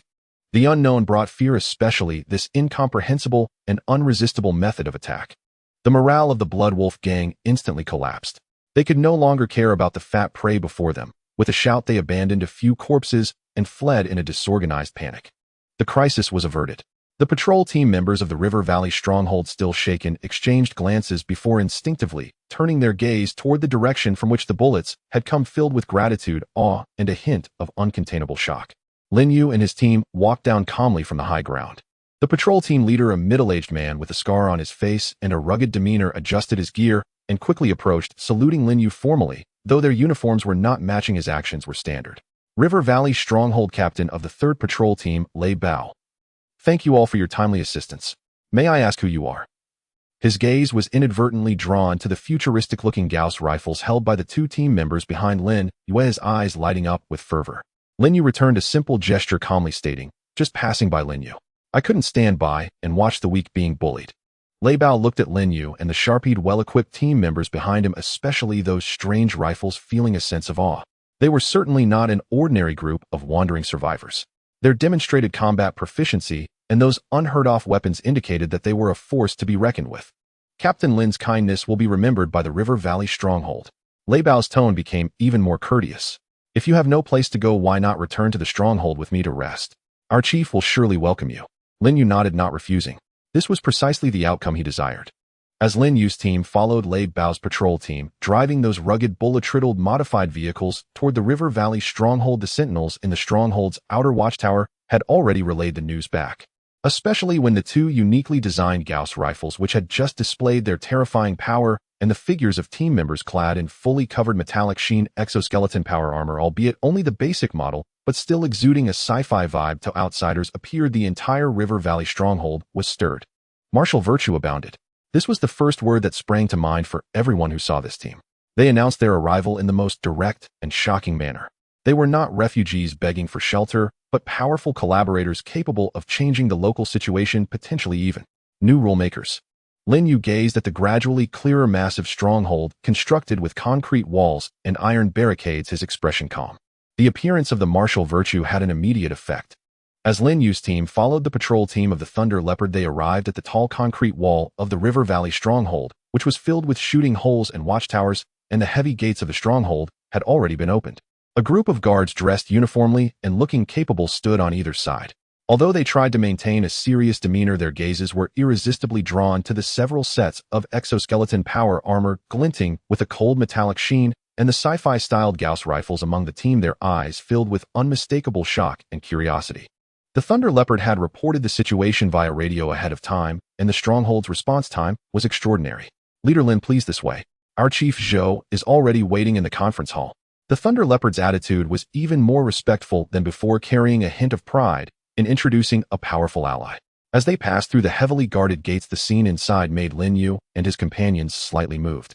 Here, rather than a survivor stronghold, it was more of a highly militarized town. The streets were simple, yet relatively clean, and although the pedestrians looked pale, their movements were orderly, devoid of the chaos and despair commonly seen elsewhere. The patrol teams moved in groups of 5, constantly on the lookout, vigilant of everything around them. They were directly led to a relatively well-preserved 5-story building at the center of the stronghold, which seemed to have been the town hall in the past. Now armed guards stood at the entrance, and the hanging sign had been changed to River Valley Survivor Base General Command. Upon entering the conference hall, a middle-aged soldier, not tall, but standing straight with sharp eyes like a hawk, was already waiting there. He wore an old military uniform that had faded from washing, with the shoulder insignias long removed, but the iron-blooded quality from his military background could not be concealed. He was Zhou Jinghua, the actual controller of the River Valley base, referred to as Chief Zhou by the Thunder Leopard. Chief Zhou, this is Leader Lin Yue. Thanks to their assistance, our 3rd patrol team was able to escape from danger. The Thunder Leopard stood at attention and reported. Zhou Zingguo's gaze fell on Lin Yue like a searchlight, quickly scanning over the well-equipped and imposing team members behind him, especially lingering for a moment on Nakalu Lu, who had a unique temperament, and the 2 sets of power armor worn by the team. A glint of interest flashed in his eyes, and he stepped forward, proactively extending his hand. Leader Lin Yue, it's a pleasure to meet you. I am Zhou Jinghua, honored to be the head of the River Valley base. Thank you for your gallant assistance in saving my soldiers. His voice was loud, filled with the distinctive frankness and sincerity of a soldier, and his handshake was extremely firm. You are too kind, Chief Zhou. It was merely a matter of standing against injustice, Lin Yue replied, neither humble nor arrogant, sensing the calluses and strength in the other's palm. After both sides took their seats and exchanged some pleasantries, Zhou Jinghua shifted directly to the main topic, his tone carrying a hint of sentiment and heaviness. To be honest, Leader Lin, our River Valley base was formed during the outbreak of the apocalypse, composed of the local station troops, remnants of the government, and gathered survivors. We have been trying to maintain order and shelter the displaced compatriots, serving as the last somewhat official shelter in this area. As you can see, we have done our best. We have walls, armed personnel, basic order, and have organized the cultivation of some land. But it's too difficult. Resources are scarce, weapons are outdated, and outside zombies and bandits are watching us closely. Situations like today's direct attack from the Blood Wolf gang on our patrol team are becoming increasingly frequent. We can barely hold on. His candidness surprised Lin Yue. This was not the attitude one would expect from a local power leader meeting an external strongman for the first time. Zhou Jinghua looked at Lin Yue, his gaze intense. Therefore, Leader Lin, your arrival, especially the strength you have demonstrated, is of great significance to our River Valley base. On behalf of the entire base, I sincerely invite you to join us. We can provide a stable place to live and a relatively safe environment, while your strength and equipment will become a solid shield that protects everyone here. It's a straightforward invitation for cooperation, or rather absorption. Lin Yue did not respond immediately. He pondered for a moment and asked rhetorically, Chief Zhou, thank you for your consideration. However, we have been accustomed to independence on our journey. I wonder how the base internally arranges matters for outsiders, especially for teams like ours carrying special equipment. How are resources allocated? What about command authority? These questions were very realistic and struck at the core. Zhou Jinghua seemed to have prepared for this, stating seriously, Leader Lin, you're straightforward, so I won't beat around the bush. The base operates under militarized management, everything for survival. If you are willing to join, I can allocate a separate area for you as a base, allowing you to maintain relative independence in internal affairs. However, external defense and significant operations require submission to the base's unified command. As for resources, they will be allocated based on contributions. The equipment and strength you bring are already a significant contribution, and the treatment will be excellent. The conditions sound quite reasonable, granting considerable autonomy, while also clarifying the necessity of obeying the greater good. Just then there was a knock on the conference hall door, and a researcher in a white coat and glasses hurried in, whispering something to Zhou Jinghua. Zhou Zingguo's expression changed slightly, and his gaze towards Lin Yue held a deeper meaning. He waved his hand to let the researcher leave, then said to Lin Yue, Leader Lin, our technical department has just conducted a preliminary inspection of the weapons seized from the Blood Wolf gang, and found some very interesting things. Those weapons, including the 2 RPGs, have some special markings and modifications that do not belong to any known forces. Moreover, their ammunition source does not seem to be something an ordinary arms factory could produce. Lin Yue felt a stir in his heart. Not belonging to known forces. Special markings. Zhou Xingguo leaned slightly forward, lowering his voice, and speaking gravely. We suspect that behind the Bloodwolf gang there may be a deeply hidden organization with strong technology and production capabilities supporting them. Their purpose may not be as simple as mere plundering. The River Valley base may have long been targeted. This news undoubtedly made the already complex situation even more confusing. An official background struggling for survival in a shelter. A well-equipped, purpose-unknown, mysterious organization supporting the bandits. And their team carrying futuristic technology and formidable combat power. What kind of game would unfold among these three forces on this apocalyptic wasteland? Lin Yue looked at Zhou Xingguo's earnest, yet hopeful eyes, then thought of the threats that the mysterious organization might bring and gradually came to a decision. To fully join and lose autonomy was not his desire. But complete independence facing unknown enemies and environments was also not a wise choice. Perhaps a more flexible, equal, and benefit exchange-based cooperation model is the best choice for now. Chief Zhou, Lin Yue said slowly, regarding the matter of joining, we need to discuss it internally. However, in terms of addressing common threats, I think we can first reach some limited cooperative intentions. He did not close the door entirely, but the door to cooperation had already opened. The olive branch of the official shelter has been extended, and Lin Yue's response will determine the future fate of this team and even the entire River Valley region. The olive branch thrown by Zhou Xingguo and the rumors of a mysterious force possibly behind the Bloodwolf gang stirred ripples within Lin Yue's team like two stones thrown into a tranquil lake. Upon returning to the relatively isolated abandoned factory site that Zhou Xingguo had temporarily arranged for them, Lin Yue immediately summoned all core members for a discussion. The factory was dimly lit with the air thick with the scent of dust and oil. Zhao Weiguo, Chen Zhengwo, Nick Lulu, Wang Lily, quietly sitting in the corner, her blue eyes occasionally flickering, along with several squad leaders, sat together, the atmosphere serious. Lin Yue candidly shared Zhou Zengguo's invitation and the speculations about the mysterious organization with everyone. Join them. Wouldn't that mean we have to listen to that Chief Zhou's orders? Zhao Weiguo was the first to voice his opposition, accustomed to acting freely and instinctively rejecting strict military management. Chen Zhengwo adjusted his glasses and disagreed. Old Zhao, we can't say that. The He Valley base has a well-ordered structure, stable defenses, and a certain population foundation, which is what we desperately need right now. Fighting alone is ultimately not a long-term solution. Moreover, Chief Zhou has promised us a certain degree of autonomy. Nake Lulu glanced at her sister sitting in the corner and spoke up. Lily needs a stable environment to adapt and recover. Constantly moving is detrimental to her. Furthermore, if that mysterious organization, if the Bloodwolf gang is indeed supported by them, then we have already been drawn in. Staying here may allow us to leverage the strength of the base to uncover the truth. She subconsciously felt that her sister's situation might be related to these hidden research institutions. Wang Lily seemed to sense her sister's gaze, lifting her head and calmly scanning the crowd with her blue eyes. She did not voice an opinion, but her very presence was a reminder that the team had a member requiring special care and was extraordinary. Other squad leaders also expressed their views, some supporting a temporary affiliation for stability, while others worried about losing autonomy and being under control. Lin Yue listened quietly to the debate without interruption. Only when the voices gradually quieted and everyone's eyes were focused on him did he slowly speak. To fully join is not advisable. We would lose our initiative and our equipment and secrets, primarily referring to Wang Lily, and the blue crystal might also be exposed. However, to completely leave is also unwise. The information revealed by Zhou Zhengguo indicates that there are undercurrents in this area. We are unfamiliar with the terrain, and blindly departing could lead to greater dangers. Moreover, the base itself is a valuable source of intelligence and a potential trading partner. He paused, scanning the crowd, and stated his decision: we will stay for now. But we will not join as subordinates, or rather we will engage as collaborators. Collaboration. Zhao Weiguo's eyes lit up. What kind of collaboration? We can reach an agreement with the He Valley base. Lin Yue clearly outlined his vision. We will provide limited military support to assist them in defending key areas and participate in exploratory and extermination missions that entail certain risks. In return, we require them to provide a stable base, some essential supply provisions, and most importantly, share all intelligence regarding the outside world, especially concerning the zombie-tide anomalies, the mysterious organization, and any extraordinary phenomena. He emphasized the importance of intelligence. His experience at the Beishan Research Institute made him understand that the truths of the post-apocalyptic world are often hidden behind layers of fog. Information is power and the guarantee of survival. At the same time, we must maintain complete independence. Internal affairs, personnel management, and equipment ownership must all be decided by us. We are not their soldiers, but equal partners in cooperation.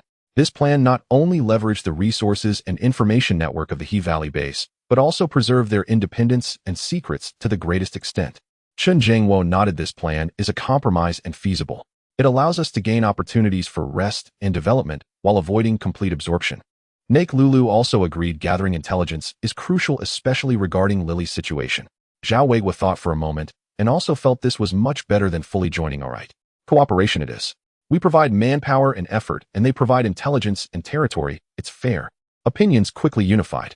The next day, Lin Yue visited Zhou Zhenghua again to present his cooperation proposal. Zhou Zhenghua did not seem surprised that Lin Yue did not directly agree to join. He listened carefully to Lin Yue's conditions, his fingers gently tapping on the table. When he heard Lin Yue emphasize intelligence, sharing, and complete independence, he pondered for a long time. Finally, he looked up at Lin Yue, a glint of appreciation and determination flashing in his eyes. Good. Chief Lin is straightforward. I won't beat around the bush. I agree to your conditions. He stood up and extended his hand to Lin Yue once again. From today, on the He Valley base and your side will be strategic partners. Welcome to stay and face the challenges of the future together. The two hands gripped tightly once more. This time, it was not gratitude for saving a life, but a formal alliance between two forces based on practical interests and common threats. With the agreement reached, Lin Yue's team officially settled at the He Valley base. They began selectively participating in the base's defense patrols, occasionally venturing out to assist in exterminating overly dense hordes of zombies or small groups of bandits nearby. The powerful capabilities of the Gauss rifles and powered armor displayed in several operations further solidified their transcendent status and influence within the base. In return, Zhou Zhenghua also fulfilled his promise, sharing with Lin Yue the information collected by the base's intelligence department regarding abnormal gatherings of the zombie, tied the emergence of powerful new mutations in certain areas, and scattered investigative information about the Bloodwolf gang and its backing forces. A vast network interwoven with the zombie-tied mysterious organizations and survivor strongholds began to slowly unfold before Lin Yue. Temporarily settling here, recuperating, gathering strength, and using the base's intelligence network to glimpse the truth of this world became their most important strategy at this stage. Cooperation has only just begun. The undercurrents hidden beneath the calm will eventually surface with the passage of time. After establishing a cooperative relationship with the River Valley base, Lin Yue's team gained a rare period of rest. They used this time to further familiarize themselves with the operation of the Gauss rifles and power armor, while Chen Zhengwo also led the technical team to maintain and adapt the equipment.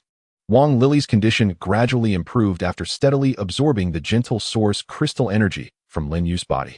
Although still taciturn, she was no longer as weak as she had been initially.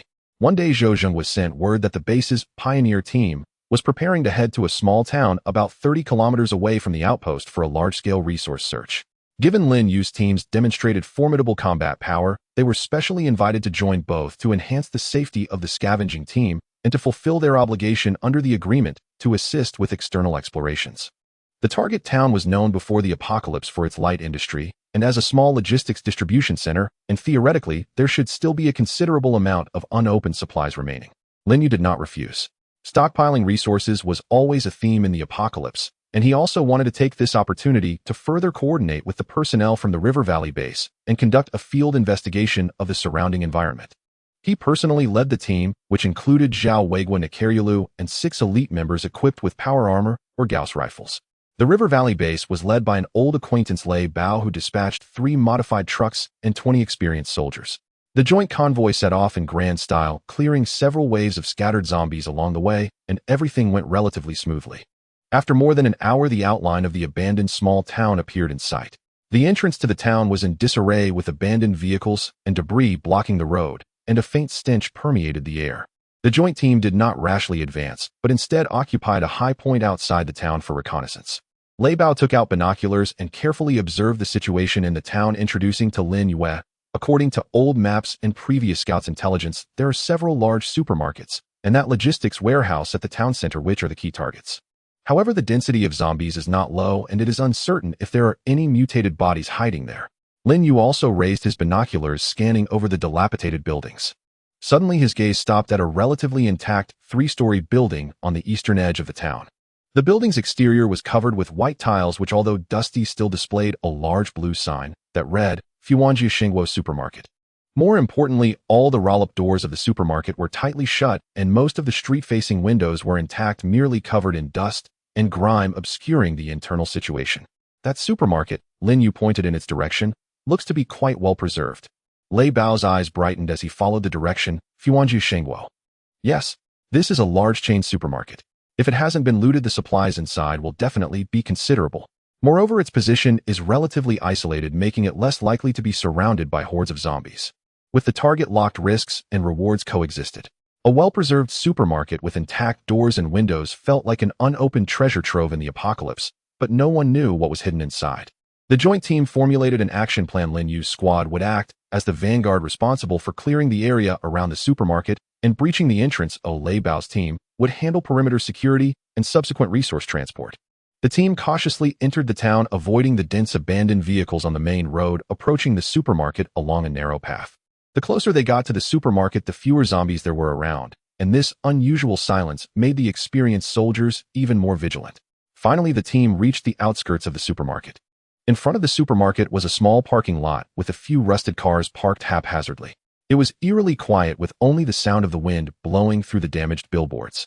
Lin Yue signaled, and two team members in power armor immediately stepped forward, using the power amplification of their armor to try to lift the heavy metal roll-up door. Accompanied by a harsh grinding sound, the roll-up door was slowly raised, revealing the transparent glass door behind it. The glass door was locked from the inside, but through the grimy glass the outlines of shelves could be vaguely seen, seemingly still quite orderly. "Prepare to breach the door," Lin Yue whispered. Just as a team member raised his rifle ready to smash the glass door, an extremely faint, almost imperceptible crying sound suddenly came from deep within the supermarket. The sound was very soft, intermittent, like that of a child filled with fear and helplessness, standing out starkly in this dead silence. Everyone instantly tensed up, aiming their guns at the dark interior of the supermarket. "Are there living people inside?" Lei Bao lowered his voice, his tone uncertain.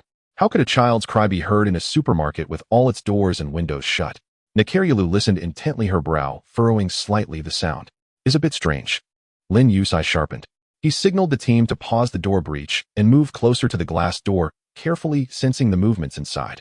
The crying continued, but it was too singular, without any other background noise or cries for help, just pure repetitive crying. In this apocalypse, a child trapped alone in a supermarket full of supplies. It sounded more like a trap.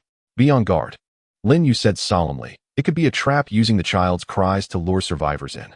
He signaled the power armor team members. "After breaching the door, Necessities and I will go in first. The rest provide cover fire and watch for any anomalies." "Understood." The armed team member took a half step back, and the butt of his rifle slammed down on the glass door lock.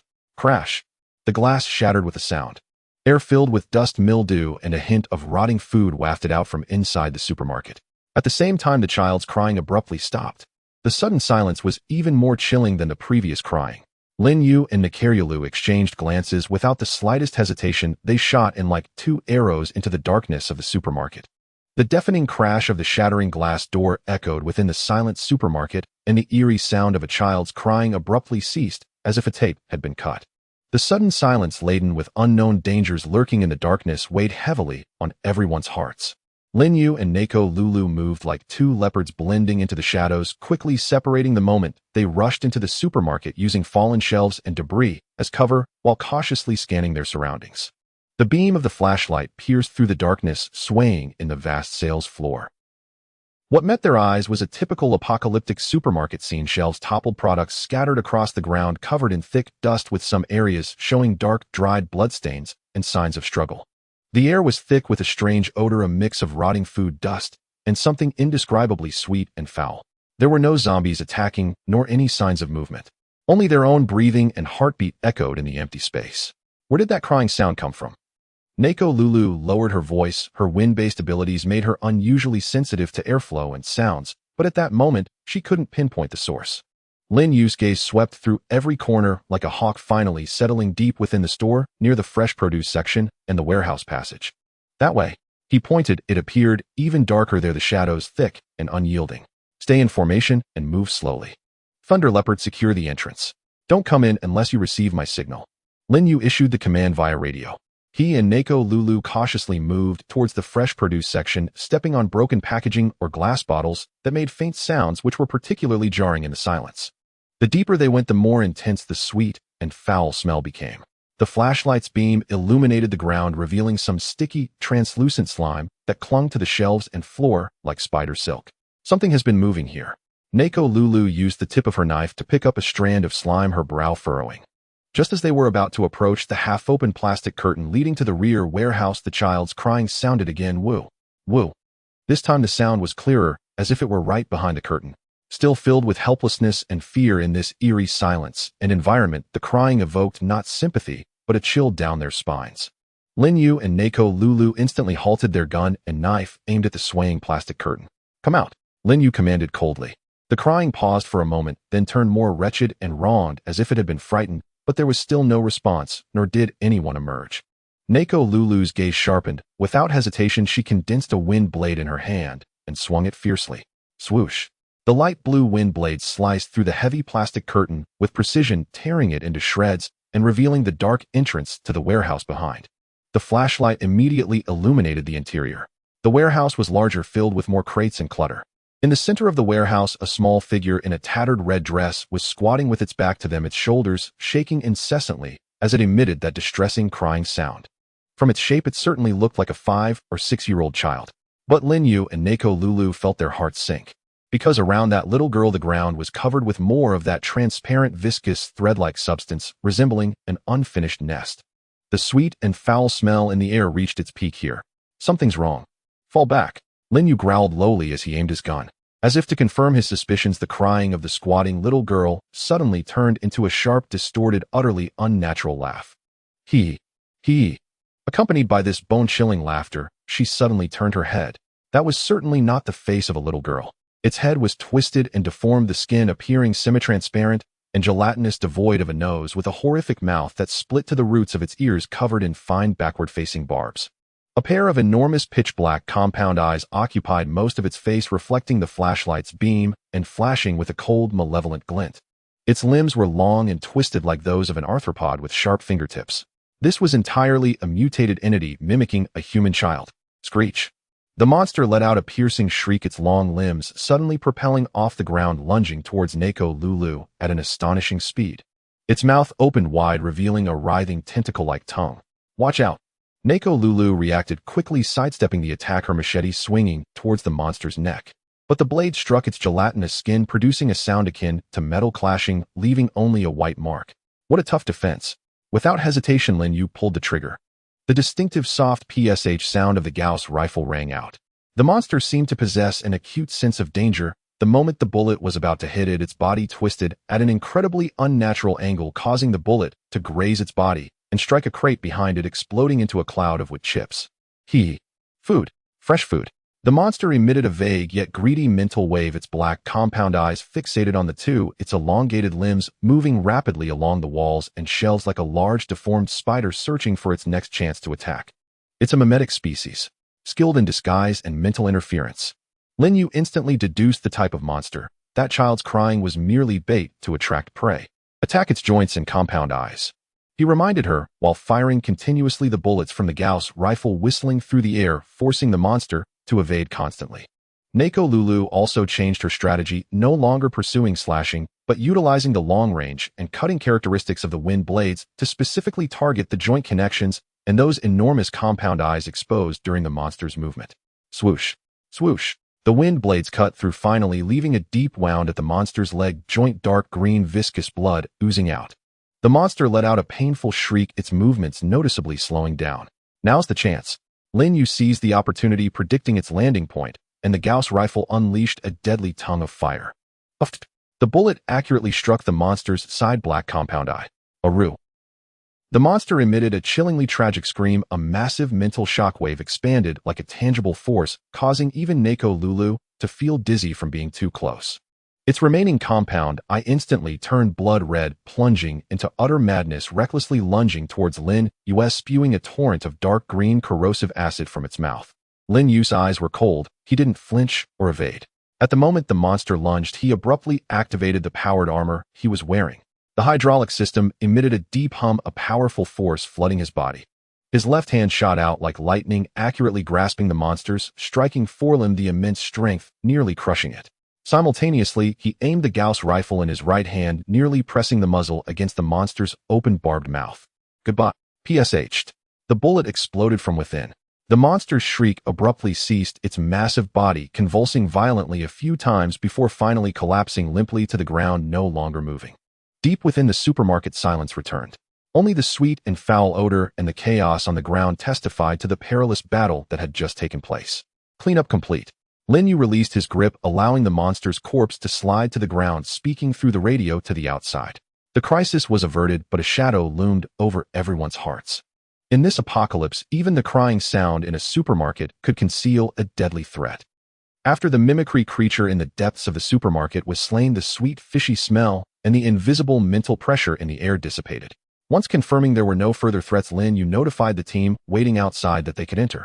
Lei Bao, accompanied by his men, cautiously slipped through the shattered glass door. As the flashlight swept over the grotesque and sinister corpse of the creature on the ground, even Lei Bao, with his vast experience, could not help but gasp in horror. Mimic species. This thing is the most insidious and vicious. Lei Bao, still shaken, said, "Thanks to you, Leader Lin. If we had come in alone, we would surely have suffered greatly." His gaze toward Lin Yue and Necessities was filled with more admiration. To eliminate such a creature adept at disguise and mental attacks, so cleanly displayed an unfathomable strength. "The crisis is resolved. Let's begin the search," Lin Yue said calmly, as if he had merely swatted a fly. "Focus on checking the warehouse and the well-sealed shelves." With the order given, the joint team immediately sprang into action like efficient worker ants. The soldiers at the Higu base were responsible for perimeter security and initial cleanup, while the elite team, led by Lin Yue, used the power of their powered armor and the intimidation of their Gauss rifles, primarily psychological, to delve deep into the warehouse and sales area. Soon shouts of surprise began to rise and fall like waves. Warehouse. The warehouse is filled with whole boxes of canned goods. Meat, fruits, and vegetables are all here. Perfectly packaged. Over here, sealed rice flour and cooking oil. So much. Enough for us to eat for several months. Beverage section. Bottled water, various soft drinks. Although some are expired, most are fine. Daily necessities. Toothpaste, toothbrushes, soap, toilet paper. All good stuff. Found it. A small medical cabinet. Though it has been rummaged through, there are still plenty of basic medicines and bandaging supplies. The Fuanjia supermarket indeed did not disappoint them. Although some parts of the sales area had been damaged by previous survivors or monsters, the warehouse, located further back, and some well-sealed shelves preserved a large amount of supplies. Especially those long-lasting canned goods, vacuum-packed foods, and bottled water, which are invaluable treasures for any survivor stronghold. The team excitedly transported box after box, bag after bag of supplies from the warehouse, piling them in the relatively open area at the supermarket entrance. Soon various supplies formed small mountains, dazzling and overwhelming. Lei Bao looked at this bountiful harvest, his face flushed with excitement, rubbing his hands together as he said to Lin Yue, "Leader Lin, this time, we really hit the jackpot. These supplies are enough to sustain our base for nearly half a year. We can also exchange quite a bit with other small strongholds for urgently needed parts and fuel." Lin Yue nodded, his gaze sweeping over the supplies as he calculated quickly in his mind. These essential survival resources were equally important to them and could greatly alleviate logistical pressure. "According to the agreement, this harvest will be divided based on the effort contributed," Lin Yue said to Lei Bao. "We handle the assault and eliminate the primary threats, taking 40%. You are responsible for assistance and transportation, taking 60%. How does that sound?" This distribution plan was quite fair. One could even say Lin Yue's side was at a slight disadvantage, considering they bore the greatest risk and utilized powerful equipment. However, this reflected Lin Yue's sincerity in cooperation, not being overly calculative about immediate benefits. Lei Bao naturally had no objections, even feeling that Lin Yue's side was too generous, nodding repeatedly, "No problem. Let's proceed," as Leader Lin said. "Thank you so much." The counting and transporting of supplies continued for nearly 2 hours. 3 modified trucks were packed to the brim, even the roofs were loaded with many items. Each team member also carried a fully loaded backpack. Looking at the convoy returning with their bounty, everyone's faces radiated joy and satisfaction. This joint operation not only yielded precious supplies, but also enhanced the trust and understanding between both parties. Return trip. Lei Bao waved his hand enthusiastically. The convoy slowly departed from this small town that had brought them both surprises and scares. While they had been careful on the way there, the atmosphere was much more relaxed on the return. Upon returning to the Higu base, when the truck laden with supplies drove through the gate, the crowd that had been waiting in the square erupted into a restrained cheer. Especially when people saw those mountains of canned goods, rice, and bottled water, hope ignited in their eyes. Zhou Zhengguo personally came to the square to greet them. He looked at Lin Yue and Lei Bao as they got off the truck, clapped their shoulders with force and boomed, "Well done. Great job." With this batch of supplies we can hold out for much longer. Leader Lin, we owe this to you again. His gaze toward Lin Yue was no longer just that of an appreciative collaborator, but hinted at a subtle reliance. The supplies were quickly stored and divided according to the agreed ratio. The portion allocated to Lin Yue's side was also sufficient for their less than 100-member team to last for quite a while, and they had ample reserves for exchanges or other purposes. This bountiful harvest brought not only material abundance, but also a significant boost in morale and confidence for the future. However, while everyone was immersed in the joy of the harvest, Lin Yue stood alone in front of the supplies they had received, his gaze profound. A successful scavenging operation does not solve the fundamental issues. The threats facing the Hegu base, the mysterious organization lurking behind the Blood Wolf gang, and the mystery surrounding the origin of the apocalypse represented by Wang Lily, all hung over them like the sword of Damocles. Supplies merely provided them with the means to continue moving forward. The real challenges might just be beginning. He glanced at Wang Lily, who was quietly sitting on a pile of cardboard boxes, curiously observing everything around her. Her blue eyes reflected a soft glow under the base's lights. This trip to the supermarket yielded not only supplies, but also a deeper understanding of the dangers in this world, which were omnipresent and could even disguise themselves as the very things you are most reluctant to harm. He clenched his fist. He must quickly increase his strength both personally and as a team. Only by possessing sufficient power can they protect this hard-won harvest in this perilous apocalypse and seek the truth hidden behind the fog. A bountiful harvest is both an end and a new beginning. The grand harvest at Fuanjia supermarket was like a shot of adrenaline for the entire team. The ample supply of resources brought an unprecedented sense of security, allowing the tightly wound nerves of the people to relax slightly. Within the valley base, the atmosphere became much livelier due to the influx of these supplies, and the status of Lin Yue's team rose accordingly, becoming a special existence that no one dared to provoke lightly. However, Lin Yue did not indulge in this brief respite. Although the energy storm brought by the core source crystal from the Beishan Research Institute was unexpectedly resolved by Wang Lily, the effects of the core source crystal that had merged with his body were far from over. It was like a seed forcibly implanted, quietly taking root and sprouting within him, subtly transforming his body, especially his unique ability to replicate. In recent days, Lin Yue could clearly feel a significant increase in both his total mental power and recovery speed. The excruciating headache and feeling of being emptied after replicating a large amount of military arms had notably diminished. What surprised him even more was that the replication process seemed to have become more intelligent. Previously, he needed to concentrate and clearly visualize every detail of the target objects he was replicating. But now sometimes just a vague thought, or even just the moment his fingers touched a complex object, would trigger an information stream about its structure, materials, and even intricate internal parts to automatically flood into his mind, making the replication process exceptionally smooth, as if his ability had gained a form of learning and analysis. This was undoubtedly a positive change brought by the core source crystal. But the changes did not stop there. That night, Lin Yue was alone in their assigned factory residence, conducting his routine meditation and mental training. He attempted to more delicately manipulate the gentle, yet overwhelming energy derived from the core source crystal, trying to explore its further possibilities. With his eyes closed and his mind focused, he sank into the ocean of energy within him. Unlike the previous chaotic turbulence, the energy at this moment was docile and vast, slowly swirling like a nebula. The core of his replication ability was like the center of this nebula, continuously absorbing and refining this energy. A sudden thought struck him. Since his replication ability could copy the forms and characteristics of materials, could it also copy a certain state? For instance, the refraction of light, the flow of air, or even the sensation of his own existence. This thought flashed through his mind like a lightning bolt. In the next moment, an unexpected change occurred. The calm energy nebula within him suddenly began to spin rapidly, and the core of his replication ability erupted with an unprecedented brilliance.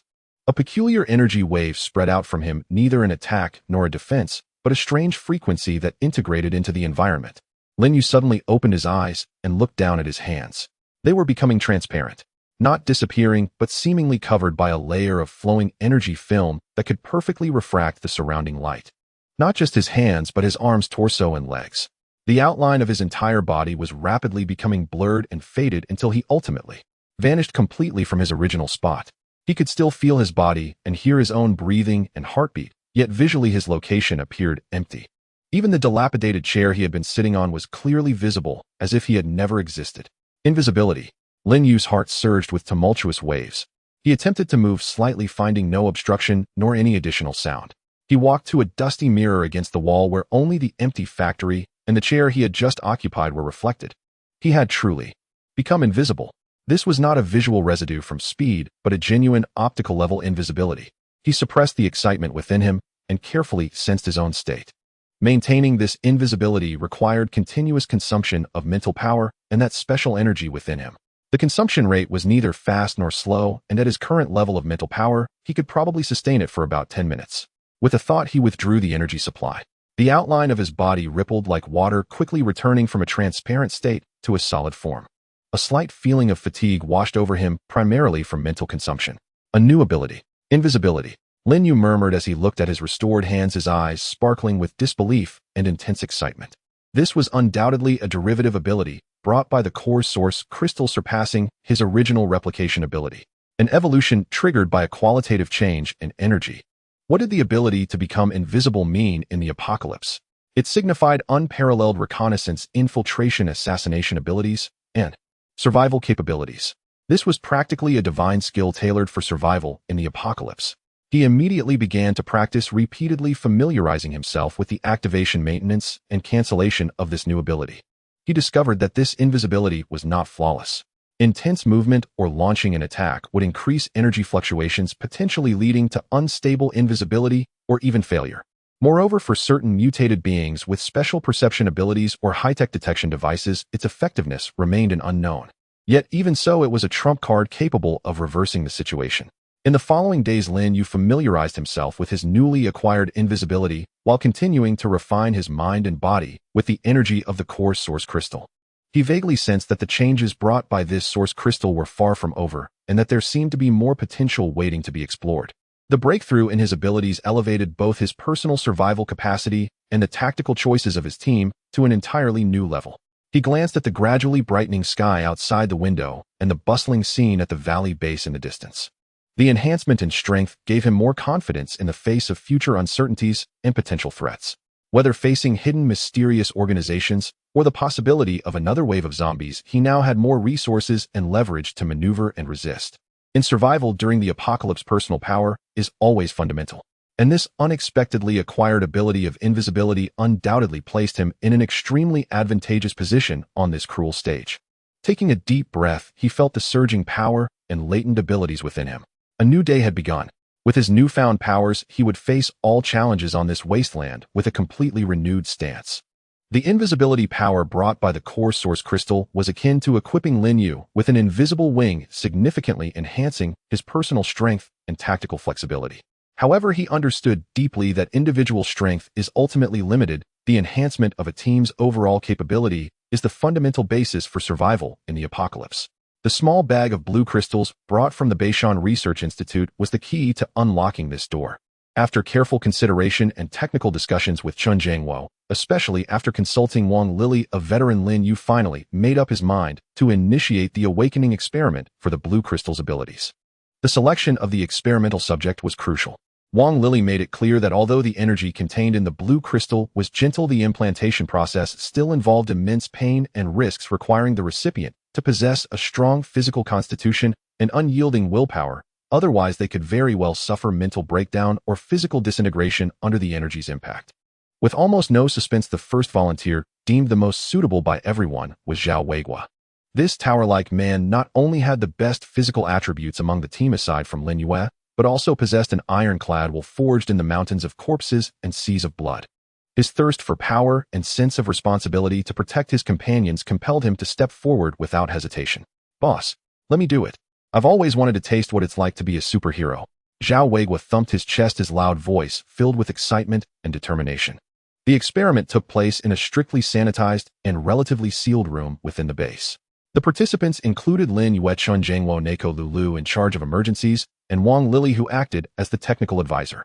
Wang Lili gazed at the crystal glowing with a ghostly blue light delicately held by Chun Jiangwo's precise tweezers, her blue eyes flickering with complex reminiscence. She extended her altered finger, lightly touching Zhao Weiguo's robust arm, feeling his surging blood and resilient physique, nodding he can. His body can withstand it. Chun Jiangwo followed Wang Lili's instructions and combined them with his understanding of biological principles. He chose a region on Zhao Weiguo's upper arm where nerves and blood vessels were relatively scarce, performed a local anesthesia, and carefully made a small incision with a specially designed surgical knife cautiously implanting the rice grain-sized blue crystal deep into the muscle tissue before swiftly suturing it. Throughout the entire process, Zhao Weiguo did not furrow his brow even once. Next came the waiting. At first, Zhao Weiguo felt no special sensation, only a slight itch at the wound. However, as time passed, around half an hour later, his complexion began to change. A scorching flow of energy erupted violently from the implantation site, surging through his limbs like a flood breaching a dam. It was not a physical high temperature, but a burning sensation on an energetic level. His muscles began to spasm, uncontrollably tightening, while the surface of his skin turned an abnormal shade of red, with veins bulging like coiled dragons. Ugh. Huh. Zhao Weiguo gritted his teeth, a suppressed roar escaping his throat, beads of sweat forming instantly on his forehead, sliding down his bronze-colored cheeks. He clenched his fists tightly, his knuckles turning white from the strain, enduring the excruciating pain that felt like 1,000 ants gnawing at his heart, as if every inch of his muscles was being torn apart and reformed. Lin Yue and the others stood nearby anxiously, while Chun Zhangwo continuously monitored his vital signs. The data showed that Zhao Weiguo's heart rate and blood pressure were soaring sharply, but remained within a controllable range. His willpower was engaged in a deadly struggle against the raging energy within. Wang Lily stood quietly to the side, her blue eyes calm and unperturbed, as if recalling her own far more painful and thorough transformation process. Time passed second by second. Zhao Weiguo's body trembled violently, like a sieve, his combat suit soaked in sweat, creating a dark stain on the ground. Yet he did not emit a single cry of agony, only staring intensely at the ceiling with bloodshot eyes, as if trying to pierce through that intangible pain. This inhuman torment lasted an entire night. When the dawn broke and the morning light filtered through the cracks in the window into the room, the violent energy surge within Zhao Weiguo finally receded like a tide. His tense body suddenly relaxed, slumping on the operating table, gasping heavily, as if he had just been pulled from the water, utterly exhausted. Yet his gaze was exceptionally bright, filled with the relief of surviving a disaster and a hint of indescribable novelty. "Old Zhao, how do you feel?" Lin Yue immediately stepped forward to inquire. Zhao Weiguo attempted to move his fingers, feeling an entirely different sensation of power within him, his voice hoarse, yet exhilarated. "Damn. I almost bit the dust. But it was worth it." He raised the arm that had the crystal implanted, moving his thoughts slightly. An astonishing scene unfolded. The color and texture of his arm's skin began to change rapidly. First, it exhibited a grayish-white color and rough texture akin to granite, feeling incredibly hard to the touch. Then the color shifted to a metallic silver gray, gleaming with a cold, hard luster. Next, it became as tough and rough as ancient tree bark. "This is..." Chun Zhangwo's eyes widened as he immediately took out instruments for testing. The energy fluctuations are stable. The density and hardness of the skin tissue increased by 300%. No, it's still changing. This is a controllable material mimetic ability, right? Zhao Weiguo grinned, revealing a weary yet satisfied smile. "It seems like I can turn this skin into the things I've touched. Stone, iron, wood, anything. Although right now I can only change my skin, and it seems quite taxing, but this defensive power is extraordinary." He struck his metallic gloss chest with force, producing a dull thud. Mutated skin. The ability that Zhao Weiguo successfully awakened allows him to temporarily morph the surface of his skin into the form of any material he touches, thereby gaining corresponding physical defensive characteristics. Though currently limited to the outer layer of the skin with both duration and mental energy consumption still needing testing, this is undoubtedly an extremely practical defensive ability. Especially in close combat and responding to sudden attacks, it can be considered a life-saving skill. The first experimental subject succeeded. Watching Zhao Weiguo excitedly testing his new ability and feeling the stable and unique energy fluctuations in his body, Lin Yue felt a heavy weight lift from his heart. The blue crystal can indeed safely, relatively speaking, guide ordinary people to awaken their abilities. Although the process is painful and fraught with risks, this path has been successfully opened. This means that his team will no longer merely rely on external weapons and equipment, but can begin to produce their own ability users in bulk.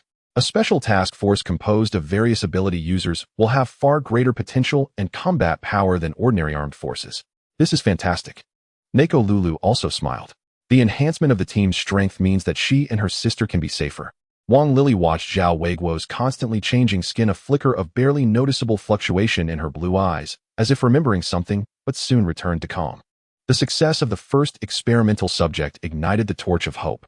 Next will be the selection of suitable team members and the gradual, cautious expansion of the number of ability users. Lin Yue's team is about to undergo a qualitative leap. The power brought by the blue crystal will become an important cornerstone for their survival exploration and even the changing of their fate in this harsh wasteland. Zhao Weiguo successfully awakened his ability of mutated skin akin to dropping a heavy bomb within the team, greatly invigorating their spirits and validating the feasibility of using the blue crystal for ability awakening. However, Lin Yue's joy did not last long. Recent joint missions with the Higu base made him keenly sense the unusual atmosphere permeating the air. The Blood Wolf gang and the mysterious organization behind it seemed to be becoming more frequent and rampant in their activities. The small-scale attacks they encountered were accompanied by increasingly sophisticated weaponry and clever tactics no longer resembling the disorganized bandits of the past. What made Lin Yue more vigilant was the discovery of more than one group of stealthy reconnaissance personnel surveilling the Higu base closely during their patrols around the periphery. A storm is brewing. Lin Yue realized that the relatively prosperous fat meat of the Higu base had already been targeted by hungry wolves. Simply defending and sporadic counterattacks would likely be insufficient to cope with the impending storm. He had to quickly enhance their overall strength as much as possible. Awakening personal abilities requires time-suitable hosts and comes with risks, making it impossible to achieve instant results. Therefore, the quickest and most direct way to enhance overall combat power at this moment was through equipment upgrades. The few sets of exoskeleton power armor basic combat type and 3 Gauss rifles prototype they brought from the Beishan Research Institute had already proven their immense value in previous operations. The defense and power boosts provided by the power armor along with the terrifying range and penetration power of the Gauss rifles were key to altering the course of the battle. It's time for our team to trade up our weapons. Lin Yue announced his decision in the core meeting. Old Chun, there are no technical issues, right? Chun Zhengwo adjusted his glasses, his eyes gleaming with the spark of a technical genius. No problem. Leader, I have basically mastered the structure and principles of these equipments. Although we cannot yet produce some core energy conversion components ourselves, as long as we have samples, we can rely on your ability to replicate them, allowing for mass production. Good. Lin Yue nodded. From today onward, we will suspend most external missions. Our primary task is internal preparation and enhancing our equipment. The plan was quickly set in motion. Lin Yue, citing the need for in-depth research on the equipment and adaptive training, reported to Zhou Jinghua, and then led the team into a semi-closed state, reducing their daily interactions with the Higu base. Zhou Jinghua, though puzzled, did not interfere excessively out of trust and respect for Lin Yue's team. The internal workshop had transformed into a temporary arms factory and training ground. Lin Yue began intensive replication work. He first targeted the exoskeleton power armor, which had the most complex structure, but also the highest value, as his primary replication objective. Replicating such large and precise equipment consumed far more mental energy than ordinary firearms. He had to proceed in batches, replicating one set, resting to recover, and then continuing. Sweat soaked his clothes, and the dizziness from the excessive consumption of mental energy hit him from time to time, but he gritted his teeth and persevered. 1 set, 2 sets, 5 sets, 10 sets. Meanwhile, Chen Zhengwo led the technical team in the final adjustments and adaptations of the replicated power armor, ensuring each set could operate normally.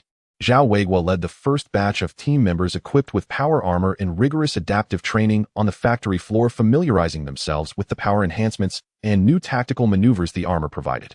Replicating the Gauss rifles was relatively easier, but Lin Yue did not slack off either. He produced enough rifles and specialized ammunition to equip 2 elite squads. The entire base was immersed in a tense yet orderly atmosphere.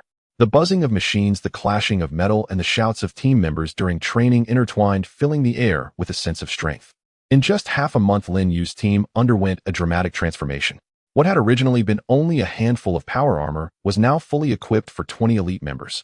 Their metallic footsteps thudded against the ground, and the armor covering their bodies gleamed with a cold luster under the lights, resembling steel warriors emerging from a sci-fi film. Originally possessing only 3 Gauss rifles, they were now equipped for a scale of 30 people. These futuristic firearms, held by well-trained members, emanated a silent intimidation. With Zhao Weiguo as the newly minted defense-type ability user, along with Lin Yue's unfathomable replication ability and newly acquired stealth capability, Nacula's powerful wind-type ability, and Wang Lily's mysterious mental manipulation power, albeit with many restrictions. At this moment, the strength Lin Yue commanded, both in elite caliber and equipment level, far exceeded that of the conventional forces at the Higu base, even rivaling the entirety of some medium and small factions. However, Lin Yue was well aware of the importance of concealing their strengths. He strictly ordered all team members not to display their full equipment capabilities in front of others at the Higu base unless absolutely necessary. During routine patrols and joint missions with the base, they still only used the previously showcased few sets of power armor and Gauss rifles, giving the impression of being well-equipped, but limited in number. The true trump cards must be reserved for critical moments. The internal preparations completed quietly. Lin Yue stood on the second floor of the factory, watching the armored Tathatif, high-spirited team members below, his heart swelling with pride. With this strength, regardless of whether it was the Blood Wolf gang or the mysterious organization behind them, he had the power to fight back. He looked up at the wilderness beyond the Higu base, shrouded in gloom. The shadow of threat was closing in, but he was already prepared. Next, it was a matter of patiently waiting and taking the initiative to strike, to unveil the mystery of that organization and nip the potential crisis in the bud. The enhancement of strength brought not only a sense of security, but also the confidence to take control of one's destiny. The confidence brought by the preparations has yet to fully translate into real combat results when the alarm of crisis sounded in the most urgent manner. That afternoon, Lin Yue was instructing several new team members in powered armor on tactical coordination training at the base when the emergency communication radio connected to the command center began to emit a piercing beeping sound accompanied by Lei Bao's voice, filled with panic and desperation. Command center. Command center. This is the 3rd Pioneer Team. We are under ambush. Repeat, under ambush. Location is at the exit of the Black Wind Gorge. It's the Blood Wolf gang. They have a superpower user. Very strong. We have suffered heavy losses. Requesting urgent support. Requesting support. The communication was drowned out by a series of even more intense explosions and noise, followed by a disconnection, leaving only the crackling sound of electricity. Training in the factory came to an abrupt halt, and all team members' gazes turned to Lin Yue, the atmosphere suddenly solidifying. A superpower user. The Blood Wolf gang has actually sent a superpower user. Furthermore, judging by Lei Bao's terrified and desperate tone, the opponent's strength is absolutely not to be underestimated. The fact that Lei Bao, seasoned in battle, issued such a distress call indicates that the situation is extremely critical. Leader. Zhao Weiguo suddenly looked at Lin Yue, his eyes burning with fighting spirit. He had just acquired his superpower and was eager for a real battle to test his strength. Neko Lulilu also tightened her grip on her knife, her gaze sharp. Lin Yue's expression was cold without the slightest hesitation. The Black Wind Gorge is a crucial route to an important mining area and water source. The 3rd Pioneer Team's current mission is of great significance, and they cannot afford any mistakes. Moreover, the appearance of the Blood Wolf gang's superpower user means that the mysterious organization may have officially begun to intervene, presenting both a crisis and an opportunity to ascertain the enemy's strength. Battle readiness. Lin Yue's voice was as cold as ice, instantly resonating throughout the factory. Powered armor team, Gauss rifle team, assemble immediately. Follow me to reinforce. Yes. Amidst the thunderous response, the already prepared team members surged toward the equipment storage area like a tightly wound war machine. The heavy powered armor emitted a low rumble as it was donned expertly by the team members. Those holding Gauss rifles quickly checked their magazines, their gazes icy. In less than 3 minutes, an elite reinforcement team comprised of 10 powered armor warriors, 15 Gauss riflemen, and the core combat powers of Lin Yue, Zhao Weiguo, and Neko Lulilu had gathered. This was virtually all of Lin Yue's enhanced core strength that he could mobilize. Let's go. Without any unnecessary mobilization, Lin Yue waved his hand and was the first to leap into the modified off-road vehicle. The convoy roared and surged out of the base, shooting towards the base's gates like arrows released from a bow. Zhou Jinghua, who had received the news, had already ordered the gates to be opened. He watched as this armed team, brimming with a fierce aura, rushed out, worry and hope etched on his face. He knew that whether the Higu base could survive this calamity might depend on the outcome of Lin Yue and their mission. The convoy sped along the route reported by Lei Bao. Lin Yue sat in the lead vehicle, his expression calm, yet his heart was turbulent. A superpower user. They were finally facing one Hedon. What abilities might the opponent possess? How powerful could they be? About 20 minutes later, the convoy approached the Black Wind Gorge area. From a distance, the sounds of gunfire and explosions could be heard coming from the gorge. Accelerate. Charge straight in. Lin Yue commanded.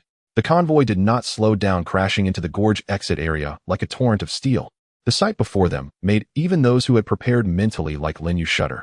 In a relatively open area at the gorge exit, several modified trucks of the 3rd Pioneer Team were engulfed in flames, thick smoke billowing. Numerous corpses of Higu base soldiers lay scattered on the ground, the casualties severe. The surviving dozens of soldiers were desperately resisting, relying on the wreckage of vehicles and rocks. Their opponents, in addition to dozens of well-equipped, fiercely aggressive Blood Wolf gang bandits, featured a particularly striking figure at the center of the battlefield that resembled a humanoid Tyrannosaurus. This was a giant over 2 meters tall with muscles bulging to an exaggerated degree.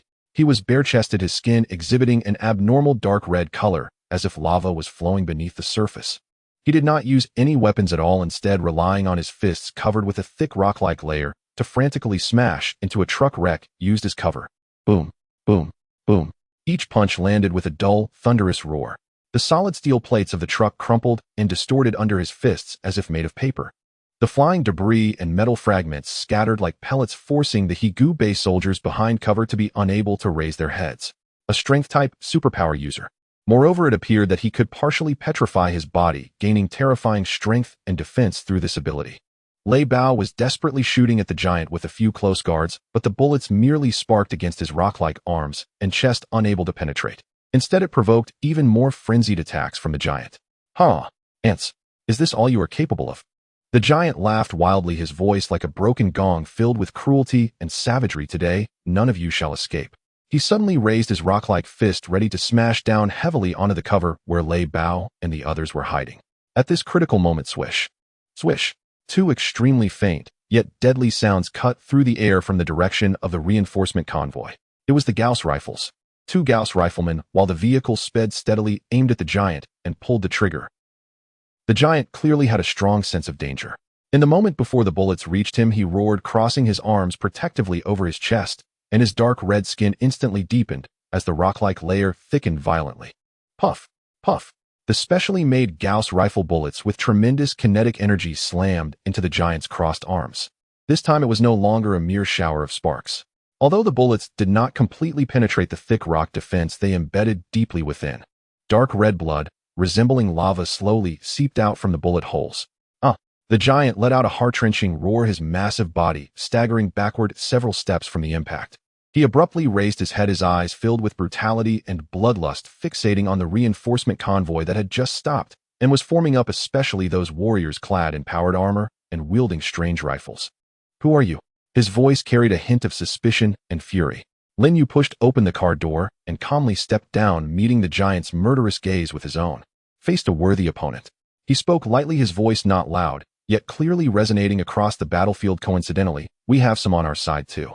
Lin Yue's calm, yet confident words fell like a splash of cold water into a boiling pot of oil, instantly attracting all eyes on the battlefield. Whether it was the weary soldiers of the Valley Base or the arrogant Blood Wolf Gang bandits, they couldn't help but look at this suddenly appeared, uniquely equipped and imposing reinforcement team. The rock giant of the Blood Wolf Gang, an ability user codenamed Stone Golem, clutched his arm, which had been injured by a Gauss rifle, and was still bleeding, and for the first time a serious expression appeared in his fierce eyes.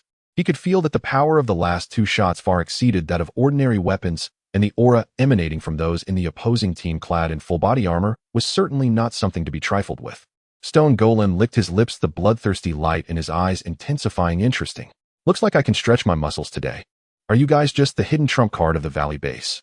Lin Yue did not answer his question, merely nodded to Zhao Weiguo, who was already eager to take action. Beside him, "Old Zhao, this big guy is yours. Let's see your new skills." I've been waiting for this." Zhao Weiguo grinned, suddenly stepping forward. He wasn't wearing powered armor, but his burly figure and the fierce aura he exuded at that moment were not in the slightest bit inferior to Stone Golem. Stone Golem looked at Zhao Weiguo stepping forward, sensing the solid and heavy energy waves emanating from him, and his pupils narrowed slightly. "You are also an ability user. Cut the nonsense. Take a punch from your grandpa, Zhao." Zhao Weiguo roared, not allowing the opponent a chance to say more, suddenly launching himself forward like a cannonball towards Stone Golem. During the charge, the skin on his arms suddenly took on a metallic cold hardness. Good timing. Stone Golem was also provoked into a frenzy, roaring as his injured arm couldn't exert force for the moment, but his intact right arm instantly turned to rock, swelling by a full circle as he hurled a punch towards Zhao Weiguo with the sound of whistling wind devoid of any fancy moves. A clash of strength. The ultimate collision of power. Two inhuman fists collided violently in midair. Boom.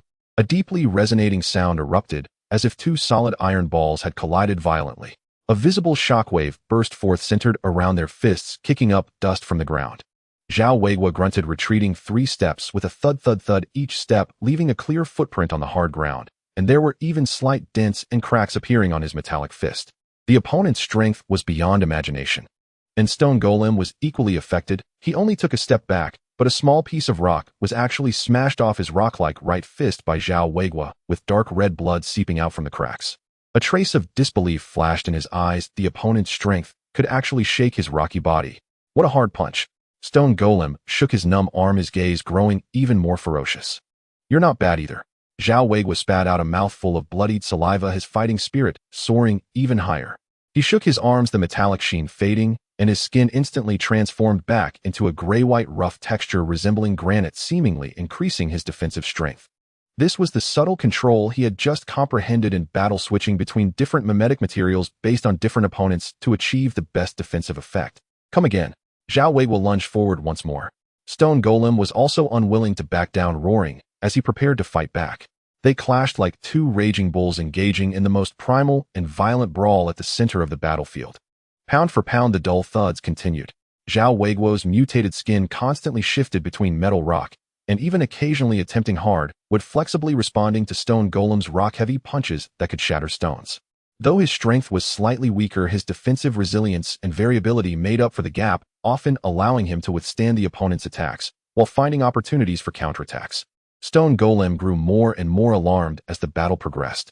The opponent's defensive tactics were endless and exceptionally durable. His rock-heavy punches hitting the opponent sometimes felt like smashing against an anvil, and other times like striking tough leather, failing to cause effective harm. Meanwhile, the opponent's equally heavy punches seemed to always find the gaps in his defenses, inflicting real pain on him. This was a pure contest of strength versus defense, a hard clash of abilities. The gunfire around them had unknowingly thinned out. The bandits of the Blood Wolf gang were firmly suppressed by the Gauss riflemen and powered armor warriors led by Lin Yue, suffering heavy casualties and beginning to show signs of retreat. The remaining soldiers of the Valley base, on the other hand, were buoyed by morale, beginning to coordinate the cleanup under the command of Thunder Leopard. It seemed that only the two monstrous ability users fighting at the center remained the main characters on the battlefield. Bang! A powerful metal punch from Zhao Weiguo slammed into Stone Golem's ribs, causing him to surge with blood and chi even with rock defense. Roar! Stone Golem seized the opportunity, delivering a rock uppercut that struck Zhao Weiguo's chin hard, sending him reeling backward, while the granite skin on his chin instantly cracked with numerous fissures. The two again separated, both panting, heavily battered, yet still glaring fiercely at each other. Stone Golem knew he couldn't delay any longer.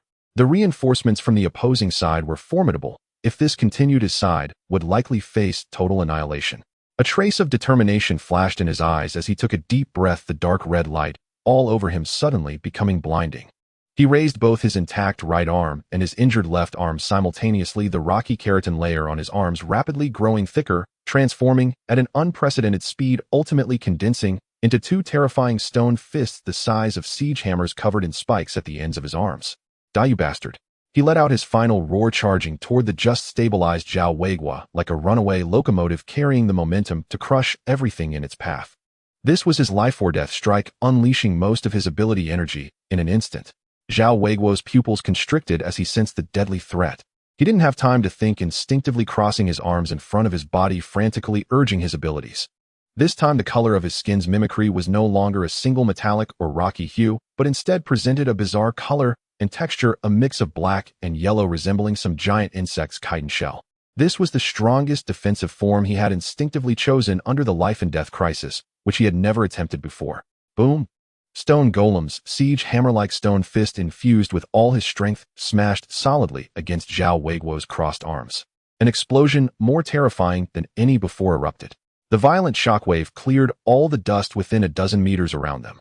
The ground beneath Zhao Weiguo cracked inch by inch. He felt as if he had been struck by a speeding truck, lifted off the ground and sent flying backward 7 or 8 meters before crashing heavily onto the ground, rolling several times before coming to a stop. The chitinous defense on his arms shattered piece by piece. Blood gushed out from beneath the cracked skin, evidently suffering serious internal injuries, rendering him unable to rise for a moment. But he blocked it. Meanwhile, Stone Golem, who had unleashed his life or death strike, was now like a deflated balloon, his massive siege hammerstone fists rapidly disintegrating and falling off, revealing arms that were torn and bleeding. He half knelt on the ground, gasping for air, his face pale, clearly having exhausted his abilities. Both sides were injured, but Zhao Weiguo barely triumphed, because he could still barely lift his head, while Stone Golem had nearly lost all fighting capacity. Old Zhao? Lin Yue immediately signaled 2 powered armor warriors to step forward and protect the injured Zhao Weiguo. On the other side, seeing their strongest ability user had actually been defeated, the remaining bandits of the Blood Wolf gang completely lost their fighting spirit, shouting and discarding their armor, retreating in disarray into the depths of the canyon. Pursue! Thunder Leopard had just wanted to issue a chase order when he was stopped by Lin Yue raising his hand. Don't chase a desperate enemy, I'll be careful of ambushes. First treat the wounded and clean the battlefield.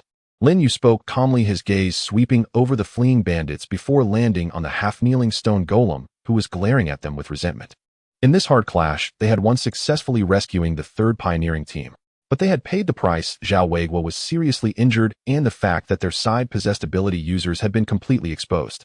More importantly, they had confirmed that behind the Bloodwolf gang there indeed existed a mysterious force capable of creating or recruiting ability users. They had encountered opponents and triumphed. But this was just the beginning. The true storm might have just begun to brew. In the Battle of Black Wind Gorge, Lin Yue's team intervened with overwhelming strength, not only rescuing the critically endangered third pioneer team, but also defeating the Bloodwolf gang's ability user Stone Statue Ghost. In a direct confrontation, capturing him alive, he had fallen into a coma due to overexertion of his abilities and severe injuries. The news returned to the He Valley base, causing a tremendous stir. The formidable power demonstrated by Lin Yue's team far exceeding expectations, along with the mass production of powered armor and Gauss rifles, particularly Zhao Weiguo's impressive feats of defeating enemy ability users. Heedin left Zhou Jinghua and the base's higher-ups both shocked and with complex emotions. Amidst both relief and reliance, there also lingered an inexplicable sense of vigilance and pressure. 3 days after the battle, Lin Yue was summoned alone by Zhou Jinghua to the heavily guarded conference room of the base's command center. The conference room was filled with swirling smoke. Zhou Jinghua sat in the main seat holding a cigarette that before the apocalypse would have been considered a luxury item, now a rare collectible, yet he did not smoke it, allowing the pale blue smoke to rise and shroud his weathered face, which was now filled with worry. Seeing Lin Yue enter, he forced a smile and gestured to the chair opposite him. Leader Lin, welcome, please sit. Lin Yue sat down, acutely aware of the almost tangible anxiety emanating from Zhou Jinghua. Zhou Jinghua flicked the ash from his cigarette, took a deep breath as if making a resolution, and pushed a thick folder in front of Lin Yue. Leader Lin, the victory in the Battle of Black Wind Gorge was thanks to you. This favor I, Zhou Jinghua, and the He Valley base will remember. I sincerely thank you. First, he continued, his tone suddenly turning grave. However, the troubles we face are likely far greater and more terrifying than just the Bloodwolf gang. Lin Yue said, nothing, quietly opening the folder. Inside were several printed, somewhat blurry satellite images and a handwritten analysis report. The photos captured large areas, revealing countless dense black dots, like a migrating ant swarm, slowly moving along several major geographical routes. That was the tide of corpses. The scale far exceeded any Lin Yue had ever encountered before.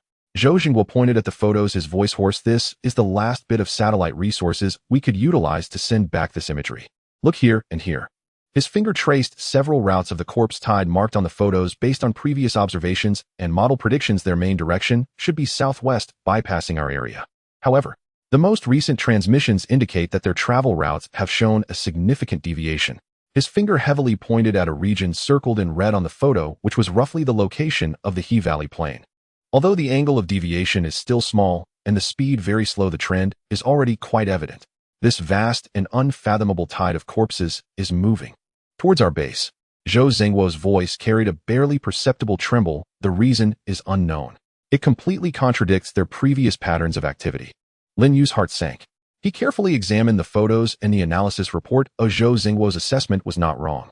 The abnormal movement of the corpse tide resembled a slowly turning destructive storm cloud, with the He Valley base poised directly in the path it might take. The survivor outposts along the way. The signals are dwindling. Zhou Jinghua pulled out another report detailing the communication status with several nearby known outposts, most of which had turned into either busy signals or eerie silence. They have been swallowed up or compelled to abandon their posts.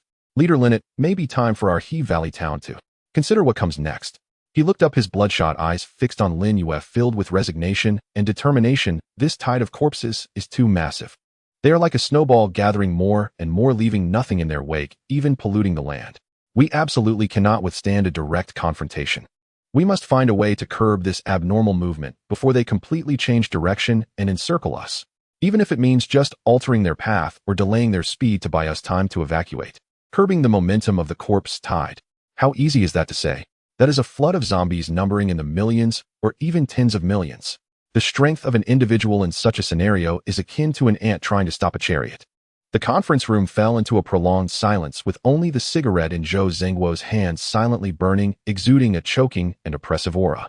Dark clouds, unprecedentedly thick dark clouds, have already enveloped the sky above the He Valley base.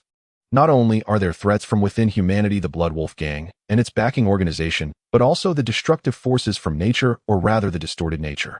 Lin Yue looked at Zhou Zhengguo's haggard yet resolute face through the smoke, then at the suffocating dark tide captured in the satellite images. He knew that the He Valley base had reached a critical juncture of life and death, and his team, as the strongest force currently within the base, could not by any means stand by idly. Should they follow the base in retreat, abandoning this long-tended homeland, and once again embark on an uncertain journey of wandering? Or should they take the risk and attempt to curb the tide of corpses that seemed almost impossible to restrain? Whichever choice they made would be fraught with immense risks and sacrifices.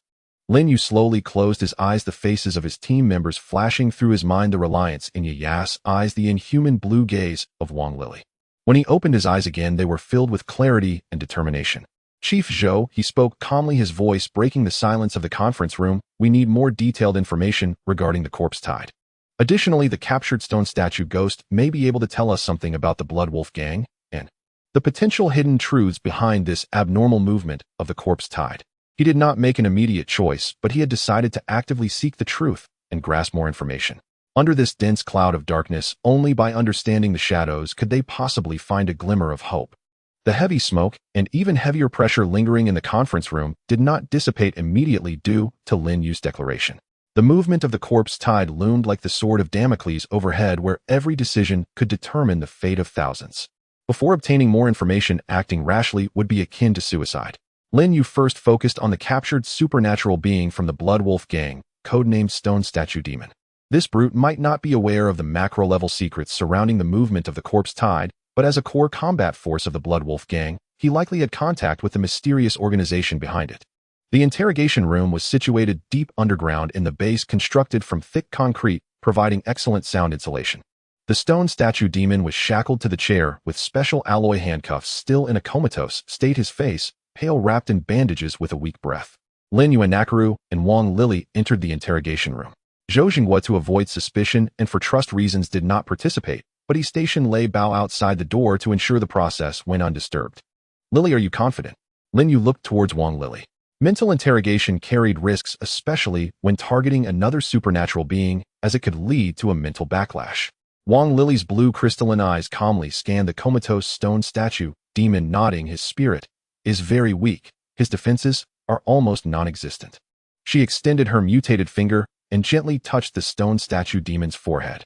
An invisible cold mental force like delicate tendrils slowly probed into the chaotic and painful depths of his consciousness. The stone statue demon's body suddenly twitched, making an involuntary hissing sound from his throat, as if resisting, but his severely injured and weakened mental barrier was as fragile as paper in front of Wang Lili's higher-tier mental force derived from source crystal. Wang Lili closed her eyes as if reading a chaotic and violent book. Lin Yue and Nakaru held their breath, waiting for the result. Time passed second by second. Wang Lili's brows occasionally furrowed and then relaxed.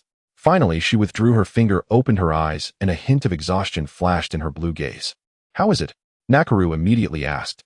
Wang Lili organized her thoughts, and with her characteristic slightly stuttering tone said he doesn't know much. Only that the person contacting him calls himself the messenger from an organization called Divine Oracle. Lin Yue silently noted this name. The organization is very mysterious, providing weapons, technology, and also that kind of blue crystal that can activate supernatural abilities. Indeed, the supernatural beings of the Blood Wolf Gang and their advanced equipment all originated from this Divine Oracle organization. What is their purpose? Lin Yue pressed on. Wang Lili shook her head. He doesn't know.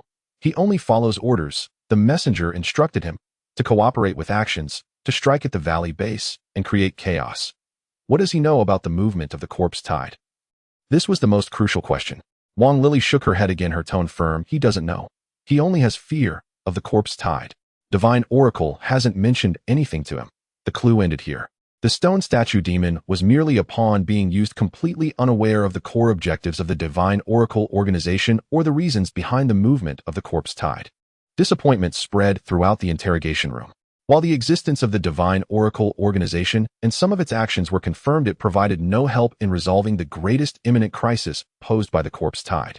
It seems we can't obtain effective information about the corpse tide from them. Lin Yue sighed.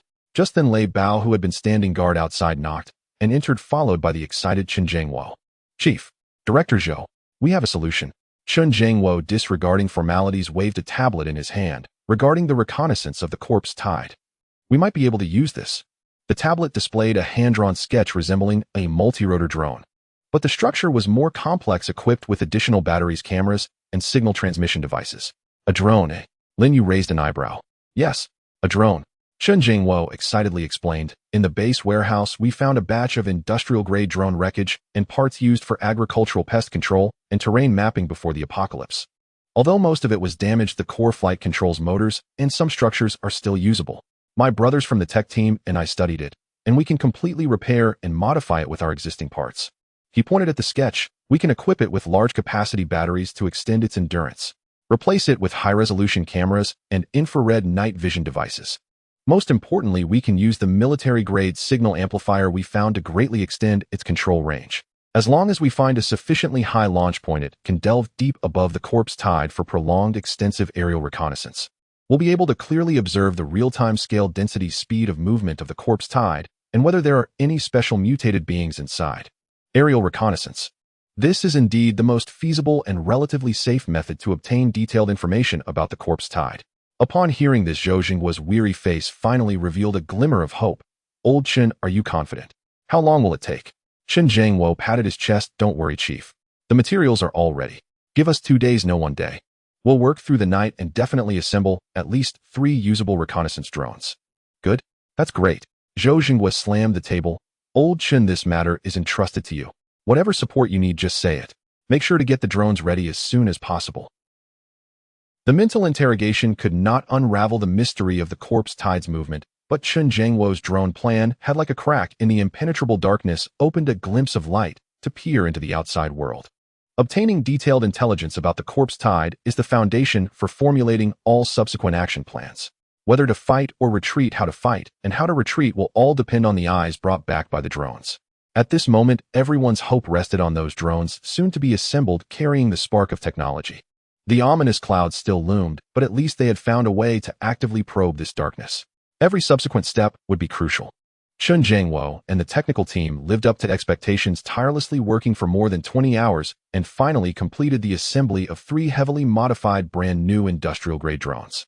They were equipped with high-capacity composite batteries theoretically capable of over 4 hours of endurance, fitted with high-resolution optical zoom cameras and infrared thermal imaging devices. Most crucially, they were equipped with powerful signal amplifiers to ensure stable video transmission and control over distances of several dozen kilometers, even in complex terrains. The news of the drone's birth spread through the higher-ups of the base like a shot of adrenaline. Without delay, Lin Yue and Zhou Jingguo immediately finalized the reconnaissance plan. Led by Lin Yue himself, the team included Lei Bao, familiar with the terrain, 2 technicians operating the drones, and a squad of power-armored warriors for protection. They needed to carry the drones to a mountain called Wangxiang Cliff, located on the flank of the expected path of the corpse tide, where the view was expansive and the best place to launch the drones. In the early hours of the next day before dawn, the reconnaissance team quietly set off. The convoy sped through the darkness before dawn, bypassing potential watchful eyes, heading straight for Wangxiang Cliff. Wangxiang Cliff stood nearly 1,000 meters high with steep slopes. The convoy could only reach the foot of the mountain. The rest of the journey required a hike. This may be a challenging task for ordinary people, but for the warriors equipped with power armor, it was considerably easier. The heavy equipment and drone components were securely carried by the warriors climbing along the rugged mountain path. 2 hours later, the team successfully reached the summit.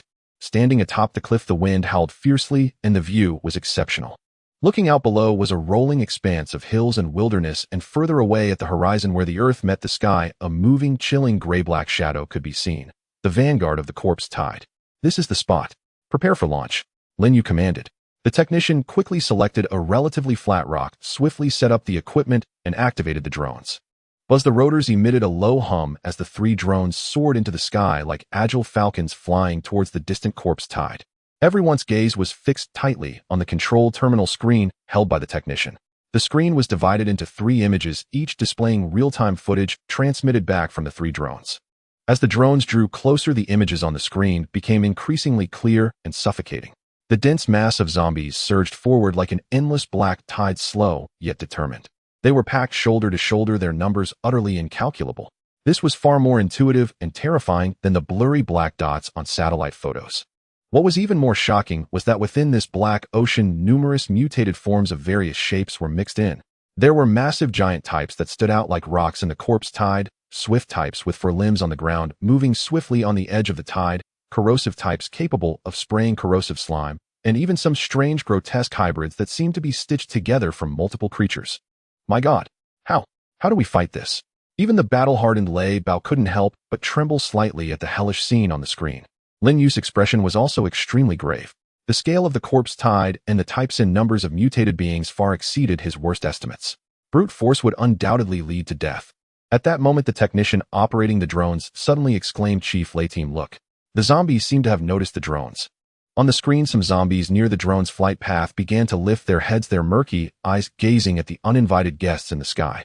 They stretched out their rotting arms, futilely clawing at the drones, their throats emitting louder roars. The humming of the drones and their moving shadows clearly triggered these low-level zombies' instinctive reactions. An even more interesting phenomenon occurred. Some low-level zombies began to run towards the direction the drones were flying. It seemed they regarded the drones as some kind of moving target or threat, instinctively wanting to chase and attack.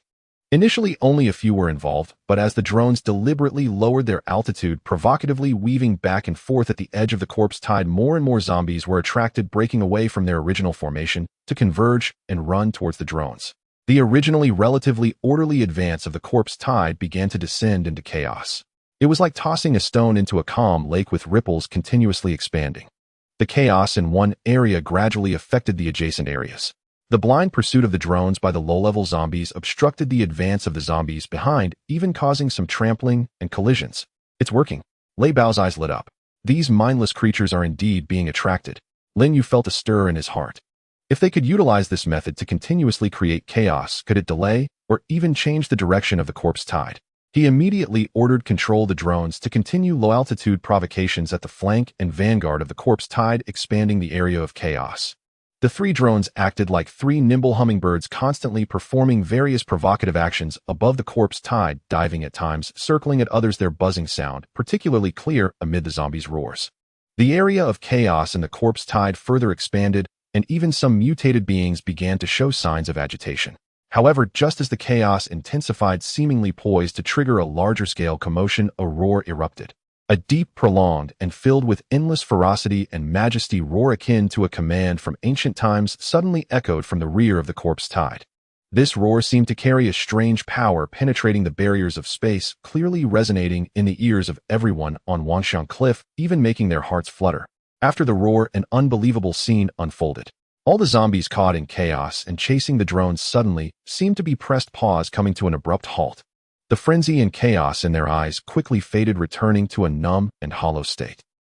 Then they stiffly turned around, no longer paying attention to the buzzing drones above, rejoining the massive flow of the corpse tide, continuing forward silently and resolutely. In just a few seconds, the entire corpse tide restored order from the chaos.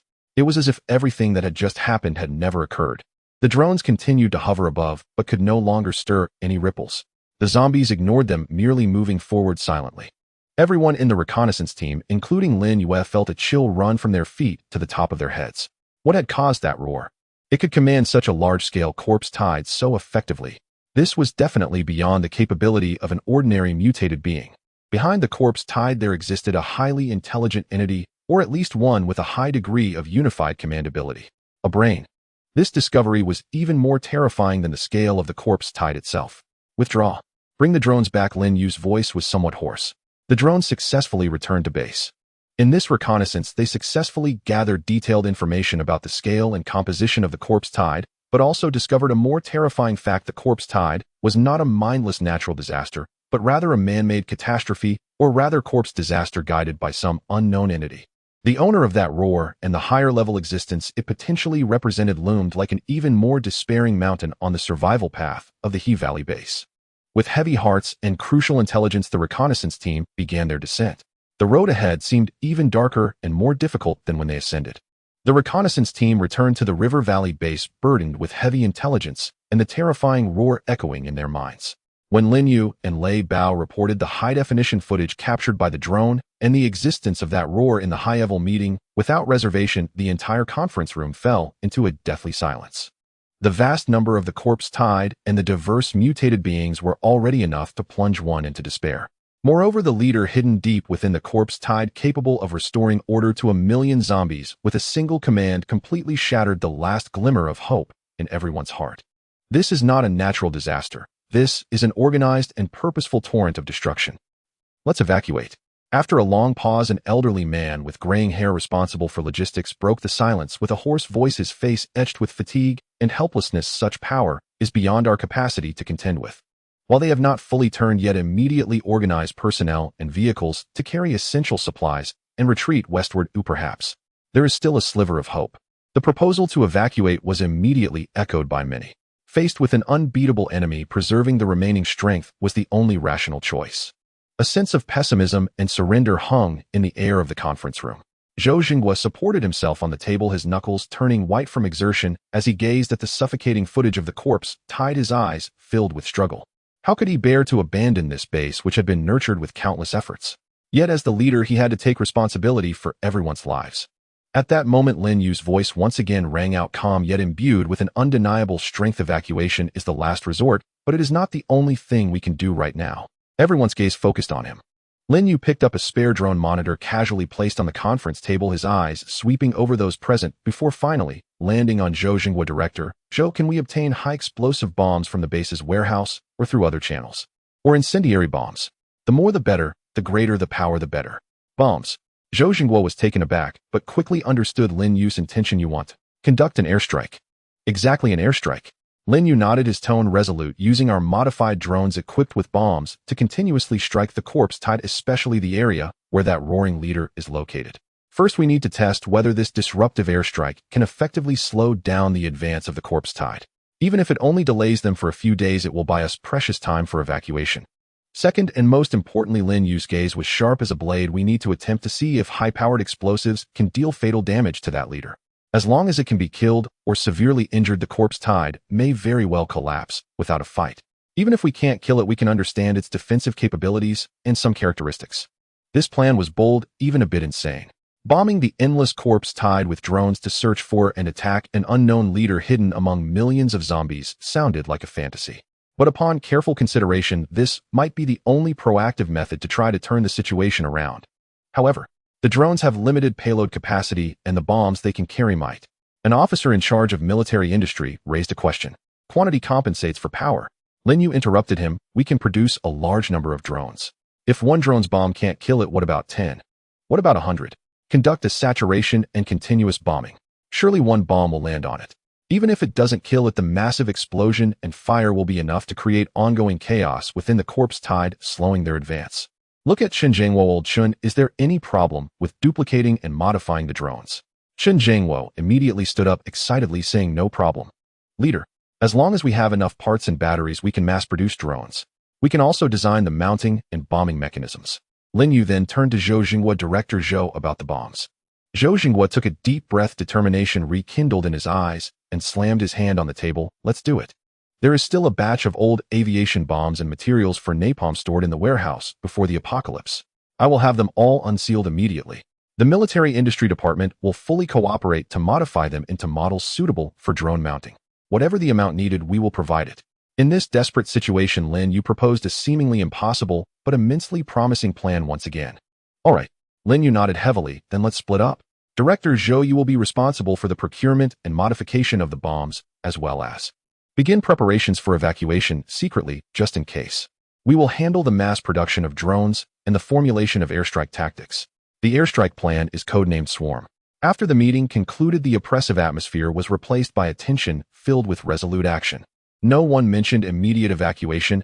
Everyone understood that before evacuation, they must fight for survival. The massive machine of the River Valley base began to operate with unprecedented efficiency. The military workshop was brightly lit with technicians tirelessly dismantling and modifying those dusty bombs day and night.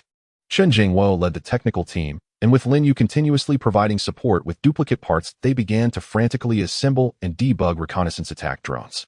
Meanwhile, Lin Yue, along with Lei Bao, Nakolu Lu, and others, gathered around the map and the data transmitted back by the drones, nervously strategizing the route's timing and how to maximize disruption of the corpse tide while locating that mysterious leader. Time ticked away and the shadow of the corpse tide grew closer.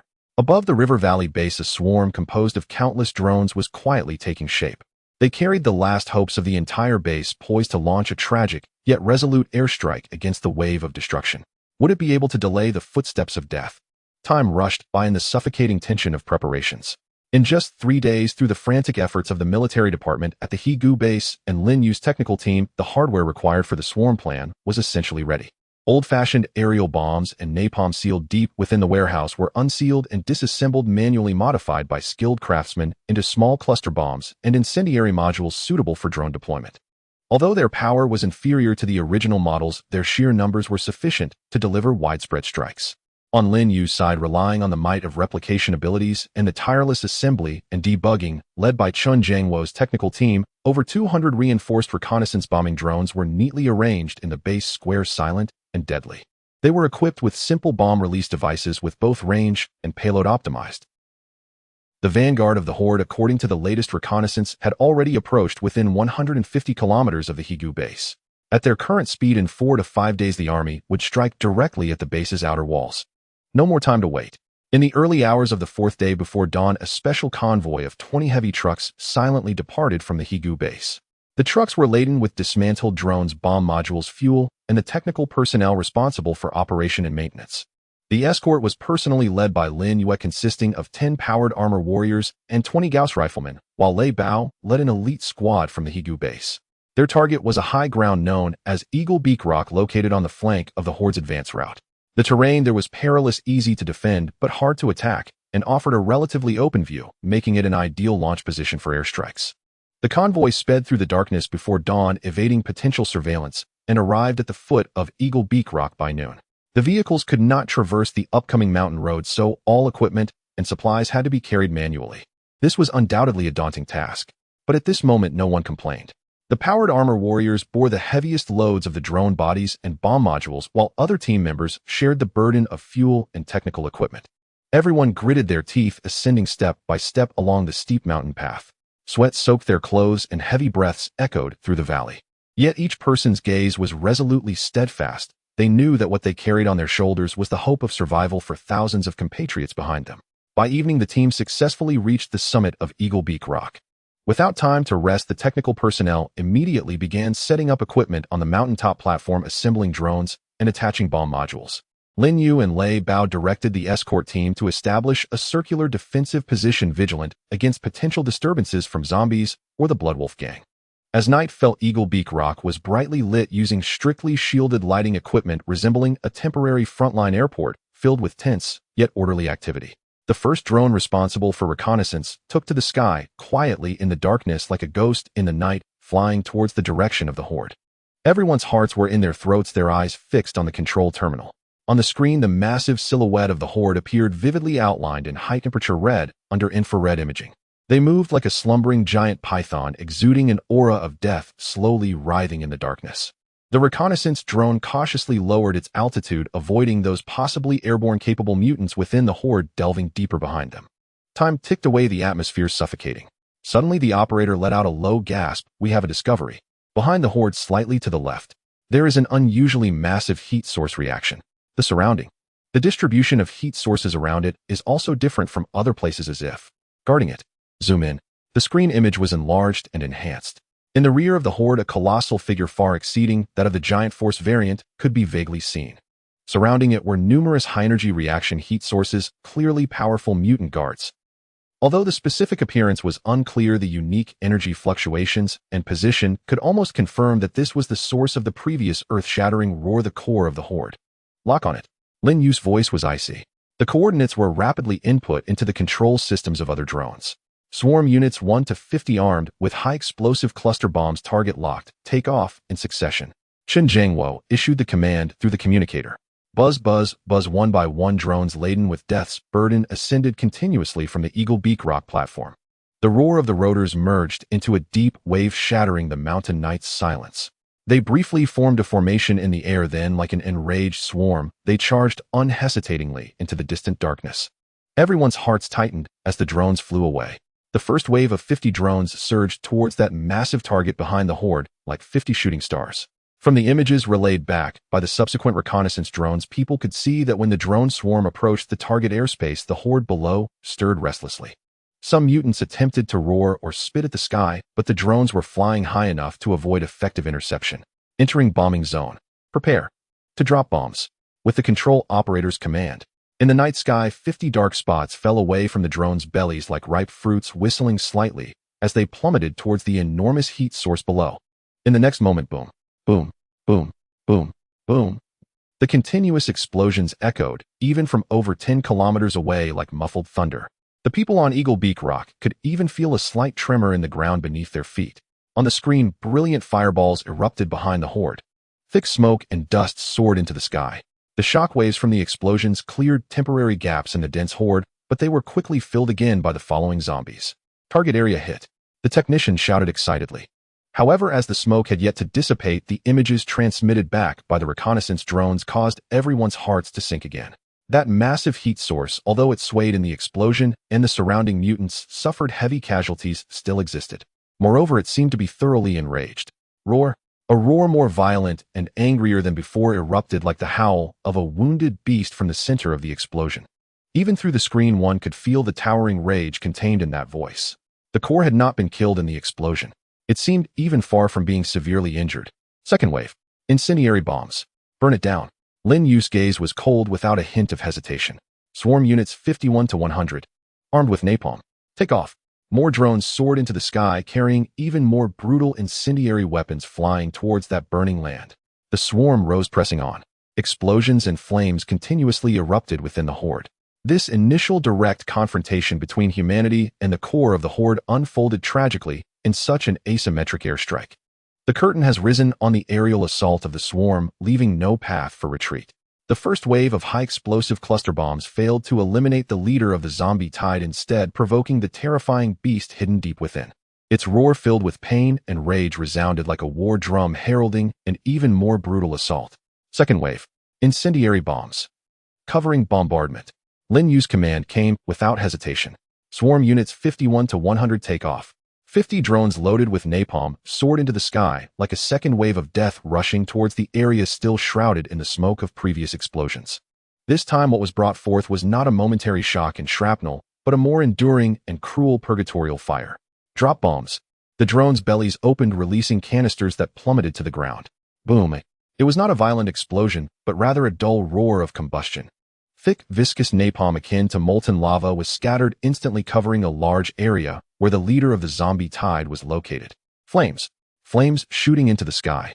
The orange-red tongues of fire licked the heavens, illuminating half the night sky as if it were daylight. In the air, one could almost hear the sizzling of burnt flesh and the distorted wails of zombies on the brink of death, though it might just be instinctual psychic waves. Napalm's strong adhesion, extremely high burning temperature, and its ability to burn for a prolonged time transformed this area into a true sea of fire. The images from the reconnaissance drones were obscured by flames and thick smoke, becoming blurred. Yet everyone could see that the massive heat source was writhing and struggling violently within the inferno. The surrounding mutated creatures that guarded it were also ignited in large clusters, turning into running torches, ultimately reduced to charred remains amidst their wails. Effective. The incendiary bombs dealt significant damage. Third wave. High explosive bombs. Aim for the center of the flames, continue the bombardment. Lin Yue seized the opportunity without mercy. Swarm units 101 to 150 take off.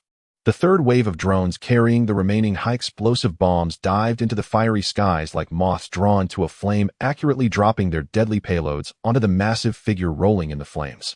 Boom, boom, boom, boom. The explosive flashes once again blossomed within the burning sea like death's flowers blooming in hell. The continuous airstrikes lasted throughout the night. The stockpile of bombs on the Eagle Beak Rock diminished at a visible rate. Drones took off wave after wave. Some returned successfully after dropping their bombs, while others were shot down by the frenzied, mutated creatures below during their dive, perhaps on the leader's orders, turning into a tragic streak of light in the night sky. Everyone's hearts rose and fell with each drone's takeoff and crash. Tension, anticipation, and the pain of sacrifice. Various emotions intertwined. As the first light of dawn appeared on the eastern horizon, the last drone loaded with bombs from Eagle Beak Rock also roared off into the distance. All aerial bombs were expended. Over 150 drones participated in this all-night aerial assault, dropping tons of high explosives and incendiaries. The latter half of the zombie tide was almost obliterated, with scorched craters, burning debris, and remains of zombies scattered everywhere. Thick smoke obscured the sky, and the air was filled with the nauseating smell of burnt flesh and decay.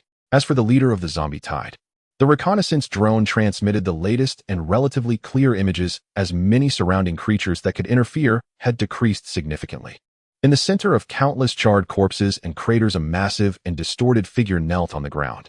Its body was covered with charred burn marks and vast, gaping wounds. Dark red blood, resembling molten lava, continuously poured from its wounds, dripping to the ground with a hissing sound.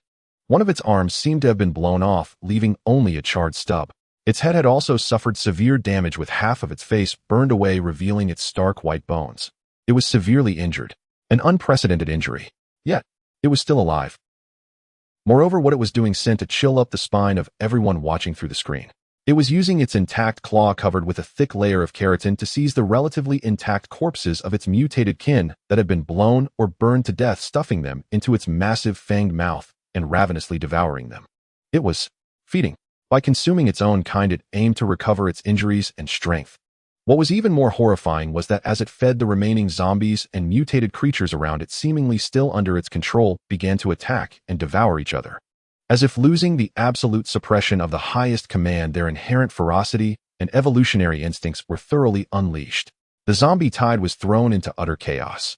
From the rear, chaos spread like a plague. The sounds of howling, gnawing, and bones cracking replaced the previous silence of the marching dead.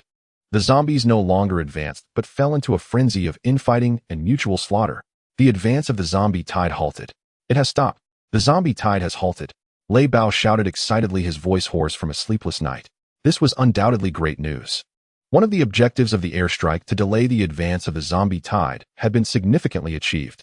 Yet Lin Yue's face showed no signs of joy. His gaze was fixed on the screen where the leader of the zombie tide was rapidly recovering through its consumption. He was acutely aware that this was only temporary.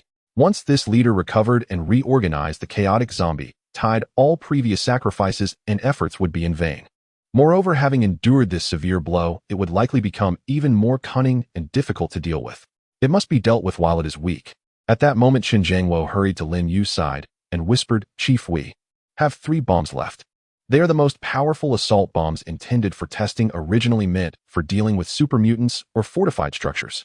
Lin Yue abruptly turned his head, his eyes bursting with a terrifying light. "Where are they?" Qin Jiangwo pointed to a corner of the platform where several metal boxes carefully placed and marked with warning signs were located. Lin Yue strode over, opened the boxes, revealing 3 thicker, more powerful-looking bombs. The sky was already brightening, the morning light beginning to dispel the darkness. Lin Yue stroked the cold metal shells, feeling the destructive energy within, looking up towards the distant zombie tide still shrouded in smoke and chaos, and spoke calmly, yet with undeniable resolve, "Load the bombs. Using all of our remaining drones, even if they can only carry 1, we must get it delivered to me." He paused, speaking one word at a time. "Before sunrise, we must send it to its grave." The morning light pierced through the darkness, outlining the busy and weary figures on Eagle Beak Rock. The chaos and stagnation of the zombie tide brought a brief respite, but everyone understood that this was merely the false calm of the eye of the storm. The brain of the zombie tide, frantically consuming and trying to recover, resembled a bomb that could explode at any moment. Lin Yue's gaze swept over the few battered drones that barely returned to the platform and glanced at the last 3 solitary assault bombs. The numbers were too few. Even if they all hit, it might not ensure the complete destruction of that resilient monster. There could be no more waiting, nor any reservations. He took a deep breath and made his decision. "Old Qin, gather all the drones that can still fly along with those 3 bombs." Lin Yue's voice was calm, yet it carried an undeniable force. Lei Bao and the technicians at the Higu base were somewhat puzzled, but complied. A few drones, their shells covered in scratches and with slightly deformed rotors, as well as the 3 heavy assault bombs, were placed in front of Lin Yue. In the next moment, under the astonished gaze of Lei Bao and all the personnel at Higu base, who nearly dropped their jaws, Lin Yue extended his hands and pressed down on a drone and a bomb.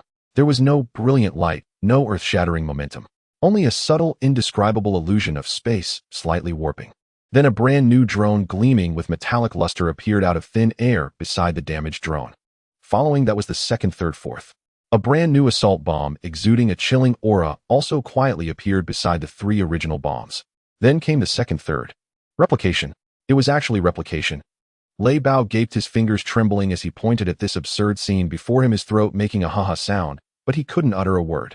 The technicians behind him at the Higu base were even more like they had seen a ghost retreating repeatedly, their faces filled with incomprehensible shock and fear. What kind of ability is this?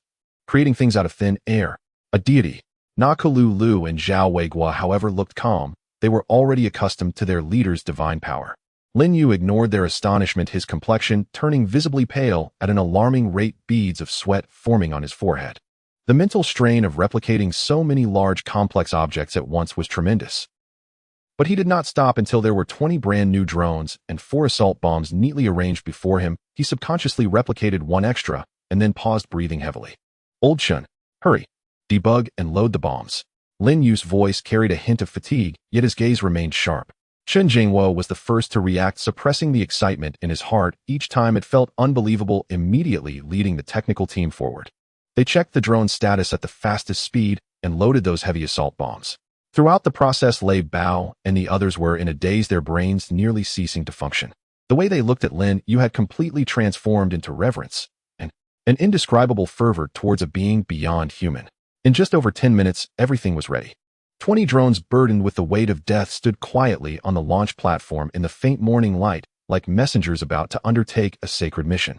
Lin Yue walked to the edge of the platform, gazing into the distance at the still chaotic zombie tide, though the area where the brain was located was relatively calm, as it was still feeding. The rising sun was about to leap over the horizon, casting golden light across the sky. Take off. He softly uttered 2 words. Vroom vroom vroom. 20 drones powered up simultaneously, their rotors stirring the cold morning air, producing a deep and powerful roar. They ascended one after the other, forming a compact assault formation in the sky, like 20 arrows released from their bows, shooting resolutely towards the source of death and despair. This time there was no concealment, no flanking tactics.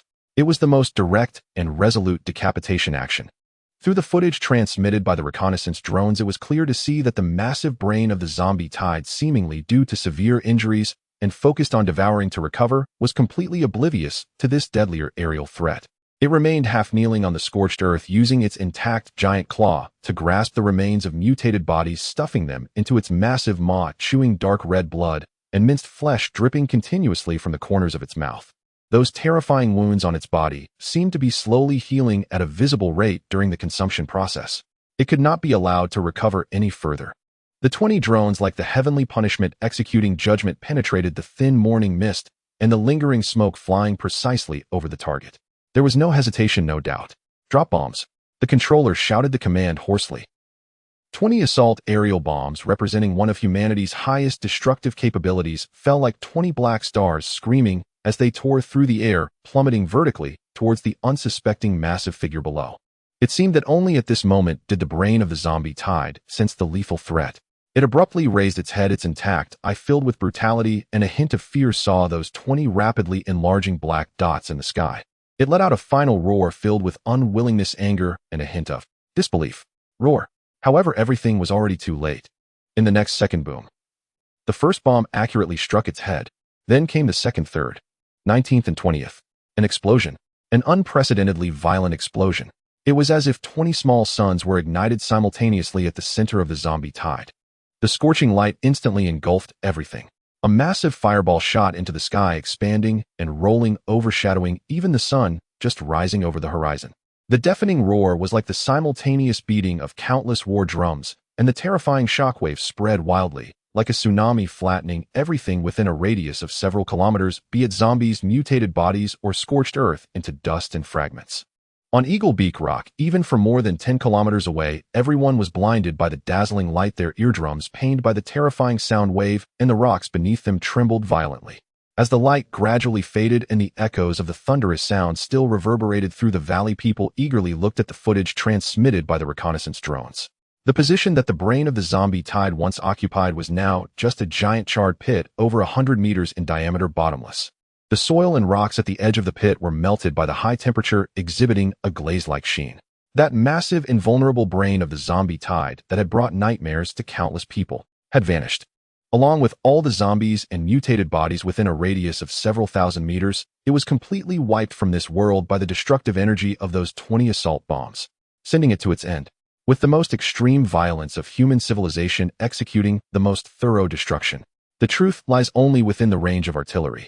And today the truth took the form of the wings of drones and the booming of bombs.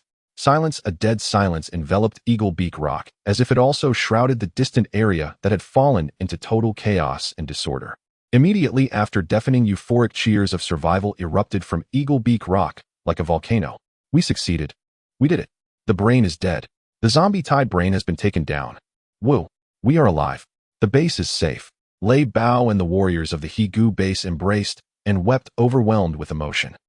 Lin Yue looked at the massive pit on the screen, slowly exhaled, and finally relaxed his tense body as a wave of intense fatigue washed over him.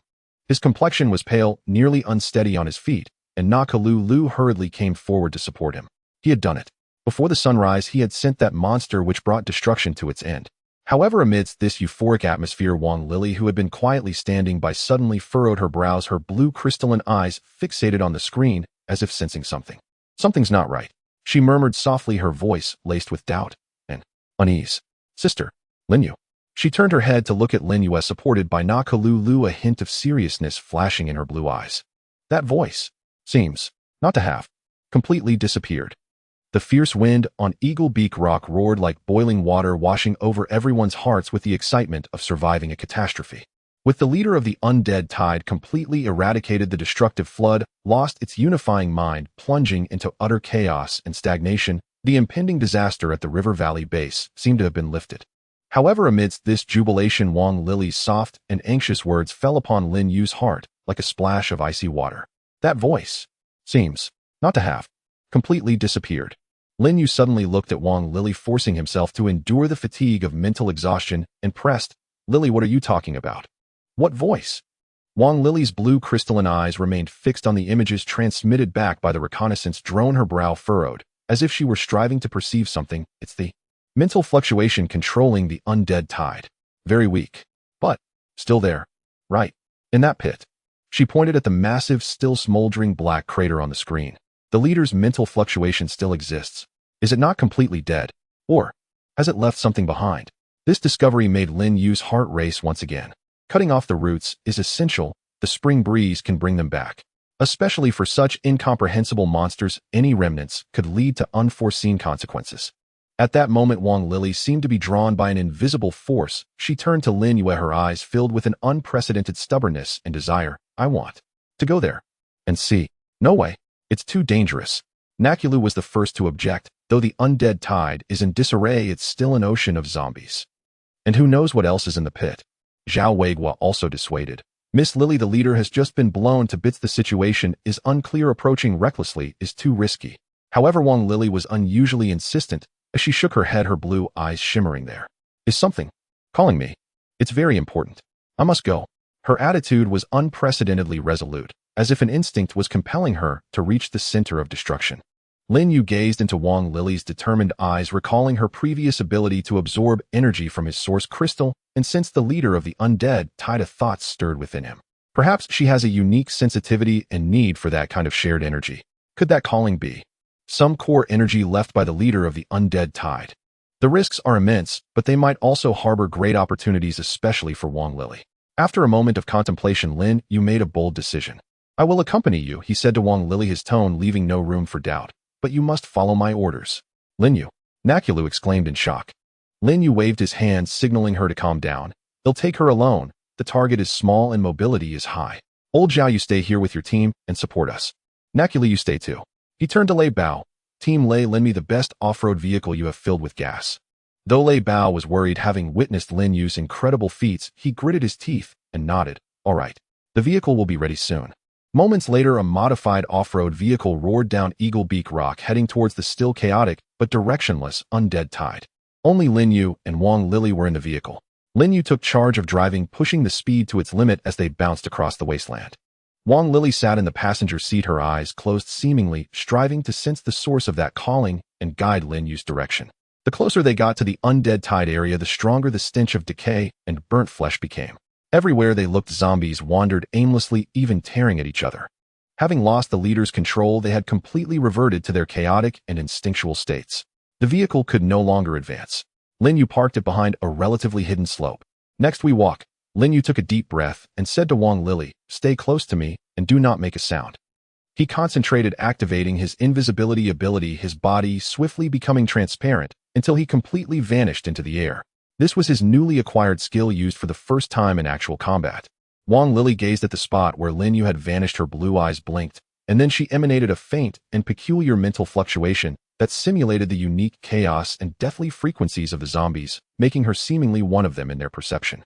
The two, one invisible and the other mimicking zombies like two phantoms, silently infiltrated the chaotic undead tide. The surrounding zombies ignored them, still immersed in their mutual slaughter or aimless wandering. They skillfully navigated between the zombies, avoiding the particularly violent mutated ones, continuously drawing closer to the massive crater. The nearer they got to the crater, the lower the density of zombies around them seemed to be, as if instinctively fearing that area which had just experienced destruction. Finally, they reached the edge of the crater. Looking down into the deep pit, the bottom was charred black, still emitting high temperatures and a pungent odor. Apart from the molten rock and scattered metallic fragments, drone debris, it appeared completely empty.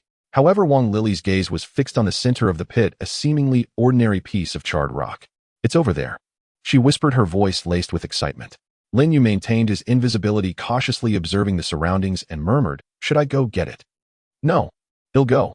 Wang Lili shook her head, feeling that the object seemed to resonate only with her. Carefully, she began to slide down the steep pit wall. Lin Yue remained on the edge, hidden and vigilant, his Gauss rifle ready to fire at any moment. Wang Lili reached the bottom of the pit and walked up to the charred rock. She extended her hand, gently brushing away the surface dust and slag, revealing a fist-sized dark red, irregular crystal that seemed to have magma flowing slowly within it. This crystal emitted a wildly contrasting energy fluctuation compared to the blue source crystal, ferocious, scorching, filled with the conflicting essence of destruction and rebirth. This was the energy core left by the leader of the undead tide, the zombie king red source crystal. The moment Wang Lili's finger touched the red source crystal, a mutation occurred.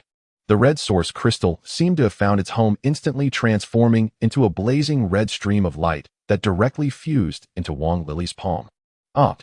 Wang Lili let out a short cry of pain, her entire body jerking back, as if struck by a high-voltage current, and she fainted.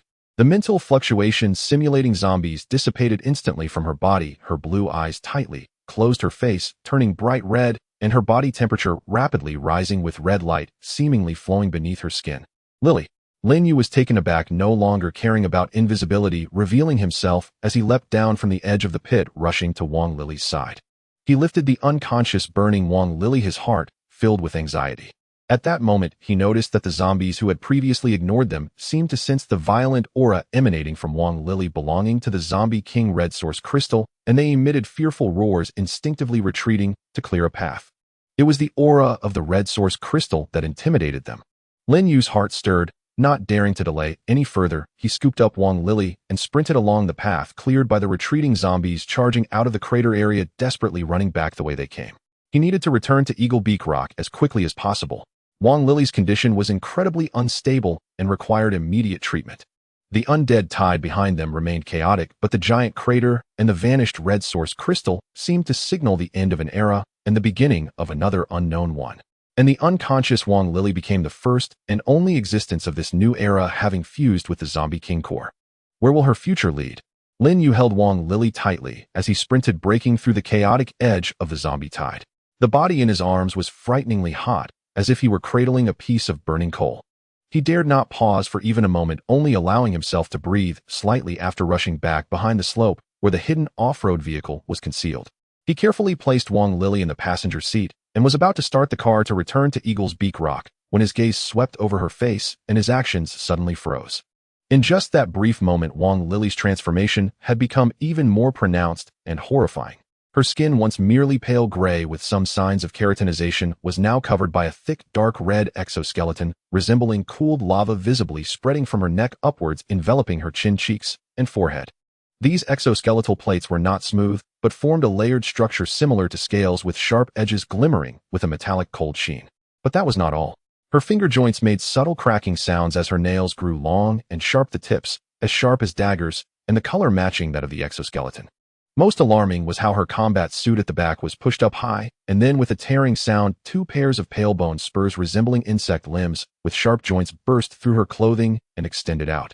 The bone spurs were about half a meter long and as thick as a child's arm, with serrated edges, and their sharp tips trembled unconsciously, leaving deep scratches on the back of the car seat.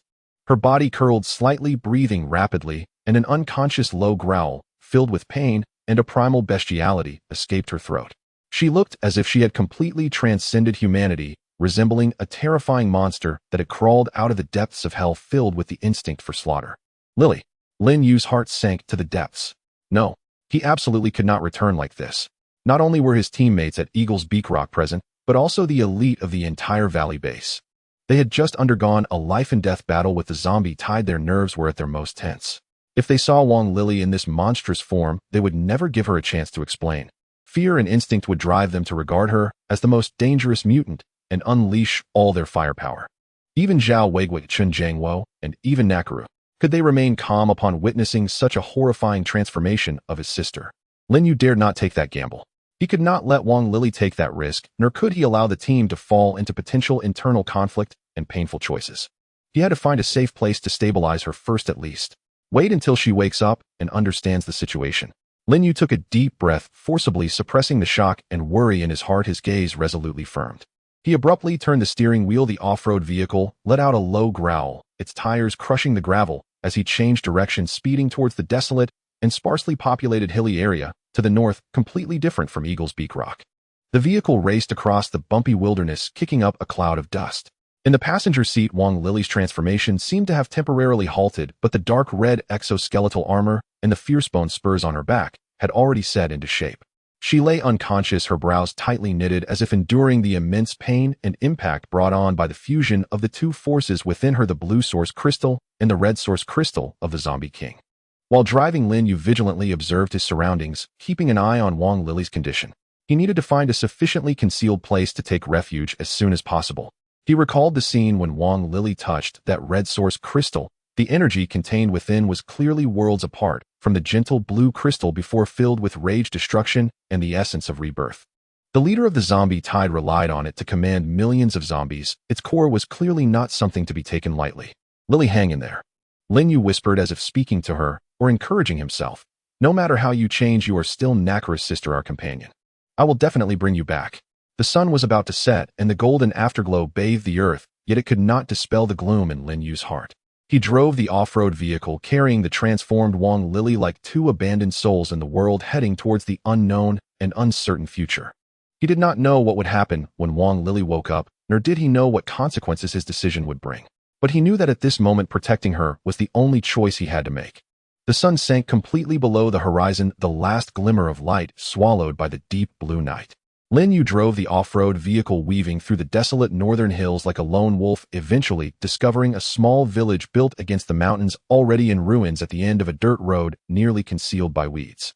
The village was small, with only about a dozen households. Most of the earthen houses had collapsed, leaving only broken walls and ruins.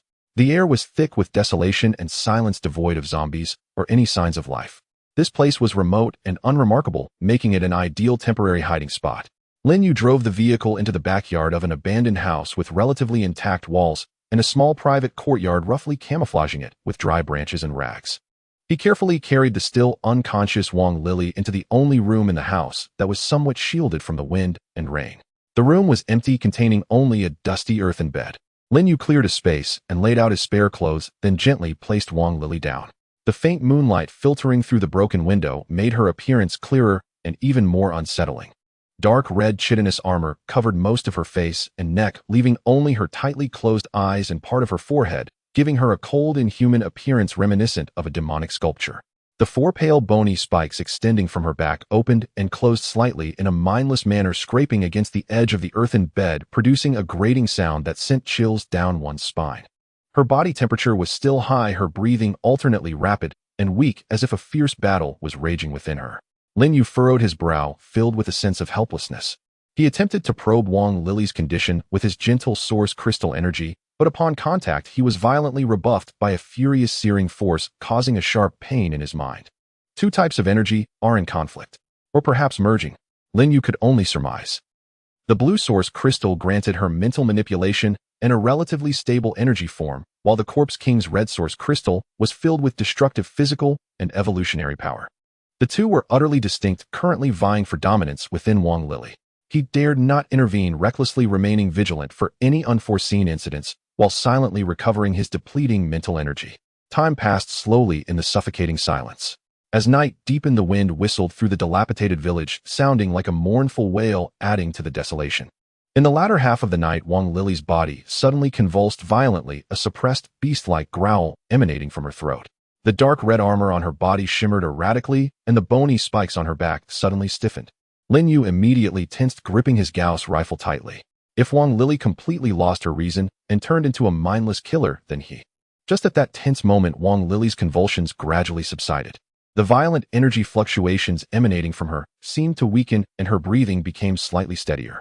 The most noticeable change was that the 4 grotesque bony spikes on her back slowly retracted, as if possessing life, eventually vanishing completely beneath the thickened chitin layer on her back, leaving only 4 slightly raised bony protrusions. The dark red armor covering her face also seemed to fade slightly, no longer so glaring. Has it stabilized? Lin Yue exhaled a slight sigh of relief, though his worries remained unabated. Was this temporary calm a sign of successful fusion, or a pause before a more violent eruption? He dared not close his eyes, leaning against the cold wall, recovering his mental energy, while guarding this companion undergoing a profound transformation. Meanwhile, far away at Eagle Beak Rock, the longer the wait, the more the atmosphere became tense and anxious. Neko Lulu repeatedly walked to the edge of the cliff, gazing into the northern depths of darkness, her face filled with worry and anxiety. Lin Yue had only taken Lily with him, claiming to scout, but why had there been no news after so long? The radio remained silent. What if the leader and the others have encountered trouble? A team member couldn't help but whisper. Shut your crow's mouth. Zhao Wei was snapped irritably, but he felt equally uncertain inside. Though the zombie tide had been disrupted, dangers lurked in the wilderness, and no one knew what they might encounter. Chen Zhangwo continued to try adjusting the radio, hoping to receive Lin Yue's signal, but he gained nothing but the static of electric noise. Lei Bao had arranged several small teams around Eagle Beak Rock, yet they found no leads either. Lin Yue and Wang Lily seemed to have vanished into thin air. We can't wait any longer. Neko Lulu suddenly turned, her eyes resolute. I need to find them. Captain Neko, calmed down. Lei Bao quickly advised. It's late, and the situation outside is unclear. Searching blindly is too dangerous. Perhaps Lin Yue just found a clue and cannot contact us. That's my sister. Neko Lulu's voice trembled slightly, yet was extraordinarily firm. Lin Yue went to protect her. I must go. Seeing he could not convince Neko Lulu, Zhao Wei stepped forward. He'll go with you. More people means more support. Finally, after discussion, it was decided that Neko Lulu, Zhao Wei, and 5 elite team members would form a small team and set out immediately, searching along the direction Lin Yue had taken. Lei Bao led the main force to remain stationed at Eagle Beak Rock, maintaining communication and preparing for a response. The small team, filled with intense worry and urgency, disappeared into the northern night. Inside the dilapidated house in the abandoned village, Lin Yue remained unaware of the impending search. All of his thoughts were focused on Wang Lily, waiting for her to awaken, waiting for the unknown answers. The darkness before dawn is the deepest. In this forgotten ruin, a transformation concerning existence and future silently continued. Wang Lily's fate, along with her relationship with Lin Yue's team, would reach a completely new and unknown crossroads with her awakening. The first rays of dawn, like a stingy painter, sketched the contours of the dilapidated village with the lightest of strokes. Lin Yue leaned against the cold earthen wall, his eyelids heavy. The continuous mental drain and heightened vigilance left him utterly exhausted, yet he still held on and did not fall asleep. At that moment, a faint, painful, and bewildered groan emerged from the earthen bed. Lin Yue instantly awoke, his gaze sharply directed at Wang Lily. Her long eyelashes fluttered a few times before she slowly and laboriously opened her eyes. Those were a pair of eyes, entirely different from before. The once pure blue eyes now bore a rim of dark red, like molten lava, interweaving with blue to present a bizarre and profound violet hue. Her gaze was no longer hollow or calm, but filled with the confusion of awakening, lingering pain, and a hint of indescribable predator-like cold sharpness. Lily. Lin Yue tentatively called out, his body tensing, slightly ready to respond to any sudden situation. Wang Lily's gaze focused on Lin Yue. A ripple passed through her violet eyes, seemingly recognizing him, yet also carrying a hint of unfamiliar scrutiny. She moved her lips, producing a hoarse and dry sound, yet clearly uttered 2 words. Lin Yue. She still recognized him. She could still speak. Lin Yue felt slightly relieved and quickly picked up the half-full bottle of water beside him, carefully handing it over. How do you feel? Wang Lily did not immediately take the water, but instead looked down at her hands. Those hands, covered with dark red keratin with nails sharp as daggers, slowly opened and clenched before her eyes. She tried to move her shoulders. The 4 bony protrusions on her back slightly bulged, but the bone spurs did not pop out again. No expression could be read on her face, yet in her mismatched eyes swirled a complex glow, astonishment at her own changes, awareness of the new power surging within her, and a hint of what seemed like a farewell to a past state. I seem to be different now. She finally spoke, her voice still hoarse, but a bit smoother than before. That persistent feeling of weakness has vanished. She took the water bottle, but did not drink, instead rubbing her altered fingers against the cool surface, as if sensing the clearer and sharper sensations transmitted through her fingertips. That red crystal? Lin Yue cautiously asked. It has fused with me. Wang Lili raised her head, her violet eyes looking at Lin Yue, a very violent power. But very complete. The blue source crystal allowed me to think, to perceive. The red zombie king source crystal made me exist. Her expression was still somewhat fragmented, yet her meaning was clear. The blue source crystal endowed her with spirit and unique abilities, while the red zombie king source crystal completed her foundation and strength as a certain kind of energy life form on the physical level. Now she was no longer a flawed vessel reliant on external energy, nuclear crystal, or Lin Yue for sustenance, but a truly complete individual with powerful physical and spiritual strength. Can you control this power now? Also, can you control the zombies? Lin Yue asked the crucial question. Wang Lili slightly closed her eyes, seemingly sensing herself. After a moment, she opened her eyes, nodded, then shook her head. Controlling is harder than before, yet easier. She referred to the phenomenon of those zombies retreating yesterday, but making them obey requires stronger spiritual power. However, she extended her keratin-covered hand toward a half-buried grinding stone in the corner of the room and made a vague grasp. There was no sound, but Lin Yue clearly felt an invisible, yet oppressive force field emanating from Wang Lili. The next second, that stone mill, weighing at least several hundred pounds, actually shook slightly, dust cascading off its surface. This was not wind-based ability, but pure spiritual power interfering with reality. This was the ability enhancement brought by the zombie king source crystal. I seem to also be able to command some not too strong mutants. Wang Lili retracted her hand, her tone carrying a hint of uncertainty and novelty. Lin Yue was shocked. With the fusion of the zombie king source crystal, Wang Lili's strength had undergone a qualitative leap. Not only had she completed herself, but her spiritual and physical powers had also received immense boosts, even gaining new abilities akin to intimidation and spiritual object control. However, just as Lin Yue was astonished by Wang Lili's transformation, distant sounds of urgent engines and shouting suddenly echoed from outside the house. Lili, leader, where are you? It was the voices of Necessities and Zhao Weiguo. They had come looking for them. Lin Yue's expression shifted slightly as he immediately turned to Wang Lili. At this moment, her appearance, especially the dark red shell covering half her face and her violet mismatched eyes, would undoubtedly cause a tremendous shock and misunderstanding. Wang Lili had clearly heard the shouts as well. A hint of barely perceptible panic flashed in her violet eyes. Instinctively, she raised her hand as if wanting to cover her face. Don't be afraid. Lin Yue took a deep breath, stepping in front of Wang Lili, his gaze steady as he looked at her. Remember, no matter how you change, you are still Wang Lili, Necessities' sister, our companion. I will explain everything. His voice was calm and powerful, carrying a reassuring strength. Wang Lili looked at Lin Yue's determined eyes. Her panic gradually subsided. She gently nodded, tightly gripping the water bottle in her hand. The footsteps and shouts grew closer, eventually stopping outside the small courtyard. There's movement inside. Be careful. It was Zhao Weiguo's low roar. Lin Yue, is that you? Necessities' voice trembled with hope. Lin Yue took a deep breath and slowly pushed open the creaking, dilapidated wooden door. The morning light flooded in, illuminating the dim room and clearly revealing the figure standing behind Lin Yue, slender, yet covered in dark red shell, with a pair of bizarre violet eyes. Time seemed to freeze at that moment. At the courtyard gate, Necessities, Zhao Weiguo, and 5 elite team members all stood frozen in place, as if under a spell. The anticipation and worry on Necessities' face shattered like fragile glass the instant she saw Wang Lili's appearance, replaced by boundless shock, fear, and disbelief. She opened her mouth wide, but could not make a sound. Only tears uncontrollably surged forth. Zhao Weiguo gasped in shock, instinctively raising his gun, the muzzle trembling slightly as it aimed at Wang Lili. The team members behind him instantly entered a combat stance, weapons raised in unison. Everyone put down your guns. Lin Yue stepped forward, blocking most of the line of fire aimed at Wang Lili. His voice was as cold as ice, carrying an undeniable authority. She is still Wang Lili. She hasn't lost her mind. But she. Zhao Weiguo looked at Wang Lili's inhuman appearance, his throat tightening, struggling to believe. Necessities finally snapped back to reality from the massive shock. She pushed past Zhao Weiguo, stumbling step by step toward the room, her tears blurring her vision as her voice broke. Lili. My Lili. How could you become like this? Wang Lili looked at her sister, who was in tears and agony. A hint of complex emotion flashed in her violet eyes as she opened her mouth and hoarsely called out, "Sister." This one-word sister made Nacula's heart feel as if it had been fiercely grasped. She stopped gazing at her sister's face, both familiar and strange at the dark red shell and mismatched pupils. In immense pain and bewilderment nearly engulfed her. On one side was her blood-related sister returned from the dead. On the other was this monster before her that completely exceeded her understanding and exuded a dangerous aura.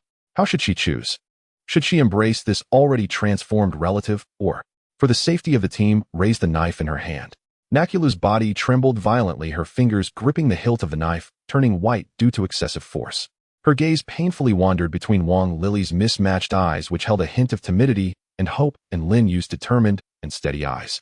The air seemed to solidify into solid ice, each breath carrying a sting. Wang Lili's future and the team's relationship hung precariously on Nacula's painful and difficult decision.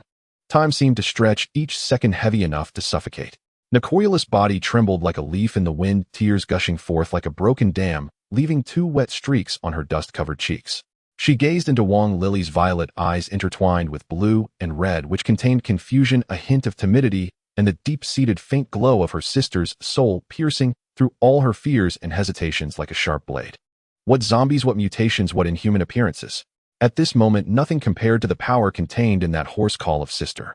With a clang, the long knife in her hand fell to the ground, crashing onto the broken bricks beneath her feet, producing a crisp sound. Nacula surged forward, no longer stumbling, but moving with a resolute speed, arms wide open, embracing Wang Lili tightly, without a care for anything else. Her movements were so forceful, as if she wanted to crush the altered body before her and revert it back to the soft, dependent sister she remembered.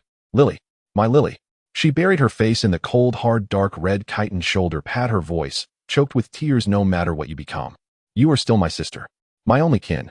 I will never leave you again. Never." Wang Lili's rigid body trembled slightly in her sister's fervent embrace. A flicker of confusion passed through her violet eyes, and then the cold, predatory sharpness within her gradually melted away, replaced by a near-adoring softness. Cautiously, she lifted her hands covered in chitin with sharp fingertips and awkwardly returned the embrace to Nacula. "Sister," she called again, this time her hoarseness lessened, replaced with a hint of dependence and a choked voice. Seeing this scene, Lin Yue's taut heartstrings finally relaxed somewhat, and he secretly sighed in relief. Zhao Weiguo and the team members behind him exchanged glances, slowly lowering their weapons, their faces filled with shock and emotion. They understood that some bonds transcended the limits of form and species. After a long while, Nacula's emotions slightly calmed down. She released Wang Lili, cupping her half-covered chitin face with both hands, her fingertips trembling yet resolute as they brushed over the cold material, tearfully asking, "Does it hurt? Does it feel uncomfortable?" Wang Lili shook her head, feeling the power within her no longer violent, but flowing like a river, orderly, yet vibrant, softly replying, "It doesn't hurt. The power is very fulfilling. It's just a bit unfamiliar." She closed her eyes, seemingly trying to sense and introspect carefully. Everyone held their breath, watching her as they noticed the dark red chitin scales on her body slightly dimming, no longer emitting the unsettling glow they once did. The 4 slightly protruding bone bumps on her back also calmed down, completely showing no signs of bone spurs trying to break through her skin. "It's obedient now."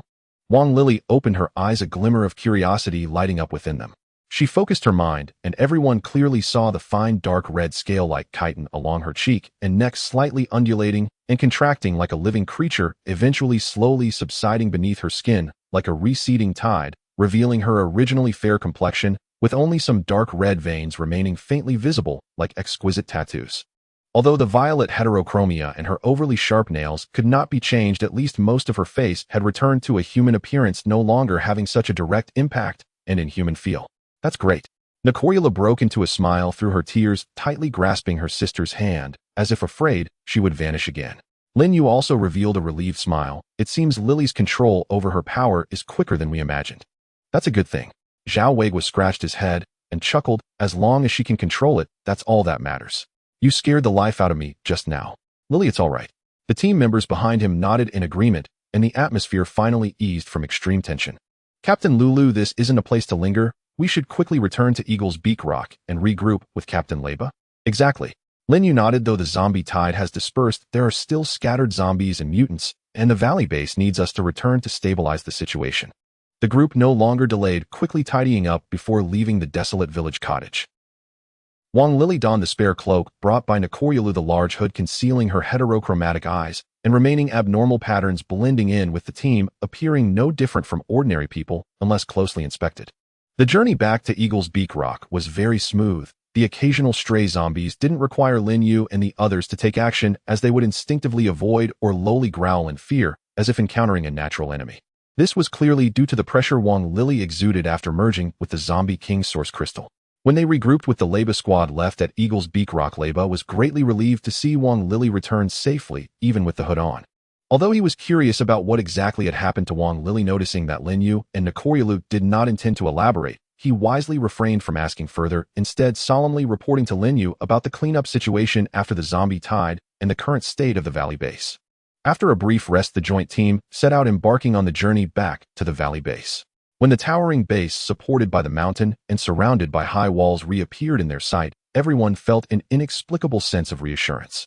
Outside the base, the traces of battle were still clearly visible, but order had been restored. The patrolling teams were lively. Upon seeing Lin Yue and the others return, especially Wang Lili, who Nekoryulu was carefully guarding, they all displayed expressions of surprise and awe. The news that Lin Yue's team had successfully resolved the zombie tide crisis and returned seemingly unscathed spread like wildfire throughout the entire valley base. They were welcomed like heroes, with Zhou Zhenghua personally greeting them outside the command center, firmly shaking Lin Yue's hand. "Captain Lin Yue, thank you for your hard work. The valley base owes you a huge favor." Zhou Zhenghuo's tone was filled with sincere gratitude. "You're too kind, Commander Zhou. We are allies, and helping each other is what we should do." Lin Yue calmly responded, his gaze sweeping over the survivors around them, who had survived the ordeal with hopeful eyes. "Now the crisis is temporarily resolved, and we need to discuss the next steps." His eyes met Zhou Zhenghuo's, and they both understood that while the threat of the zombie tide had passed, there were still many matters to deliberate regarding the future cooperation, the secrets surrounding Wang Lili, and the lurking Oracle organization. Wang Lili quietly stood beside her sister, her violet eyes beneath the hood, calmly observing this fortress of human survivors, feeling the power within her flow slowly, both familiar and unfamiliar. Her return brought the team greater strength and more unknowns, and a new chapter was about to unfold at the valley base. The death of the Corpse King was akin to a giant python severed at the head, as the massive tide of corpses lost its unified command, and the unusually cohesive, while instantly devolving from a terrifying army into a chaotic, mindless pack of beasts. However, this did not mean that the threat was completely eliminated. Tens of thousands, even hundreds of thousands of zombies still lingered in the vast area surrounding the river valley base, following their instinct to hunt and gather like a slowly moving plague, posing a lethal potential threat to any survivor outpost. Inside the command center of the river valley base, smoke curled around. On the enormous map of the area, the regions marked in red with a marker highlighted the distribution of the corpse tide, which was alarming. "We must completely scatter them." Zhou Zhenghuo's finger heavily tapped on the map. "If we allow them to remain unchecked, they will instinctively move towards other survivor bases, causing new disasters, or they will linger nearby, forming a long-term security risk that severely hinders our efforts to search for supplies and expand production." "I agree," Lin Yue said, his voice tinged with a hint of undeniable fatigue, yet his gaze remained sharp. "Although the Corpse King is dead, the lingering poison has not been cleared. A large-scale extermination requires meticulous planning and adequate manpower. My drone fleet suffered heavy losses in the previous airstrike. Currently, only over 20 drones remain operational, and..." He paused. "I need time to recover." He did not explicitly state what he needed to recover, but the core personnel present, such as Zhou Zhenghua, Lei Bao, and Zhao Weiguo, all vaguely understood that Lin Yue's ability to replicate came at a cost. His pale complexion and the shadows under his eyes were clear evidence of this. Zhou Zhenghua nodded in understanding. "Leader Lin Yue, you and your team have already sacrificed too much for the base. In the upcoming extermination, the River Valley base should take on the primary responsibility.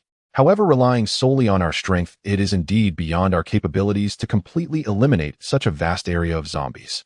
He looked at the marked locations of several other small survivor outposts on the map. "We must unite the strengths of the surrounding survivors. Shishan Outpost, Linchong Refuge, and the farther Old Town Collective, all of whom have previously sent us distress signals or contact requests. During this crisis of the corpse tide, they must also be feeling the pressure. We can send a liaison team to explain the stakes, propose a joint operation, and divide the areas for a coordinated extermination to guide the zombie horde. This is a pragmatic and visionary plan. Integrating the scattered survivor forces not only addresses the immediate threat of the corpse tide, but also lays the foundation for establishing a broader survivor alliance in the future. I will take on this task, Zhou Jingwa said firmly. I will quickly dispatch a reliable team equipped with radio relay devices to establish contact and negotiate with these outposts. After the meeting concluded, the plan for the joint extermination began to be prepared in earnest. The warriors of the River Valley base started to repair vehicles, count ammunition, and create simple barriers and guiding devices. A sense of bustling activity returned to the base, reminiscent of a post-war atmosphere aimed at ensuring long-term stability. Meanwhile, Lin Yue returned to his temporary residence, arranged by the base, a relatively quiet and well-equipped small courtyard. He truly needed rest. Last time, in order to replicate a large number of drones and aerial bombs, he had nearly drained his mental energy. The weakness and emptiness that stemmed from the depths of his soul were far beyond ordinary physical fatigue. Most of his time was spent in recuperation, slowly recovering through deep sleep and simple food brought by Ye Chun Zhangwo and others. During this period, Zhou Jingwa had visited him alone several times. In addition to inquiring about Lin Yue's recovery, the conversation gradually turned towards the distant future. Leader Lin Yue. One evening, Zhou Jingwa sat across from Lin Yue in the courtyard, the golden glow of the setting sun casting a warm light over the yard. The crisis of the corpse tide has made me see more clearly the strength of your team and the importance of your individual abilities. It is no exaggeration to say that without you, the River Valley base may have already ceased to exist. Lin Yue listened quietly without interrupting. Zhou Jingwa continued, your team possesses technical capabilities, powerful supernatural abilities, and combat skills that we cannot match. And you yourself are the core of it all. Although the River Valley base has a decent scale and relatively orderly operations, there is a significant gap in cutting-edge military power and development potential compared to you. He took a deep breath, sincerely looking at Lin Yue. I hope that you and your team can officially join the River Valley base. Not as a guest, not as allies, but as part of us. I can grant you the military command of the base, the technology research and development department, and even a portion of the administrative management rights. We will merge our strengths using the River Valley base as a foundation to develop together, expand the living space for survivors, and rebuild order. Your abilities can allow us to restore production, more quickly equip stronger weapons, and even reclaim more lost territory. This was a weighty invitation, almost entrusting the future of the River Valley base to Lin Yue. Zhou Jingwa saw the irreplaceable value of Lin Yue and his team, hoping that through a deep binding this power could be fully integrated into the development framework of the base. However, Lin Yue fell into silence. He picked up the cool tea on the table, took a gentle sip, and gazed at the soldiers patrolling the perimeter of the base walls in the distance. Join officially. He admitted that the River Valley base was a relatively ideal survivor outpost, and Zhou Jingwa was an upright and capable leader. Deep cooperation with the base could indeed provide more stable logistical support and a broader development platform. But his mind flashed back to every brick and tile of the quarry base, the first home he had built with Ye and Qin Zhangwo, memories of partners like Nakalu Lu and Zhao Weigua, who had shared life and death with him, and the violet eyes of Wang Lily filled with endless secrets and power. His team was a unique existence, strengthened by their bond with him, forged through extraordinary circumstances. Once they officially merged into the vast system of the River Valley base, many decisions would no longer be as flexible and autonomous as they are now. Could their unique secrets, especially Wang Lily's existence and the truth about the Beishan Research Institute and Yuanshan, be kept entirely confidential within the complex organizational structure? At that time, would it be they who changed the base, or would the base's rules assimilate them? More importantly, there was his own state. His mental power had not yet recovered, the inventory of drones and bombs was depleted, and his replication ability could not be used on a large scale for the time being. Accepting the invitation at this moment felt somewhat like being a tiger that has fallen to the plains, forced to depend on others. This did not align with his character, nor did it align with the long-term interests of the team. What he needed was an equal partnership based on strength and mutual need rather than complete integration and dependence. After a long pause, Lin Yue set down his teacup, looked at Zhou Jingwa with earnest eyes, and spoke in a calm, yet firm tone. Commander, Zhou, thank you for your regard and trust. The River Valley base is excellent, and you are also a respectable leader. However, please forgive me, my team, and I cannot formally join at this time. He met Zhou Jingwa's slightly disappointed gaze and continued, we prefer to maintain our current ally relationship, but we can collaborate more deeply. Exterminating the corpse tide is our duty. For subsequent developments, we can also collaborate closely on technology equipment and specific missions. But we need to maintain a certain degree of independence. He did not close the door entirely, but clearly set boundaries. He needed time to recover his strength space to handle internal team issues, especially concerning Wang Lily, and to observe the movements of the Oracle organization. Zhou Jinghua remained silent for a moment, then finally sighed, a hint of a bitter smile appearing on his face. I understand. I was a bit too impatient. Regardless, the doors of the River Valley base will always be open for you, and we will forever be your most steadfast allies. He stood up, patting Lin Yue on the shoulder. Rest well, Leader Lin Yue. The extermination plan still requires time to prepare, and restoring your strength is your current top priority. After sending off Zhou Jinghua, Lin Yue stood alone in the courtyard, gazing at the setting sun sinking below the horizon. Refusing meant choosing a more challenging, yet freer path. The road ahead remained shrouded in fog, but he believed that as long as the core team was intact, and as long as his replication ability recovered, they could carve out their own future on this wasteland. The urgent matter was to quickly restore his mental energy and find ways to replenish the depleted inventory. Perhaps it was time for Chen Jiangwo to research how to utilize existing resources to manually create some substitutes for drones and bombs. After all, they could not always rely on his replication ability. Being prepared for the future was the key to survival. As night deepened, the radio monitoring room at the River Valley base was brightly lit. The duty officer wearing headphones carefully tuned the knobs, trying to capture valuable information from the static noise and the occasional drift of meaningless signal fragments. Suddenly, a faint, heavily distorted, yet barely discernible voice signal intermittently broke into the reception range. Help! Anyone receiving this signal? Survivors. This is Xiao family gathering. We are surrounded by a large number of zombies. Repeat. Xiao family gathering. Requesting urgent rescue. Location is northeast of River Valley Town. About 40 kilometers. Food, ammunition. Hurry. We can't hold on much longer. The signal was once again drowned by a wave of intense noise, and no matter how the duty officer adjusted, he could not capture any clear content again. The duty officer did not dare to delay and immediately reported the situation along with a summary of the recorded signal. Moments later, in the conference room next to the command center, the atmosphere was tense. A regional map was spread out on the table with the location of Xiao family gathering marked by a red circle situated northeast of the River Valley base in a relatively flat area scattered with villages. Xiao family gathering. I know this place, Zhou Jinghua said with a furrowed brow. Before the apocalypse, it was a small village with about a few hundred households. It seems that there are survivors who have established a base relying on the village. The signal mentioned being surrounded by a large group of zombies, and the situation is likely very grim. Lei Bao's expression was serious. Commander, the northeast direction is precisely where a large diversion of the zombie tide is moving after the collapse. It is very likely that the scattered zombie horde instinctively gathered towards places with human presence. 40 kilometers isn't far, but it's not close either. Zhao Weiguo interjected. Driving there, if the road conditions are good, it would take a little over an hour, but in this world, anything can happen on the road. Zhou Zingguo's fingers tapped unconsciously on the table, revealing his inner struggle. Rescue is not easy. We have just experienced a great battle. Our personnel are exhausted, ammunition is severely depleted, and the joint clearing plan is still in preparation, leaving our strength stretched thin. Dispatching a capable rescue team means weakening the base's defensive power. Moreover, the situation at Xiao family gathering is unclear, and the signal has been interrupted. Are they still holding on? Will those we send out miss the target, or even fall into danger? He raised his head, scanning the others, and finally focused on Lin Yue's tone heavy. Leader Lin Yue, you also know that every survivor is a precious resource. From a humanitarian and long-term perspective, we should indeed provide rescue. But as the person in charge of the base, I must weigh the pros and cons, considering the safety of thousands in the entire base. This could likely be a costly action with an uncertain outcome. I would like to hear your thoughts. All eyes turned to Lin Yue. His team's combat power is formidable, especially his replication ability, though temporarily limited, and Nakaruru's wind-based abilities, as well as Wang Lili, who has just undergone a mutation, the strength of which is unknown, all of which could be key factors in turning the tide. His attitude would significantly influence the final decision. Lin Yue did not answer immediately. He gazed at the small red circle on the map, as if he could see through the paper, to the village besieged by death, seeing those survivors sending out their last distress signals in despair.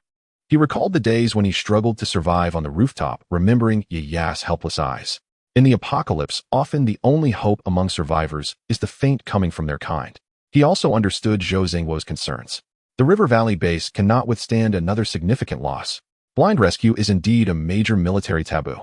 The conference room was quiet, with only the sound of breathing remaining. After a full minute, Lin Yue slowly spoke, his voice calm, yet imbued with an undeniable strength. Save. He looked at Zhou Jinghua. Commander Zhou, I understand your concerns. But as you said, every survivor is a precious resource. The fact that Xiao family gathering has managed to send out a rescue signal means they possess a certain level of organizational ability and will to resist, which is itself a force worth saving. He walked to the map, pointing at the location of Qiao family gathering. 40 kilometers. The risk is controllable. We don't need to send a large army. We can assemble a lean and quick response team. My team can take the lead, Lin Yue continued. Though I'm not fully recovered, I can still fight. Nakamura's mobility and area attack capability are suitable for dealing with the horde. Brother Zhao's defense and close combat ability are reliable guarantees.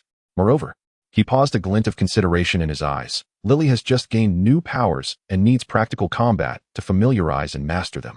This rescue is also an opportunity for her. With her presence, she might naturally deter ordinary zombies, reducing the operational difficulty. As for the base's defenses, Lin Yue looked at Zhou Zhenghua and Lei Bao. After we leave the base, can temporarily assume a defensive posture and strengthen the alertness. The rescue operation aims for a swift resolution and will not delay for long. Lin Yue's plan is undoubtedly the most feasible under the current circumstances. By executing the rescue with his elite team at the core, it not only increases the success rate, but also minimizes the impact on the overall defense of the River Valley base. Zhou Zhenghua looked at Lin Yue's determined eyes, and the balance in his heart finally tipped. He took a deep breath and slapped the table heavily. All right, let's proceed as leader, Lin Yue suggested. Lei Bao, you immediately select a team of the most elite soldiers, equip them with vehicles and heavy weapons, and follow leader Lin Yue's command. Intelligence team continue to attempt to contact Qiao family gathering and confirm their latest situation. He looked at Lin Yue, his eyes filled with trust and entrustment. Leader Lin Yue, this rescue is entrusted to you. Please be sure to be careful and prioritize safety. Lin Yue nodded, understood. We will prepare as quickly as possible and set off before dawn. The decision for the rescue had been made, and a tense and urgent atmosphere immediately replaced the previous hesitation. The war machine of the River Valley base began to operate efficiently once again for the distant, unknown compatriots. Lin Yue's team was also about to face the first real combat test after Wang Lily's mutation. The darkness before dawn is the deepest. 3 off-road vehicles equipped with steel plates and machine guns surged silently out of the River Valley base, like shadowy leopards crushing over the broken highway, racing towards Qiao family gathering in the northeast. Inside the vehicle, the atmosphere was tense. Lin Yue closed his eyes to gather his spirit, seizing the last moments to restore his mental strength. Nakulu wiped her long knife, her eyes sharp. Zhao Weiguo checked the Gauss rifle in his hands, his dark face marked with composure. Wang Lily sat quietly in the corner, her wide hood obscuring her face, with only the occasional violet glow flashing beneath the shadow of the hood hinting at her unusual presence. Accompanying them were 10 of the most elite warriors from the River Valley base, personally led by Lei Bao. The convoy reached a high ground about 2 kilometers from Qiao family gathering at dawn. The sky was slightly brightening enough to see the outlines of the distant village. Stop the car, drone reconnaissance, Lin Yue ordered. The convoy concealed itself, and a technician quickly operated a reconnaissance drone, which quietly ascended and flew towards Qiao family gathering, transmitting real-time images back to the tablet in Lin Yue's hands. On the screen, the scene of Qiao family gathering gradually became clear. It was a typical northern village with mostly low houses and empty streets. However, the anticipated horde of zombies surrounding the village did not appear. The area around the village was eerily quiet, with only a few scattered zombies aimlessly wandering, their numbers insufficient to pose a threat to any organized survivor base. Something's off, Lin Yue's brow furrowed instantly. The signal said they were surrounded by a large horde of zombies, yet it's too quiet here. Could it be that the zombies have already breached in? Or have they broken out? Lei Bao speculated. Doesn't seem like it. Lin Yue maneuvered the drone to lower its altitude for a more detailed scan. There are no signs of a large-scale battle, and the houses show no significant damage. It's too clean. He switched the drone to infrared thermal imaging mode. This time the sight on the screen made his eyes suddenly turn cold. The village was not empty. On the contrary, a large number of human thermal signals were scattered within many houses, behind courtyard walls, and even in makeshift shelters. They were not gathered together for defense, but rather dispersed in ambush, the shapes of the weapons in their hands faintly discernible under thermal imaging. The entire Qiao family gathering resembled a trap, lying in wait for prey to enter. There are no zombies surrounding it. Only ambushers. Lin Yue's voice carried a chill. This is a trap. The distress signal is fake, aimed to lure us out and draw the tiger away from the mountain. Draw the tiger away from the mountain. Zhao Weiguo was taken aback, then quickly reacted. Their target is the River Valley base. Exactly. Lin Yue suddenly stood up. Our main force is out, and the base's defenses are weak. Immediately contact the base and warn them. However, when he attempted to use the vehicle's radio to contact the River Valley base, only a piercing, interrupted static noise transmitted through the headset. The signal has been jammed. It's targeted interference, the technician reported anxiously. Return immediately. Full speed. Lin Yue ordered without hesitation. A strong sense of unease gripped him. The other side meticulously set this trap and must have set their sights on the river valley base. The convoy immediately turned around, engines roaring, racing back along their route. Everyone realized the severity of the situation, and a tense atmosphere filled the vehicle. As the convoy raced towards the valley entrance of the river valley base, they could hear intense gunfire and explosions in the distance. Looking through the window, they saw smoke billowing around the perimeter of the river valley base. A large number of armed personnel dressed in a hodgepodge yet uniformly wearing wolfhead insignia armbands were fiercely attacking the base walls using the terrain and modified vehicles. It was indeed the old rival, the Bloodwolf gang. They clearly came prepared, deploying heavy machine guns, rocket launchers, and even homemade cannons with ferocious firepower. Though the guards on the base walls fought desperately, facing enemies that seemed to outnumber and outgun them, their defenses appeared precarious. It's them for sure. Lei Bao's eyes bulged with rage. Those bastards. They didn't expect us to return so quickly. Lin Yue observed the battlefield situation, his mind racing. The main force of the Bloodwolf gang was clearly focused on besieging the base, leaving their rear relatively empty. A bold plan rapidly took shape in his mind. He suddenly turned to Wang Lili, who sat in the corner. Lily, can you sense if there are scattered zombie groups nearby? Wang Lili looked up, her violet eyes glimmering slightly beneath the hood. She closed her eyes, and an invisible mental wave spread out like ripples. After a moment, she opened her eyes and pointed to a hilly area behind the battlefield. There are many chaotic, hungry thoughts. Excellent. A glint of cold light flashed in Lin Yue's eyes. Can you guide them to charge from behind the Bloodwolf gang? Wang Lili nodded, a hint of a cold smile curling at the corner of her mouth beneath the hood. Yes. They are quite obedient. Zhao Gu, Captain Lei Yu, lead the team to flank from the side. Upon hearing the zombies and seeing the chaos in the Bloodwolf gang's rear, launch an immediate attack. We will work together from the inside and outside. Lin Yue quickly ordered. Understood. Zhao Weiguo and Lei Bao replied without hesitation. Nakuru Yu and I will be ready to cut into the battlefield at any time to support critical points. All right. With plan set, Wang Lili opened the car door and walked to a relatively open earthen slope. She removed her hood, took a deep breath, and her violet eyes suddenly lit up. A mental field far more powerful than before and infused with cold will and violent aura centered on her, like an invisible storm sweeping towards the hilly area. Behind the hills, a horde of hundreds of wandering zombies, their formerly chaotic eyes instantly filled with an incoming superior, while turning red and wild. They all turned their heads in unison, looking towards the rear of the Bloodwolf gang, engaged in fierce combat, letting out a collective roar of hunger for flesh. Roar. The next moment, the horde surged like a flood, breaking through a dam, sweeping over the hills with a momentum to destroy everything, charging wildly at the rear of the Bloodwolf gang. Members of the Bloodwolf gang, fully focused on attacking the river valley base, suddenly heard thunderous roars and footsteps from behind. Shocked, they turned around to find a scene resembling a hellish painting. A dark wave of zombies was rushing towards them from an unexpected direction. Behind. There are zombies behind us. What's going on? Where did so many zombies come from? Retreat. Quick retreat. The formation of the Bloodwolf gang instantly fell into chaos. The fear of being attacked from both sides plunged them into great confusion. Meanwhile, the elite team, led by Zhao Weiguo and Lei Bao, plunged into the disordered enemy ranks like two sharp knives. The precise single shots from the Gauss rifles and the fierce close combat boosted by exoskeleton power armor tore through the side of the Bloodwolf gang in an instant. On the wall, Zhou Zhenghua saw this sudden turn of events. Although he did not understand why the zombies were attacking the Bloodwolf gang, he would not miss this opportunity. All units. Reinforcements have arrived. Collaborate with leader Lin Yue and launch a full counterattack. Fire at will. He shouted into the communicator. The morale of the base guards surged, and their firepower suddenly intensified. With a solid wall in front and fierce firepower, elite assaults on the side, and a raging tide of corpses behind, the Bloodwolf gang found themselves in an unprecedented predicament.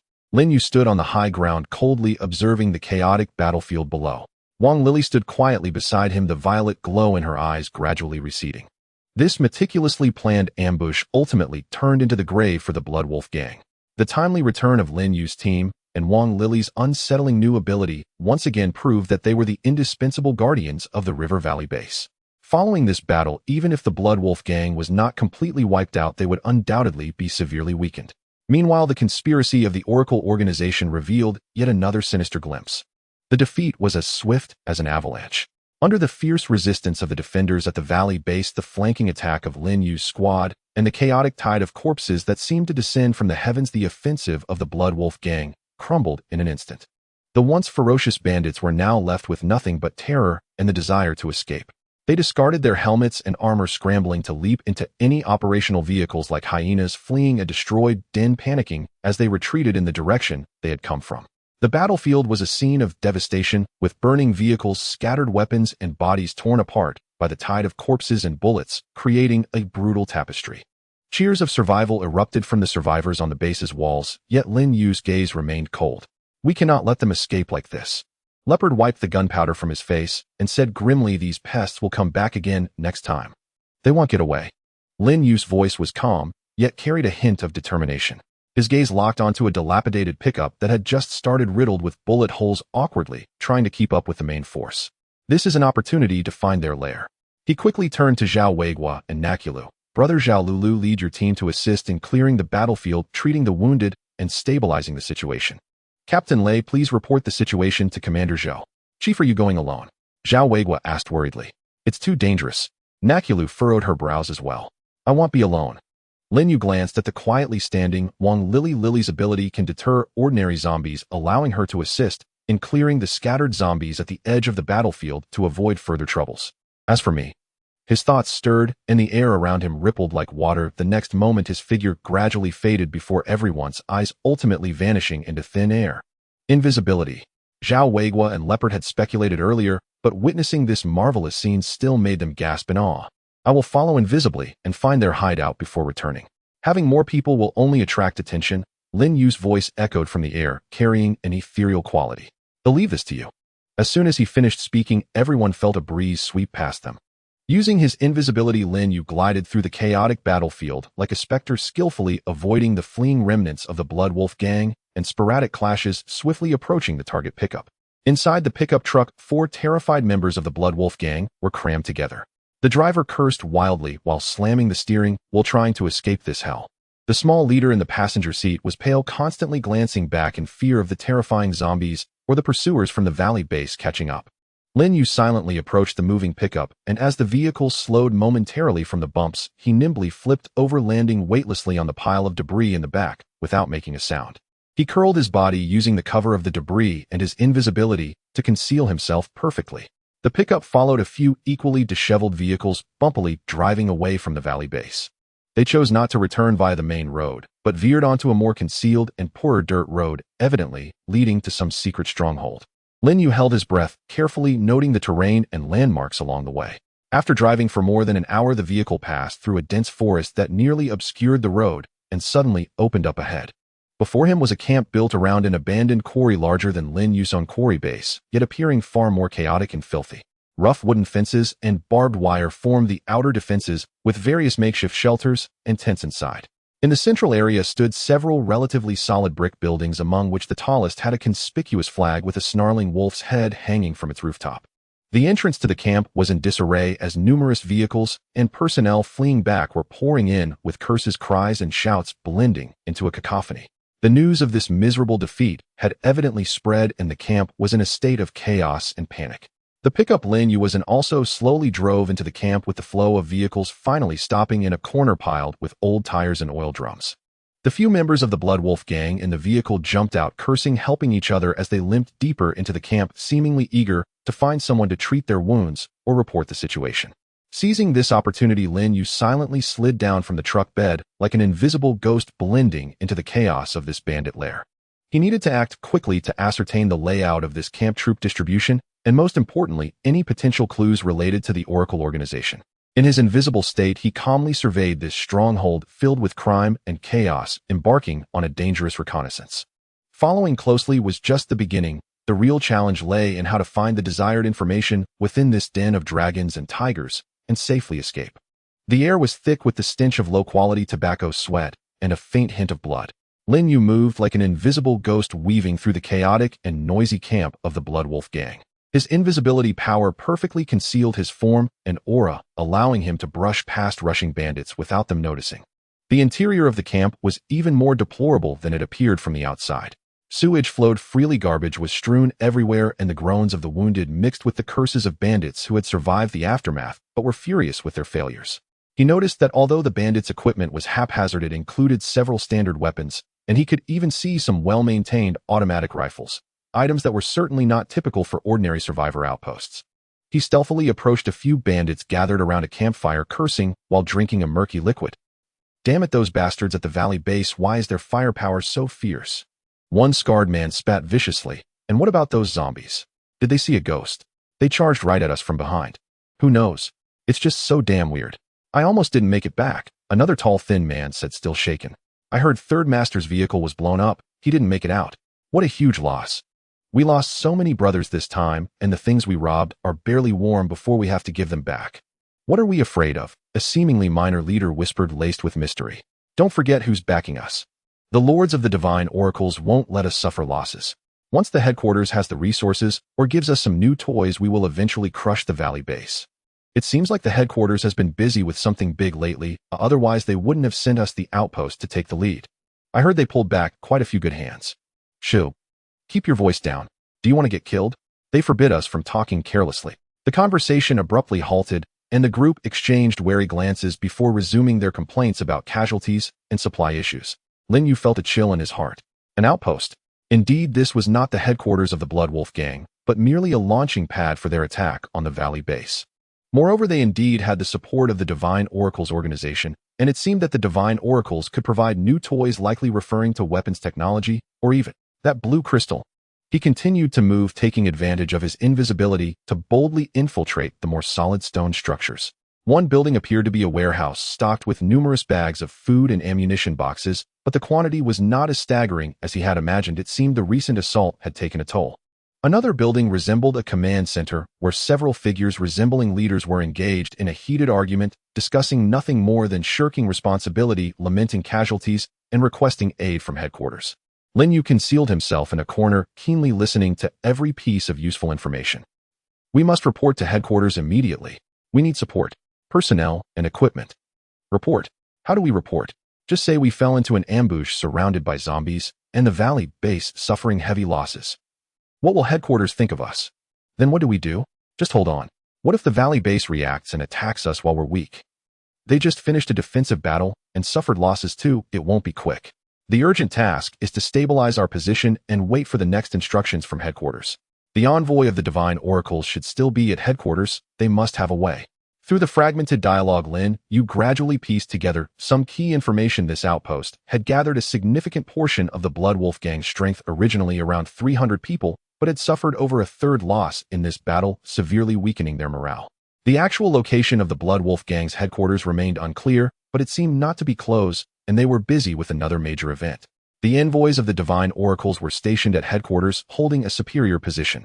He cautiously avoided patrolling sentries who were disheartened and distracted due to their defeat, roughly mapping out the layout of the camp, the distribution of main forces, location of the command center, warehouse, parking area, and weak points in defense. The strength of this outpost indeed exceeded his previous estimates. An outpost gathering nearly 300 armed personnel meant that the Blood Wolf gang's headquarters must possess immense power. Moreover, with the mysterious and technologically advanced Divine Oracles organization, this was undoubtedly a colossal threat, far surpassing the valley base. He had to bring this intelligence back as quickly as possible. Lin Yue made a decisive resolution in his heart. He could not linger. Although his invisibility power was formidable, its consumption on his mental strength was ongoing, and he had not fully recovered, making it somewhat taxing to maintain for extended periods. He quietly exited the command center, just as unnoticed as he had arrived. He chose a relatively lax corner of defense, utilizing his invisibility to easily vault over a rough wooden fence and meld into the darkness outside the camp. Casting a glance back at the chaotic and dimly lit den of bandits, Lin Yue's gaze turned cold. This infiltration, while perilous, had proven immensely valuable. Not only did he confirm the structure of the Blood Wolf gang and the deep involvement of the Divine Oracles organization, but he also gained a clear understanding of the enemy's overall strength. The struggles ahead would likely be more brutal and complex. He needed to return to the valley base promptly to discuss strategies with Zhou Jinghua, accelerate his own recovery, and enhance the strength of the entire team. Preparations for the impending storm were still far from sufficient. As Lin Yue's figure silently reappeared outside the command center of the River Valley base and deactivated his invisibility, Zhou Jinghua, Lei Bao, and Zhao Weiguo, who had just finished clearing the battlefield along with Neko Lulu, immediately surrounded him. "Leader Lin Yue, you've returned. Are you all right?" Zhou Zhenghua visibly sighed in relief upon seeing Lin Yue safe and sound. I am fine. Lin Yue nodded, his expression serious. The situation is more severe than we imagined. He succinctly recounted what he had witnessed at the Blood Wolf Gang's outpost. The location of the outpost, the scale of nearly 300 troops, though heavily damaged, they still had some strength, the existence of a true headquarters behind it, and the potential threat posed by the Oracle organization deeply intervening and possibly providing more advanced equipment or even support from superhumans. As Lin Yue spoke, the atmosphere in the command center grew increasingly oppressive. Everyone's expression turned exceptionally grim. An outpost can gather nearly 300 armed bandits. Zhou Zhenghua murmured, his fingers slightly whitening from gripping the table edge tightly.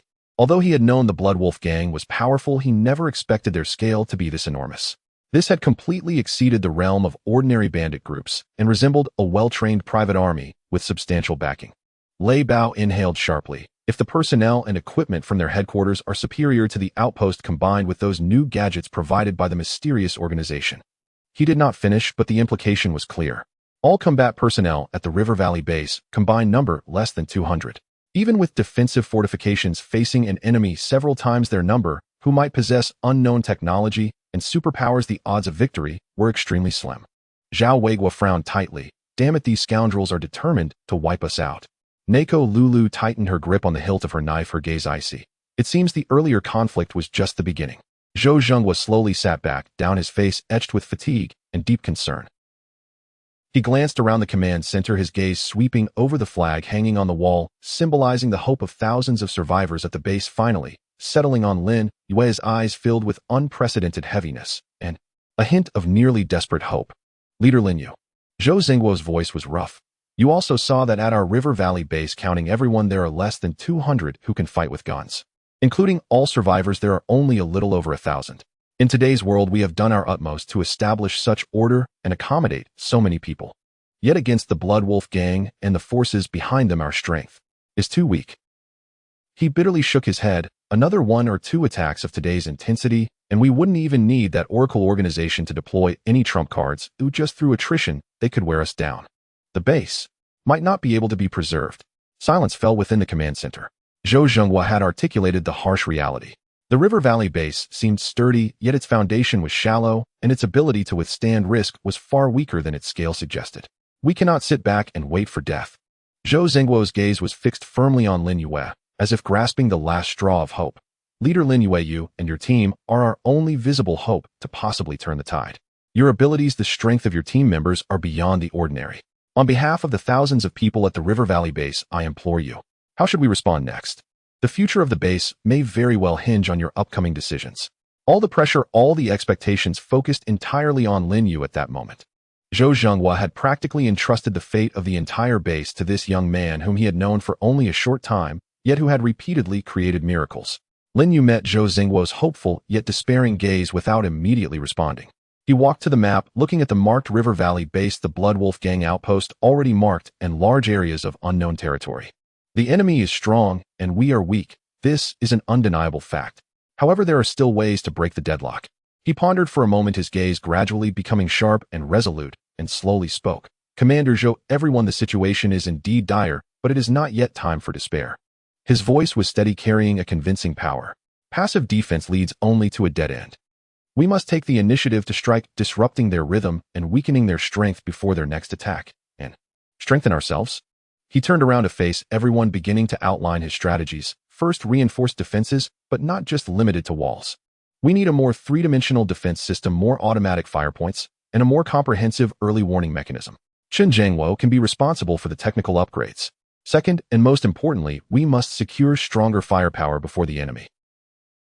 Lin Yue's gaze swept over Zhao Weigua and Neko Lulu. My mental power is recovering, and once it does, I can replicate more Gauss rifles and exoskeleton armor, prioritizing equipping elite teams. At the same time, we might be able to try using the remaining blue crystals to activate superpowers for more trustworthy warriors. Third, intelligence. We cannot just passively endure attacks without retaliating. That outpost has just suffered heavy damage. It is the time of weakness and chaos. We can send reconnaissance teams to continuously monitor and even look for opportunities to harass and sabotage, preventing them from recovering and resupplying in peace. Fourth, collaboration. The plan to collaborate with nearby survivor outposts to clear zombies mentioned earlier must be accelerated immediately. This is not only to clean up the environment, but also to consolidate our forces, to unite scattered survivors into a single strength. Even if we cannot directly confront the Blood Wolf gang, it will provide us with a broader strategic depth and intelligence network. Lin Yue's suggestions illuminated the darkness like a match, reigniting hope in the eyes of those present. Taking the initiative, consolidating strength, enhancing equipment and superpowers. Zhou Zhenghua murmured, gradually regaining some color in his previously ashen face. That's right. We cannot only think about holding on to this little piece of land. We must take the initiative into our own hands. Lei Bao and Zhao Weiguo were also stirred, eager to act. Brother Lin Yue, whatever you say we should do, we will do it. Zhao Weiguo said in a deep voice. Lin Yue nodded, concluding, time is of the essence. We must act separately and race against time. The Blood Wolf gang and the Oracle will not give us much preparation time. Whether we can preserve the River Valley base and continue to survive in this wasteland depends on whether we can make the right moves in the next few steps. Crisis is also an opportunity. Under the immense pressure of survival, the integration of the River Valley base with Lin Yue's team will become even closer, and a battle preparation action concerning survival is about to unfold comprehensively. After the meeting concluded, the heavy atmosphere was replaced by a sense of urgency and a clear direction for action. Each person took their orders and began to prepare separately. Lin Yue led his team members back to the courtyard where they were temporarily staying at the base. As soon as they entered, Wang Lili, who had been quietly following Neko Lulu, suddenly stopped and gently tugged at Lin Yue's sleeve. Lin Yue and Neko Lulu and Zhao Weiguo all looked at her in confusion. Wang Lili looked up, her hood slipping back to reveal her unique violet eyes. At that moment, those eyes sparkled not with confusion or coldness, but with a glint of cunning and eagerness. Lin Yue, brother. Her voice still carried a hint of hoarseness, but was much smoother than before, even infused with a subtle tone regarding the joint extermination of the zombie tie-dye. Have an idea. Oh, what idea? Lin Yue asked with keen interest. He noticed that after merging with the Zombie King source crystal, Wang Lili had not only enhanced her strength, but also seemed to have become more mentally active and clear. We don't necessarily have to exterminate them. Wang Lili's lips curved slightly upwards, forming a playful arc. Though it appeared somewhat strange on her semi-morphed face, it was particularly vivid. Perhaps we can let them go where they need to go. Neko Lulu looked at her sister in surprise, and Zhao Weiguo widened his eyes. Wang Lili continued to explain her thoughts crystal clear. We can first use drones to fly at low altitude, making noise, to attract a portion of the zombie tide. Then guide them towards the Wild Wolf gang's outpost. The violet light in her eyes flickered slightly, as if she already envisioned the scene when the zombie tide approaches. I will strike, helping them visit our neighbors with more enthusiasm. She tilted her head slightly, looking at Lin Yue. This way we can utilize the Wild Wolf gang's ammunition and manpower to reduce the number of zombies, lessening the pressure on our subsequent extermination efforts. At the same time, it can deliver a devastating blow to those bandits. Even if we can't completely destroy them, we can certainly disrupt their plans, leaving them in disarray and unable to threaten the valley base for a considerable time. She blinked her mismatched eyes gently, her tone imbued with a liveliness contrasting sharply with her current appearance. Perhaps these annoying zombies are not entirely useless, right? The courtyard fell silent for a moment. Then Zhao Weiguo suddenly slapped his thigh and burst into hearty laughter. Ha! Brilliant. So clever. Lily, how did you come up with this idea? This tactic of using the dead to kill is incredible. Neko Lulu couldn't help but smile, her eyes filled with surprise and pride as she looked at her sister. Lily not only became stronger, but also proposed such a strategic plan, which greatly eased her worried heart. Lin Yue looked at Wang Lili with admiration and a hint of surprise. This plan was bold, efficient, and fully utilized Wang Lili's unique abilities in the current situation. Transforming what would have required a massive expenditure of their resources to clear the zombie tide into a weapon to attack the enemy was undoubtedly a brilliant move. An excellent plan, Lily. Lin Yue nodded affirmatively, a smile breaking out on his face for the first time since the meeting. This way we can not only neutralize the potential threat of the zombie tide, but also proactively create enormous trouble for the Blood Wolf gang, buying us valuable breathing and development time. Your suggestion is worth its weight in gold. Wang Lili seemed slightly shy as she lowered her head at Lin Yue's affirmation, but the light of recognition sparkled in her violet eyes. Time is of the essence. Lin Yue immediately made a decision. Zhao Yu, go coordinate and draw several of the best performing drones, equip them with sound devices, and prepare for the attraction mission. Lulu, assist Lily and ensure her safety while guiding the zombie tide. I need to quickly recover my mental strength for any unforeseen circumstances. He looked at Wang Lili, his tone serious. Lily, the key to this operation lies with you. The range and precision of guiding the zombie tide directly affect the plan's effectiveness and safety.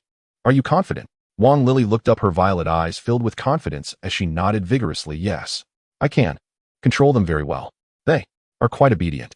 An astonishing plan to utilize the disaster seen by the enemy to counteract them was set in motion in this small courtyard. The zombie tide, once regarded as one of the greatest threats, was about to become a blade piercing the hearts of the enemy, all thanks to Wang Lili. The Wild Wolf Gang's outpost would hardly expect that what awaited them was not the vengeful force of the valley base, but rather a catastrophic natural disaster that they themselves had invited. In the desolate wilderness, several drones equipped with makeshift loudspeakers buzzed like an annoying swarm of bees spiraling in the low sky. What emanated from those speakers was not the roar of engines, but an enchanting and rhythmically bizarre song. Yo. This once popular divine song taunt from the pre-apocalypse era now echoed across this dead land, carrying an absurd and eerie penetrating power. The sound reached the dense, staggering horde of corpses below, and the effect was immediate. The zombies who had been aimlessly wandering seemed to have their chaotic nerves stimulated by this incomprehensible sound wave, collectively raising their decaying or shriveled heads, letting out a mixed roar of confusion and frenzy towards the noisy source in the sky. They waved their arms, trying to grasp the invisible source of the sound, and the entire horde fell into a peculiar agitation due to this sudden musical feast. The effect is good. The technician controlling the drone confirmed through the returned footage. The horde has been successfully attracted. Begin guiding direction due west Blood Wolf Gang outpost. Lin Yue issued the command through the communicator. Understood. The drones began to maintain a certain altitude and speed, slowly flying towards the west in the direction of the Blood Wolf Gang outpost, accompanied by the looping ASI de Aasida. Below, the horde of corpses, entranced by the magical sound, instinctively turned direction under the influence of the sound, emitting hissing low growls, staggering, yet determined, following the annoying melody in the sky, forming a gray-black torrent of death, heading towards their designated target. In the distance, Lin Yue, Zhao Weiguan, Neko Lulu, and others observing this scene through binoculars wore expressions that were meaningful, even carrying a hint of mischievous glee. Damn this song. It's making me a bit anxious too, Zhao Weiguan said as he dug in his ears, grinning. Neko Lulu smirked, slightly shaking her head, clearly at a loss for words, yet amused by this unconventional guiding method. Wang Lili stood quietly aside, her expression obscured under the hood, but a glimmer of curiosity flickered in her violet eyes. The operation is going smoothly. We will follow, maintaining a safe distance. Lin Yue put away the binoculars, and the group quickly got into the vehicle, trailing far behind the horde towards the Blood Wolf Gang outpost. Hours later, the outline of the Blood Wolf Gang's makeshift camp reappeared on the horizon. At this moment, the death symphony of countless roars and shuffling footsteps had already reached the camp. The sentry on the lookout tower was the first to notice the anomaly. When he saw the endless tide of zombies surging from afar, he was terrified and desperately sounded the alarm. Enemy attack. Zombie horde. It's a zombie horde. The Blood Wolf Gang camp, which had just suffered a crushing defeat and had not yet regained its strength, erupted into chaos. The bandits panicked, grabbed their weapons, and rushed towards the defensive structures. Looking at the boundless horde of corpses, despair and disbelief were etched on every face. How could this be? Where did this horde come from? Why are they coming straight at us? No one could answer them. At this moment, Lin Yue and the others had quietly disembarked, stealthily moving to a high ground where they could overlook the entire camp. Looking down at the chaotic Blood Wolf Gang camp and the approaching vanguard of the zombie horde, Lin Yue nodded to Wang Lili. Lili, it's your turn. Wang Lili took a deep breath, stepped forward, and removed her hood. The morning breeze tousled a few strands of hair across her forehead, revealing her eyes that resembled deep violet. She slowly raised her hands, and the purple light in her eyes suddenly intensified. A much stronger and more concentrated mental fluctuation than before, like an invisible conductor's baton, instantaneously crossed the space, enveloping the restless zombie horde. The horde, which had originally been attracted by the sound, and whose movements had been somewhat disorganized at this moment, seemed to be infused with a unified and violent will. The chaos in their eyes was replaced by a fierce red light, and their roars became more synchronized and aggressive. Their speed suddenly increased, like a school of sharks sensing blood, no longer aimlessly following, but charging towards the Blood Wolf Gang's camp, with a clear target, reckless and fearless. Roar! The real attack has begun. The zombies crashed like black waves, one after another, against the camp's rough wooden barricades and barbed wire. They used their bodies to crash, their nails to tear, their teeth to bite. The wooden barricades groaned under the strain of countless hands pushing against them, while the barbed wire was forcibly torn open. The Blood Wolf Gang bandits inside the camp were terrified, desperately firing bullets. The machine guns spat fire, mowing down the zombies in the front, but the ones behind immediately stepped over their fallen comrades to continue the surge. Grenades exploded within the horde, sending limbs flying, but more zombies instantly filled the gaps. This was a slaughter of pure attrition. The Blood Wolf gang was depleting their already scarce ammunition and manpower, while the horde continued to expend their nearly endless numbers. Wang Lili stood on the high ground, her violet eyes coldly watching the hell below. Her mental power acted like precise threads, subtly adjusting the rhythm and focus of the horde's attacks, directing them to avoid the heaviest fire and concentrate their assaults on the weakest defenses, making the Blood Wolf gang's resistance appear even more futile and chaotic. The sounds of explosions, gunfire, roars, and screams intertwined, composing a symphony of destruction. Lin Yue and the others silently watched. They felt no sympathy for these bandits. Mercy towards the enemy is cruelty towards oneself. Utilizing the horde to weaken or even destroy this outpost could earn the River Valley base a crucial breathing space. The effect is even better than expected. Zhao Wei was smacked his lips. Now this bunch of scoundrels will be skinned alive if they don't die. Neko Lulu watched her sister's commanding presence with mixed feelings, both pride and a hint of unnoticeable worry. Lily's power was increasingly beyond the realm of common sense. Wang Lili was showcasing her prowess, and a meticulously planned zombie horde guidance was leading the Blood Wolf gang to reap what they had sown, clearing a significant threat for the River Valley base. After this battle, even if the Blood Wolf gang's outpost was not completely wiped out, it was essentially declared useless. The successful tactic of driving the dead and chasing the wolves also marked that Lin Yue's team now possessed more diverse and deterrent methods when confronting formidable external threats. The afterglow of the setting sun stained the horizon a blood red, contrasting with the chaotic scene of the camp below, adding a layer of tragedy. The clamor that had lasted for hours finally came to a complete stop. The gunfire, once dense and explosive like popping beans, gradually became sparse until only the mindless howls and gnawing sounds of the corpses remained. As the last sliver of light disappeared below the horizon, the entire outpost of the Blood Wolf gang fell into a deathly silence, with only the occasional low growls of the satisfied zombies proving that this place had just experienced a one-sided massacre. On the high ground, Lin Yue and the others waited patiently. The gunfire has completely stopped, Zhao Wei was said as he lowered his binoculars, his voice grave. It seems that there are few left who can still move inside. Prepare the drone to play the guidance audio again to lure the zombie horde away from the camp, Lin Yue commanded. Understood. Soon the familiar haunting melody of "ah-oh" echoed again, but this time at a much lower volume, resembling a specific signal. The remaining zombies wandering inside and outside the camp were once again drawn to the sound and began to stir restlessly. Meanwhile, Wang Lili focused her mental energy once more.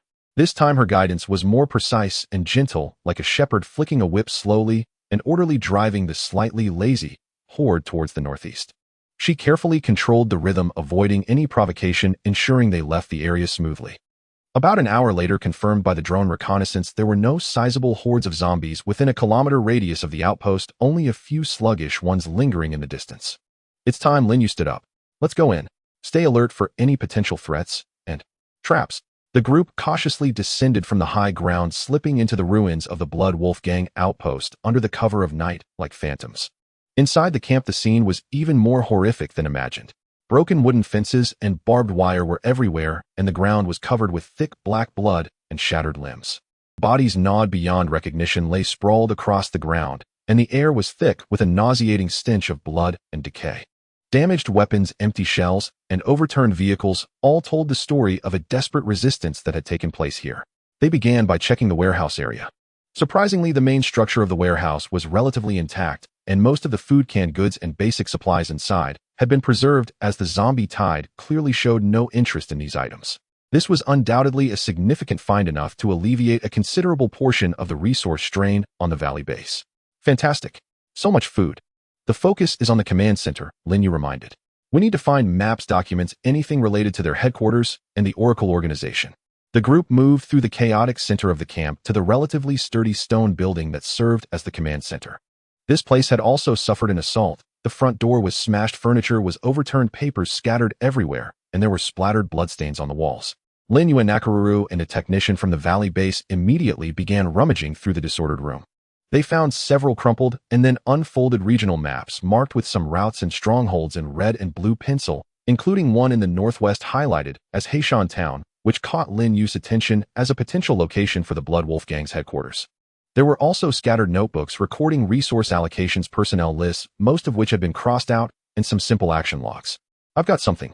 The technician pulled out a hardbound notebook wrapped in oilcloth from a collapsed desk drawer. This has more detailed records.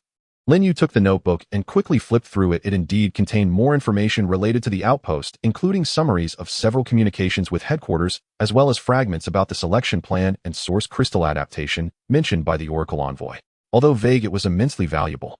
Just as they were carefully gathering these crucial intelligence, pieces of faint sound, almost like something scraping against the interior of a massive heavy wooden wardrobe leaning against the wall in the corner of the room, suddenly broke the silence. Though the sound was soft, it was exceptionally clear in the stillness of the room. Shoo! Lin Yue immediately raised a hand to signal, and everyone fell silent, weapons aimed at the wardrobe. Zhao Weiguo exchanged glances with Lei Bao. The two stealthily approached the wardrobe, one on each side. Zhao Weiguo took a deep breath, his skin instantly taking on a rock-like, gray-white hue as his altered skin activated. With one hand holding his gun, he suddenly grasped the wardrobe's handle. With a creak, the door was violently pulled open. "Don't kill me. Don't kill me. I surrender. He'll tell you everything." A terrified sobbing scream came from inside the wardrobe. Inside the corner of the wardrobe, curled up, was a young bandit clad in Blood Wolf gang attire, trembling like a sieve. He was as pale as a sheet, his eyes filled with sheer terror, hands raised high, with no weapons at all. It seemed he was a survivor who had managed to hide and not be found amidst the sudden onslaught of zombies. Lin Yue stepped forward, his cold gaze sweeping over the nearly broken captive. Perhaps from this lucky or unfortunate individual, they could extract more secrets regarding the Blood Wolf gang and the Oracle organization. The gains of this night seemed to exceed their expectations. The night was deep and dark, with 2 off-road vehicles leading the way, followed by 3 pickup trucks seized from the Blood Wolf gang's camp, which were in decent condition, and a small cargo truck forming a small convoy that returned fully loaded, heading towards the River Valley base. The vehicles were not only loaded with preserved food, canned goods, and basic medical supplies, but also with usable firearms and ammunition scavenged from the battlefield ruins. Although most were standard weapons, the quantity was considerable, as well as the most important captive dragged from a closet, along with maps, notebooks, and other crucial intelligence found by Lin Yue and others. By the time they returned to the River Valley base, it was already late at night, but Zhou Zhenghua and Lei Bao were still waiting in the command center. Upon seeing the convoy return with such a rich haul, everyone displayed a jubilant expression, especially after learning that the formidable outpost of the Blood Wolf gang had been basically destroyed by the tide of corpses. They all breathed a sigh of relief. "Well done, Chief Lin Yue. You have made a significant contribution this time," Zhou Zhenghua exclaimed, shaking Lin Yue's hand excitedly. Not only had they eliminated an imminent threat, but they had also obtained a large supply of resources, which was undoubtedly a timely blessing. "Don't celebrate too early, Commander Zhou," Lin Yue said solemnly. "Although we have removed this nail, the threats from the Blood Wolf gang's headquarters and the Oracle still exist. The urgent task now is to extract more useful information from this captive." Soon the young bandit who had been captured was brought into a temporarily fortified room used as an interrogation chamber within the base. He was still in shock, nearly collapsing under the oppressive gaze of Zhao Weiguo and the cold scrutiny of Lei Bao. The interrogation was led by Lin Yue and Zhou Zhenghua. "Name?" Lin Yue asked calmly, his voice not loud, but carrying an undeniable authority. Li Gooden." The captive stammered, his voice as faint as a mosquito's buzz. "What is your status in the Blood Wolf gang?" Just an ordinary lackey, usually standing guard, moving things. Occasionally going out to loot." Li Gooden cried, his voice trembling. "Big brother, sir. I really haven't killed many people. I was conscripted by them. If I don't work for them, they'll kill my whole family. But my family has long been gone." Lin Yue ignored his pleas, directly cutting to the core issue. "Where is your headquarters?" I don't know the exact location. I only heard a few small leaders boast while drinking, saying it seems to be in the northwest near Heishan town, but whether it's in the town or the nearby mountains, I don't know. People like us on the outskirts have no qualification to go to the headquarters." Heishan town. Lin Yue and Zhou Zhenghua exchanged glances as this matched the markings they found on the map.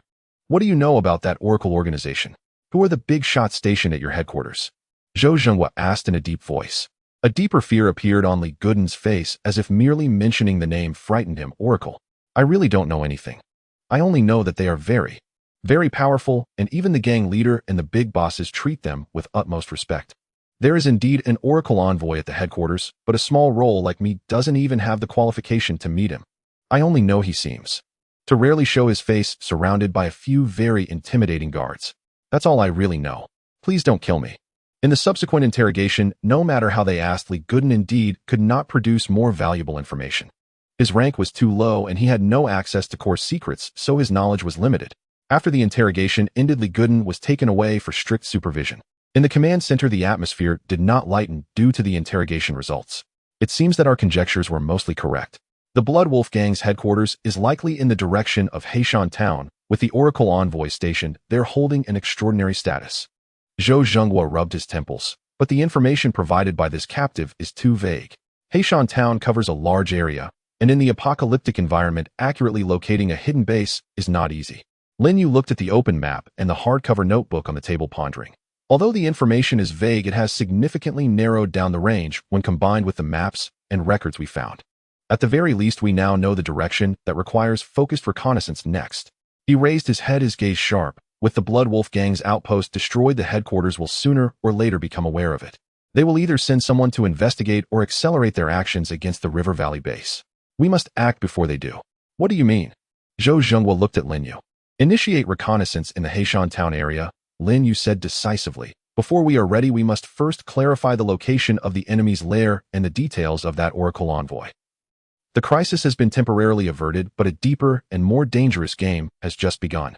The River Valley base and Lin Yue's team must find the enemy's vital point amidst this fog. The destruction of the Blood Wolf Gang's outpost was akin to lifting a massive stone pressing against one's chest, allowing the entire valley base to breathe a sigh of relief. Although everyone understood that the real threat still lurked in the shadows to the northwest, a precious and relatively safe window for development had indeed arrived. Lin Yue was well aware that relying on passive defense and his personal abilities to replicate supplies was not a sustainable strategy. The valley base must establish its own internal sustainable blood production capability in order to truly stand firm in this wasteland and face the storms to come. He communicated his thoughts in depth, with Zhou Zhenghua gaining the full recognition and support of this base commander. Leader Lin Yue, you are right. We cannot always patch holes by robbing Peter to pay Paul, relying on searches and your abilities. We must establish our own foundation.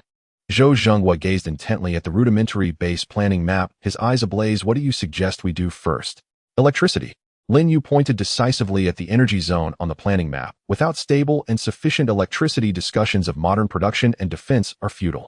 The few fuel generators we currently rely on are noisy, fuel inefficient, and the fuel supply is unstable, severely limiting our development. He produced a preliminary plan. I propose that we immediately organize an elite clearing team to sweep the nearby towns, targeting solar panels, accompanying batteries, inverters, and key components of large wind turbine units as our primary objectives.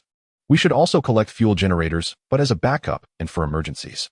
We need to establish a sustainable energy station at the base that primarily relies on solar and wind energy, supplemented by fuel. Zhou Zhenghua immediately issued the order. Yes, Commander. Lei Bao responded, his eyes filled with determination. The second step is food. Lin Yue's finger moved to the agricultural area on the planning map. The current food reserves and the canned goods we have scavenged will soon be depleted. We must achieve self-sufficiency in food production. There are vast tracts of wasteland around the base, where we can organize manpower to utilize the tractors and agricultural machinery we have found for cultivation. Simultaneously, we will lay a 2-meter-high sturdy barbed wire fence around the cultivated fields to create a buffer zone, preventing damage from scattered zombies and mutated creatures. I will arrange this. Zhou Zhenghua nodded. Many survivors in the base were farmers before the apocalypse. Cultivating the land is their expertise. With machinery, efficiency will be greatly improved. Lastly, and crucially for enhancing our hard power, Lin Yue's tone grew particularly serious as he pointed to a marked point about 30 kilometers from the valley base on the map, here the Northern City Mechanical Factory. Captain Lei Bao had scouted this location before and confirmed that it contained a relatively well-preserved bullet production line and some weapon modification equipment left over from before the war. However, it was occupied by a group of troublesome, mutated zombies, and previously our forces were insufficient to take it back. He looked at Zhou Zhenghua, his gaze resolute now. With our team's strength clearing out the mutated zombies, there should not be a problem. We need to move the entire production line along with all related equipment, molds, and raw materials back to the valley base. We need to establish our own armory. Zhou Zhenghua and Lei Bao both felt their breaths quicken. An armory. This meant they would no longer rely entirely on scavenging and Lin Yue's replication to obtain ammunition. They could produce their own and achieve self-sufficiency in ammunition. This would be a qualitative leap for the base's armed forces and long-term survival capabilities. However, Leader Lin Yue, your replication ability. Zhou Zhenghua looked at Lin Yue with some hesitation. Establishing an armory is certainly beneficial, but if Lin Yue is present, can't he directly replicate ammunition? Lin Yue shook his head and candidly replied, Commander, Zhou, my ability is not infinite. Large-scale replication consumes a significant amount of mental energy and has its limits. I cannot nor should I be the only armory of the base. It is optimal to use my power to replicate critical equipment high-end weapons such as core components of Gauss rifles or in emergencies. Building our own production system is the cornerstone of the base's long-term development, allowing us to completely break free from excessive reliance on external resources and my abilities. He paused before continuing. Moving back the armory's production line will require a tremendous amount of manpower and time, but it is a cost that must be paid. As long as we possess the capability to produce our own ammunition coupled with potential future upgrades in weapon development, the Valley base will truly have the confidence to seize its own fate in this apocalypse. Zhou Zhenghua was thoroughly convinced by Lin Yue's foresight. He slammed the table emphatically and said decisively, "Let's do it your way. First, we will fully address the electricity and cultivation issues. While drafting detailed plans and gathering forces, we must secure the armory's production line." A grand blueprint for survival and development was agreed upon among the high-ranking members of the Valley base. A wave of comprehensive construction focused on energy, food, and military industry was about to unfold vigorously during this precious window. Survival is no longer merely a struggle, but a solid step towards rebuilding civilization. The Valley base awakened like a slumbering giant injected with a stimulant, operating with unprecedented speed and vitality. The interim regulations on contribution points signed by Zhou Zhenghua were like a stone thrown into a tranquil lake, creating immense ripples. The regulations clearly stated the contribution point system would be implemented within the base, with all resource allocations prioritizing those who contributed to the base. Those who ventured out to search for supplies or participated in dangerous tasks would earn substantial points based on their harvest and risks. Those who engaged in relatively safe work like land reclamation and construction around the base would earn basic points. Individuals with special skills such as medical, mechanical, electrical construction, etc., would receive additional rewards based on the difficulty of their expertise and contributions. Those who could only engage in simple labor or were incapable of labor, such as some elderly and children, would receive the most basic living guarantees provided by the base. This policy completely shattered the previously somewhat egalitarian resource allocation model, directly linking personal effort to living quality, igniting the enthusiasm of all survivors in an instant. Almost all labor forces were mobilized. Young adults eagerly signed up for the search teams, and despite the high risks, the generous reward points meant better food, safer housing, and even the possibility of redeeming scarce resources in the future. They rode in vehicles equipped with protective gear under armed escort like diligent worker ants, traversing the ruins of nearby towns, continuously transporting precious supplies back to the base, including solar panels, batteries, cables, hardware, tools, construction materials, and even books and documents. On the periphery of the base, the once barren land was now bustling with activity. Tractors roared as they turned over the hardened soil, while women and older survivors carefully cleared weeds and stones, sowing seeds of hope. Surrounding the newly cultivated fields was a tumter-high barbed wire isolation belt under construction, with patrolling teams armed to ensure the safety of the laborers. Although the reward points here were relatively low, the high safety factor also attracted a large number of participants. The entire base was bustling with activity and filled with a long-lost vitality and vigor. Lin Yue also fulfilled his promise. As his mental strength gradually recovered, he began large-scale replication. Sets of exoskeleton power armor and streamlined Gauss rifles were continuously produced, prioritized for equipping the 200 core combat personnel under Lei Bao. When this elite unit, clad in black armor and wielding Gauss weapons, completed their outfitting, the morale of the entire base soared. This meant that routine town and cleanup missions no longer required Lin Yue's team to personally intervene. This powerful armed force was sufficient to handle them. Liberated, Lin Yue focused his energy on more core constructions. He worked day and night with technical director Chen Jiangwo and the base engineering team in the planned energy area, installing solar panel arrays, erecting wind turbines, and setting up complex distribution systems. A preliminary sustainable energy supply system was gradually taking shape. At the same time, the bullet production line and weapon modification equipment that had been painstakingly transported back from the mechanical factory in the northern city began installation and debugging in a reinforced workshop. Establishing his own arms factory was a crucial step for Lin Yue to achieve self-sufficiency in weapons for the base, and he participated personally to ensure everything was foolproof. As for the enhancement of high-end combat abilities and the evolution experiments of special powers, Lin Yue entrusted Wang Lili and Nakulu to be responsible. Utilizing the remaining blue source crystals brought back from the Beishan Research Institute, they attempted to stimulate the potential of a few loyal and high-quality warriors under strict selection and monitoring.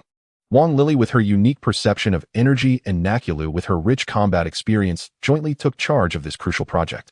As for Zhao Wei, with his hardy man, seemed to have found a new joy in life. The The search team he led not only brought back necessary supplies, but also pushed the concept of scooping to its limits. Boxes of dusty but intact alcohol beverages, cigarettes, and even some entertainment supplies were happily brought back to the base, euphemistically called improving life. In a corner of the base's warehouse, there even appeared a small non-essential storage area. When Lin Yue learned of this, he could only smile helplessly and said to Zhou Jinghua, "Let him be, Zhao Ge knows what he's doing." Everyone's nerves are too taut. Having some of these things to relax occasionally isn't a bad thing. Zhou Jinghua agreed wholeheartedly. In the harsh apocalypse, a trivial bit of pleasure might just be another kind of food that supports people to keep going. The valley base was undergoing earth-shattering changes at an almost great leap forward pace. Electricity, food, military industry, special powers. Multiple fronts advanced simultaneously. Everyone was filled with hope because they could clearly see that their sweat was gradually transforming into tangible, better lives and a safer future. A truly self-sufficient and risk-resistant survivor's home was rising on this wasteland. In the reinforced warehouse, temporarily designated as the potential activation room in the northwest corner of the base, the atmosphere was tense, yet filled with anticipation. Nakaru and Wang Lily stood to the side, their expressions focused. Before them, two members who originally belonged to Nakaru's team had their eyes tightly shut, beads of sweat forming on their foreheads. Each of them held a shard of source crystal emitting a soft blue light. This was the second attempt to activate abilities within the team, conducted with Lin Yue's approval. The candidates were personally selected by Nakaru based on the members' loyalty, psychological resilience, and physical condition. As time ticked by, suddenly one of the team members was enveloped in a soft green glow and a vibrant aura began to emanate. He abruptly opened his eyes, a hint of fatigue visible, yet filled with curiosity. Instinctively, he reached out his hand palm, facing the faint wound on his other arm caused by training not long ago. A faint green light enveloped the wound, and to his astonishment, the injury began to visibly heal at a slow but definite pace, forming a scab. Healing. It seems I can accelerate the healing process of wounds. The team member named Xiao Wu spoke with excitement mixed with a hint of weakness. It's just, I feel really tired, like my mind is blank. Healing type ability. Though it is auxiliary, it can save lives at critical moments. A flash of joy crossed Nakaru's eyes as she quickly moved to support the somewhat weakened Xiao Wu. It's normal for it to consume a lot of energy, with more practice it should improve. Almost simultaneously, the air around another team member suddenly became scorching hot, red sparks leaping and gathering on his body. He let out a low roar and thrust his palm forward. A fist-sized burning fireball shot out, striking a discarded iron barrel placed nearby as a target. Boom. The fireball exploded, transforming into a blazing flame that turned the surface of the barrel bright red, crackling as it burned for several seconds before finally extinguishing. Flames. It's flames. The team member, AGL, looked at his hands with excitement, feeling the restless yet powerful force within him. Good area effect, lethality, Wang Lily remarked, a hint of approval flashing in her violet eyes. Such pure elemental attacks were very effective in clearing out minions and creating chaos. The news quickly reached Lin Yue and Zhou Jinghua, who immediately rushed over. Seeing Xiao Wu and Ajie, who had just mastered their abilities and were still in the midst of exploration, Lin Yue's face broke into a sincere smile of satisfaction. This is wonderful. This is truly great. Zhou Jinghua was so excited he rubbed his hands together, looking at the green light emanating from Xiao Wu's hand and the lingering heat in the air, his eyes filled with unmistakable envy and desire. He turned to Lin Yue, his tone sincere and even slightly pleading. Leader Lin Yue, congratulations on adding two powerful abilities to your team. This is truly a blessing for the River Valley base. I have a humble request. Lin Yue looked at him, signaling him to continue. I know these crystals for ability activation are extremely precious and in limited supply, but I still hope that our own warriors at River Valley base can have the opportunity to try as well. Even if the success rate is low, even if it only produces one ability user, it would be invaluable for our base's morale and long-term development. This would ensure that in the future, even when facing enemies with abilities, River Valley base would still have the strength to fight back, truly achieving long-term stability. His gaze was intense, filled with deep hopes for the future of the base. Lin Yue fell silent for a moment. Zhou Jinghua's request was within his expectations.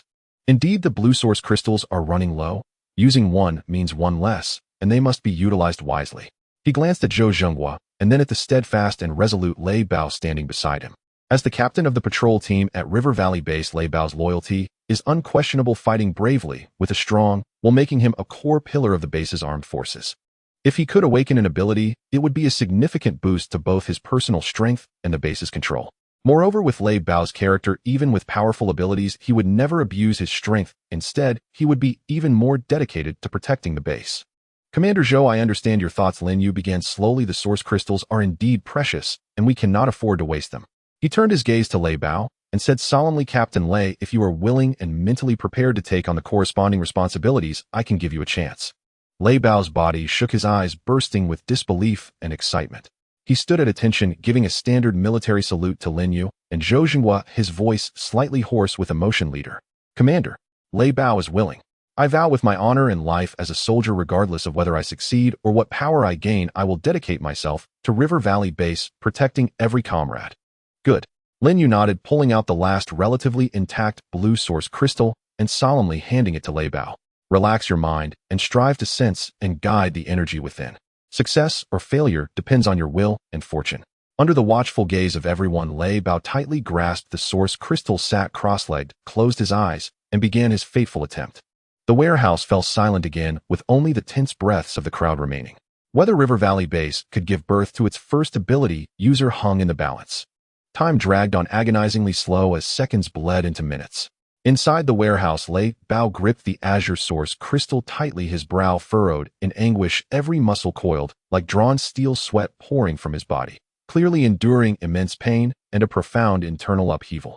Yet unlike Xiao Wu and Jie, whose awakenings had been relatively brief, Lei Bao's condition was markedly abnormal.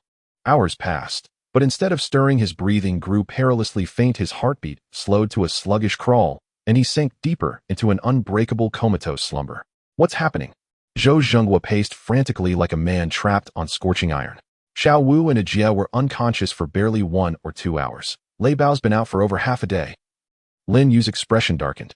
He knelt beside Lei Bao, carefully probing his vital state with focused intent. He could vaguely sense an energy far more violent and unruly than what had surged through the other two, raging uncontrollably within Lei Bao's body, tearing through flesh and bone, remaking him from within. This energy's magnitude seemed to transcend the typical limits of an azure source crystal. His internal energy resonance is extraordinarily intense, and its nature appears unusual. Lily Wang also detected the anomaly, her violet eyes clouded with quiet bewilderment. It's fiercer than flame or healing, wild, untamed, almost primal. 1 day, 2 days, 3 full days and nights elapsed, yet Lei Bao remained motionless, as still and unyielding as a sleeping monolith. Zhou Jinghua had nearly abandoned hope. Exhaustion and sorrow etched deep lines across his face, and he feared Lei Bao might have succumbed to the overwhelming shock of awakening. Until at dusk on the 3rd day, the impossible erupted. Lei Bao's unconscious form convulsed violently. Then, without warning, serpentine arcs of cobalt-white lightning erupted from his skin, crackling with a faint spine-chilling snap hiss. Fall back, Lin Yue commanded sharply, instantly ushering everyone away. Around Lei Bao, luminous electricity swelled. Cobalt-white arcs leapt and coiled across his body, illuminating him like a thunder god descended from the storm-racked heavens. The sharp metallic tang of ozone flooded the air. Powerful electromagnetic interference caused nearby lights to flicker wildly, dimming and flaring in erratic pulses. The spectacle raged for nearly 15 minutes. Then, like a receding tide, the furious lightning gradually withdrew, vanishing inward until not a single spark remained visible. And in that hushed aftermath, Lei Bao exhaled a long, resonant sigh, as if emerging from a 1,000-year slumber, before slowly, laboriously opening his eyes. His gaze first drifted, dazed, hollow, then swiftly sharpened into its familiar piercing clarity, though now edged with a faint flickering glint, like distant lightning trapped behind glass. Lei Bao, you're awake. Zhou Jinghua rushed forward, elated, yet hesitated just short of touching him, wary of residual current. Commander, leader. Lei Bao's voice emerged hoarse and parched. He flexed his arm, tentatively feeling the surge of something utterly new, raw titanic power humming with the essence of thunder. Disbelief shimmered across his face. I think I succeeded. Succeeded? Zhao Weiguo roared with laughter, slapping his thigh. You didn't just succeed. You set off a damn storm. Nearly blew this whole building sky high.